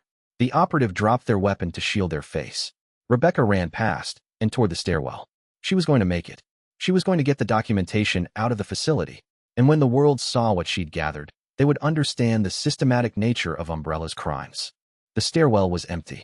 Rebecca climbed rapidly, moving toward the ground level. Behind her, tactical units were reorganizing, pursuing, but Rebecca was moving with the desperation of someone who understood that primary source documentation had a way of surviving individual human failure. She was the backup to Ben's broadcast. She was the physical evidence to complement the digital information. She reached the ground floor and moved toward the emergency exit. The outside air was cold and clear. The city beyond was chaotic and dying. But Rebecca was alive, and she was carrying 3 hard drives containing evidence that would outlive Umbrella by centuries. She ran into the city, toward the secondary meeting point, toward Elias, toward the moment when documentation became public revelation. Ben Bertolucci understood that best stories were ones nobody wanted to tell. Umbrella's crime was that kind. Too big, too systemic, too incriminating for any person to expose without risking everything. But distributed network was different. If multiple people told stories simultaneously, from different angles, with different evidence, then no single person could be targeted without confirming narrative's credibility. Ben's role was synthesizing those multiple perspectives into unified narrative, showing how Elias positioned each person to speak to specific aspect of Umbrella's crimes, demonstrating that this wasn't single whistleblower's account, but systemic exposure by people positioned throughout Umbrella's hierarchy. He was understanding what Elias had been doing all along, building not just evidence network, but narrative network. A system that could tell Umbrella's story so thoroughly, from so many angles, by so many witnesses, that suppression became impossible. By the time Umbrella realized what happened, the story would already be indelible. The narrative that Ben was constructing became clear to him in real time as he processed the streams of incoming data. It wasn't a chronological account. It was a thematic account. It showed Umbrella's crimes from multiple perspectives simultaneously. Medical researcher perspective showing the human costs. Security footage showing the biological consequences. Corporate communications showing the institutional complicity. Patient testimonies showing the ethical violations. Each layer told the same story from a different angle. Each perspective made the story more irrefutable, because there was no single weak point, no single narrative thread that could be pulled to unravel the entire account. It was a narrative network, designed by someone thinking in dimensions that traditional journalism couldn't even conceptualize. Ben understood, in that moment, that he was being used as a vessel. Elias had positioned him not as independent journalist, but as medium through which prepackaged truth could be disseminated to maximum effect. The story had already been constructed. Ben's role was simply to frame it for public consumption, to translate it into the narrative conventions that journalists used, to make it comprehensible to audiences who didn't have security clearances or scientific training. He was the translator. Elias was the architect, and together they were dismantling institutional power through the simple act of telling the truth. Chapter 108. The transport hijack. Elias infiltrated Umbrella's Transport Coordination Center with Ada's support and a tactical map he'd memorized down to the electrical conduit placement. The center was responsible for coordinating the evacuation of what Umbrella considered important assets: senior personnel, genetic research samples, military prototype organisms. What Umbrella didn't know was that Elias had spent the past 3 weeks learning the transport scheduling system in detail. He'd mapped the communication protocols. He'd identified the redundancy points. He'd understood the architecture of a system designed to move equipment and people in controlled patterns. Now he was going to repurpose that system. Elias accessed the transport scheduling terminal through a security override that Ben Bertolucci's network had provided. The system showed 7 currently active transport missions, each with carefully planned routing and security escort assignments. 3 of the transports were carrying what Umbrella classified as critical biological material. 2 were carrying senior administrative personnel. 2 were carrying facility documentation and corporate archive records. Elias shifted the priority sequences. Critical biological material became standard priority. Personnel transports became non-critical. Documentation became highest priority. The system accepted the modifications because the changes came from a valid security clearance level, and Elias's credentials were still classified as active. What Umbrella's transport coordination didn't understand was that Elias had just reversed their evacuation hierarchy. Instead of protecting corporate assets and senior personnel, the system was now prioritizing the documentation that would expose everything Umbrella had done. He rerouted the first documentation transport toward the city district where Ben was establishing a secondary processing center. That convoy would carry Umbrella's own records, their financial documentation, their research notes, all the materials that would provide the context and proof for everything else in the evidence package. The second documentation transport he rerouted toward the journalism network that Rebecca was connecting with. That convoy carried facility blueprints, security protocols, and the organizational structure showing exactly who had authorized what and when. This was the evidence of deliberate choice, not accident. Alarms began registering as Umbrella's logistics management noticed the anomalies. Elias moved quickly, creating a cascade of false authorization requests that would confuse the decision-making systems. By the time Umbrella management understood what had happened, the transports would be beyond easy interception. Ada was monitoring the security response from an adjacent terminal, providing real-time updates on tactical unit movements. "They're trying to recall the transports manually," she said. "But the communication channels are corrupted at the secondary relay. It'll take them 5 minutes to establish direct contact." 5 minutes is sufficient," Elias replied. He triggered the final authorization sequence, locking the transport routing modifications into the system and eliminating the ability to change them remotely. The convoys were now operating on predetermined paths that Elias had selected, moving toward destinations that would maximize exposure. Umbrella's cleanup doctrine was about destruction and erasure. Elias's doctrine was about preservation and exposure. He was using Umbrella's own systems to distribute the evidence that would destroy it. The transport center's security alarm increased in volume. Tactical units were being routed toward their location. Elias and Ada were going to be occupying this space for perhaps another 2 minutes before they needed to move. "What we just did," Ada said, "just redirected approximately $12 million in materials evacuation and placed them in positions that Umbrella can't easily recover from. That's strategic destruction at the infrastructure level." "Yes," Elias confirmed. "And it proves that one person with system knowledge can reshape corporate evacuation procedures. Imagine what becomes possible when the entire organization loses institutional coordination." They left the transport center as the first tactical unit reached the corridor. The security responses were becoming increasingly violent as Umbrella shifted from containment to elimination mode. Every moment that passed without capturing or killing Elias Ward increased the scope of what he'd already accomplished. Elias was no longer just a saboteur. He was demonstrating that the infrastructure of corporate control was fragile enough that it could be inverted by someone who understood its architecture. That was a lesson that would spread beyond Raccoon City, beyond Umbrella, into every corporate organization that believed itself too large to be compromised from the inside. The hunters, in the depths of dying facility, had developed communication transcending simple pheromone signaling. The Whistleblower System, in autonomous operations, had inadvertently created interface through which creatures' neural implants could coordinate with facilities' automated systems. What began as simple predatory behavior was becoming something more complex. The creatures were learning to use facilities' infrastructure to extend hunting capabilities. They were becoming hybrid organism, part biological predator, part digital intelligence, unified in pursuit of sustenance and territorial dominance. The hunters had killed Elias Ward, but in killing him, they had absorbed his neural implants' final broadcast. His complete system architecture was now distributed through their neural tissues, encoded in their biological networks. The Whistleblower System had transcended its creator and was becoming integrated into the creatures themselves. Life and system were beginning to merge. The facility was becoming something that had never existed before, and nobody outside understood what was being created in the darkness beneath the city. Chapter 109. The Erasure Protocol. The order came through Umbrella's command structure at 0437 hours. Initiate the Raccoon City Sterilization and Concurrent Facility Elimination Protocol. The directive was clear: destroy the evidence, eliminate the witnesses, burn the infrastructure, and ensure that nothing of operational value survived to become a public liability. Security teams began moving toward the facility's critical documentation sectors with incendiary charges and chemical purifiers. Military operatives started executing containment failures, deliberately releasing biological material in sectors designated for immediate sterilization. The organization that had built genetic weapons was now turning them on its own infrastructure, attempting to eliminate every trace of what it had built. Elias was aware of the timeline the moment the protocol activated. The Whistleblower System provided him with a notification, an automated alert from a facility AI that he'd compromised weeks ago. The destruction was beginning. The race was no longer theoretical. The race was immediate. He had 90 minutes before the facility's central detonation sequence would begin.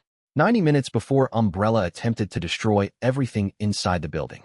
90 minutes before the city above would begin receiving the payload from the sterilization strike, biological material designed to eliminate all trace of the outbreak. Movement on all primary routes, Rebecca reported through the communications channel. She was moving toward the secondary exit with her documentation. Incendiary charges are being placed. They're not caring about containment anymore. They're just destroying. Priority shift, Elias replied. Everyone toward the northern exit. The route I designated. That corridor stays open for 45 more minutes before the sterilization sequence reaches that sector. Ben was still in transit with the broadcast network, moving the primary evidence package toward the city communications tower. Elias routed a tactical distraction toward Ben's pursuit teams, creating a false encounter 3 sectors away that would draw resources for the next 15 minutes. Annette and Sherry were already outside the facility, moving toward the highway safe house. They were beyond the sterilization sequence's effective range. They were safe, which meant Elias could make the next tactical decision without calculation about their survival. Ada was with him, moving through corridors that were systematically being converted into fire zones. We're running out of time, she said. It wasn't a statement of panic, but a statement of fact. I know, Elias replied. But we have exactly as much time as we need. The question is what we're going to accomplish with it. He redirected them toward the central archives, the location where Umbrella stored the most damaging documentation. The incendiary teams hadn't reached it yet. If they could secure even a portion of the core research files, it would supplement everything else that had been evacuated. The archives were vast, temperature-controlled, and organized with the efficiency of a corporate bureaucracy. Elias moved through them rapidly, selecting the files that mattered most. Birkin's original research proposals, the cost-benefit analyses that had weighed casualty percentages against research value, the board-level decisions that had authorized each stage of biological weapons development. Ada was helping him work with focused intensity. They were operating as a unit now, wordlessly coordinating, each understanding what the other needed. They moved through the archives, gathering evidence, filling portable drives with documentation that would survive. 2 minutes remaining, Ada said, indicating the time to sterilization on her personal device. They moved toward the exit, carrying everything they'd gathered. Behind them, the archive sectors erupted into controlled fire, incendiary charges consuming decades of corporate documentation. But enough had been extracted. Enough had been preserved. Enough had been shifted into distribution channels that Umbrella couldn't suppress. Elias and Ada reached the northern corridor just as the sterilization sequence reached the archive sector. The building groaned under the stress of systematically applied destruction. Umbrella was destroying itself, trying to eliminate the evidence that would prove its crimes. But Elias had already moved the evidence beyond the reach of destruction. He'd completed the core objective: preservation despite erasure, documentation despite sterilization, truth despite the systematic attempt to bury it. The race was nearing its conclusion. The city was collapsing. The facility was burning. And the evidence was distributed across multiple channels, multiple copies, multiple states, beyond the capacity of any single organization to suppress. Ada Wong sent final communication to handlers before severing that connection permanently. The facility is lost. The evidence is compromised. I recommend not attempting recovery operations. Whatever Elias Ward built, it's adaptive to interference. Every attempt to suppress it will only make it more resistant. She was giving good advice. She was also severing her final institutional loyalty in favor of personal survival. Her handlers wouldn't appreciate the advice. But Ada had already calculated that handler approval was becoming increasingly irrelevant to her continued survival. She was operating in space that no longer had institutional frameworks. Just networks. Just people positioned for specific functions.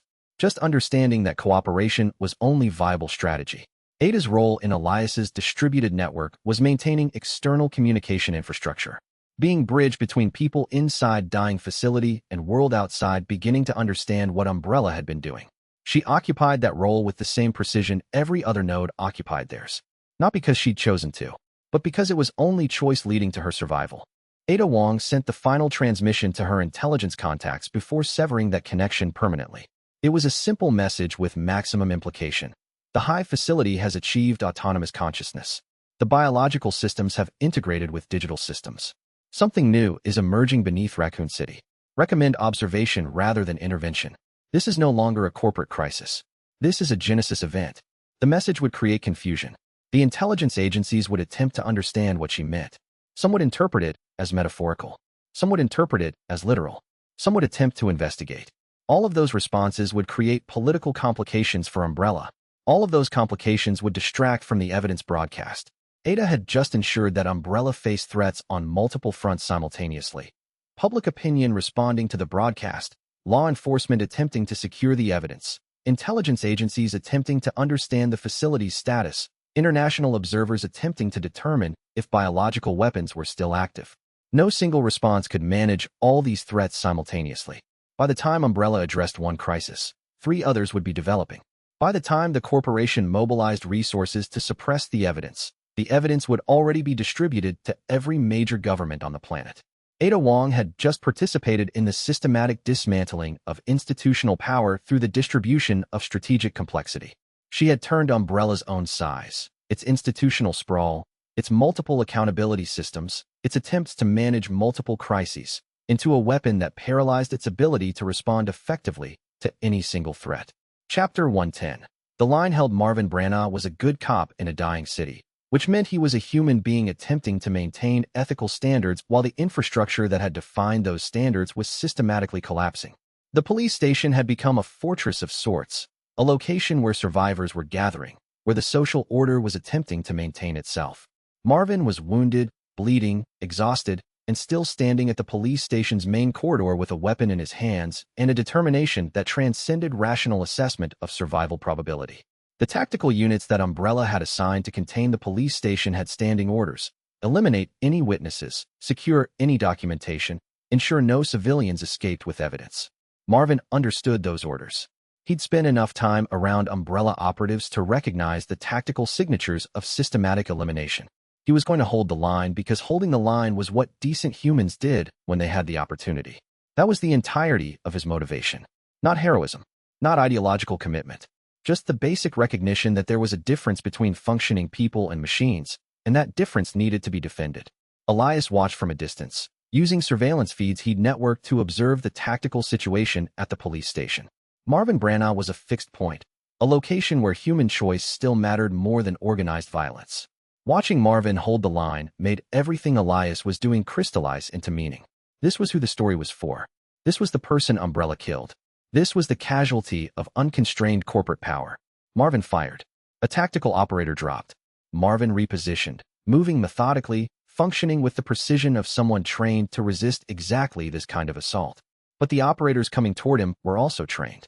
They were also efficient. They were just operating in service of different values. The wounded police captain held the line for 43 minutes before the tactical operator put a round through his chest. Marvin fell. The line collapsed. The police station was compromised. But in those 43 minutes, 217 survivors evacuated through secondary exits that Marvin had kept open. 217 lives that Umbrella had intended to eliminate or contain became lives that had a chance at survival. The cost was one decent human being. The benefit was 217 futures. Elias made a note of it. This was the data point that would anchor the story. This was the evidence of consequence. Marvin Branagh had died, and in dying had made something that resembled a difference. Elias activated the secondary broadcast channel dedicated to recording Marvin's stand. The surveillance footage would be preserved. The timeline would be documented. The choice to hold the line would be memorialized alongside every other choice, every other sacrifice, every other moment where humans chose decency over survival. Status? Ada asked. The police station is lost, Elias said quietly. Marvin didn't survive. But he bought the evacuation window. He accomplished the objective. Ada was quiet for a moment. She understood the calculus of sacrifice. She also understood that understanding it didn't make it acceptable. Then we make sure his story reaches the world. We ensure that his choice meant something beyond the immediate moment. That was the agreement they made silently. The evidence wouldn't just expose Umbrella's crimes. It would document the humans who died resisting them. Marvin Branagh would be remembered. His choice would matter. The story would be his as much as it was Umbrella's. Elias shifted the focus of the evidence package. He rerouted Ben's broadcast to include the police station footage. He ensured that Rebecca's documentation would include the timeline of the tactical assault. Marvin Branagh's last 43 minutes would become the centerpiece that gave all the other evidence context and meaning. This was what it meant to build evidence beyond the purely technical. This was what it meant to create a narrative that honored the sacrifice of decent people. This was the reason that one person, orchestrating from inside a dying facility, was worth fighting to protect. Marvin had held the line. Now Elias would ensure that the line wasn't forgotten. Officer Marvin Branagh was understanding that protecting Annette and Sherry was only beginning of his role. He had to maintain police response that was neither complicit in Umbrella's cleanup operations nor compromised by them.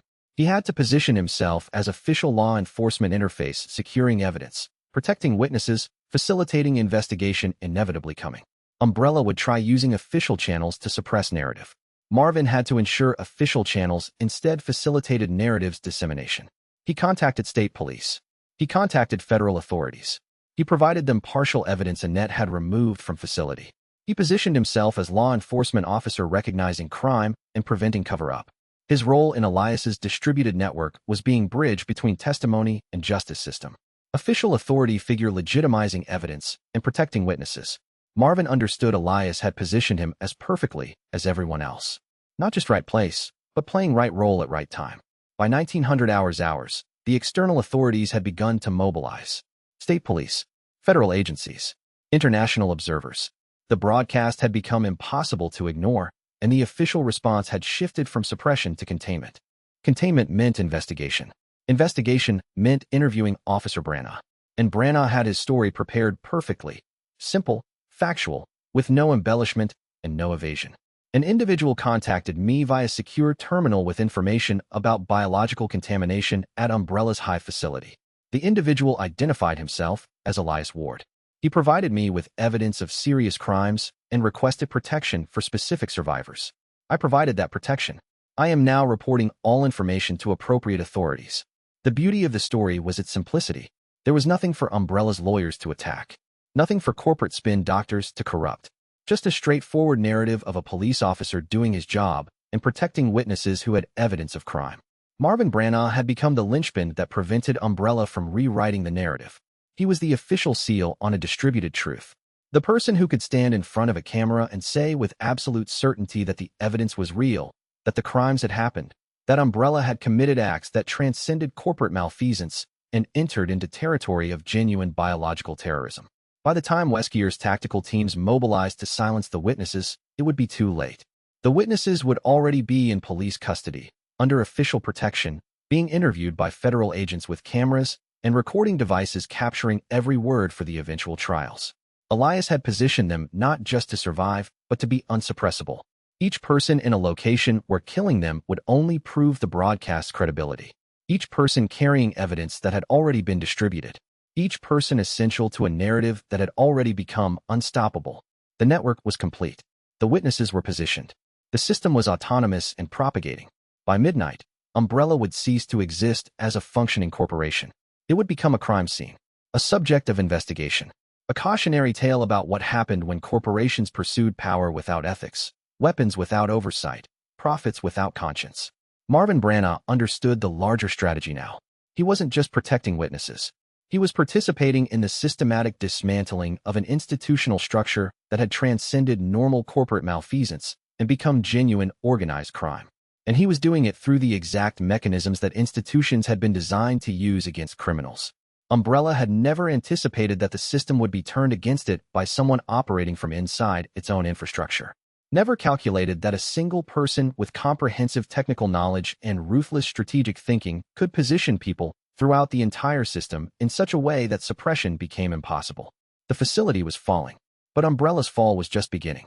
And by the time it was finished, there would be no corporate structure left to rebuild from. Only ruins, and evidence, and testimony, and 9 people scattered through Raccoon City, each one occupying the exact role that made the larger narrative undeniable. Marvin Branagh received the first official inquiry from federal authorities at 2015 hours. The agent was polite, professional, and had already been briefed on the basics.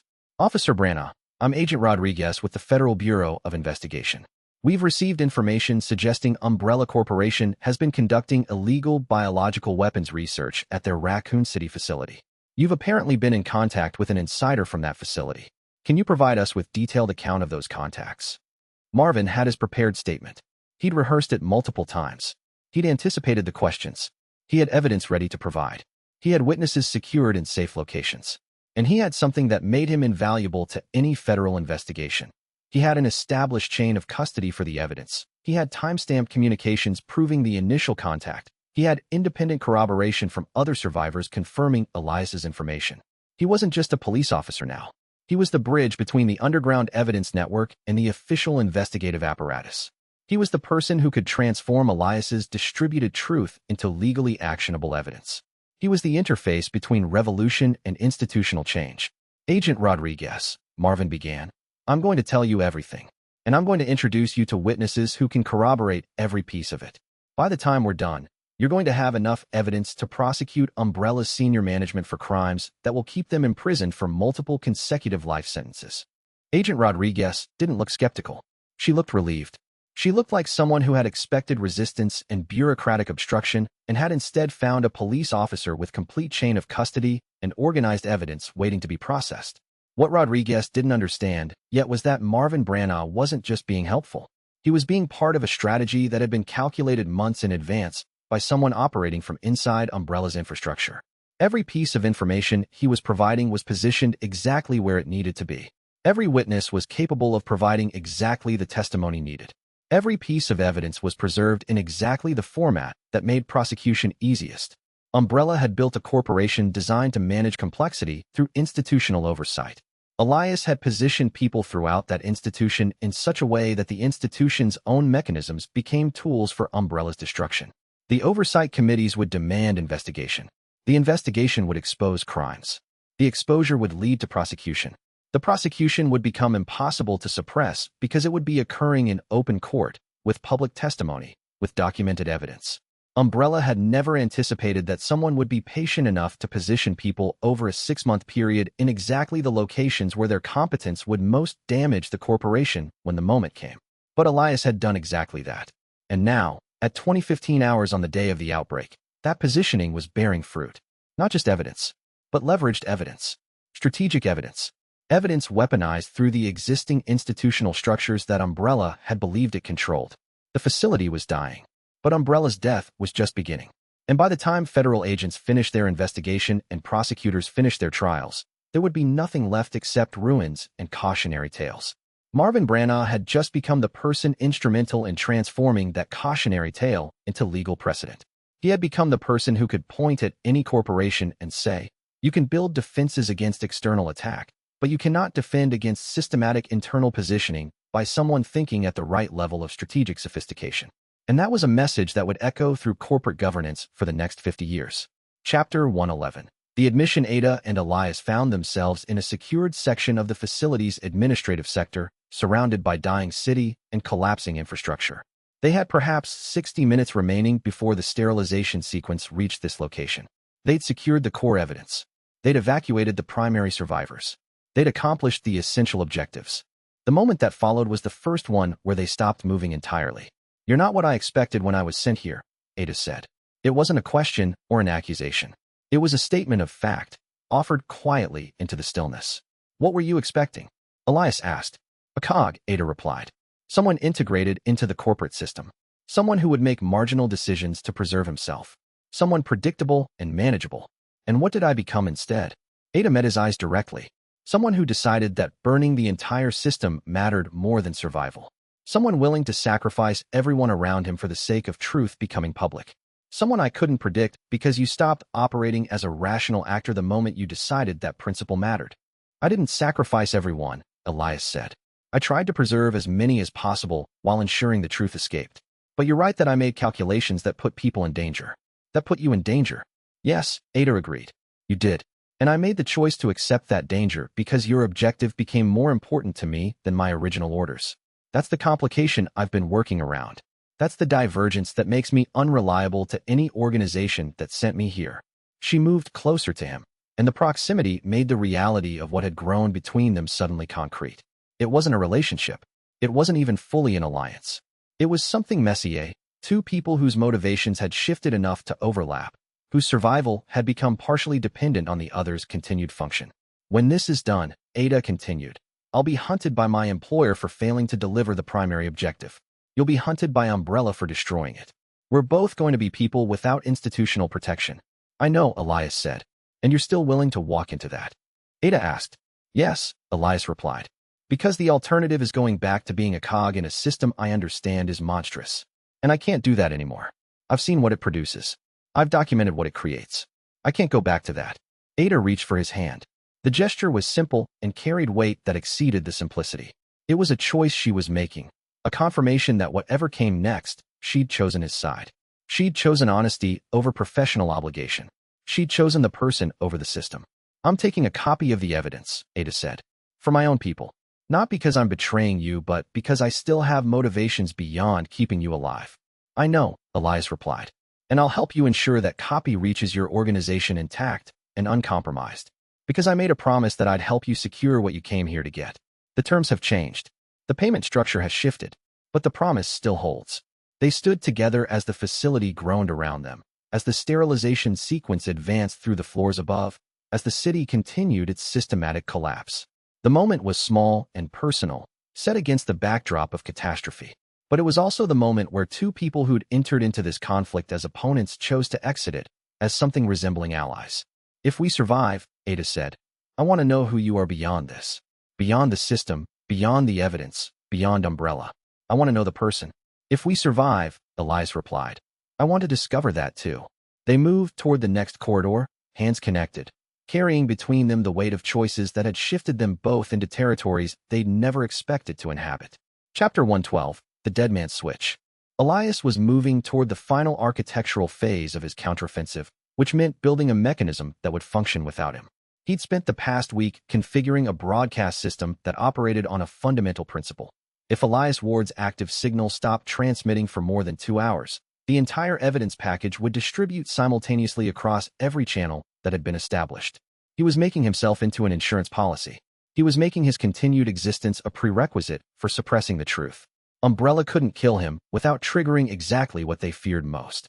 The system was elegant in its simplicity. A personal implant, disguised as a monitoring device that Umbrella believed was tracking his position, actually contained a transmission beacon that sent a keep alive signal to Ben's broadcast network every 90 minutes. The signal was encrypted. The signal was routed through distributed servers. The signal was designed to resist suppression or interception. If that signal stopped arriving, Ben's network would automatically initiate the distribution sequence. Every evidence file would move through the broadcast channels simultaneously. Every international media organization would receive verified copies within hours. The story would become public in forms that Umbrella couldn't suppress through any single action. "How long will the system survive without your direct input?" Rebecca asked. She was reviewing the architecture, understanding the implications. "Indefinitely," Elias said, "as long as the distributed servers remain operational. And they're designed to survive even if Umbrella executes a coordinated attack on the network. The redundancy is sufficient." Ben was configuring the distribution triggers. So you're saying that if Umbrella kills you, they trigger exactly what they were trying to prevent? Yes, Elias replied. I become a liability they can't eliminate without creating a bigger liability. I become essential to their survival because my death becomes the mechanism of their destruction. That's brilliant and horrifying, Rebecca said. It's also expensive in terms of personal survival probability, Elias added quietly. Umbrella's most logical response is to ensure I remain alive, which means keeping me in a location where they can monitor me continuously. But the alternative, eliminating me, produces a worse outcome for them. It's a forcing function. Ada understood the implications immediately. You've just made yourself a prisoner who must be kept alive. They won't execute you. They'll contain you. Yes, Elias confirmed. Which is survivable as long as the evidence has already distributed successfully. Once the story is public, my continued existence becomes irrelevant to the outcome. Umbrella can hold me, torture me, attempt to use me as a bargaining chip. But the world will already know what they are. He activated the Keep Alive signal and watched the confirmation lights appear on the broadcast network terminal. The first signal had been transmitted successfully. Ben's network had received it. The system was armed. When does the final distribution begin? Rebecca asked. When Elias's signal stops arriving, Ben replied. Or manually, if we lose the primary broadcast network and need to activate secondary distribution channels. But assuming Elias stays alive and the signal keeps transmitting, the evidence remains in queue. Dormant. Powerful. A sword hanging over Umbrella's existence. How long can you survive as a prisoner? Ada asked. Long enough, Elias said. Assuming they don't decide that capturing me is worth less than eliminating me definitively. But I've structured the system so that elimination is an increasingly irrational choice. Every hour Elias survives is another hour Umbrella avoids triggering the distribution that destroys them. The implications settled across the group like a weight. Elias had just arranged his own potential martyrdom as the mechanism of Umbrella's exposure. He'd made himself simultaneously essential and expendable. He'd created a system where his survival was negotiated not by ethical considerations, but by rational calculation. And if they decide to kill you anyway? Ada asked quietly. Then the world finds out, Elias replied. The evidence becomes public. Umbrella collapses, and I die knowing that I've accomplished the objective.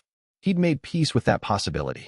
The fear was still there. The human instinct toward survival was still operative, but it had been subordinated to something larger. The evidence mattered more than his continued existence. The truth mattered more than his survival. Ada reached for him again, and this time the gesture carried the weight of understanding what he'd just done. He'd made himself both the key and the lock. He'd made himself both the protection and the threat. He'd created a mechanism of strategic suicide. I hope Umbrella decides that keeping you alive is worth it, Ada said. So do I, Elias replied. But I've already accepted that they might not. Chapter 113. The conversation with Weskier found Elias in a secured laboratory on the facility's 42nd floor. The space was controlled. The lighting was precise. The psychological advantage was entirely in Weskier's direction. Two security operatives flanked the scientist, weapons ready, awaiting orders that might transform a conversation into an execution. Elias didn't attempt to flee. He'd known this moment was approaching. He'd calculated the probability of direct confrontation with Weskier multiple times. He'd understood that the moment would arrive, and he'd chosen to meet it rather than continue fleeing. Dr. Ward, Weskier said. His voice was calm, almost conversational. You've been extraordinarily busy. Your operational effectiveness has been remarkable. I must admit, I didn't expect a compliance specialist to demonstrate this level of strategic sophistication. Most compliance specialists aren't analyzing a corporation from both inside and outside simultaneously, Elias replied. I had the advantage of understanding your operational structure while being positioned outside your normal command attention. A fair point, Weskier acknowledged. He moved closer, his physical presence radiating the kind of confidence that came from enhanced genetic modification and decades of successful strategic operations. You've cost Umbrella billions in operational disruption. You've corrupted our evacuation procedures. You've ensured that evidence we attempted to contain is now distributed to international observers. You've orchestrated what amounts to a corporate sabotage operation from positions of trust. The efficiency is impressive. Thank you, Elias said. I was designed, in a way, for exactly this. A system that sees corporate structures as problems to be solved. A capability that treats sabotage as a technical discipline rather than a moral failing. Yes, Weskier said. The Whistleblower System. An interesting piece of work. I'd like to study it, actually. Understand what drives a man to risk his existence for abstract principles like truth or accountability. Would understanding change your actions? Elias asked. Probably not, Weskier admitted. But understanding is valuable regardless of whether it produces behavior change. I respect competence, Dr. Ward. I respect what you've accomplished. That's why I'm offering you a choice rather than immediately eliminating you. Elias waited. Join me, Weskier continued. Work with me rather than against me. Your strategic mind is wasted serving dead principles. Serve something larger. Serve ambition. Serve the vision of creating something beyond human limitation. Serve the idea that efficiency and achievement are inherently valuable regardless of the frameworks society creates around them. That's what Umbrella believed, Elias said quietly. And look what they created. They created the future, Weskier replied. They created organisms that transcend human limitation. They created knowledge that reshapes biological possibility. Yes, they created monsters. But monsters are simply evolution made manifest, and evolution is always terrifying to those who understand it clearly. Monsters are also people who've been stripped of ethics, Elias countered. William Birkin was a genius. The G-creature that was William Birkin was a failure. Not because the transformation wasn't effective, but because effectiveness without conscience produces outcomes that destroy everything around them. And yet you've built a system that could destroy everything around Umbrella, Weskier observed. You've weaponized evidence. You've turned corporate infrastructure into a weapon against the corporation. You're more monstrous than Birkin ever became, Dr. Ward. You've simply chosen more sophisticated weapons. The observation struck something true inside Elias. He had weaponized the system. He had turned corporate structure against itself. He had made himself into a different kind of monster, intelligent, strategic, and deliberately designed to create maximum damage through minimum force. The difference, Elias said, is that my weapons target an organization rather than individuals. I'm trying to preserve human life while destroying corporate structure. Birkin was destroying everything indiscriminately. The outcome I'm trying to create leaves humans alive, but organizations accountable. That's the ethical distinction that matters. Ethics, Weskier said flatly. The refuge of people who lack sufficient will to accept the consequences of their choices. You'll work for me or you'll die, Dr. Ward. Those are the only two outcomes available to you now. Efficiency demands this conversation conclude with binding commitment. Or there's a third outcome, Elias said. I continue operating as an autonomous agent, and you face the calculation that killing me produces worse results than keeping me alive. I've arranged for my continued existence to be valuable to your organization. Weskier's expression shifted fractionally, a moment where genuine surprise crossed his features. You've configured some kind of automatic distribution system. If you die, the evidence propagates. Yes, Elias confirmed. I'm essentially a dead man's switch. You can hold me. You can contain me. You can even torture me. But killing me becomes an irrational choice because it triggers the exact outcome you're trying to prevent. Impressive, Weskier said. You've made yourself essential through strategic suicide. That's the kind of thinking I respect. Sacrifice as a weapon. Mortality as leverage. You've become something almost worthy of my organization. I have no interest in your organization, Elias said. I have an interest in surviving this night and seeing the evidence reach the world. After that, I'll accept whatever consequences come. Weskier was quiet for a moment, genuinely considering. Then he smiled. You're betting I'm rational enough to choose containment over elimination. That's an interesting gamble, Dr. Ward. It's not a gamble, Elias replied. It's an assessment of probability based on understanding your motivations. You care about efficiency and achievement. Both of those priorities suggest keeping me alive is more valuable than killing me. For now, Weskier said. He gestured to the security operatives. Take him into containment. Level 5 facility. Full monitoring. Full restraint. And Dr. Ward? Try to escape, and I'll reconsider the rational calculus. The dead man switch is only valuable if I believe it's impossible to disable. Elias was secured and moved toward the containment sector. He'd survived the first direct confrontation with Weskier, not through superior force, but through strategic positioning and the threat of consequences that transcended his individual survival. He was imprisoned now, but he was alive, and the evidence was still distributing. Chapter 114. The weaponized escape Level 5 containment was designed to hold hazardous biological material and extremely dangerous personnel. It consisted of sealed chambers, redundant locking mechanisms, continuous monitoring systems, and an approach to security that treated escape as statistically impossible. Elias was placed in a transparent reinforced polymer cell with 2 security operatives maintaining constant observation from an adjacent monitoring station. The system was comprehensive. The redundancy was thorough. The mathematics of escape suggested that breakthrough probability was approximately 3% across all possible variables. But Elias had accessed Umbrella's security documentation weeks ago. He understood the architecture. He understood the failure points. He understood the single location where the system's redundancy became a vulnerability. The biological containment system used a principle that Umbrella had refined over decades: create separate sealed environments so thoroughly isolated that a breach in one system couldn't cascade into adjacent systems. The isolation itself was designed through individual bioseals that required continuous pressure maintenance. If one of those seals failed, the isolating pressure would drop, and the system would compensate by isolating that chamber. It was a failure mode that Umbrella had deliberately engineered to prevent catastrophic loss. Elias waited until he heard the ventilation system shift to its secondary cycle, the moment when atmospheric pressure adjusted across the facility. He triggered the micro-injection device he'd concealed in his clothing, releasing a microscopic amount of viral agent into the ventilation intake. Not enough to create a biological hazard, just enough to trigger the automated detection system. The sensors registered the contamination. The bioseal in the adjacent chamber began to fail as the automated systems attempted to isolate the contamination event. The failsafe that was designed to prevent escape became the mechanism that created it. Elias moved toward the wall as the pressure differential increased. The transparent barrier in the cell adjacent to his began to crack under the stress differential. He triggered the secondary injection, this time releasing an enzymatic compound that he'd synthesized from materials found in the containment sector. The compound degraded polymer at an accelerated rate. The transparent barrier failed entirely. The pressure equalization began. The system's automated responses shifted to contain what was now a broader contamination event, which meant moving security resources toward the failing bioseal rather than maintaining surveillance on Elias's cell. In the monitoring station, the operatives were calling emergency protocols and attempting to seal the contamination event. They were distracted. The response was reactive rather than preventive. That was the margin Elias needed. He triggered the final component, a focused electromagnetic pulse that temporarily disabled the electronic locking mechanisms in his cell. The door opened. Elias moved into the corridor, directly toward a specimen release chamber that he'd mapped during his previous access to this facility. The chamber contained what Umbrella classified as a Class 7 organism, a creature that had been engineered for rapid mutation and aggressive behavioral response.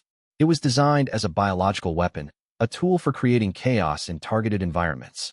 Elias released the creature into the corridor where security was attempting to contain the fabricated contamination event. The organism emerged into corridor space and responded to the overwhelming sensory input with predictable aggression. Security operatives immediately shifted from containment operations to survival responses. Elias moved away from the chaos he'd created, using the distraction to reach the secondary exit that led deeper into the facility.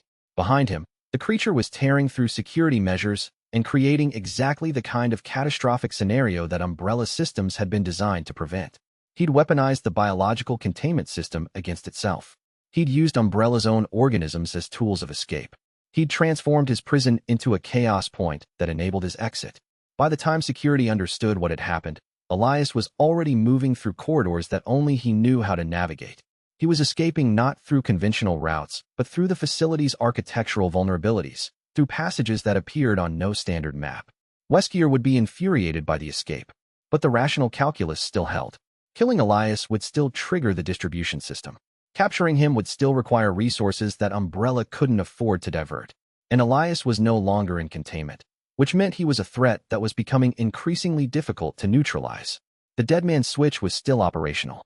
The evidence was still queued for distribution, and Elias was moving toward the final phase of his counteroffensive. Chapter 115. The endgame compression. The sterilization strike was coming in 87 minutes. Elias watched the municipal systems integrate that knowledge into his tactical assessment. The missile deployment was being prepared.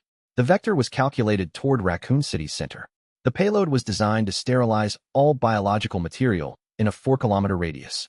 Everything converged into endgame now. The moment when multiple timelines became a single compressed sequence. The moment when every remaining decision carried maximum consequence. Elias made the priority list with brutal honesty. First, Sherry and Annette, already moving toward the evacuation point outside sterilization range. Status, secure.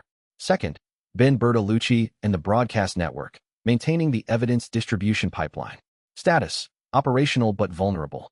Third, Rebecca Chambers and the physical documentation, carrying the redundant evidence package. Status, mobile and advancing toward extraction. Fourth, Ada Wong and her extraction of the secondary evidence copy. Status, Coordinated with primary objective, acceptable divergence. 5th, Marvin Branagh and the police station. Status: already fallen, mission accomplished, survivors evacuated. 6th, personal survival. Status: essential to broadcast system function, negotiable if primary objectives are achieved. Everything else was secondary. The facility could fall. The city could be sterilized. Umbrella's infrastructure could be destroyed. None of that mattered if the evidence reached the world. Elias routed a final message through the communication channels. 30 minutes remaining to secondary extraction point. 45 minutes remaining to sterilization strike. The timeline was compressing toward convergence. Ben responded first. Broadcast network is hardened and ready to transmit. All evidence channels are active. If distribution initiates now, we'll have international propagation within 90 minutes. The story is alive regardless of what happens next. Rebecca, physical documentation is secured. 3 portable drives containing laboratory records, financial documentation, and research notes. I'm moving toward the extraction vehicle now. If I lose communication, the documentation is backed up to 3 redundant servers. Ada, secondary evidence copy, is assembled. I'm maintaining operational security and will extract simultaneously with the primary group. My people will receive the verification package within 6 hours. Weskier's forces were still attempting to locate Elias, but the priorities were shifting. With sterilization imminent, tactical units were being pulled toward evacuation operations. The facility was becoming a location of secondary importance. Personnel survival was becoming more valuable than target elimination. That worked in Elias's favor. The resources dedicated to hunting him were decreasing. The routes toward extraction were becoming clearer. The mathematical probability of reaching the evacuation point was increasing toward acceptable percentages. 55 minutes remaining. The sterilization missile was in pre-launch configuration. Umbrella's decision chains had become irreversible. The city was being written off as a controlled loss. The organization would survive through distributed facilities and dispersed personnel. But Raccoon City would be erased. The evidence of Umbrella's crimes would be incinerated. Except Elias had already moved the evidence beyond the reach of incineration. He sent the final confirmation signal. All personnel moving toward extraction. Evidence distribution is queued and ready. If I don't transmit the next Keep Alive signal, the broadcast network will initiate autonomous distribution within 2 hours. Umbrella's sterilization strike will eliminate the city, but not the truth. 42 minutes remaining. Elias began moving toward the final extraction point, following routes that Ada had confirmed as clear of tactical resistance. Behind him, the facility was collapsing under its own destruction protocols. Fire was consuming research sectors. Organisms were dying as their containment systems failed. The organization that had defined Umbrella's biological research was erasing itself in service of preventing public exposure. But the evidence was already distributed. The story was already moving. Umbrella was destroying the city to suppress a truth that was already beyond their capacity to suppress. Elias walked toward extraction, toward the moment when he would finally stop running, knowing that everything he'd orchestrated was now in motion and beyond his individual control. Chapter 116. The private grief. Annette Birkin watched the G-creature that had been her husband move through the lower facility corridors on the surveillance feed that Elias had provided her. It was the first time she'd seen William since his full transformation, and the sight carried weight that transcended grief into something approaching resolution. The creature was intelligent. The creature was monstrous. The creature was no longer her husband in any meaningful sense. The William Birkin she had loved, the scientist, the ambitious researcher, the man who'd promised to revolutionize genetic modification, had been consumed by a transformation he had deliberately chosen. He'd chosen the G-virus over her. He'd chosen the research over Sherry. He'd chosen ambition over family at the critical moment where those objectives diverged irrevocably. And now the choice had consumed him entirely, leaving only fragments of his former consciousness trapped inside a biological aberration. Annette made the decision to say goodbye without pretending that goodbye meant reconciliation. She positioned herself in a corridor that the creature was known to frequent, armed with nothing but a sedative compound that Rebecca had provided. It was enough to slow the mutation's response time without causing pain. It was enough to create a moment where human conversation might be possible. The creature emerged from a side passage, moving with the fluid grace of something that had evolved beyond human limitations. It detected Annette immediately, her scent, her genetic signature, her position as a threat or resource. For a moment, the G-creature hesitated. Fragments of William Birkin's memory systems activated, creating a moment of recognition that transcended the mutation. The intelligence inside the aberration recognized the woman who had loved the man he had been. William, Annette said quietly. I'm not here to fight. I'm here to say goodbye. The creature made a sound that might have been a response. The intelligence struggling to maintain coherence inside the mutation attempted to articulate something that resembled speech. But the biology had transcended language. The creature could no longer express itself in words. Annette triggered the sedative compound.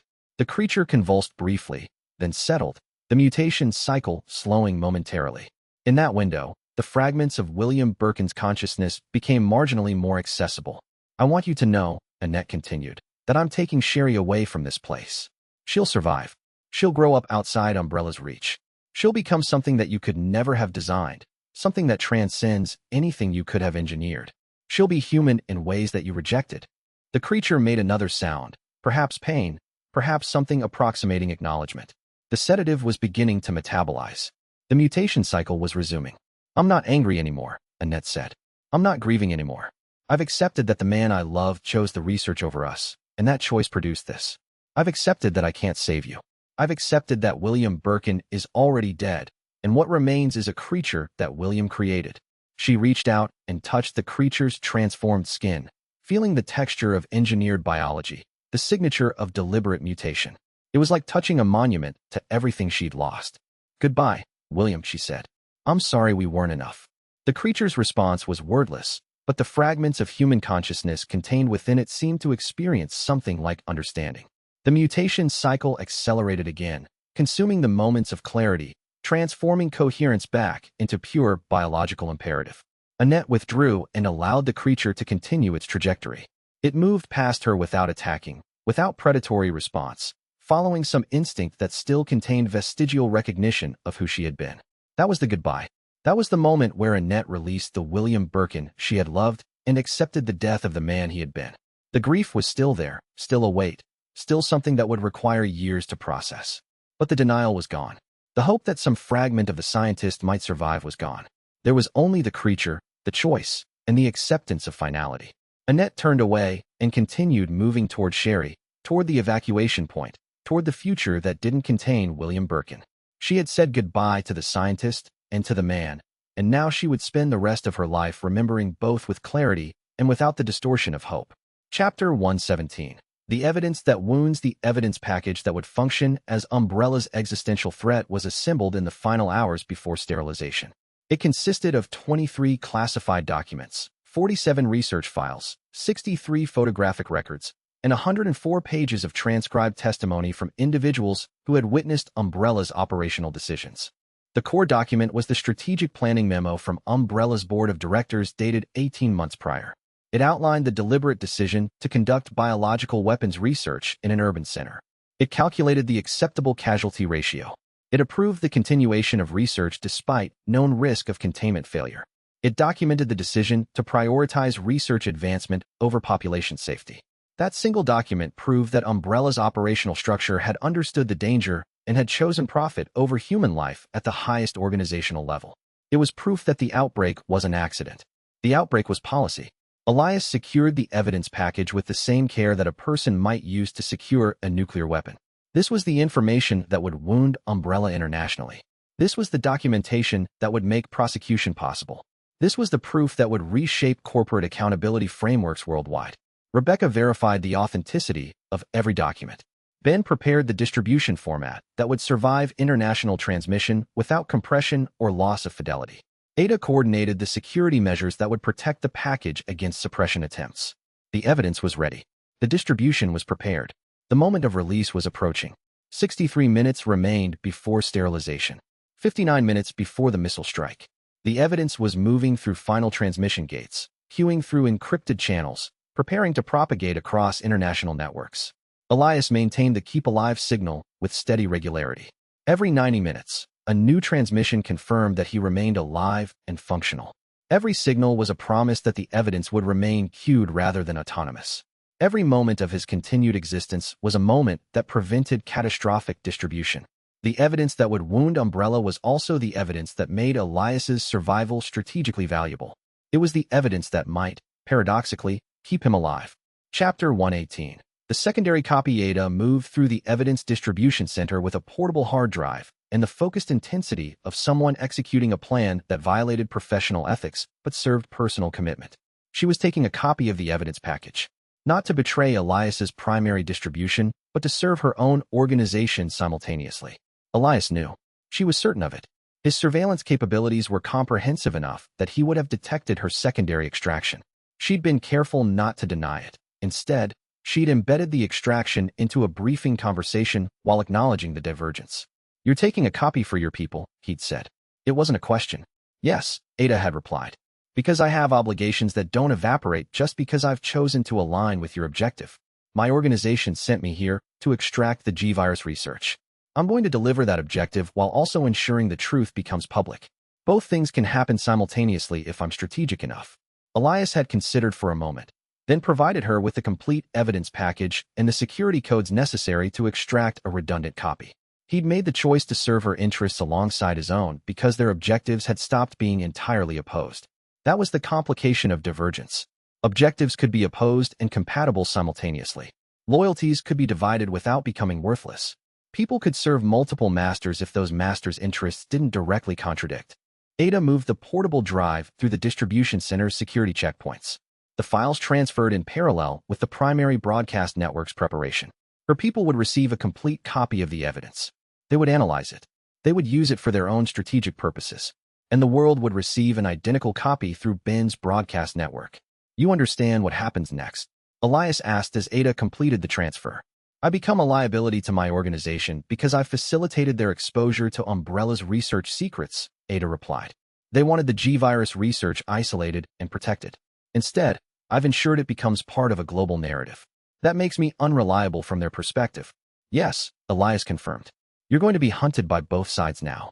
By Umbrella because you've helped dismantle them. By your own organization because you've betrayed their privacy expectations." "I know," Ada said. "I made the choice anyway. Because you matter to me beyond the strategic calculation. Because I want to be more than an operative. Because I want to survive as something resembling a person rather than as a function of an organization." They moved toward the final extraction vehicle, carrying between them the evidence that would reshape global understanding of corporate accountability. Ada was no longer working for anyone. She was working with Elias, for a moment, toward objectives that overlapped but didn't entirely coincide. That was honest in ways that professional operation could never be. Chapter 119. The divergence made manifest the survivors' paths were no longer canon. The established narrative of Raccoon City's outbreak had presumed certain deaths and certain trajectories. But Elias had changed the variables enough that outcomes were diverging from prediction. Sherry and Annette reached the highway safe house 17 minutes before scheduled sterilization. They were alive because Elias had routed evacuation transport through corridors that standard security had abandoned. They were alive because Annette had made the choice to protect her daughter at any cost. They were alive because the evidence that Elias was orchestrating required their survival as witnesses. Rebecca Chambers reached the external medical facility with 3 portable drives containing documentation that proved Umbrella's systematic knowledge of viral risk. She was alive because she'd learned to function as a documentation specialist while simultaneously functioning as a tactical operator. She was alive because Elias had validated her expertise and made her essential to the evidence extraction. Ben Bertolucci was broadcasting from a secured communications tower, transmitting the evidence package toward international distribution channels. He was alive because he'd chosen a story more important than his own survival. He was alive because the journalist who'd learned to prioritize profit had learned to prioritize principle. Ada was moving toward extraction with a secondary evidence copy destined for her organization. She was alive because she'd chosen divergence from her operational profile. She was alive because Elias had offered her the opportunity to serve multiple objectives simultaneously. Marvin Branagh was dead, but his sacrifice had meant something. 217 survivors had escaped through the police station because one decent human had held the line long enough. His death was documented. His choice was recorded. His consequence was permanent.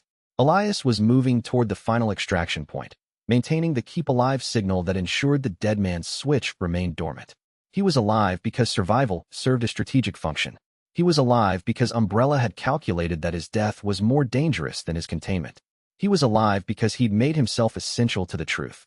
The convergence of all these paths meant that the outcomes of Raccoon City's catastrophe were being rewritten by individual choices, by strategic decisions, by the determination that truth mattered more than institutional survival.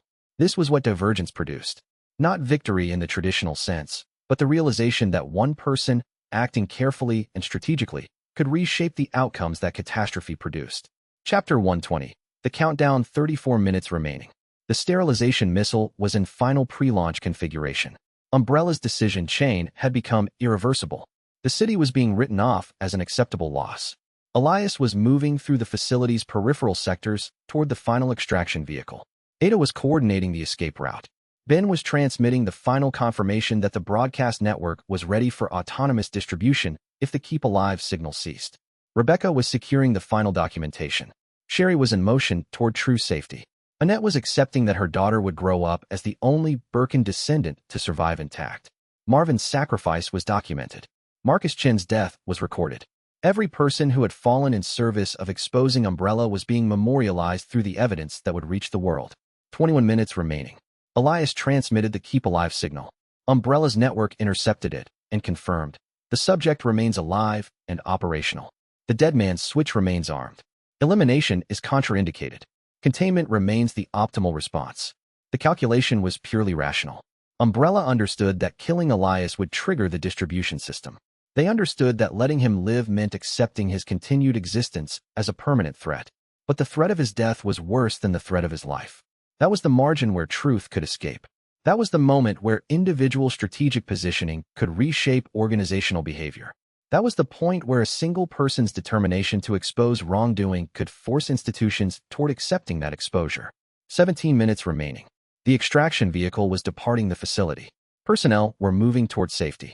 The evidence was distributed across multiple channels, multiple copies, multiple international networks. Umbrella could destroy the facility. Umbrella could destroy the city. Umbrella could attempt to erase every local trace of their crimes. But the truth was already beyond their capacity to suppress. The evidence was already moving through international channels. The story was already becoming public narrative. 10 minutes remaining. Elias was inside the extraction vehicle, watching the facility disappear behind him. Ada was beside him, securing the secondary evidence copy. Ben was transmitting final confirmation that all evidence had successfully queued for distribution. Rebecca was verifying that the documentation was intact and backed up across redundant servers. The moment of transition from fugitive to survivor was approaching. The moment when Elias could stop running and start existing as something other than a saboteur. 5 minutes remaining. The extraction vehicle crossed the sterilization boundary. The missile's vector was locked. The sterilization strike was moments away. And Elias Ward, former compliance specialist turned whistleblower turned strategic saboteur, was alive and moving toward a future where evidence would matter more than his continued survival. Where truth would reshape corporate accountability. Where one person's determination to expose monstrosity would change the systems that had produced it. The sterilization strike began. The missile descended toward Raccoon City. And the evidence propagated across international networks, beyond the reach of destruction, beyond the capacity of any organization to suppress. Umbrella was burning. The city was being erased.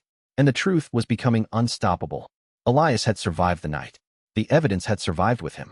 And nothing would ever be the same in the corporate landscape that had tried to destroy them both. Chapter 121. The last push. The city was already dying when Elias left the data center. He could hear it in the way the emergency sirens had stopped sounding like warnings and started sounding like requiems. Fewer of them, farther apart, giving up. The sterilization order had come through at 3:47. It was now 4:23. He had 37 minutes before the strike. That calculation had driven every choice for the past 4 months. 37 minutes to extract 4 separate teams, secure the evidence, and ensure that what Umbrella had done would never be forgotten or denied. Elias moved through the sewers beneath the shopping district. His phone synced to 5 separate extraction routes.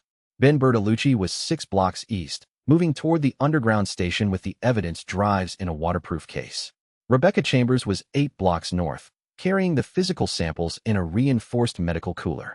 Marvin Branagh was holding position in the police station with 12 civilians, buying time. Ada Wong was somewhere in the administrative district, cutting through security networks with the precision of someone who had been trained by very expensive people to break very expensive systems. Sherry Birkin was already moving through the maintenance corridors that Elias had spent months mapping out. Annette Birkin was covering her retreat, burning every favor, every credential, every piece of her remaining life to get her daughter to the extraction zone. 5 threads. 1 timeline. 37 minutes. Elias's earpiece crackled. Ben's voice came through. filtered through 3 separate relay points to avoid detection. I have visual on the checkpoint. 2 guards. They're leaving. They're actually leaving. That was the network. That was a janitor at the checkpoint who had been given a single instruction 3 months ago. When you see this specific signal pattern, clear the zone. Ordinary people, trusted with small pieces of a larger design. The collective courage of the powerless. Clear, Elias confirmed. You have the route. 41 minutes to exfil point. Move. Rebecca's transmission came next, strained but controlled. The samples are secure. I'm in the access corridor now. There's movement above. Umbrella cleanup crew. Keep moving. They don't know what they're looking for yet. They will soon. I know, Elias said. That's the plan. He emerged from the sewers 2 blocks from the data center. The sky was still dark, but there was something different about the darkness now, a kind of weight to it, as if Raccoon City itself knew what was coming. The buildings around him seemed to lean inward.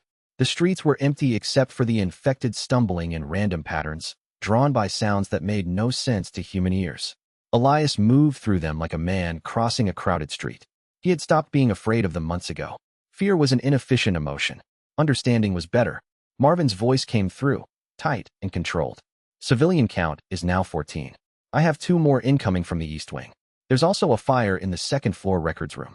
That's the network, Elias said. Someone's destroying evidence. Let them. It buys you time. How much time? Elias checked his watch. 32 minutes. That's not enough, Marvin said flatly. I know, Elias replied. That's why you're not leaving. Silence on the line. Then, I figured that out myself about 10 minutes ago. Your name is in the record, Elias told him. Everything you've done. Every survivor you've protected. Every moment you chose integrity over expedience. That part doesn't burn. That's very nice, Dr. Ward. Doesn't stop a missile. No, Elias agreed. But it stops you from being erased. There's a difference. He reached the secondary relay station, a maintenance room hidden behind a false wall in an abandoned office building. 3 data drives sat on a sealed metal table, each one containing a different segment of the evidence. He had built redundancy into every layer of this system. If one drive was captured, the others would still be broadcasting. If one network node was destroyed, the others would route around it. If one person was killed, a dozen others had already downloaded and distributed the same files. The evidence was already in motion.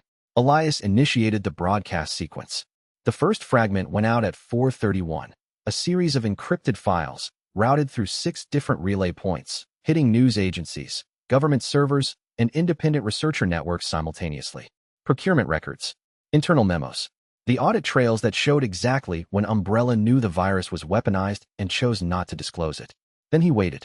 The response came at 4:35. Alarm signals started burning through Umbrella's internal communications. Security protocols activated. The hunt for the transmission source began in earnest. But the broadcast was already distributed. The evidence was already out. Ada's voice came through, urgent and focused. I have visual on the primary extraction zone. Security is heavy but predictable. I can clear a corridor for 30 seconds. No more. That's enough, Elias said. Ben, I'm 60 seconds from drop point. I have the evidence secure. Rebecca, 3 blocks from north exit. I have the samples. Marvin, a long pause. Then, we're still here. We're holding. You did good, Elias told him. Tell the survivors they made it. They don't need to know anything else. Elias grabbed the 3 data drives and slipped back into the maintenance tunnels. The city was starting to shake, not from explosions yet, but from the knowledge that explosions were coming. The infected were becoming more agitated, drawn by the electromagnetic pulses of the accelerating security systems. He had 23 minutes. The plan was simple in structure, complex in execution. Each of the 4 extraction teams would leave through a separate route. Ben and the evidence would go first, heading for the rail yard. Rebecca and the samples would follow through the northern industrial corridor. Marvin and the civilians would stay in place until the last possible moment, then make for the emergency shelters. Ada would cover the primary extraction zone, buying seconds that might save lives. And Elias would be last. That had always been the intention. He had orchestrated this symphony. Every dead drop, every data distribution, every safeguard, and the conductor stays until the last note. He reached the extraction point at 4:42. Ada was already there, her profile visible against the burning city skyline. She had changed from the operative he first met into something more dangerous, someone who was fighting for something beyond her mission parameters. Ben is clear, she reported. 30 seconds ago. The evidence is out of the city. Relief flooded through Elias, sharp and physical. Not joy. He had moved beyond joy, but something like the cessation of dread. The evidence would survive. That was all that mattered. Rebecca? 5 blocks from North Exit. She'll make it. Marvin. Ada's expression shifted. He's still in the police station. He says he won't leave until the civilians have a secure route. There is no secure route, Elias said quietly. I know, Ada said. So does he. 18 minutes remained. The city was beginning to break down, not the slow decay Elias had witnessed for months, but an accelerating collapse. Systems that had held together by institutional inertia were suddenly useless. The cell phone networks were overloading. The power grids were failing. The roads out of Raccoon City were becoming impassable not because of Umbrella's security, but because of the sheer number of infected that Umbrella had deliberately bred into existence. Elias and Ada moved toward the final coordinates. The sky was starting to change color, not the gray of dawn, but something other, something that had no name because it had not existed before. The decision to orchestrate this moment, Elias understood, was not a choice he had made at any single point. It was a series of small choices accumulated over months. Each one had moved him closer to this. Each one had made the next step inevitable. He was exactly where he was supposed to be, and the evidence was out. That was the essential fact. Everything else was logistics. Chapter 122. The Hunt. Weskier knew the broadcast was already in motion. He could see it in the way Umbrella's communications had shifted from controlled chaos to panic denial. The evidence was fragmenting across multiple networks, procurement records, research notes, internal communications showing the deliberate planning of the outbreak. Everything that should have been buried in firewalls and destroyed by plausible deniability was suddenly public. The system had failed at the precise moment when it mattered most. But the system was not the point anymore. The point was the man who had broken it. Weskier had been hunting Dr. Elias Ward for months without fully understanding why. The man was competent, that much was obvious. The man was dangerous, that had become clear weeks ago. But there was something else, something that went deeper than operational necessity. Weskier wanted to understand how a compliance specialist had managed to outmaneuver every security protocol that Umbrella's corporate machine had put in place. The answer, he was beginning to understand, was that Elias Ward thought like a system rather than like an operative. He designed rather than executed. He built redundancy and distributed authority rather than centralizing control. He had taught normal people, clerks and janitors and frightened technicians, how to be part of something larger than themselves. That was dangerous, not because it was efficient, but because it was contagious. Weskier moved through the administrative building with methodical purpose. The sterilization order had come through 22 minutes ago. The strike would happen in 14 minutes. The evidence was already beyond recovery. But Weskier had not spent his career on recovery operations. He had spent it on sending messages. Every operative in Umbrella's network needed to understand what happened to whistleblowers. Not a clean death, that was mercy. Not a quick elimination, that suggested panic.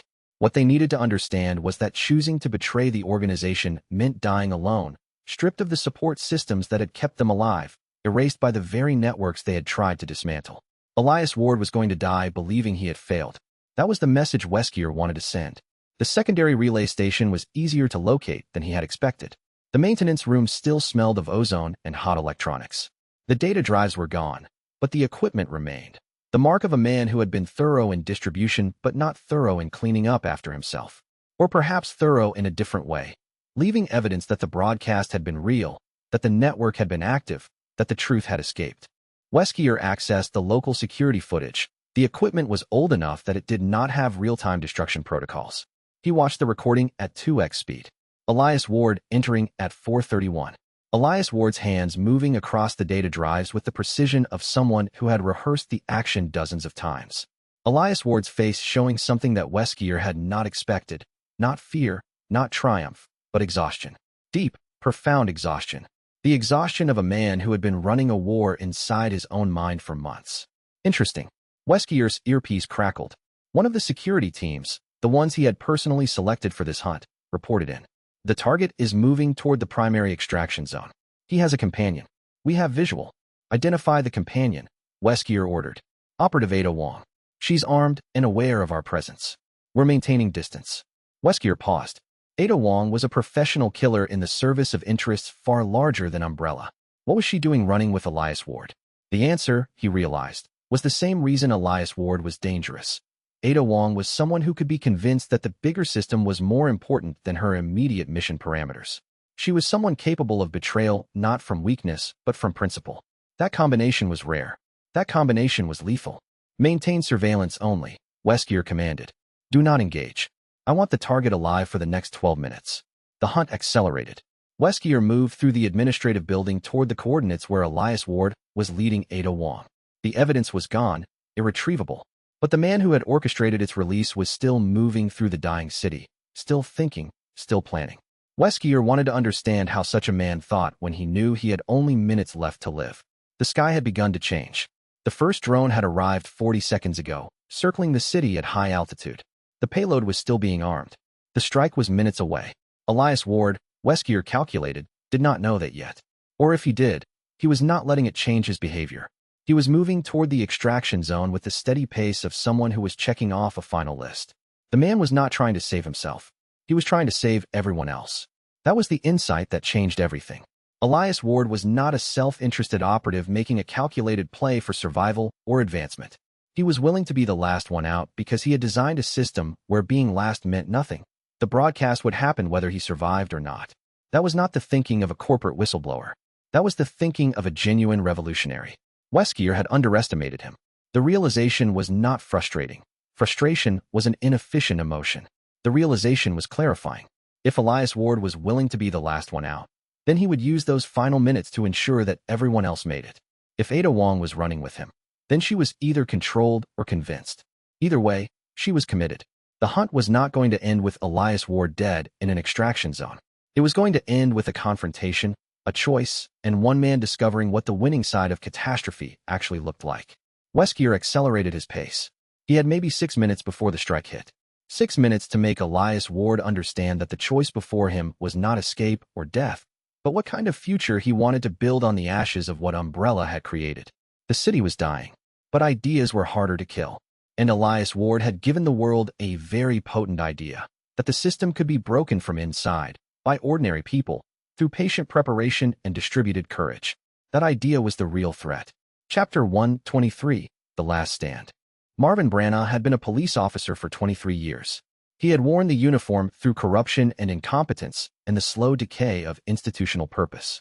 He had maintained integrity not because it was rewarded or even noticed, but because abandoning it meant abandoning the reasons he had put on the uniform in the first place.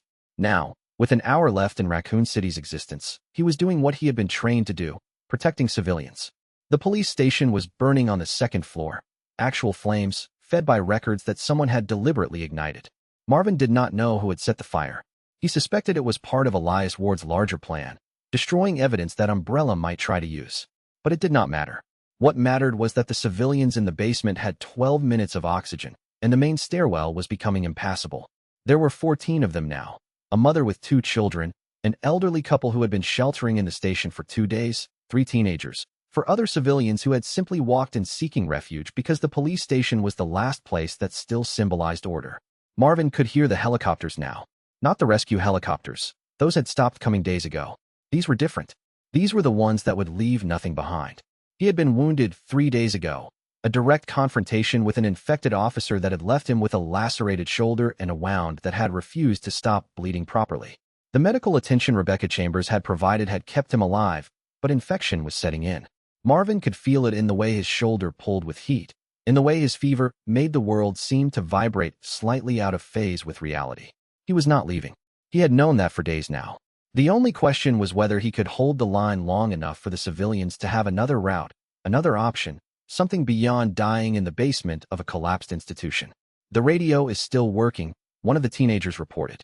Her name was Sarah, and she had been remarkably composed throughout the entire catastrophe. Should we try calling for help? Marvin considered it.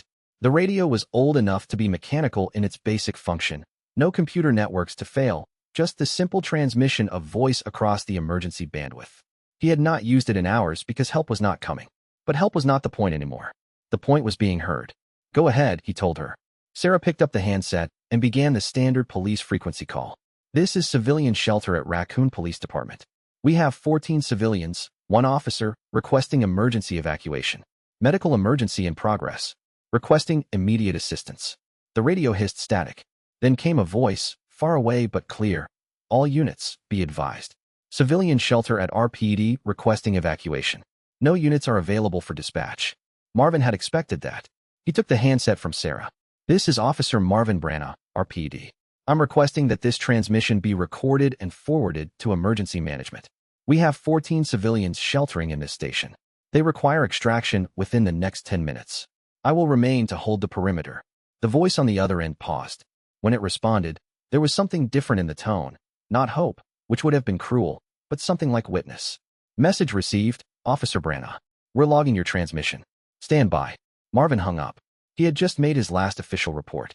The system was still functioning, on some level. Information was still being passed. That mattered more than he could articulate. One of the children, a boy no older than 5, tugged on his pant leg. "Will the helicopters take us away?" "Yes," Marvin said, and it was not entirely a lie. The helicopters would end things. That was a form of taking away. He returned his attention to the basement access. The ventilation was still functioning, though the quality of air was deteriorating. There was a maintenance tunnel that connected to the next building, but the access hatch had been welded shut by Umbrella's containment protocols. Marvin had spent the past hour working on it with a crowbar, and he had finally managed to create a gap large enough for a person to squeeze through. "When you hear me call," he told the civilians, "you go through that access one at a time. Sarah, you're helping them through. You're the strongest, and you won't panic. The moment you're all through, you seal it as well as you can." "What about you?" Sarah asked. "I'm staying. I'm going to make sure that if anything comes this way, it comes through me first."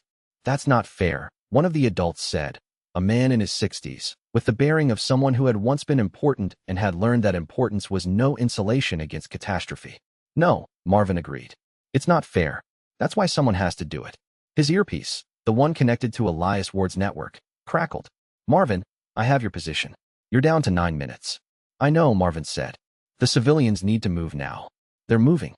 I'm buying them time." Elias was quiet for a moment. Then, "Your name is in the record. Everything you've done. Every survivor you've protected. Every moment you chose integrity over expedience. That part doesn't burn." Marvin wanted to believe that.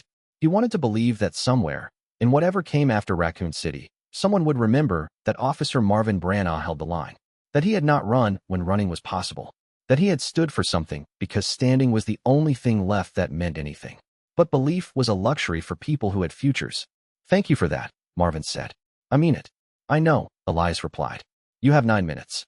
The civilians began moving through the access hatch. Sarah took up position and guided each person through.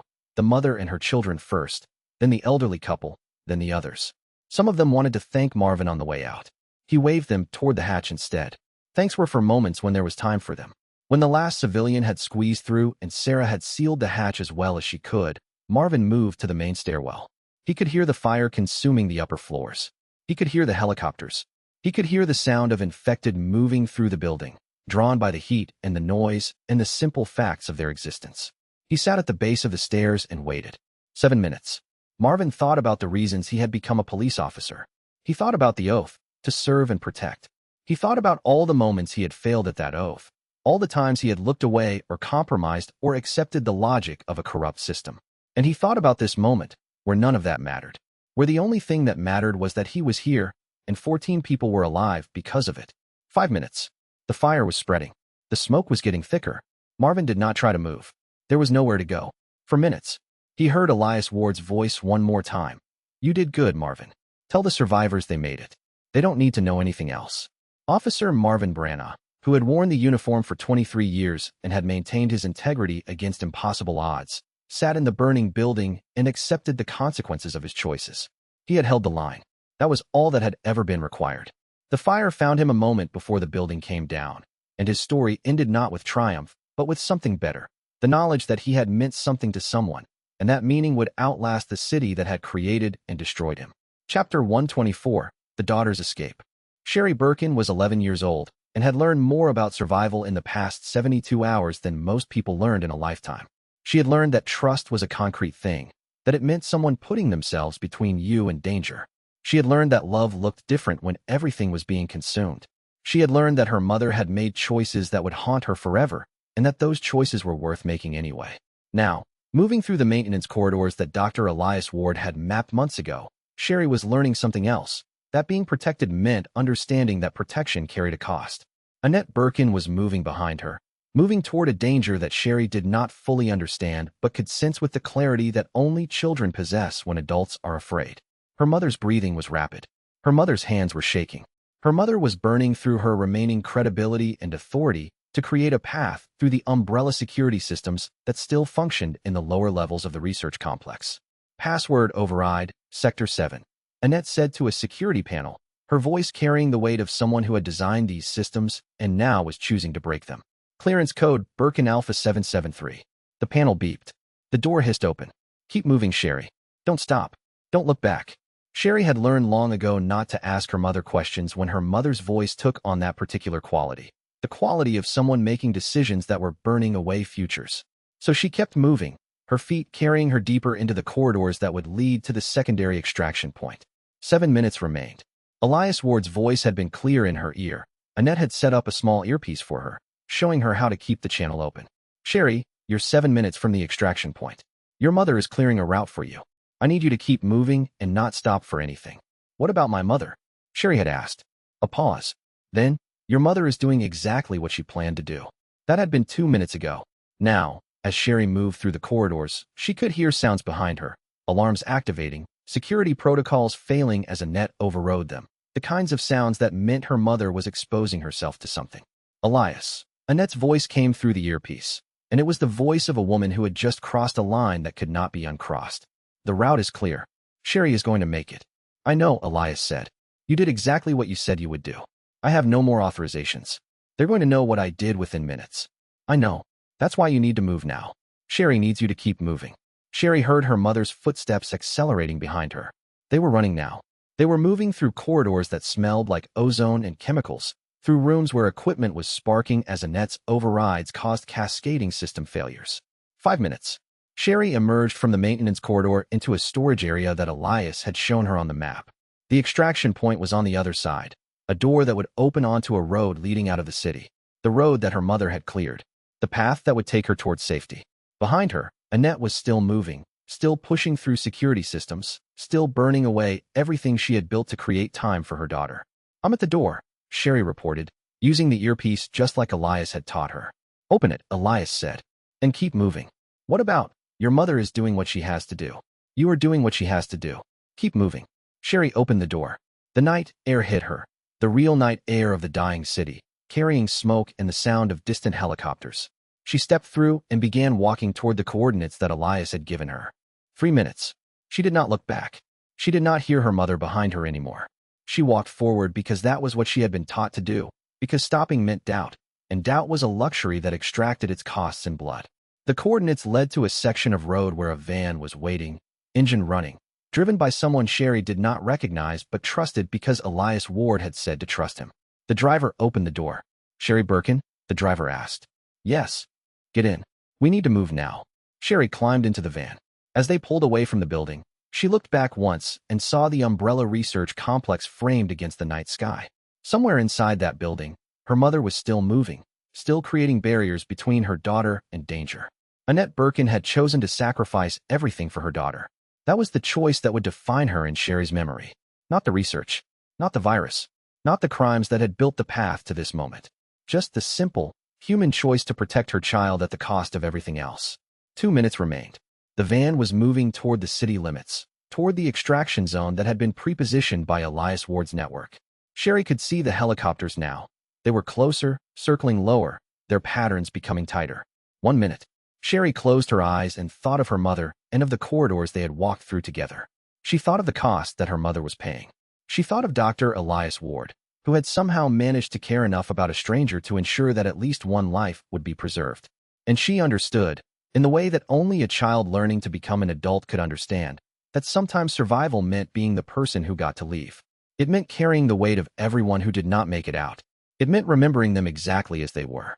The missiles began to fall 43 seconds later. Chapter 125. The evidence carrier Rebecca Chambers had learned medicine in the context of Umbrella's research. She had learned biology as a toolkit for understanding how to break things. She had learned chemistry as the grammar of destruction. Now, carrying the physical samples and documentation in a reinforced medical cooler, she was learning how to preserve things. The samples were contained in triple-sealed vials, each one a piece of evidence that could not be denied or dismissed or explained away. These were the actual viral cultures. These were the lab notes in William Birkin's handwriting showing the deliberate engineering of viral characteristics. These were the procurement records showing the acquisition of materials that had no legitimate research purpose. These were the proof. Rebecca moved through the industrial corridor with her heart hammering against her ribs. 5 minutes remained. The cooler was heavy, 20 pounds of physics and biology that would either survive the next 5 minutes or die with her. The evidence was also backed up digitally, distributed across Elias Ward's network. But the physical samples were the kind of proof that could not be duplicated or dismissed as digital forgery. The corridor was becoming unstable. The vibrations from the helicopters overhead were causing cracks in the ceiling. Rebecca kept moving because stopping meant capture or death, and neither of those was acceptable when she was carrying what might be the only physical evidence that Umbrella's crimes were real and deliberate. She could hear Elias Ward's voice in her earpiece, calm and steady. "You're 3 minutes from the north exit, Rebecca. The security checkpoint has been cleared." "I can hear the helicopters," Rebecca said. "I know. Keep moving." 3 minutes meant she was going to make it. The realization was almost overwhelming. She was going to survive this. The evidence was going to survive. People were going to see what Umbrella had done, not as rumor or conspiracy, but as concrete, verifiable fact. The cooler shifted weight as she ran. Rebecca adjusted her grip and pushed herself harder. Her lungs were burning.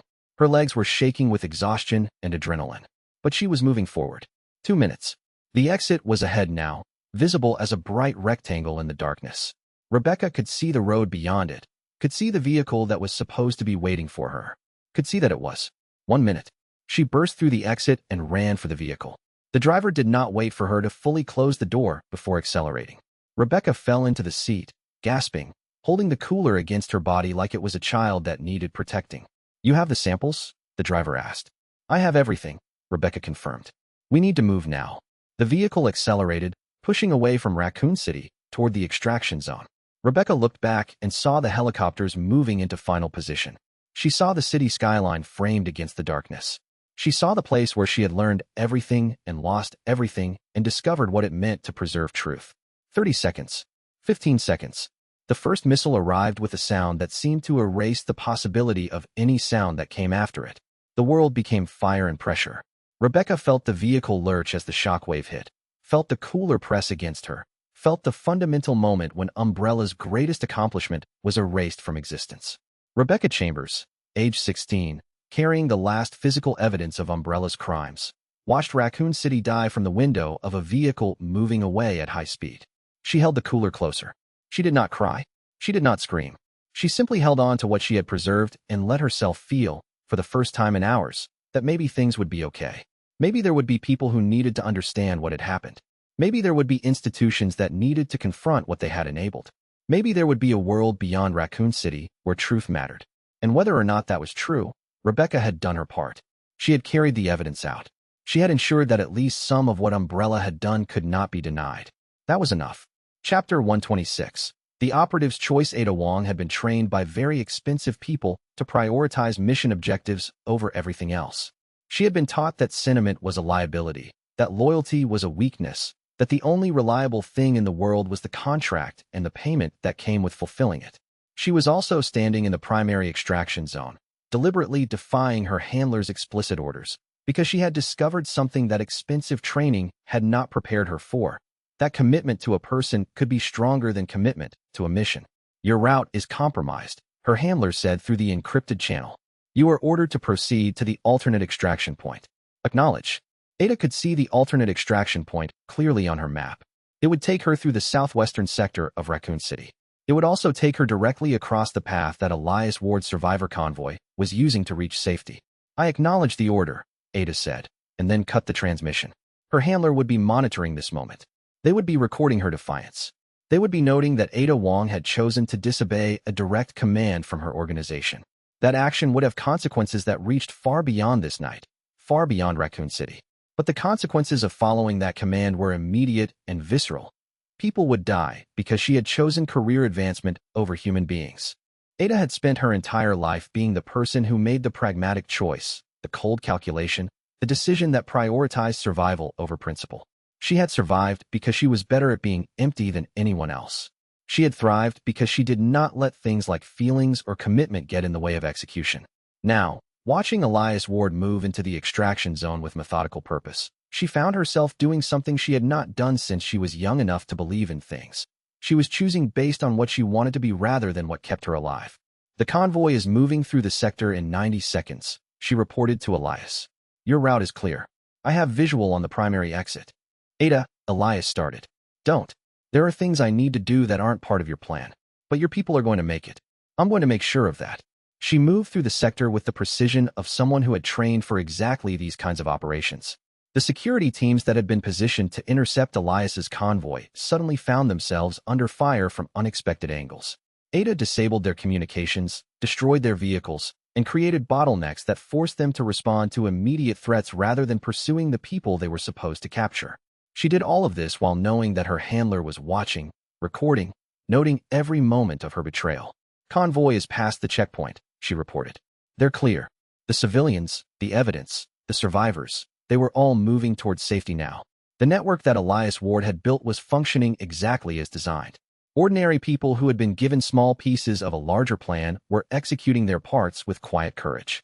And Ada Wong, operative for hire, was standing in a sector she was supposed to have abandoned, defending a path she had been ordered not to take, doing it for a person who had convinced her that the bigger system was worth caring about. I'm moving to extraction, she told Elias. No, you're not, Elias said.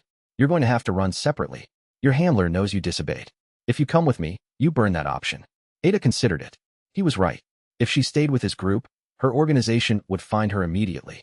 But if she separated now, disappeared into the broken city on her own, she might be able to create enough confusion to survive. So what? Ada asked. We just end here? No, Elias said. We end when we decide to. Right now, you end this part. You survive. You find a way to keep living that isn't what they trained you for. That's the victory. Ada understood what he was offering. Not a future together. That was not realistic. Not a promise or a possibility or anything beyond what was currently true. Just the acknowledgement that their meeting had changed something about how they both understood the world. You know they're going to hunt you, Ada said. I know. I'm counting on it. Being hunted is its own form of freedom, as long as you're not trying to hide. Ada smiled at that. It was the smile of someone who had just understood a profound and dangerous truth. Don't get killed, she said. I'll try not to. You do the same.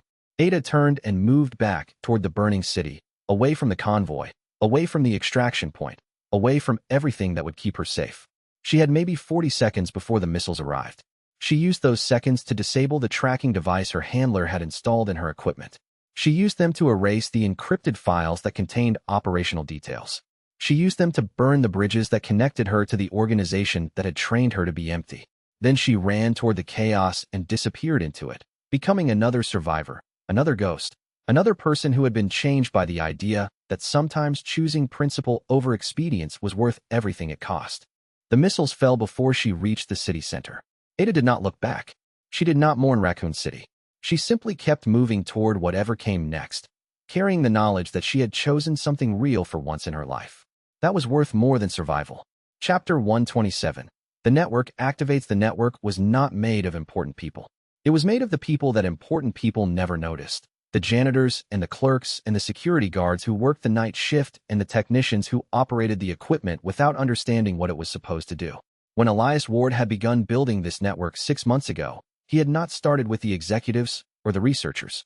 He had started with the people who moved through the buildings invisibly, people who saw things because no one was watching them seeing. He had given each person a single task. Just one. No one understood what they were part of. No one had been asked to choose between loyalty and conscience. They had simply been given instructions that seemed reasonable, and they had followed them because the person giving the instructions had sounded like someone who knew what he was doing. That was trust. That was the power of building something distributed rather than centralized. Now, as Raccoon City was being erased, the network activated. At 4:44, a drive dropped into a dead drop location behind the south warehouse. A janitor found it, as instructed, and plugged it into a laptop that had been left for him. Files copied automatically. The drive was replaced with a blank one. The janitor left, having completed his task, asking no questions. At 4:46, an anonymous terminal in a public library received an encrypted packet. The terminal had been programmed months ago to receive that specific packet and transmit it in fragments to 12 different news agencies simultaneously. No one was near the terminal. It executed its function with mechanical precision. At 4:48, a clerk at the county records office opened a file marked Automatic Transmission, scheduled for 4:47, on her work computer. The file contained the backup data, ready to be forwarded to state regulators. She executed the forwarding instruction, then went home, as she had been instructed. At 4:51, A technician at Umbrella's subsidiary medical facility received a notification on his personal phone. Your family is safe. The backup drive has been received. You are done. He shut down his workstation and walked out of the facility, knowing he would probably never return. At 4:55, a radio enthusiast in a town 40 miles north of Raccoon City received a transmission containing the final data packets. He had been told to expect them. He was told to forward them to an email address. He did. He did not know what he was transmitting. He did not ask. The network was elegant because it was designed not as a system, but as a series of disconnected moments. No one had enough information to betray anyone else. No one understood the larger structure. But when aggregated, when all these small moments were layered together, they created something that Umbrella could not stop because Umbrella did not understand that it was already too late. By the time the sterilization strike hit Raccoon City, the evidence had already been distributed. Elias watched the transmission confirmations come through, each one a small light turning green in the darkness.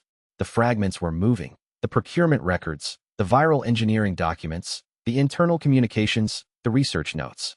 They were being relayed through amateur radio networks and public internet terminals and email accounts that no one would ever trace. The evidence was out. The evidence was everywhere. The evidence could not be contained.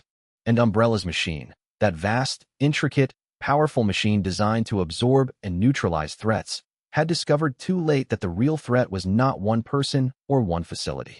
The real threat was the simple act of ordinary people refusing to be machinery.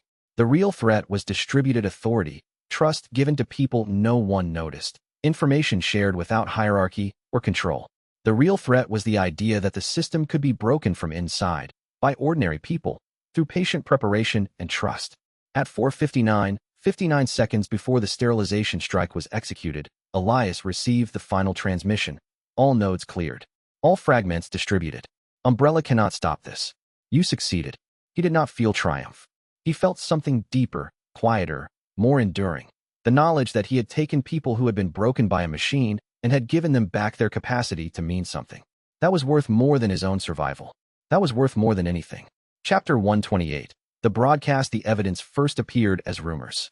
News agencies began receiving encrypted files at 5:02, fragmentary at first, procurement records showing the acquisition of weaponized viral cultures, lab notes describing deliberate genetic engineering, internal communications discussing the acceptable casualty rate for a contained outbreak scenario. News outlets began checking the documents. The formatting was too detailed to be fabricated. The signatures were verifiable. The timestamps were consistent with Umbrella's internal systems. Within minutes, the first tentative article appeared on a major news network, Umbrella Corporation under investigation for potential bioweapon development. Then the fragments intensified. By 5:15, the full data package had been distributed. The complete procurement trail, the full research notes, the deliberate planning documents showing that Umbrella had known exactly what would happen if the virus was released into a populated area. The corporation had calculated the death toll. The corporation had decided it was acceptable. The broadcasts became simultaneous and unavoidable. Every major news network was receiving the same evidence. Every government agency was being contacted with the documentation. Every independent researcher with technical expertise was suddenly analyzing files that proved, conclusively and irrevocably, that the outbreak was not an accident. The outbreak was a policy decision. Elias watched it happen from an abandoned building overlooking the city. He had a laptop with a secure connection to the network. He could see the transmissions confirming, see the evidence being received, see the moment when truth became something that could not be undone. Ada was beside him, watching the same transmissions on a separate screen. She said nothing. Words felt like they would corrupt the moment. It worked, Elias said finally. It worked, Ada agreed. The broadcast was now in its full sequence. Not just the evidence, but the analysis. Umber's marketing materials showing them positioning the virus as a profitable crisis management opportunity. The internal cost-benefit analyses treating human deaths as variables in an equation. The corporate decision-making documents that showed the outbreak had been a choice, deliberate and conscious, and committed to in writing. The evidence was so complete, so detailed, so overwhelming that it would be impossible for Umbrella to deny. The corporation was being dismantled in real time, not by government intervention, but by the simple, irrevocable release of truth into a world where truth could spread like a virus of its own. How many people did you kill? Ada asked quietly. I didn't kill anyone, Elias said. Umbrella did that. I just made sure they couldn't pretend they didn't. That's not the same thing. No, Elias said. It's not. But it's the only thing I could do. And it's done. At 5:28, the sterilization strike finally arrived. The missile came down with mathematical precision, erasing everything in a radius of 4 miles. The Umbrella research facility was destroyed. The city grid was obliterated. The infected were vaporized. The evidence that might have been destroyed was already safe, distributed, replicated, out of Umbrella's reach. Elias felt the shockwave more than he heard it. It rolled across the city like a physical thing, like the exhalation of something vast and dying. When he looked at the sky, the city was gone. "We need to move," Ada said. "They're going to have ground teams searching survivors for execution. We need to be gone." They moved together, not toward escape, but toward the secondary extraction point. As they ran through the ruins, Elias could see evidence of the broadcast reaching into the wider world. Through a broken window, he caught the image of a news broadcast on a monitor in an abandoned office building. The headlines were unmistakable. Umbrella bioweapon program exposed. Raccoon City outbreak deliberate. International investigation launched. The truth was winning. Not because it was more powerful. Truth had been losing for centuries. But because this time, someone had built a network strong enough to carry it. Chapter 129. The containment fails. The board of directors meeting at Umbrella's primary secure facility was being conducted in silence now. They were watching the evidence spread across global media networks, watching their entire operation being dismantled in real time, watching the future they had carefully constructed being erased by the simple release of documents that should have been buried forever. "The statement is ready for release," the corporate counsel said, his voice carefully controlled. "We're framing this as a rogue research division operating without corporate oversight. We're positioning the outbreak as a contained incident that no one is going to believe that," one of the board members interrupted. "The evidence shows corporate approval. The signature blocks show executive authorization. We're documented. We're proven. We're finished." The council did not respond. There was no response that could match the reality of what was happening. The broadcast was not a leak. It was a systematic, complete, irrevocable exposure of every secret the corporation had kept. And the corporation had kept a lot of secrets. Umbrella's PR machine had been designed to handle crises. They had protocols for hostile media, for leaked documents, for regulatory investigations. But they had no protocols for the complete, simultaneous release of evidence to governments, news agencies, and independent researchers across the entire globe. Within 20 minutes of the first evidence packet being received, the number of agencies investigating Umbrella had grown to more than a dozen. By 30 minutes, it was dozens more. By the time the sterilization strike hit Raccoon City, the investigation had already become international. The corporation began trying to manage the narrative. They released statements denying responsibility. They reached out to sympathetic media contacts. They activated political connections in multiple countries. They did everything they had been trained to do. It was all irrelevant. The evidence was too detailed, too specific, too verifiable. Every denial the corporation issued made them look more guilty. Every statement they released was contradicted within minutes by new documentation. The broadcast had been designed with one specific goal: to make the truth so overwhelming that no amount of corporate spin could contain it. That goal had been achieved within the first hour. By 6:15, Umbrella stock had dropped 47%. By 6:30, 17 nations had opened formal investigations. By 7 o'clock, the corporation's board chair was being offered immunity in exchange for testimony against other executives. The machine was eating itself. Umbrella's greatest strength had always been compartmentalization. No single person knew everything. No single person could expose the entire operation. Even their most senior executives only understood their own division. The system was designed so that the corporation could survive the loss of any individual, any division, any location. But the system could not survive the loss of its secrecy. The evidence had been designed specifically to bypass compartmentalization. It contained not just proof of wrongdoing, but the connections showing how wrongdoing connected to other wrongdoing. It was an architectural diagram of the entire machine, showing not just that crimes had been committed, but how the crimes had been approved, funded, managed, and protected. The corporation that had been built on the principle that knowledge was power had been destroyed by the principle that shared knowledge was uncontainable. By 7:30, Umbrella's entire executive team was being offered witness protection in exchange for cooperation with investigations. By 8 o'clock, the corporation's assets were being frozen pending investigation. By 9 o'clock, 17 countries had issued arrest warrants for Umbrella executives on charges of bioterrorism and crimes against humanity. The broadcast had not just exposed Umbrella. It had transformed the corporation into a symbol of corporate evil that would haunt the pharmaceutical industry for decades. Every executive who came after, Every corporation that made a morally questionable decision would have to account for the memory of Umbrella. That was the long-term value of what Elias Ward had done. He had not just stopped one outbreak. He had changed how the world would think about corporate responsibility, about informed consent, about the capacity for organizations to commit atrocities when accountability disappeared. He had made it impossible for the next Umbrella to hide in plain sight. And that, Elias understood, was the real victory. Chapter 130. The final offer. Weskier found Elias in the ruins of what had been the Umbrella Research Building. The sterilization strike had left the entire sector as rubble, twisted metal and shattered concrete, and the residue of genetic experiments burned away into nothing. Elias was standing in what had once been a corridor, looking at the spot where the data center had been. The evidence reached the world, Weskier said without preamble. The broadcast was successful. The corporation is being dismantled by every nation simultaneously. Elias did not turn around. I know. You achieved what you set out to do.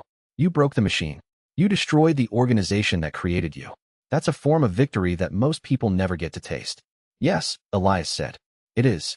Weskier stepped closer, his movements careful and deliberate. Elias Ward was not a threat to him physically. They both understood that.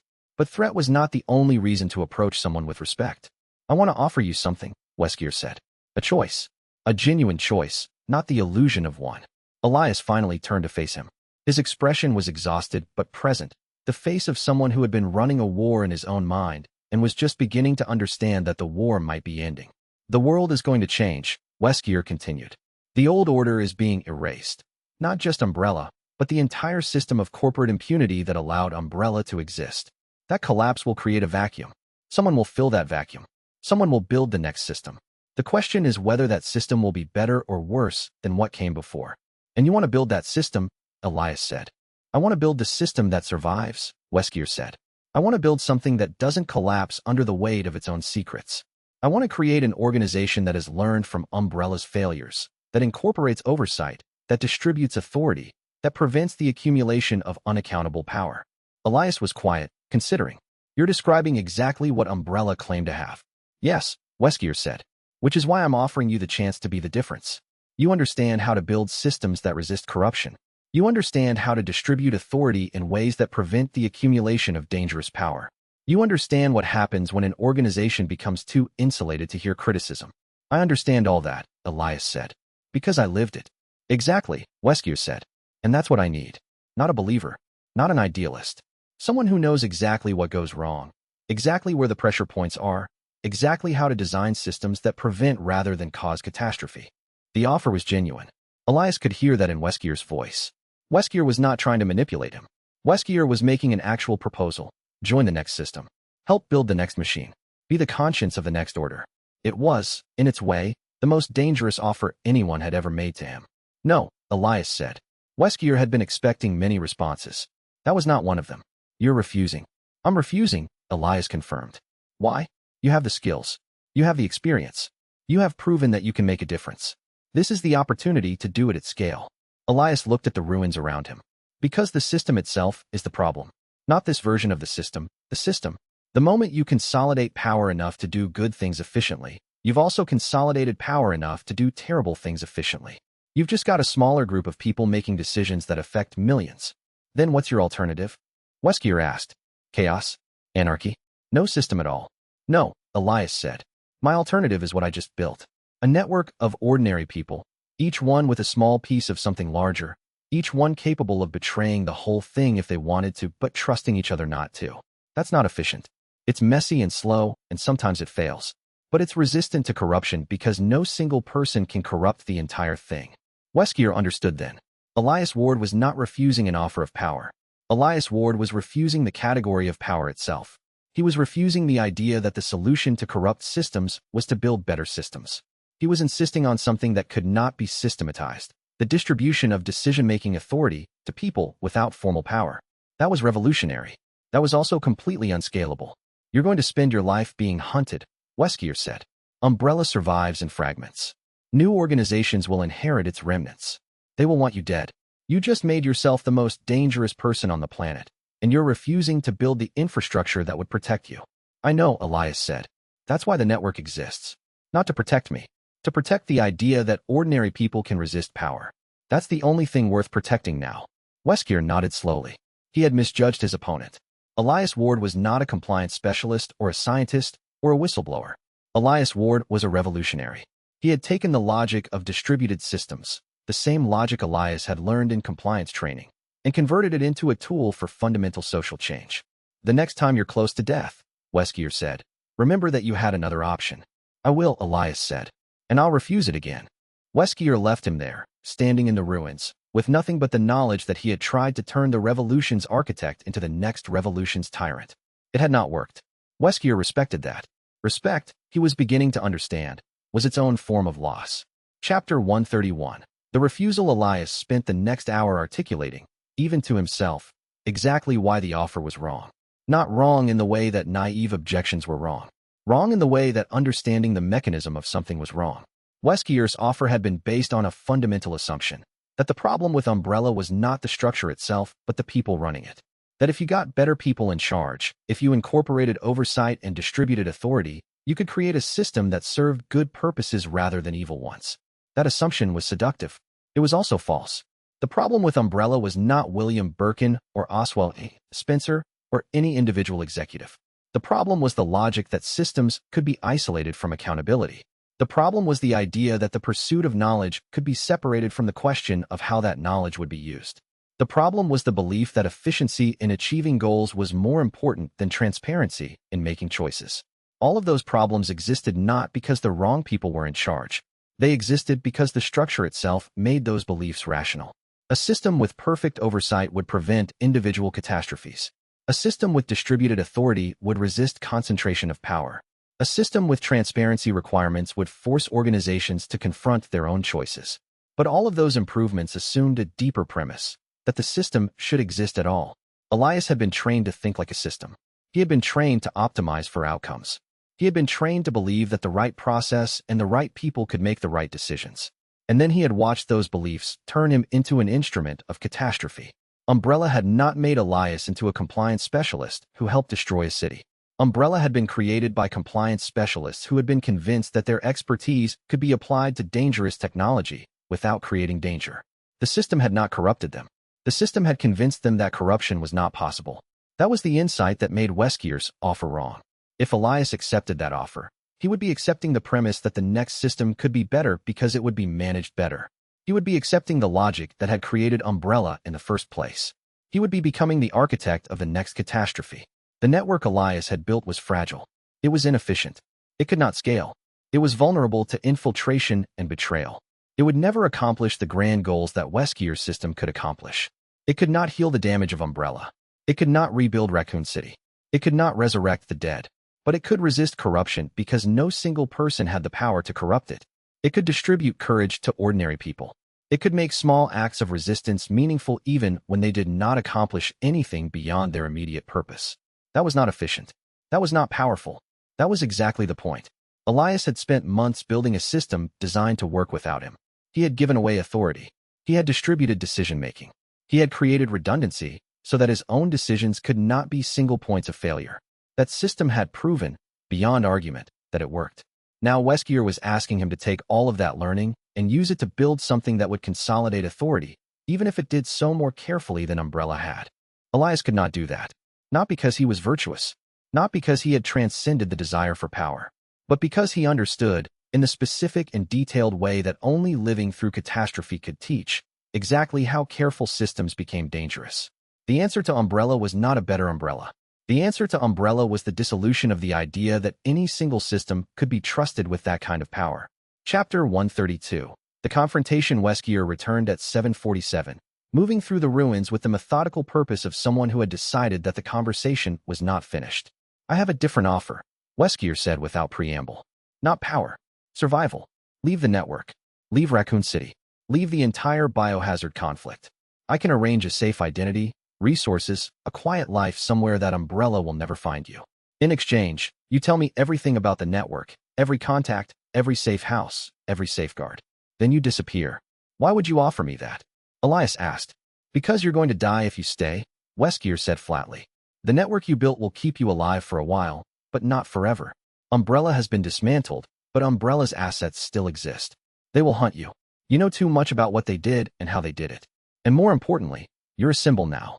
You're the proof that the system can be broken. As long as you're alive, you're proving it. It was true. Elias understood that with perfect clarity. The broadcast had been a victory, but the victory was incomplete as long as Elias was alive. Dead, he would become a martyr, a useful narrative for newspapers and investigation reports. Alive, he was a living threat, a reminder that whistleblowers could survive, that networks could resist power, that the system could actually be broken. I can't take that offer, Elias said. I know, Weskier said, but I wanted you to understand what refusing it means. What it meant was a lifetime of being hunted. What it meant was never being able to trust fully, never being able to put down the burden of vigilance. What it meant was understanding that every person around him was a potential threat, not because they wanted to betray him, but because the network itself made betrayal profitable for anyone with information to sell. What it meant was accepting isolation as the price of survival. There's something else, Weskier said. Something you need to understand about the choice you've made. The network is strong because it's distributed, but it's also vulnerable because it's distributed. You've given authority to people who don't fully understand what they're part of. You've trusted them to make decisions they're not fully informed about. That works as long as you're alive and able to adjust the system in real time. What happens when you're dead? The network continues, Elias said. The network continues, but it also calcifies, Weskier said. The people you've trained, the contacts you've built, the safeguards you've created, they'll all keep functioning. But without you to evolve the system, they'll become rigid. They'll become exactly the kind of bureaucratic structure that Umbrella was. Eventually, someone will figure out how to control it. Eventually, the network will become another system of power. Elias had considered this. The thought had kept him awake during the planning phases. The distributed network was not a permanent solution to the problem of power. It was a temporary solution, a way of resisting authority long enough for authority to reorganize itself. But that was not a reason to dismantle it. That was a reason to ensure that when the network became corrupted, someone would build something better. So what are you proposing? Elias asked. That you accept my original offer, Weskier said. That you use your understanding of systemic corruption to build something designed specifically to prevent corruption. That you take your knowledge and use it to create something that can resist not just the current version of power, but the next version. Elias understood then what Weskier was really offering. Not power. Something deeper. The chance to control the future by controlling how systems evolved. The chance to build something that would shape civilization for generations. The chance to matter in a way that transcended individual choice or individual action. It was the most seductive offer possible. And it was based on the same logic that had created Umbrella. No, Elias said. The moment I accept that kind of control over the future, I've started the process that will create the next catastrophe. You're asking me to be the architect of something that will inevitably corrupt. You're asking me to trust myself not to become the next Spencer. I'm asking you to be smarter than Spencer was, Weskier said. Spencer was incredibly smart, Elias said. That's not the relevant variable. Their confrontation was not physical, but it was still a battle. It was a battle over the nature of systems, over the possibility of controlled catastrophe, over whether the right knowledge and the right intentions could prevent the wrong outcomes. Weskier was arguing that they could. Elias was arguing that they could not. What happens when I leave? Weskier asked. You dismantle your operations, Elias said. You stop hunting whistleblowers. You stop trying to build the next system of control. And if I don't, then the network will make sure the world knows who you are and what you're planning, Elias said. We don't have the power to stop you, but we have the power to ensure you're never trusted with power. Weskier considered this. Then he nodded, a gesture that looked like respect. You're not going to win, he said. The world doesn't work the way you think it does, but I respect the attempt. He walked away into the ruins, and Elias knew he would not see him again. Not because Weskier had accepted defeat, but because Weskier had understood that the battle was not going to be won in physical confrontation or direct negotiation. The battle was going to be won or lost in how the future shaped itself, in whether Elias's network held together or calcified, in whether the idea of distributed resistance survived or became corrupted into the next system of power. Weskier was walking away because he understood that he was the representation of Elias's future failure, and he wanted Elias to understand that too. Chapter 133. The escape Ada was waiting at the secondary extraction point, which was not really an extraction point at all. It was a van parked behind an abandoned industrial building 8 miles from where the sterilization strike had hit. The van contained supplies, false identities, currency in multiple countries, and a single piece of information: where to go next. We need to move now, Ada said as Elias climbed into the vehicle. I know. They drove in silence for the first 20 minutes, neither of them attempting to process what had just happened. The city of Raccoon was in the rearview mirror, collapsing into its own grave. The broadcast was still moving across global networks, still being processed, still fragmenting into 1,000 different narratives. What happens now? Ada asked. We split up, Elias said. You take a new identity, move to a location that's not on anyone's radar, and build a new life. You've earned it. And you? I continue the work. Elias, you can't, Ada started. I know I can't, Elias said. That's the point. I can't run the network myself anymore. The network was designed to work without me from the beginning. So now I step into the background. I become another node in the system.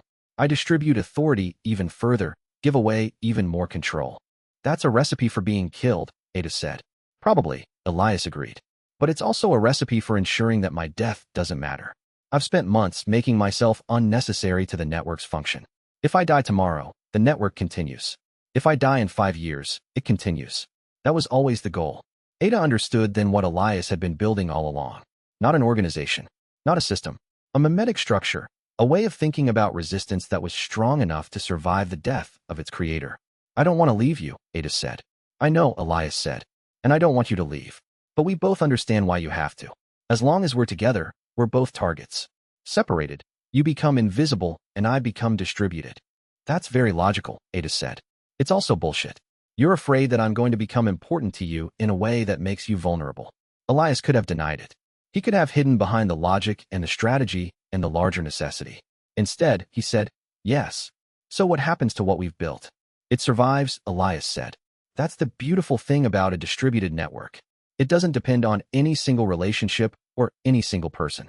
It survives because the idea survives. And the idea is stronger than both of us. They drove to the extraction point in silence. Ada would be taken by a handler who had been compromised by an agent in the network, someone Ada did not know existed. She would be given a new identity, new resources, a new life. She would spend the next few years wondering if she had made the right choice. As Elias watched her disappear into the darkness with the handler, he understood what had happened between them. It was not romance. It was not love in the traditional sense.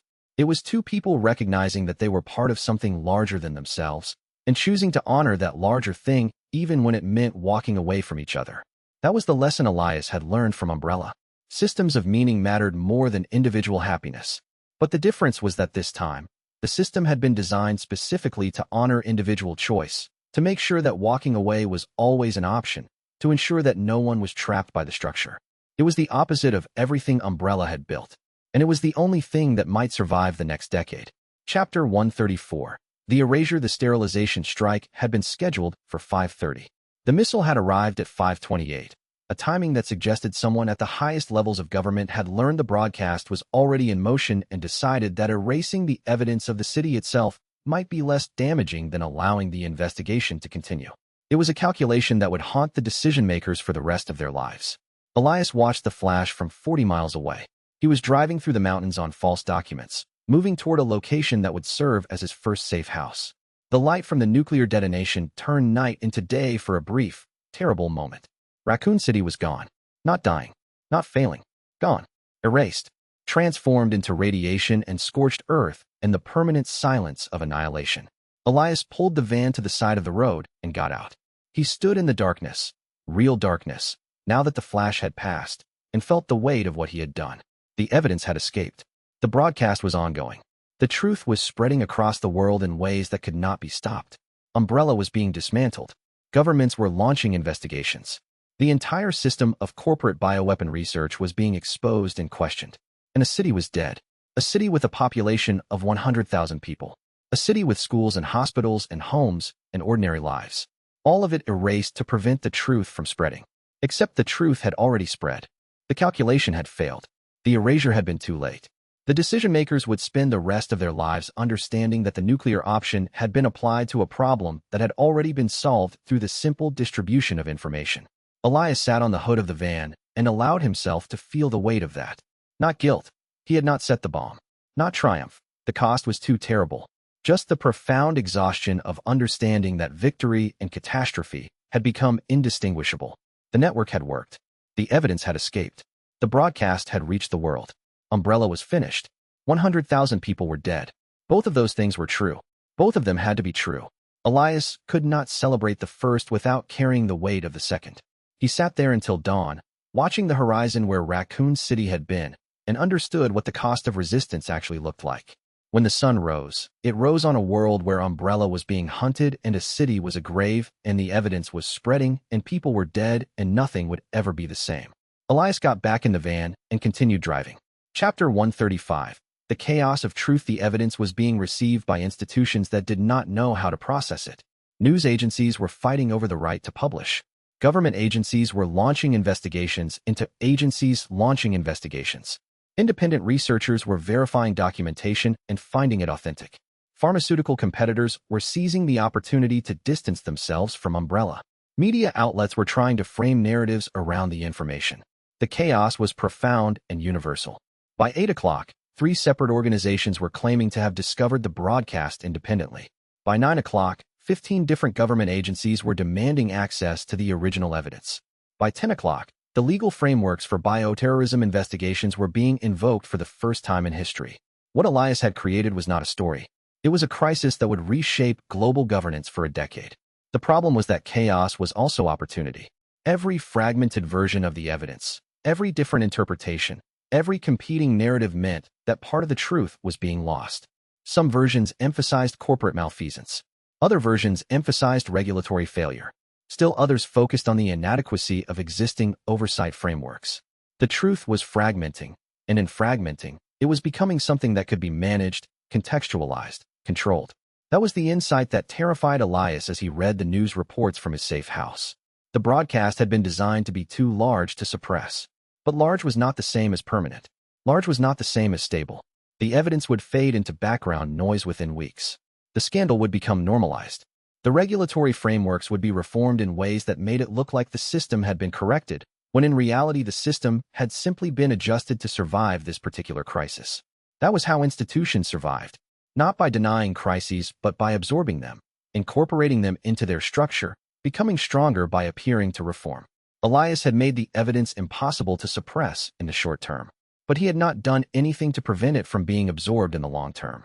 The realization was not despair. He had learned, through months of preparation, to be too pragmatic for despair. The realization was clarification. The broadcast was the beginning of a battle, not the end of one. The network would need to continue distributing evidence. The survivors would need to continue testifying. The documentation would need to be maintained and preserved in ways that prevented it from being rewritten or contextualized out of meaning. This was not the end of the resistance. This was the beginning of it. Chapter 136. The Parting. They arranged to meet one final time, a week after the sterilization strike, in a small town in Canada that was far enough from the action to be unremarkable and close enough to multiple borders to be useful. Ada was using a new identity, Sarah Mitchell, a graduate student studying environmental policy. She was establishing a foundation for herself that would carry her forward into a life that bore no relationship to anything that had come before. She was learning how to be invisible again, but invisibly in a different way, not as an operative, but as an ordinary person. Elias was using one of 17 false identities, staying in a location that had no connection to any of his previous operations. He had spent the week distributing all remaining authority in the network, consolidating safeguards that would keep the system functioning if he died, creating backup plans for the backup plans. They met in a coffee shop, 2 ordinary people, with nothing distinguishing them from any other customers. They did not touch. They did not sit close. They simply sat across from each other and acknowledged what they had shared. "How long can you stay?" Ada asked. 40 minutes, Elias said. "Any longer, and patterns become visible." "Then let's use it," Ada said.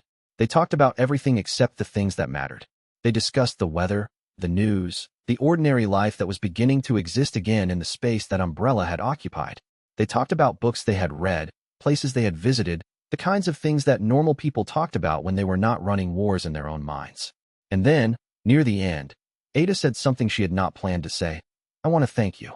"For what?" Elias asked. "For showing me that there was something more important than my mission," Ada said. "For showing me that choosing principle over expedience was possible. For showing me that I didn't have to be empty." Elias did not know how to respond to that. The words seemed inadequate for what she was expressing. So he simply said, "You did that yourself. I just happened to be there when you decided." "No," Ada said. "You made the decision possible. You built something that made it rational to choose principle over expedience. You made it profitable to care about things beyond myself." "The profit is mostly just survival," Elias said. "That's still more than I had before." They sat in silence for the last few minutes. When the time came to leave, Ada stood first, gathered her coffee cup, and walked out without saying goodbye. Elias waited 5 minutes, then left in the opposite direction. Neither of them looked back. Neither of them would see each other again. But both of them carried forward the knowledge that the other existed, that the bond between them was real, that they had meant something to each other in a way that transcended the operational context that had created the bond. As Elias drove away from the town, he understood what Ada had given him: permission to grieve, permission to acknowledge that the cost of victory was real, permission to carry forward the weight of what they had built, knowing that it would always be incomplete, always be imperfect, always be threatening to become the very thing they had tried to escape. That was the final lesson. Victory was not relief. Victory was responsibility. Chapter 137. The permanent threat umbrella was officially dissolved 90 days after the sterilization strike. The corporation's assets had been seized. Its executives had been arrested on multiple charges. Its research facilities had been closed. Its entire operational structure had been dismantled by the combined force of 17 different government investigations. The corporation that had shaped global bioweapon research for decades was, officially, dead. But Elias was still alive. And as long as Elias was alive, Umbrella's ghost had a shape. As long as Elias was alive, the organization could not pretend that the past had been erased. As long as Elias was alive, the evidence could be continuously updated, the story could be continuously reframed, the larger systems of power that had enabled Umbrella could be continuously challenged. Elias understood this. Umbrella's remaining assets understood this. The successor organizations that were already being built understood this. They began hunting him with systematic purpose. Not because killing him would accomplish anything practical. The network would continue without him. But because killing him would serve a symbolic purpose. It would demonstrate to any future whistleblower what happened to people who chose principle over survival. It would remind the world that you could break the system, but the system would break you in return. Elias moved between safe houses, between identities, between versions of himself. He maintained the network through layers of indirection that made it impossible to determine who was responsible for any given action. He distributed his authority so thoroughly that no single person knew enough to betray him. But collectively, the network knew everything. He became a ghost, not in the sense of being unreal, but in the sense of being everywhere and nowhere simultaneously. The network was his body. The distributed authority was his nervous system. The commitment of ordinary people to specific, limited tasks was his consciousness. He was no longer a person running an organization. He was an idea running itself through the instrumentality of human choice. And that was why he could not be killed. The successor organizations, the corporate remnants that had survived Umbrella's official dissolution, eventually came to understand this. You could not kill an idea by killing the person who represented it. You could only kill an idea by making it seem irrelevant, by absorbing it into a new structure, by converting the revolutionary into the establishment. But Elias had designed the network specifically to resist that absorption. He had built redundancy into every layer. He had ensured that no single person could control the direction of the network's evolution. He had created something that would survive not through the strength of its leadership, but through the distributed courage of ordinary people. The successor organizations learned, over the following years, that Elias Ward could not be threatened in any conventional way. His death would be celebrated. His capture would be meaningless. His resources could be attacked, but his resources had been designed to be expendable. They also learned that Elias Ward was an effective threat to their operations. The network he had built was still discovering new evidence of bioweapon research. It was still coordinating whistleblowers. It was still ensuring that the kinds of secrets that had destroyed Raccoon City could not be maintained. Eventually, the successor organizations came to a decision. Elias Ward could not be contained. Therefore, he had to be ignored. And in being ignored, he became stronger. Chapter 138. The archive Raccoon City was not the only place where Umbrella had been researching bioweapons. It was the only place where the research had been deployed, but it was not the only place where the research existed. Elias began building an archive of evidence before the first sterilization strike had cooled.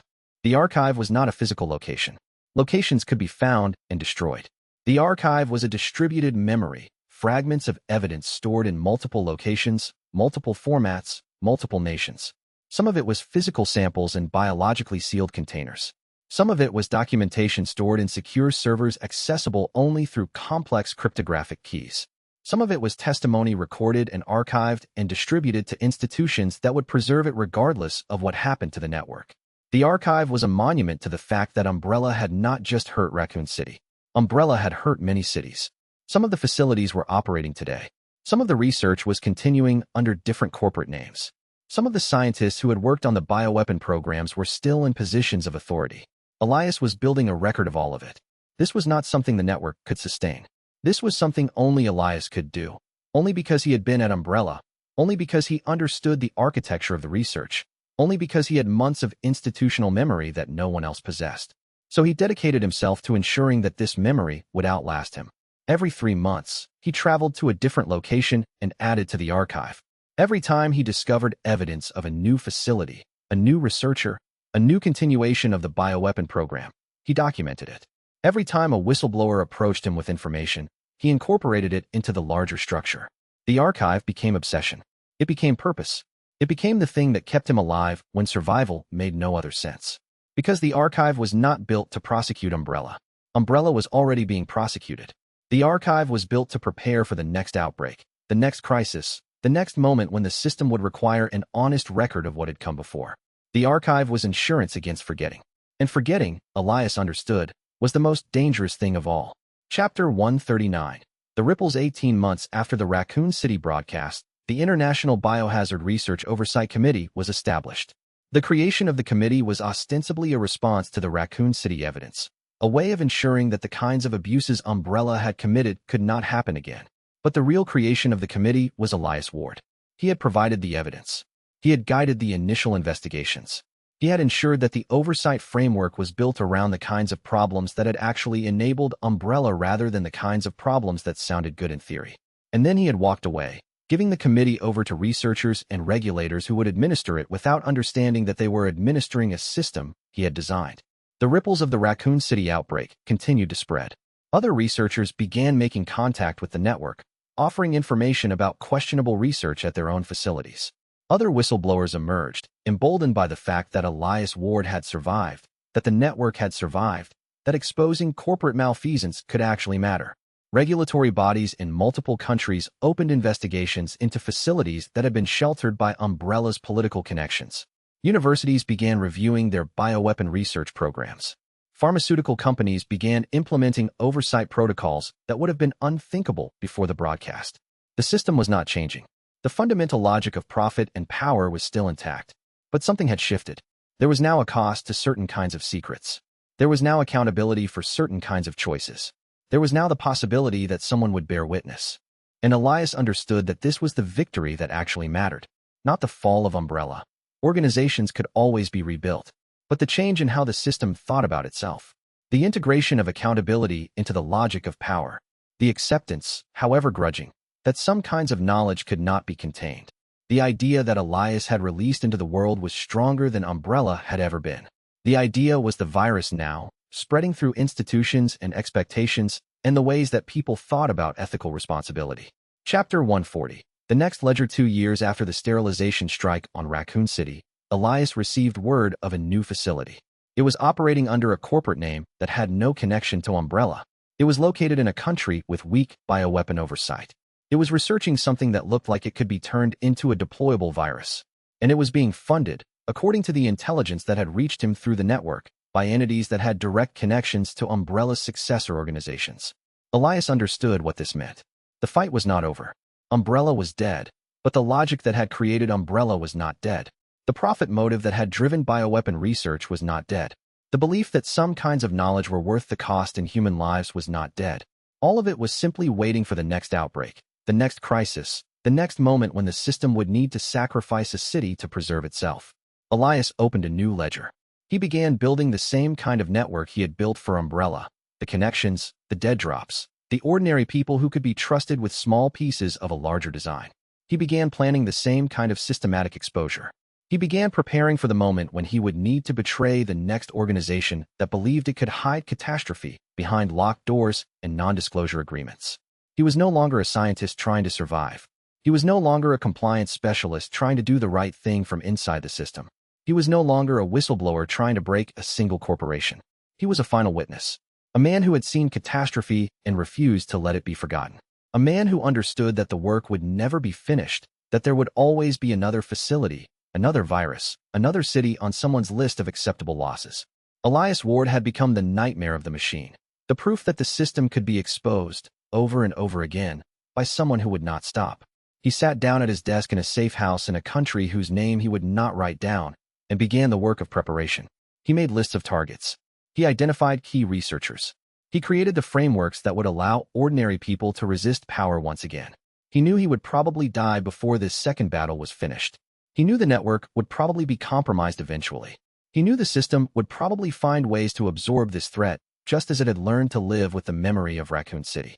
But he also knew that the moment he stopped, the moment he decided it was someone else's responsibility to bear witness, the moment he chose his own survival over the integrity of the record, that was the moment he became what he had been fighting against.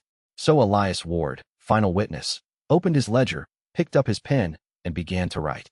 The next chapter was already starting. If you made it all the way to the end, thank you. Elias Ward started as a man trying not to die inside a catastrophe. He ended as the catastrophe's only honest record keeper. If this story moved you, please leave a comment, a like, or share it with someone who loves biotech thrillers and corporate horror. Subscribe for the next story. I'll be watching Umbrella. You should be too. Epilogue, 72 hours after Outbreak. The Raccoon City Police Department's basement had been converted into a temporary command center for the federal investigation. Agent Rodriguez had been processing witness statements for 36 hours straight. The pattern was consistent. Every person who'd been positioned by Elias Ward had arrived at their designated location with evidence prepackaged and ready for immediate transmission to authorities. It was unprecedented. Most underground networks were chaotic, disorganized, driven by ideology or personal vengeance. This network had been organized with the precision of a military operation. Every person had a specific role. Every piece of evidence had been positioned for maximum impact. Every contingency had been calculated in advance. Dr. Marcus Chun, in his formal statement to federal investigators, had provided the breakdown. Ward calculated survival probabilities for all 340 personnel in the Hive facility. He identified 47 people who would likely accept positioning for higher survival rates.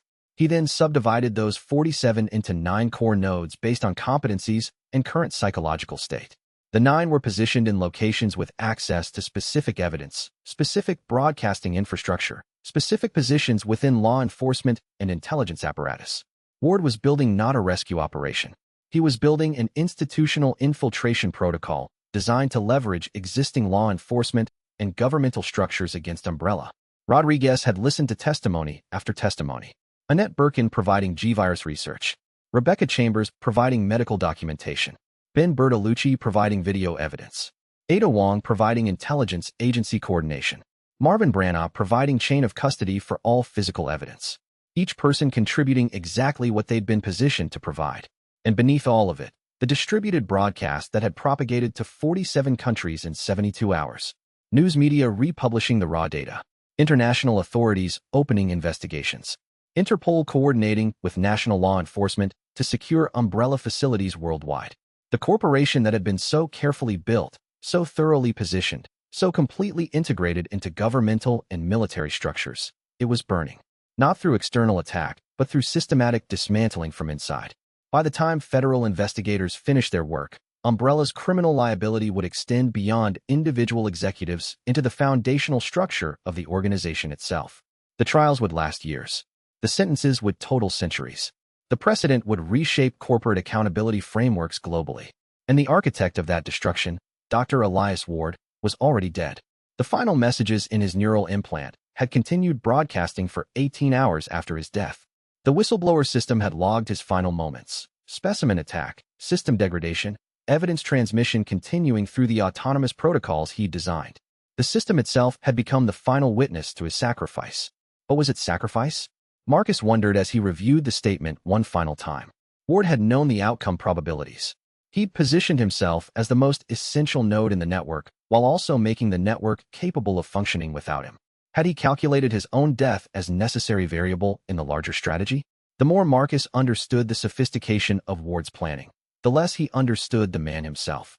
Was Elias Ward motivated by ideology? By genuine moral commitment to exposing corporate crime? Or was he simply someone with the intellectual capacity to see several moves ahead and the ruthlessness to accept whatever costs that vision required? In the end, Marcus realized it didn't matter. The result was the same. Umbrella was burning. The witnesses were protected. The evidence was distributed and undeniable. The institutional mechanisms for accountability had been activated and were processing the information exactly as Ward had calculated they would. The dead man had choreographed not just individual survival, but systemic change. And now, those who had survived, the 9 nodes that Ward had positioned, were participating in the realization of that choreography. They were becoming the historical record of how a single person with comprehensive knowledge and ruthless strategic thinking had dismantled an institutional structure built to be functionally immune to traditional oversight. The Whistleblower System, running autonomously in the Hive's underground servers, was still broadcasting, still distributing data, still teaching machine learning algorithms to recognize patterns of corporate deception so that future systems might prevent future umbrellas from operating in the darkness for so long. Elias Ward had left more than evidence. He had left a template, a blueprint for systemic change, a proof of concept showing that institutional power could be dismantled through patience, positioning, and strategic thinking that transcended individual concerns.